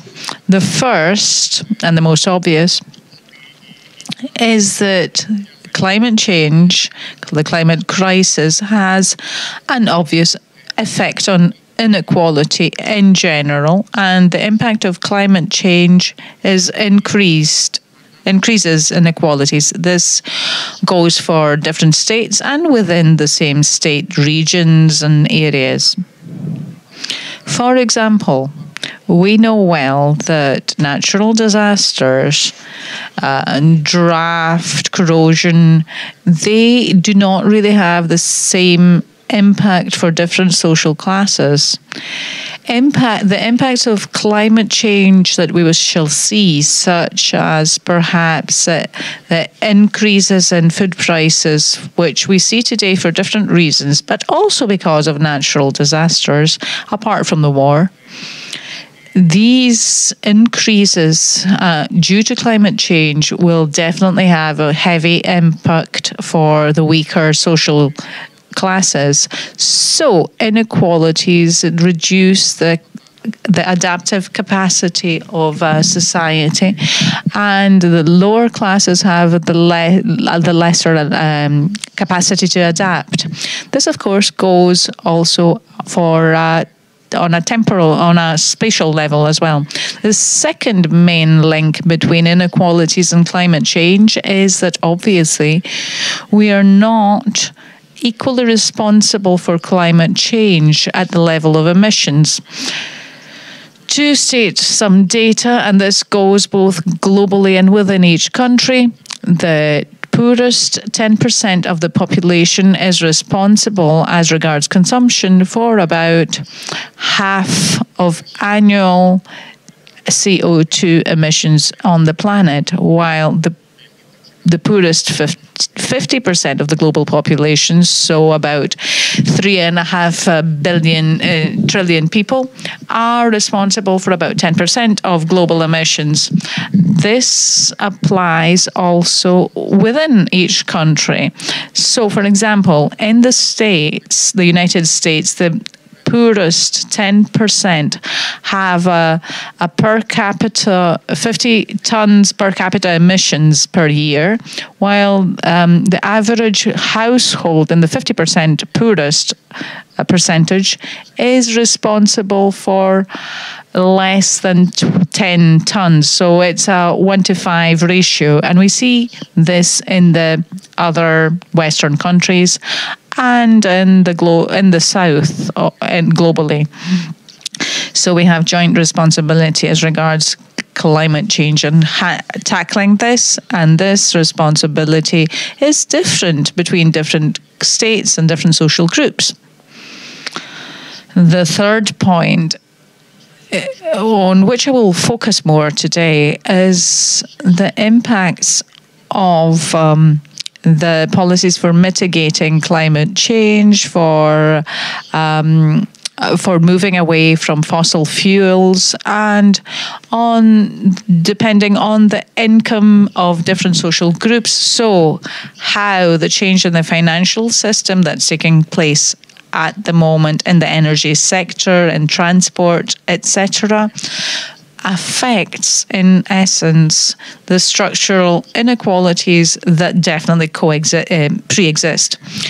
At the moment, there is a great discussion about the law of transition, not only about a fair transition, but this concept mainly concerns the regions such as, for example, Western Macedonia, but the fair transformation covers all the aspects of the energy and climate transition that we need to implement at this point. And I will finish here. When we look at the impact of these policies for energy transition, for changing the transport model, for changing agricultural production, we need to stress two things. The first is that, of course, we can't wait to solve structural inequalities through climate-related policies. This is a much broader responsibility of much broader policies. But climate policies and energy transition policies must at minimum prevent the creation or the worsening of the existing inequalities, or in an even better scenario, in relation to how these policies are planned, they can even improve the picture and to support the lessening of inequalities, be they in social or regional inequalities. So I can return with a few examples during our discussion, but we have various policies or the planning of interventions that could help to close the gap in inequalities, such as decentralized energy forms, better targeting of energy savings policies, such as investments in public transport systems, etc. And I think that I'm going to stop here and we can come back to this later. Thank you very much. We'll definitely return to these things. Professor Psicharis, you spoke about polarization. You talked about, correctly noted, that there are inequalities between states and between regions in Europe, and you described the situation over the past 20 years, which appears not to be so positive. So, apart from things like the pandemic or the financial crisis of the previous 10 years, what is this due to? And if we have a look at what this is due to, when we're talking about new fiscal rules in Europe, should there be a shift in the paradigm in Europe to address this problem you described? Yes, we need a paradigm shift. And specifically, by this I mean this has been done de facto. Already, the environment in which we live has changed de facto. So we need a paradigm shift.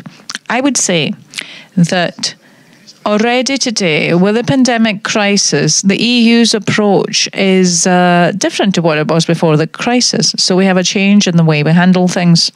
Is this the right direction? Yes, but it's belated. We need better planning. And I think that the 2008 crisis was not analysed correctly. And I'm not saying anything new or different. It kind of seems like common sense. It seems like the financial crisis was a fiscal crisis that came about only due to poor choices, and there were many poor choices made, obviously. Or maybe that there was limited willingness to work and to produce. So this is a constrictive fiscal policy, which has never solved this problem. The fiscal conditions that were adopted during the financial crisis, are these conditions implemented today? We voted for a fiscal convention. Is this applied today? No. I believe that instead of helping, this actually worsened things in the EU. And now the EU is just randomly trying to implement policies for fiscal expansion that need to be rapidly implemented and at much greater cost than that an expansionary policy would have in the last 10 years ago. For example, what's the EU budget now? The EU budget has a ceiling of 1% of the EU's GDP. Now it's almost twice that, together with the leverage, but still. So if we talked about 5.5% change, that would be a huge number. Now it's not considered to be. Now, public investments in Greece during the crisis was 6 billion. I believed that to have an anti-cyclic policy, you would have to increase public investment by 50% to 9 billion. Today, do you know how much that is? How much we're called to absorb? 15 billion. So we have more than doubled this figure. So we need a paradigm shift. I would say that in fiscal policy, this would be common sense. Okay, the EU is discovering this now, but it's late in doing so. And another thing, it's discovering this at a time not just to salvage the economy, but to avoid strengthening Euroscepticism. I taught a lesson in Austria this year, the European Economic Integration course. So I set an exercise. What are the most important problems in integration? The first was Euroscepticism. And why? What is this caused by? Because some people in the EU feel that they do not participate in what's happening, and they're not participating constructively in a way that changes things for them. Maybe this is happening with Brexit, though, in the way people vote. For example, sometimes radical parties are voted on both sides of the spectrum. I'm not going to bring examples now. You know, in the EU, we have extreme manifestations of political will, which are kind of an anti-European statement. So when I see these policies, I kind of approach them as a supporter of European integration. This is clear. On the contrary, I don't want to see policies that provide arguments to those who, in a certain way, in a kind of rough way, can pass a message which, at the end of the day, oppose Europe, the concept of Europe. So I don't want to give any arguments to the Euroscepticists. I want to give arguments for the added value of European integration. And I believe that if we have consent on this basis, we need to achieve consensus. Maybe later, you know, if you ask me about the policies, then we might find a common ground that will be beneficial to all, small cost for the richer segment, a larger benefit for the less developed participants, and at the same time, it will have direct results. And one direct result, obviously, is the procedure for European integration at the moment seems to be slightly stagnating. The EU needs to find a new pace, and it's currently looking for this new pace. So, in reality, if we don't find a productive idea or solution, we can't overcome this problem in European cohesion. This cohesion procedure needs consent by European people who are going to accept this policy. So in this last part of the discussion, we are going to move on to the policies. It's interesting for Europe, for Greece, to see the policies. Mr. Vardakoulias, you talked about the 3 links of climate change and inequality. I'm going to focus on the last link of the energy transition and inequality. And I have a question.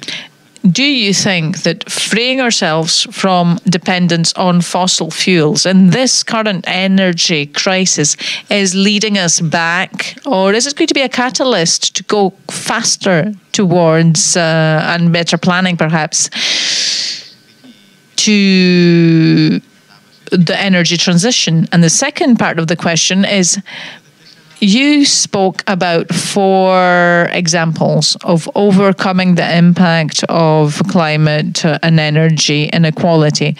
Could you tell us a bit more about these dimensions at an EU level? Obviously.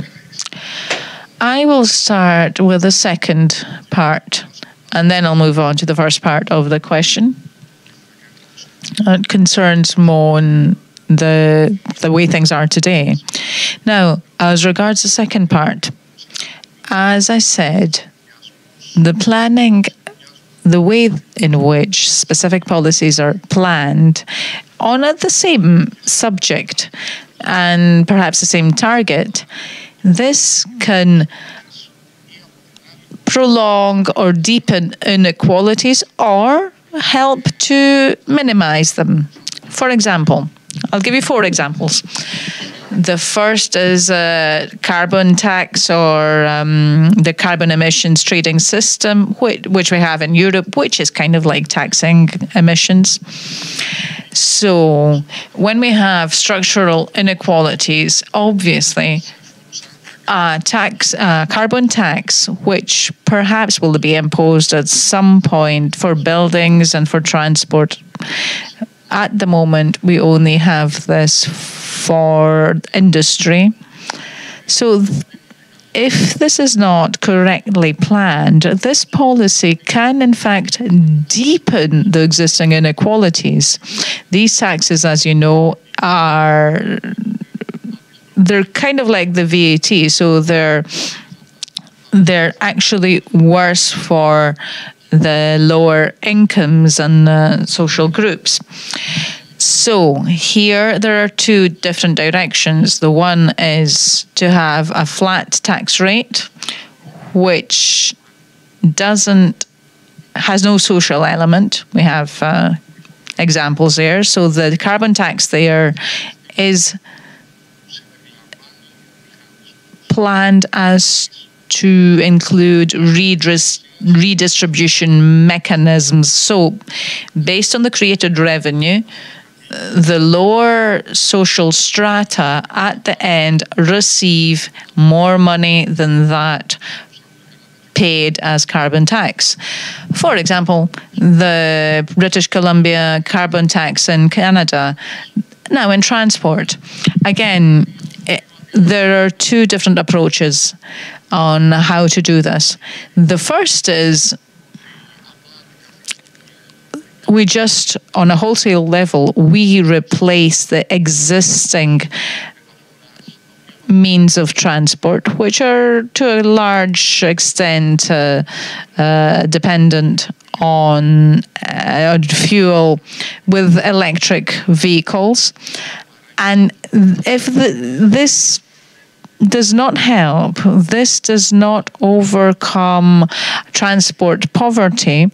And there is another view which is based much more on significant investments, public transport, or what we call shared transport, and slightly more complex models for transport, with the same result of reducing the carbon footprint, but in a way that, in essence, benefits the lowest social strata.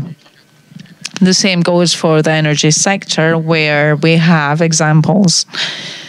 We have 2 models, shall we say, which at the moment are juxtaposed. The one is that we just go with the old model of the verticalized energy production units, which we've had in the fossil fuel dominance era, or we decentralize production. And this now can we can decentralize production throughout the regions, throughout the population of a country, maybe through self-production, through energy communities, etc. All these examples, I just mentioned them to say that for the same sector and for the same targets, we can have different policy directions. And depending on these, we will evaluate the social benefit or not of the procedure. Now, looking at what's happening today, I believe that it's obvious that the delay that we've seen in the energy transition over the past 10 years, or for, shall we say, we weren't all that willing to do anything, but we've delayed a lot in things like infrastructure, energy savings, etc. And for example, for energy storage, infrastructure, alternative transport, etc. All this meant that we were completely unprepared for today's crisis, meaning that the delays we had in transition through clean energy sources, coupled with the option to increase our dependence on important fossil natural gas, reduced our defense against international energy fluctuations and petrol prices and natural gas. So there is no other solution for the country. We need to continue the energy transition. It's the only way to avoid being completely dependent on international fluctuations and to maximize the domestic impact of the gross value that can be generated by the energy model. And of course, the social impact this has through new jobs, etc. But this is not enough, obviously. We need to have a series of chain actions. Supply chains are centered around energy production. They're very weak at the moment. So the domestic multipliers are not those that we would like to see. So we've got a lot of things to do still, but I think that based on the Rebound EU strategy that was recently announced, the acceleration of the energy transition, so savings, acceleration in the growth of renewable energy sources, storage, networks, this is very important. This is the only way forward. Thank you very much. Basically, our time's up, but I'm going to ask for an extra 2 minutes to finish with Professor Psycharis. Mr. Vardakoulias talked about the direction of policies and their social footprint. So we have different options.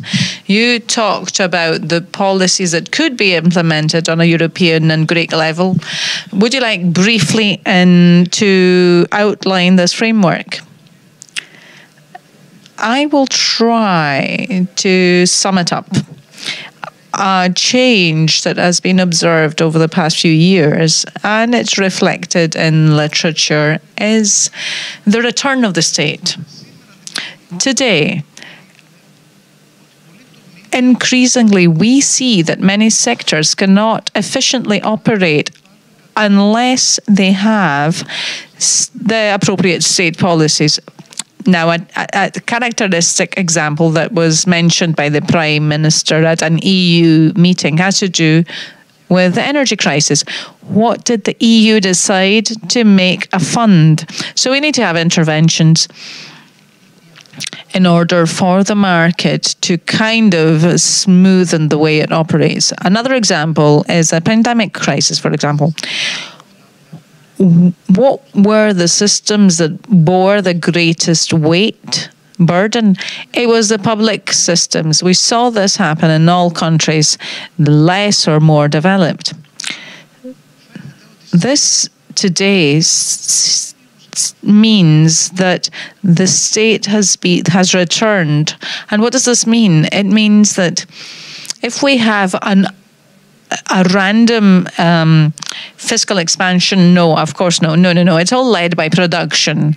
And the production sector has the greatest participation in economic activity, but the state should provide the guidance and direction.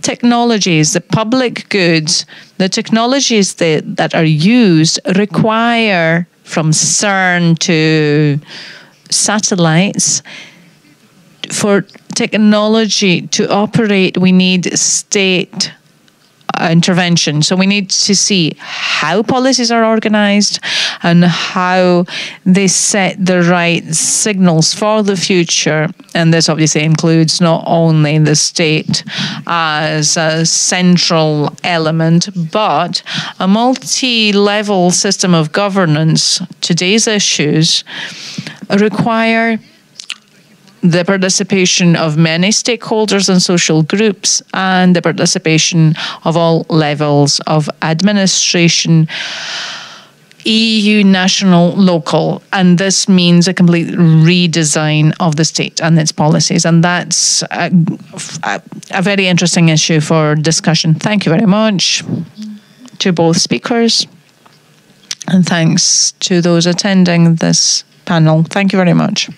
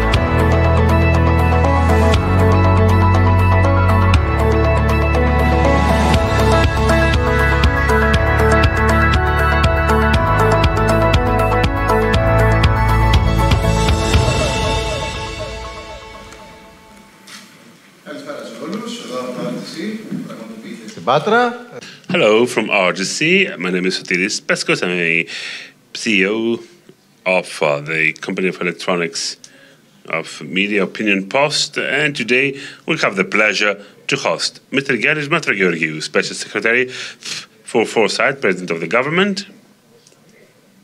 We're going to elaborate on that. We have Mr. Dimitris Dimitriadis from Belgrade, if I'm not mistaken. He is member of the Secretariat of Foresight, Presidency Greek Government. Mr. Epaminondas Christofilopoulos. He is head UNESCO chair on future research. Then we have with us Professor of Regional Economic Analysis, Pantheon University of Social and Political Science, Mr. Giannis Psicharis, and directly from Helsinki, Mr. Tuomo Kuosa, who is content director of Future Platform. So, allow me a brief introduction for our hosts and for our audience as well. Who wouldn't want to know about the future? Everyone, of course, would like to know what the future will hide. It is quite critical to take the proper decisions at the proper time, proper timing, as we are saying. During the last years, the future becomes a part of the present. But even the way of thinking changes vis-à-vis the present and the future. Knowledge brings benefit. Knowledge of the future brings benefits, but also safety. Foresight is the science that deepens the future through a scenery of volatility, especially during the last period, complexity, and radical changes in the worldwide scene. It also investigates. And I'm using this word because I imagine that as scientists, you cannot predict. This is up to some others. I will start with Mr. Mastrogeorgiou. Let me raise a simple question for you. Can we tell the future? Hello. Hello, Mr. Peskos. Thank you so much. I would like to deeply thank the organizers. I would like to deeply thank you for this invitation. And of course, I would like to thank you all on behalf of our own group, of the Special Secretary. I have the joy to be next to two exquisite friends and colleagues, Epaminondas and Dimitris. They are people who substantially are doing the best job. With Epaminondas, we've been we've known each other for many, many years. He is a pillar of our structure. The first time that we got in contact and we knew each other, he explained to me exactly what you're asking, which is that we cannot tell the future, we cannot know the future, but the future is something that we can get prepared for.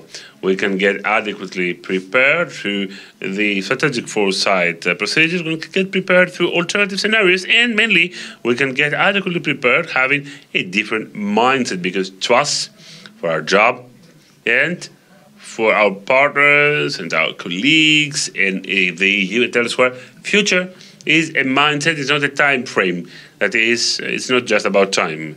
In this sense, what we are invited to do is to see the megatrends, the weak signals, get the smell of the future, and build on it the alternative scenarios that we themselves, because it is a collective effort, we ourselves are going to decide our destination. There are some trends that come from the future, and we shall be able to build our collective future, what we wish.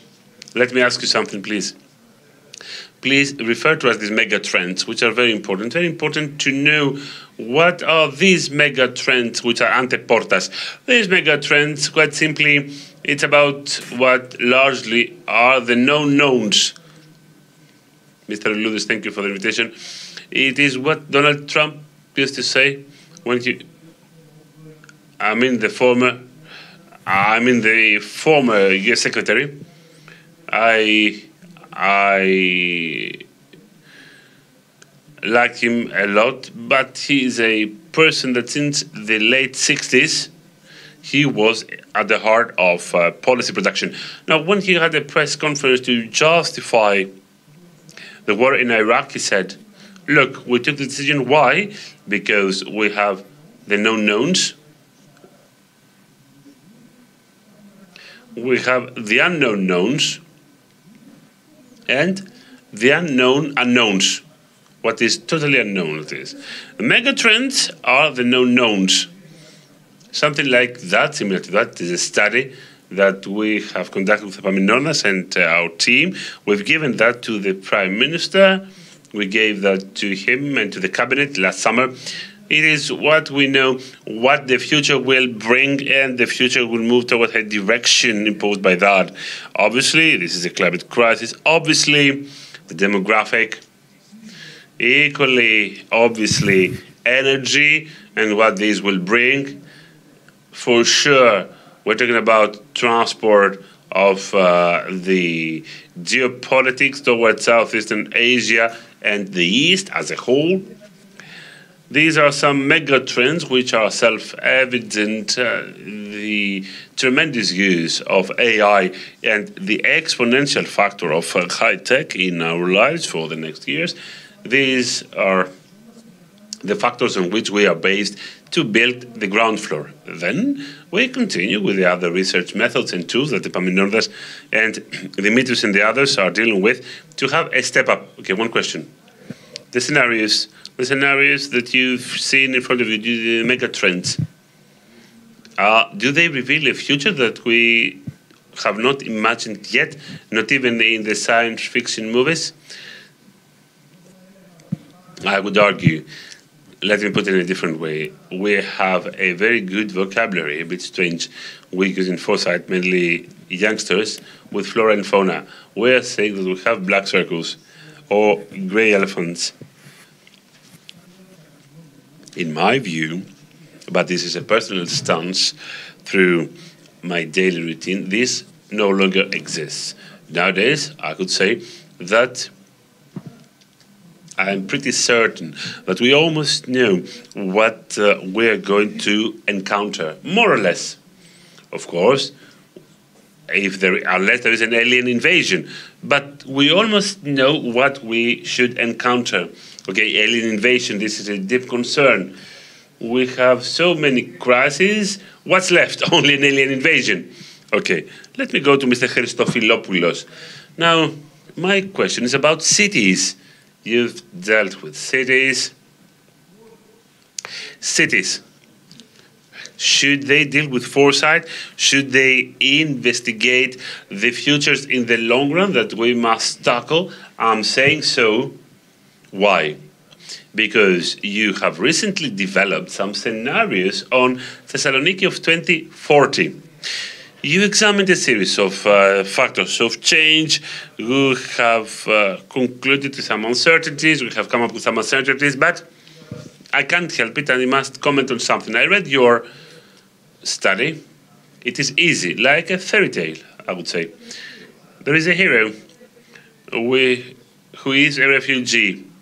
Amina is the name of the refugee. I was impressed at something, at the scenarios that you have recorded. Throughout the scenarios, Amina will be in the Thessaloniki metro. Are you sure that in 2014 Thessaloniki will have a metro? Yes, I'm optimistic. All right, but now let's turn to scenarios for Rio. One question, how open or not the Thessaloniki society will be in 2040, or the society within the city? First of all, allow me to deeply thank you. I'm very happy to be here, seizing this opportunity. I would like to go to Kato Kopanaki next to Kiparisia. Let me give you an example, because I think that we can tell the future, but the future surprises us. Let me give you an example, because we're celebrating the bicentennial from the Greek Revolution in 1820. 1820, imagine a group of people in the Peloponnese back then, starting the revolution. Tell me if one of these people in 1820 could have imagined that after 10 or 15 years, the whole Greece would be independent with a Bavarian king and having as a capital a city village of the one of Athens, because this was the case for Athens back then. Now, a corner of the Ottoman Empire became an independent state with a Bavarian king having as a capital a village. This means that we can predict nothing. In the case of Thessaloniki and in the case of all cities, we're trying to find these uncertainties that substantially will change the future in different ways. In the case of Thessaloniki, how open the city will be, because Thessaloniki has experienced an introvert environment, especially after World War II, which has changed its evolution and its growth, in spite of the fact that geographically it is in a very privileged position next to many Balkan countries. But its introvert character led it to a different type of growth. So it's one of the uncertainties, and we didn't reply through our study. We said that it could go one way or another, depending on how local society will be able to change along with the assistance of the administration. All right, will there be significant changes in the operation of the economy in the future within the cities? For sure. The transformation that we will see will be huge. Technology, as said by Mr. Mastrogeorgiou, will be the main reason for services, and this will change how we commute, how we are having fun, how we are making purchases. It will be a system of changes that will change, and then it depends on how cities will help society to evolve, embrace all these changes. A very important theoretician, Mr. Florida, alluded to that. Cities should focus on how they should help their multiplicity of colors. That is, they should move on with these new ideas, which happens in a very complicated way, but it is a pillar of growth for cities. Okay, now let us turn to Mr. Dimitriadis. Hello, Mr. Dimitriadis. Are you with us? Yes, yes, I'm here with you. Perfect. Mr. Dimitriadis, let me ask you the following. What is the role of new technologies in the growth of collective intelligence about my future? Let me rephrase, says the speaker. We're talking about metaverse lately. We can see in front of us something that we know nothing of. So please describe us the role of technologies and the growth of collective intelligence for the future. First of all, today you see some small pieces of metaverse, and we can name these pieces metaverses. I believe that there is this confusion with what we can see today and what will be metaverse for sure. On the other hand, new technologies, as well as governments, cities, should take into account this future opportunity of the metaverse, because the latter will be a chance for labor, education, healthcare services, even to plan urban spaces. For sure, it will be a big platform to organize labor in the future. So one might say things about how new technologies are anteportas within the market, and what are the new technologies, extended reality, AI, huge sectors, which give us benefit, but on the other hand, relatively they are unknown for the many, or at least for the decision makers. So training should take place for decision makers and for employees who could benefit from these technologies to prepare the ground, subsequent generations, in a successful way. In a word that, for instance, like in the metaverse, physical reality and artificial reality will play an equally significant role.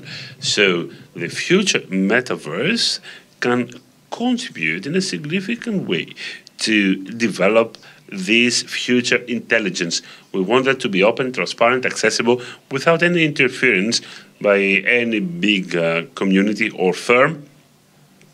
As right now, metaverse, and the true metaverse is more a name than a reality.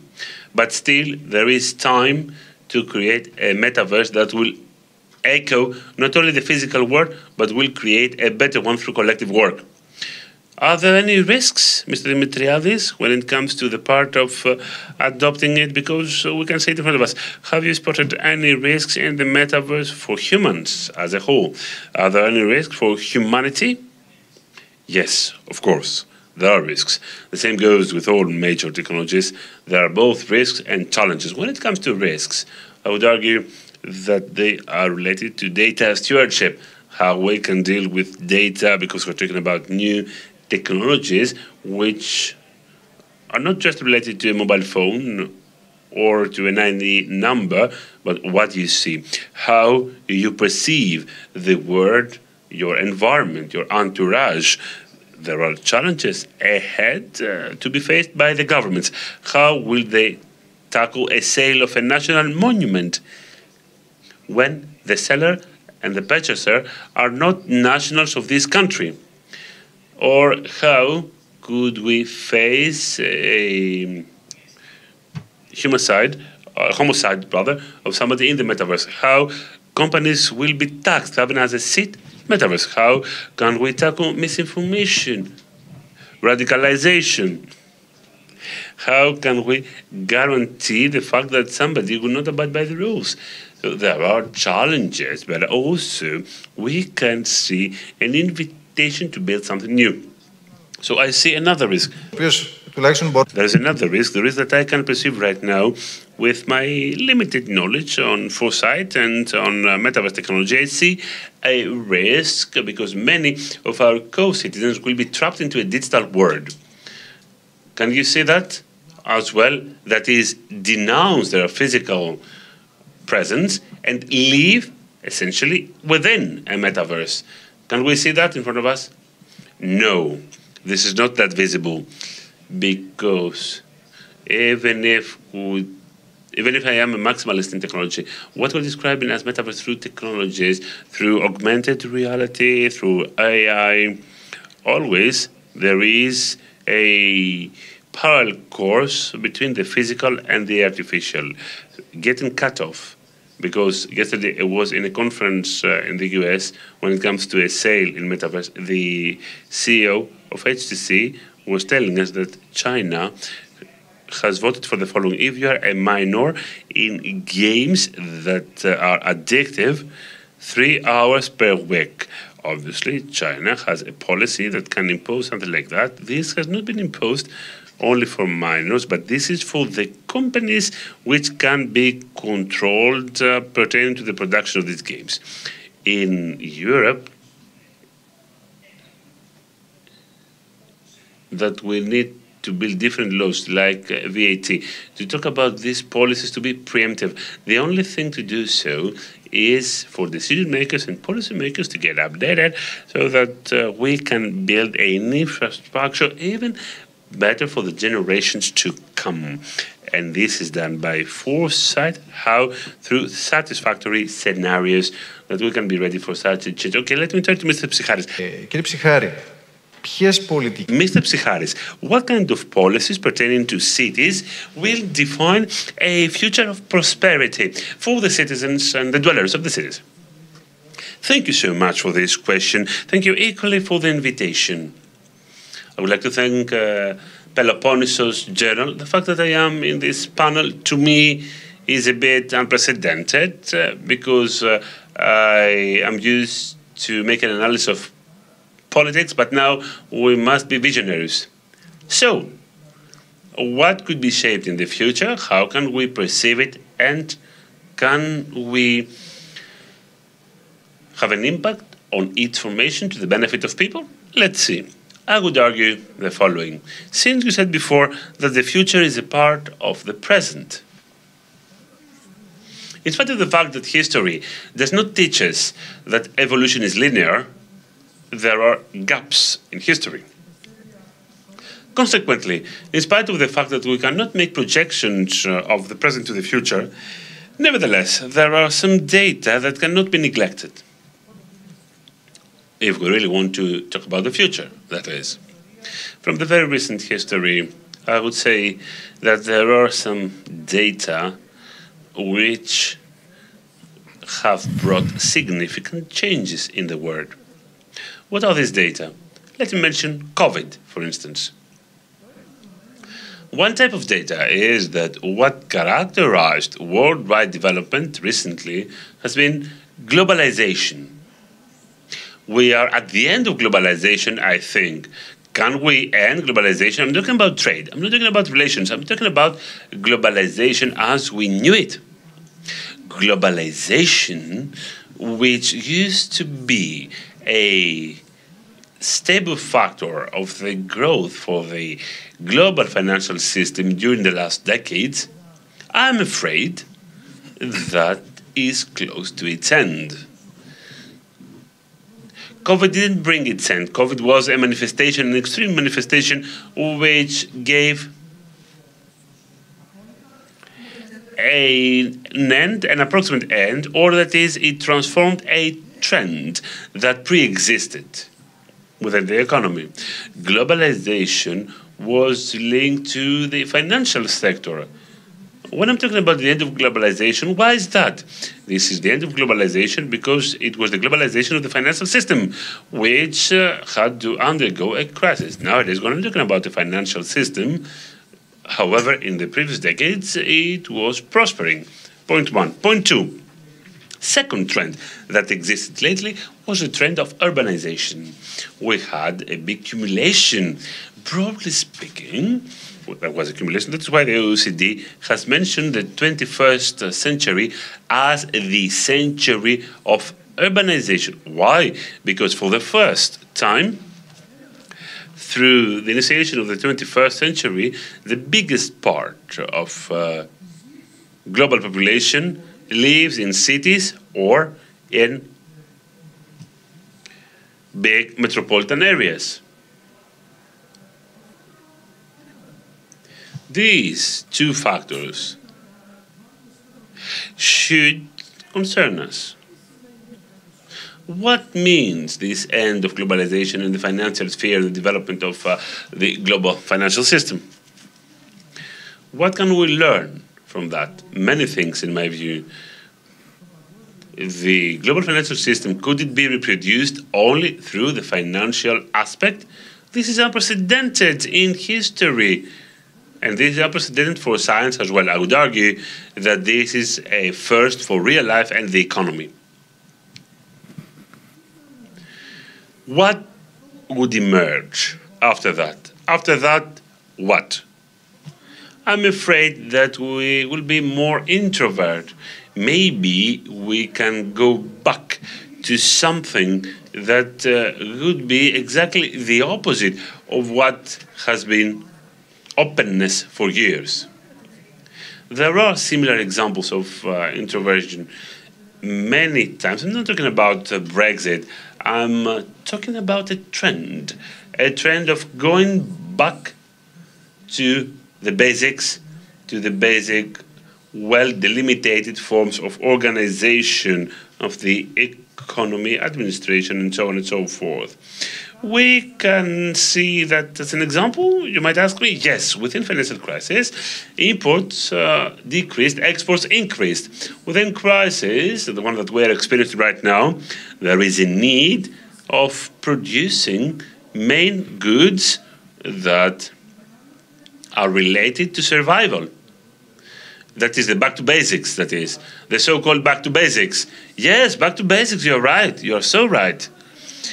Nevertheless, I want to tell you that there is no return to a situation that we knew we would never go back to the village that I had, where my aunts, my uncles lived, where there was a small production and a different daily routine. The space will also change. COVID also hurt the process of urbanization. Why is there a trend of big accumulation of the population in the urban centers? What is that? What moves this trend? What mobilizes this trend? Today, we see that real estate is flourishing in many different countries, in Greece as well, in spite of the fact that in Greece we're not that exposed due to the particularity of our country of having a fragmented lot. But urbanization, will it continue in the next period in the same way? I do not know. I cannot tell. It was a big concern of mine. Through the lockdowns, I was able to see that in Paris there was congestion because people wanted to go to the periphery. What does this mean? Going back to rural areas? I don't know. it might mean better quality of life when people were forced to be closed indoors. Yes, you're right, better quality of life in the periphery. And final point, technology, one of the mega trends according to the OECD. Technology, since I'm interested in that, how will technology change space?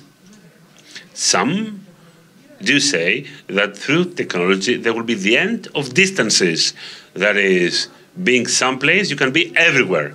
Or if you're not someplace, yes, we can see that. My friend here is in Belgrade. Yes, you're right. But what about technology? Let us see another thing. Was it possible to lift inequalities when it comes to accessibility to the different privilege that it offers? Let me start by the companies that are specialists and the gurus of these new technologies. These companies, where do they have their seats? Why don't they have their seat in a small village? Since there is a better quality of life, they can create. Yes, they do create, but the trend is for these companies to form different forms. That is, for instance, clusters. Clusters in cities, they are related to new tech. This does not mean that technology will not provide us with different possibilities. Of course, it gives us possibilities even remotely from my own village. I can be everywhere. But the ones who can be everywhere, they are not in my village. They don't have their seat there. My people in my village, they are not everywhere. Having said that, what do I mean? What about space? Doesn't it play a role? Yes. But there is a selective use of space. So we will enter an era of selective use of space. In this sense, there will not be a return to rurality or to rural areas as we knew them, but we see the creation of a selective use of the space. And what do I mean by that? Islands, for instance.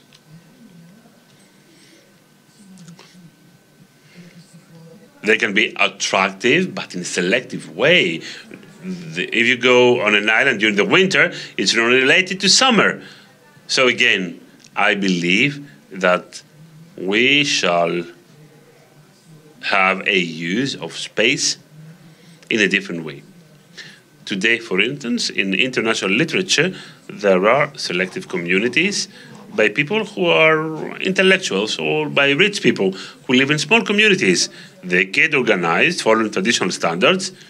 There is nothing to do with my grandfathers, but these are enclaves of prosperity within a surrounding situation that is not related to what we knew. In this sense, in my village, there might be a selective enclave, but this will be about a special niche group and not the people of the village, not the villagers. Okay, let me turn to Mr. Kwosa. Let me welcome you, Mr. Tuomo Kwosa. I would like to raise a question for you. My question is the following. What are the tools that we use right now in foresight to predict the different scenarios of the future? That is, I know that you have built a platform. Please show to us this platform and explain to us exactly what you have created. Thank you. Yes, thank you. And I'm very pleased to be here.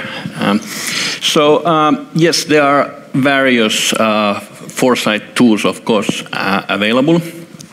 And actually, I'd say that the strategic foresight, the tools that are helping to do strategic foresight have been utilized more and more in big corporations, and large public organizations have started to take the foresight more seriously. And the key reasons for these are actually the increasing complexity, the VUCA world which is coming to, or where we are actually living in. And the trends are shorter, the cycles are shorter, the environment where we are is more ambiguous, meaning that it is very hard to actually we are living inside the change, and in order to actually identify the changes that we are able to observe, we need to we need to do constant sense making and identify and build some borders around issues that we identify and start naming these. In my foresight team, we are doing that on a daily basis. So we have actually been doing that since 2011. So in Futures Platform, we have been we have a long history in the societal foresight. So we are actually studying all key disciplines of and areas of the society. Not only technological changes, but various societal changes, environmental changes, and health-related issues. Automation, AI-related issues, and so on. So we have actually like 30 major topics to which we are focusing. So I have a research team of 10 foresight researchers or economists doing the research. And based on that research, we have built up a database of almost 900 trained articles. I'll show you a couple articles. We are combining. You have to explain to us what we see now on screen, please. Thank you. Yes. So here we have a foresight radar which is built around the issue of public governance. So we have 30 major topics which we are studying, and for each of these issues we have built like collections of key changes that are taking place. And here we have a radar for public governance with 3 specific sectors. And as you can see from the image, we have actually timed the changes so that the closer to the center we are, the more short-term change we are talking about, and the further we go on the radar, the longer time change is dealt with in that phenomenon. I'll pick a few key phenomena for public governance from this radar. Let's see if we can get it to the image. It seems that it doesn't, for some reason, you are not able to see the trend card. Okay, now we are able to change it a little bit. Okay, good.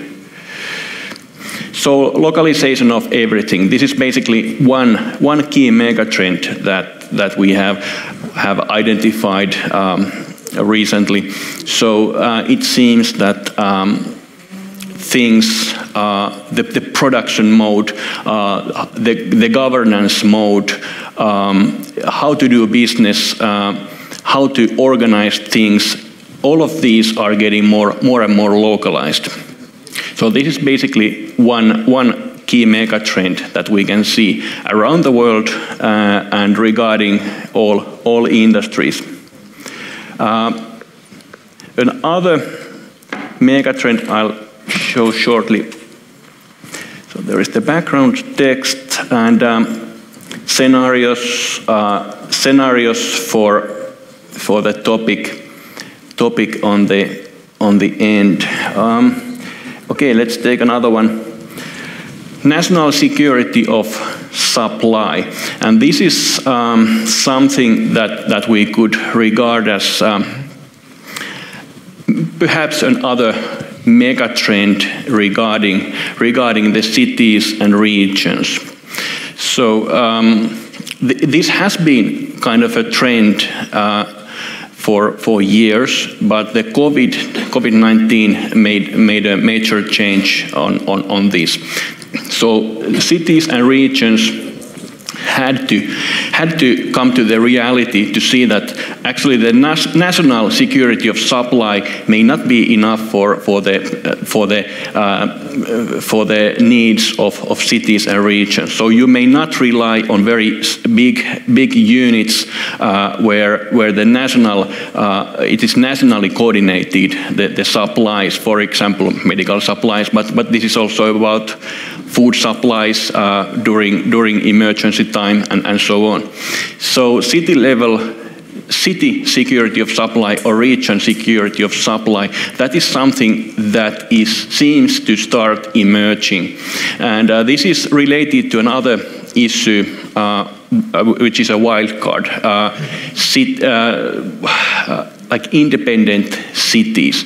That's one possibility, a real wild card that we may see at some point, cities starting to declare independence.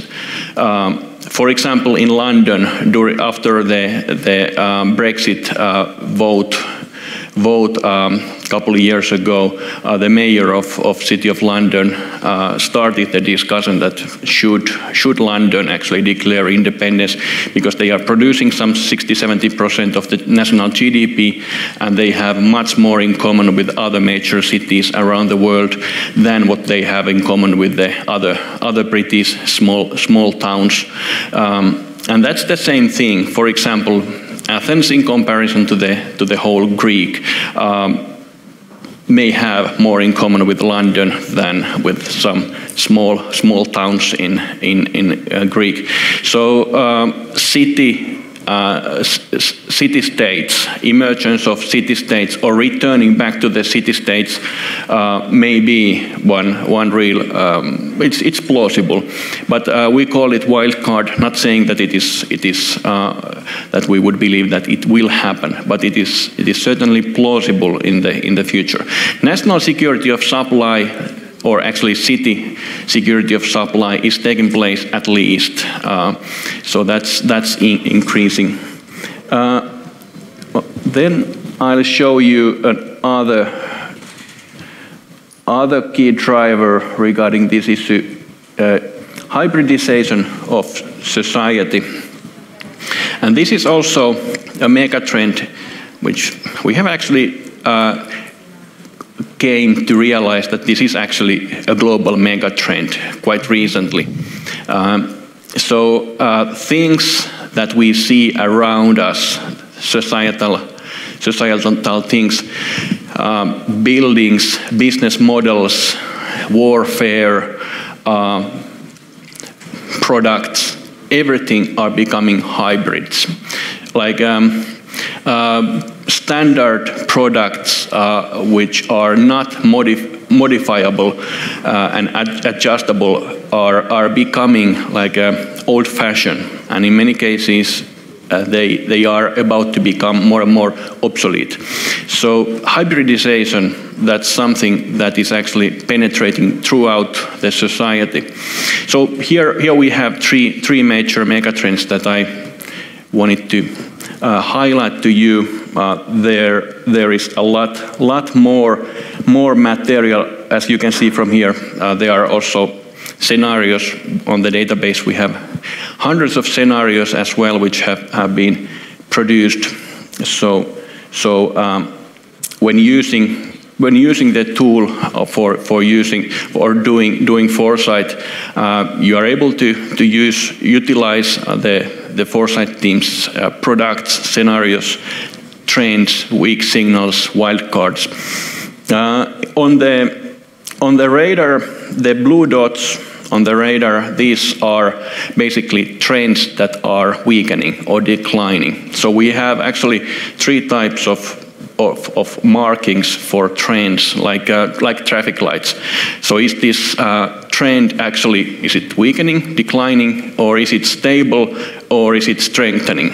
And the strengthening trends are marked with green color, weakening with blue color. Then we have also wildcards on the radar. These are the red dots. As I mentioned, the city-states, the emergence or return of city-states, that's a wildcard, meaning that it is very much plausible, but not probable. And the impact of that wildcard, if the wildcard would actually start becoming reality, the impact would be very big, like in many cases enormous. So the wildcards actually go very close. They have close similarity with scenarios. So scenarios are actually alternatives, how the situation that we are observing, how it may play out. And how we build the scenarios, we have several tools for this, but the basic principle is that we gather all the key material that is needed to actually to make the scenario, make the projection, and then we identify uncertainties. We identify at least one key uncertainty. In most cases, couple uncertainties, and we collide the knowledge that things that we know about change to these uncertainties, and then we play out the alternatives. What kind of real alternatives there are. But it seems that we are running out of time, so thank you on my behalf. Okay, thank you very much. Let's pass quickly to a few questions. So, I would like to ask Mr. Georgiou a very important question. What is the scenario? What are the scenarios for the future of this country? Sotiri. Personally, I try, sorry, but you're asking me, so I'm replying on a personal level. So it's like, how do I feel? I don't think that this is the $1 million question. I think that the future is better than what we can expect and imagine. Not because I think so, and someone might say, things are not looking great at the moment. Why is the future going to be bright? It's because the future does not exist. It's potential. So it's in our hands to formulate this. I think that this might sound like a bit of fanfare and utopian, but this is true because the future is just potential. It's a process. It can be much better than reality. This obviously concerns everyone and our country. The fact alone, and now I'm going to talk about ourselves, but the fact that for the first time we have such a structure as ours, it shows that politicians have understood that we need to do away with the complicated issue of the 4-year electoral circle throughout the world. When we want to think about the future of the country, of the citizens, this is a framework that kind of limits you. So at the moment, the European Union as well, because we are part of the European cluster, we can think not only of tomorrow, but of the day after tomorrow. Are there any scenarios? There are many scenarios, yes. Yes, there are many scenarios. They start from the desirable, the good, the stressful, and the all costs to be avoided at all cost scenario. We look at these scenarios. This is what our job is. And we believe that as a country, and especially now when we have the ability to think about the day after tomorrow, to aim for the desirable scenario. So, very quickly, Mr. Christofilopoulos and the rest of the speakers, very quickly, as much as you can. Mr. Christofilopoulos, climate change, migration, cities, what's going to be the impact? What is the visible changes that most scenarios advocate towards? The issues you mentioned are key issues in all the scenarios we try out at national or local level. They are risks and opportunities. So many of these issues are also quite problematic to discuss. For example, the demographic issue and the migration flows. There are no simple solutions to handle the demographics problem. Even if tomorrow we all start having babies, it'll take many decades to make up for the lost time and ensure the solution of the problem. So, how can we use the migration flows? How can we set up the right mechanisms and procedures to integrate the people we think we believe we need and to make them part of our society? It's a difficult decision, but there is no other solution. There are other similar difficult solutions that we need to take in other issues. For example, about social insurance. We've talked about it for decades, but the changes we need to make and the reforms in work need more difficult decisions. It's not going to be easy to find solutions. All these are things that we examine, and this is what we do at the Hellenic Secretariat. We discuss these issues, which are usually what we call the elephant in the room. They exist, we know them, but we try to pass them on to the next government. Okay, Mr. Dimitriades, how do you believe that the current reality would be described by a historian in 2050?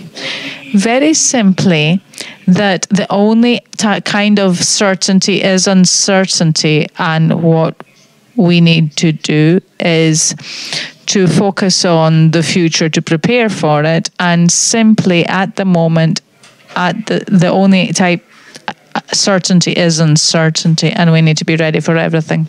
Mr. Psicharis,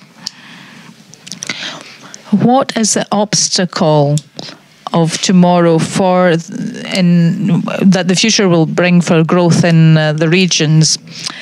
This is an issue that cannot be replied easily, but if I was to put it simply, what is the obstacle today? I would say that it's a tendency, a trend that is kind of a centralizing trend, and this can change today. For the future, I would want to see a more balanced growth in different places, and I believe that this will benefit the climate as well. So balanced growth of activity and populations across the land will benefit the environment, will benefit the economy, and I believe will benefit quality of life and all that this entails, because quality of life is not just a financial figure, but it also concerns many other aspects. I would be quite worried about the future of cities. Cities are very unequal.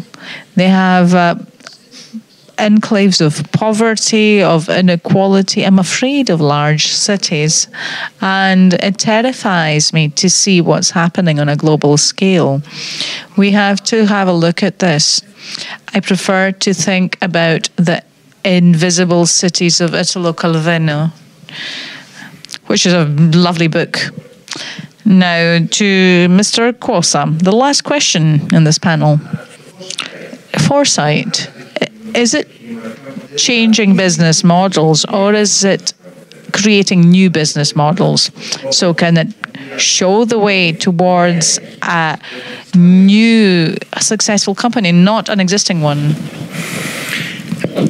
Yes, foresight can be utilized on both sides, of course. But if we think of in innovations that are highly disruptive, it may require more than just identifying the key trends and making some prioritizing in between these and identifying the key uncertainties. You need something on top of that. And there we have, for example, different science fiction, wild cards, and visioning processes. So you need to go to the unknown area. So not only working with the known knowledge or like semi-known knowledge. So on the known and semi-known knowledge, you can work with the scenarios. But when you want to go to produce something very highly disruptive, then you need more innovative tools on top of that. Thank you all very much. I think that it was a very, very good conversation about the future of cities and of regions. we hope to have you here next year again. Thank you.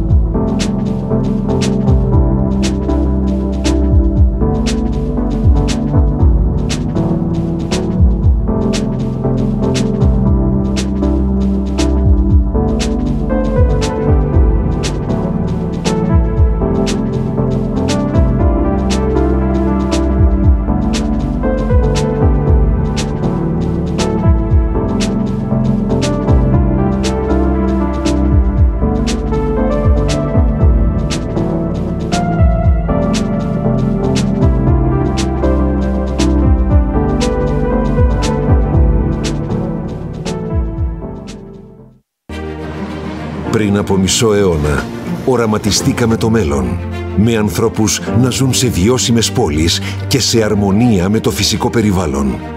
Με σύγχρονες υποδομές για καλύτερη καθημερινότητα, ποιότητα ζωής, πολιτισμό. Οραματιστήκαμε το μέλλον και ανοίξαμε δρόμους για τις μικρές και μεγάλες διαδρομές που ενώνουν τις ζωές των ανθρώπων και κάνουν τα όνειρα να ζωντανεύουν. Πιστέψαμε στην επανάσταση της καθαρής ενέργειας και στη δύναμη της καινοτομίας και τολμήσαμε. Πιστέψαμε στους ανθρώπους μας και ταξιδέψαμε την Ελλάδα σε ολόκληρο τον κόσμο. Πιστέψαμε ότι κάθε τι καινούριο που κάνουμε πρέπει να γεννά ευκαιρίες και να φέρνει ευημερία σε όλους. Όμιλος Γεκτέρνα. Επενδύουμε στην Ελλάδα. Επενδύουμε στο μέλλον.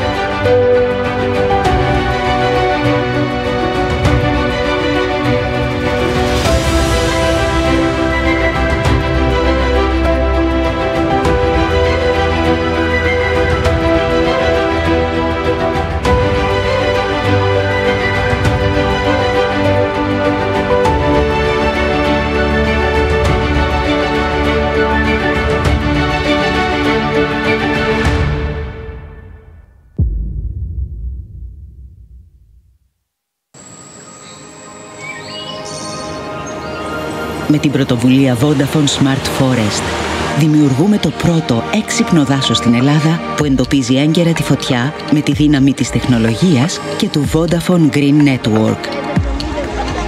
Αγκαλιάζουμε πιλωτικά περισσότερα από 314.000 στρέμματα στην Πάρνηθα και δημιουργούμε το υπόδειγμα για να είναι πιο ασφαλή από πυρκαγιές τα δάση της χώρας μας.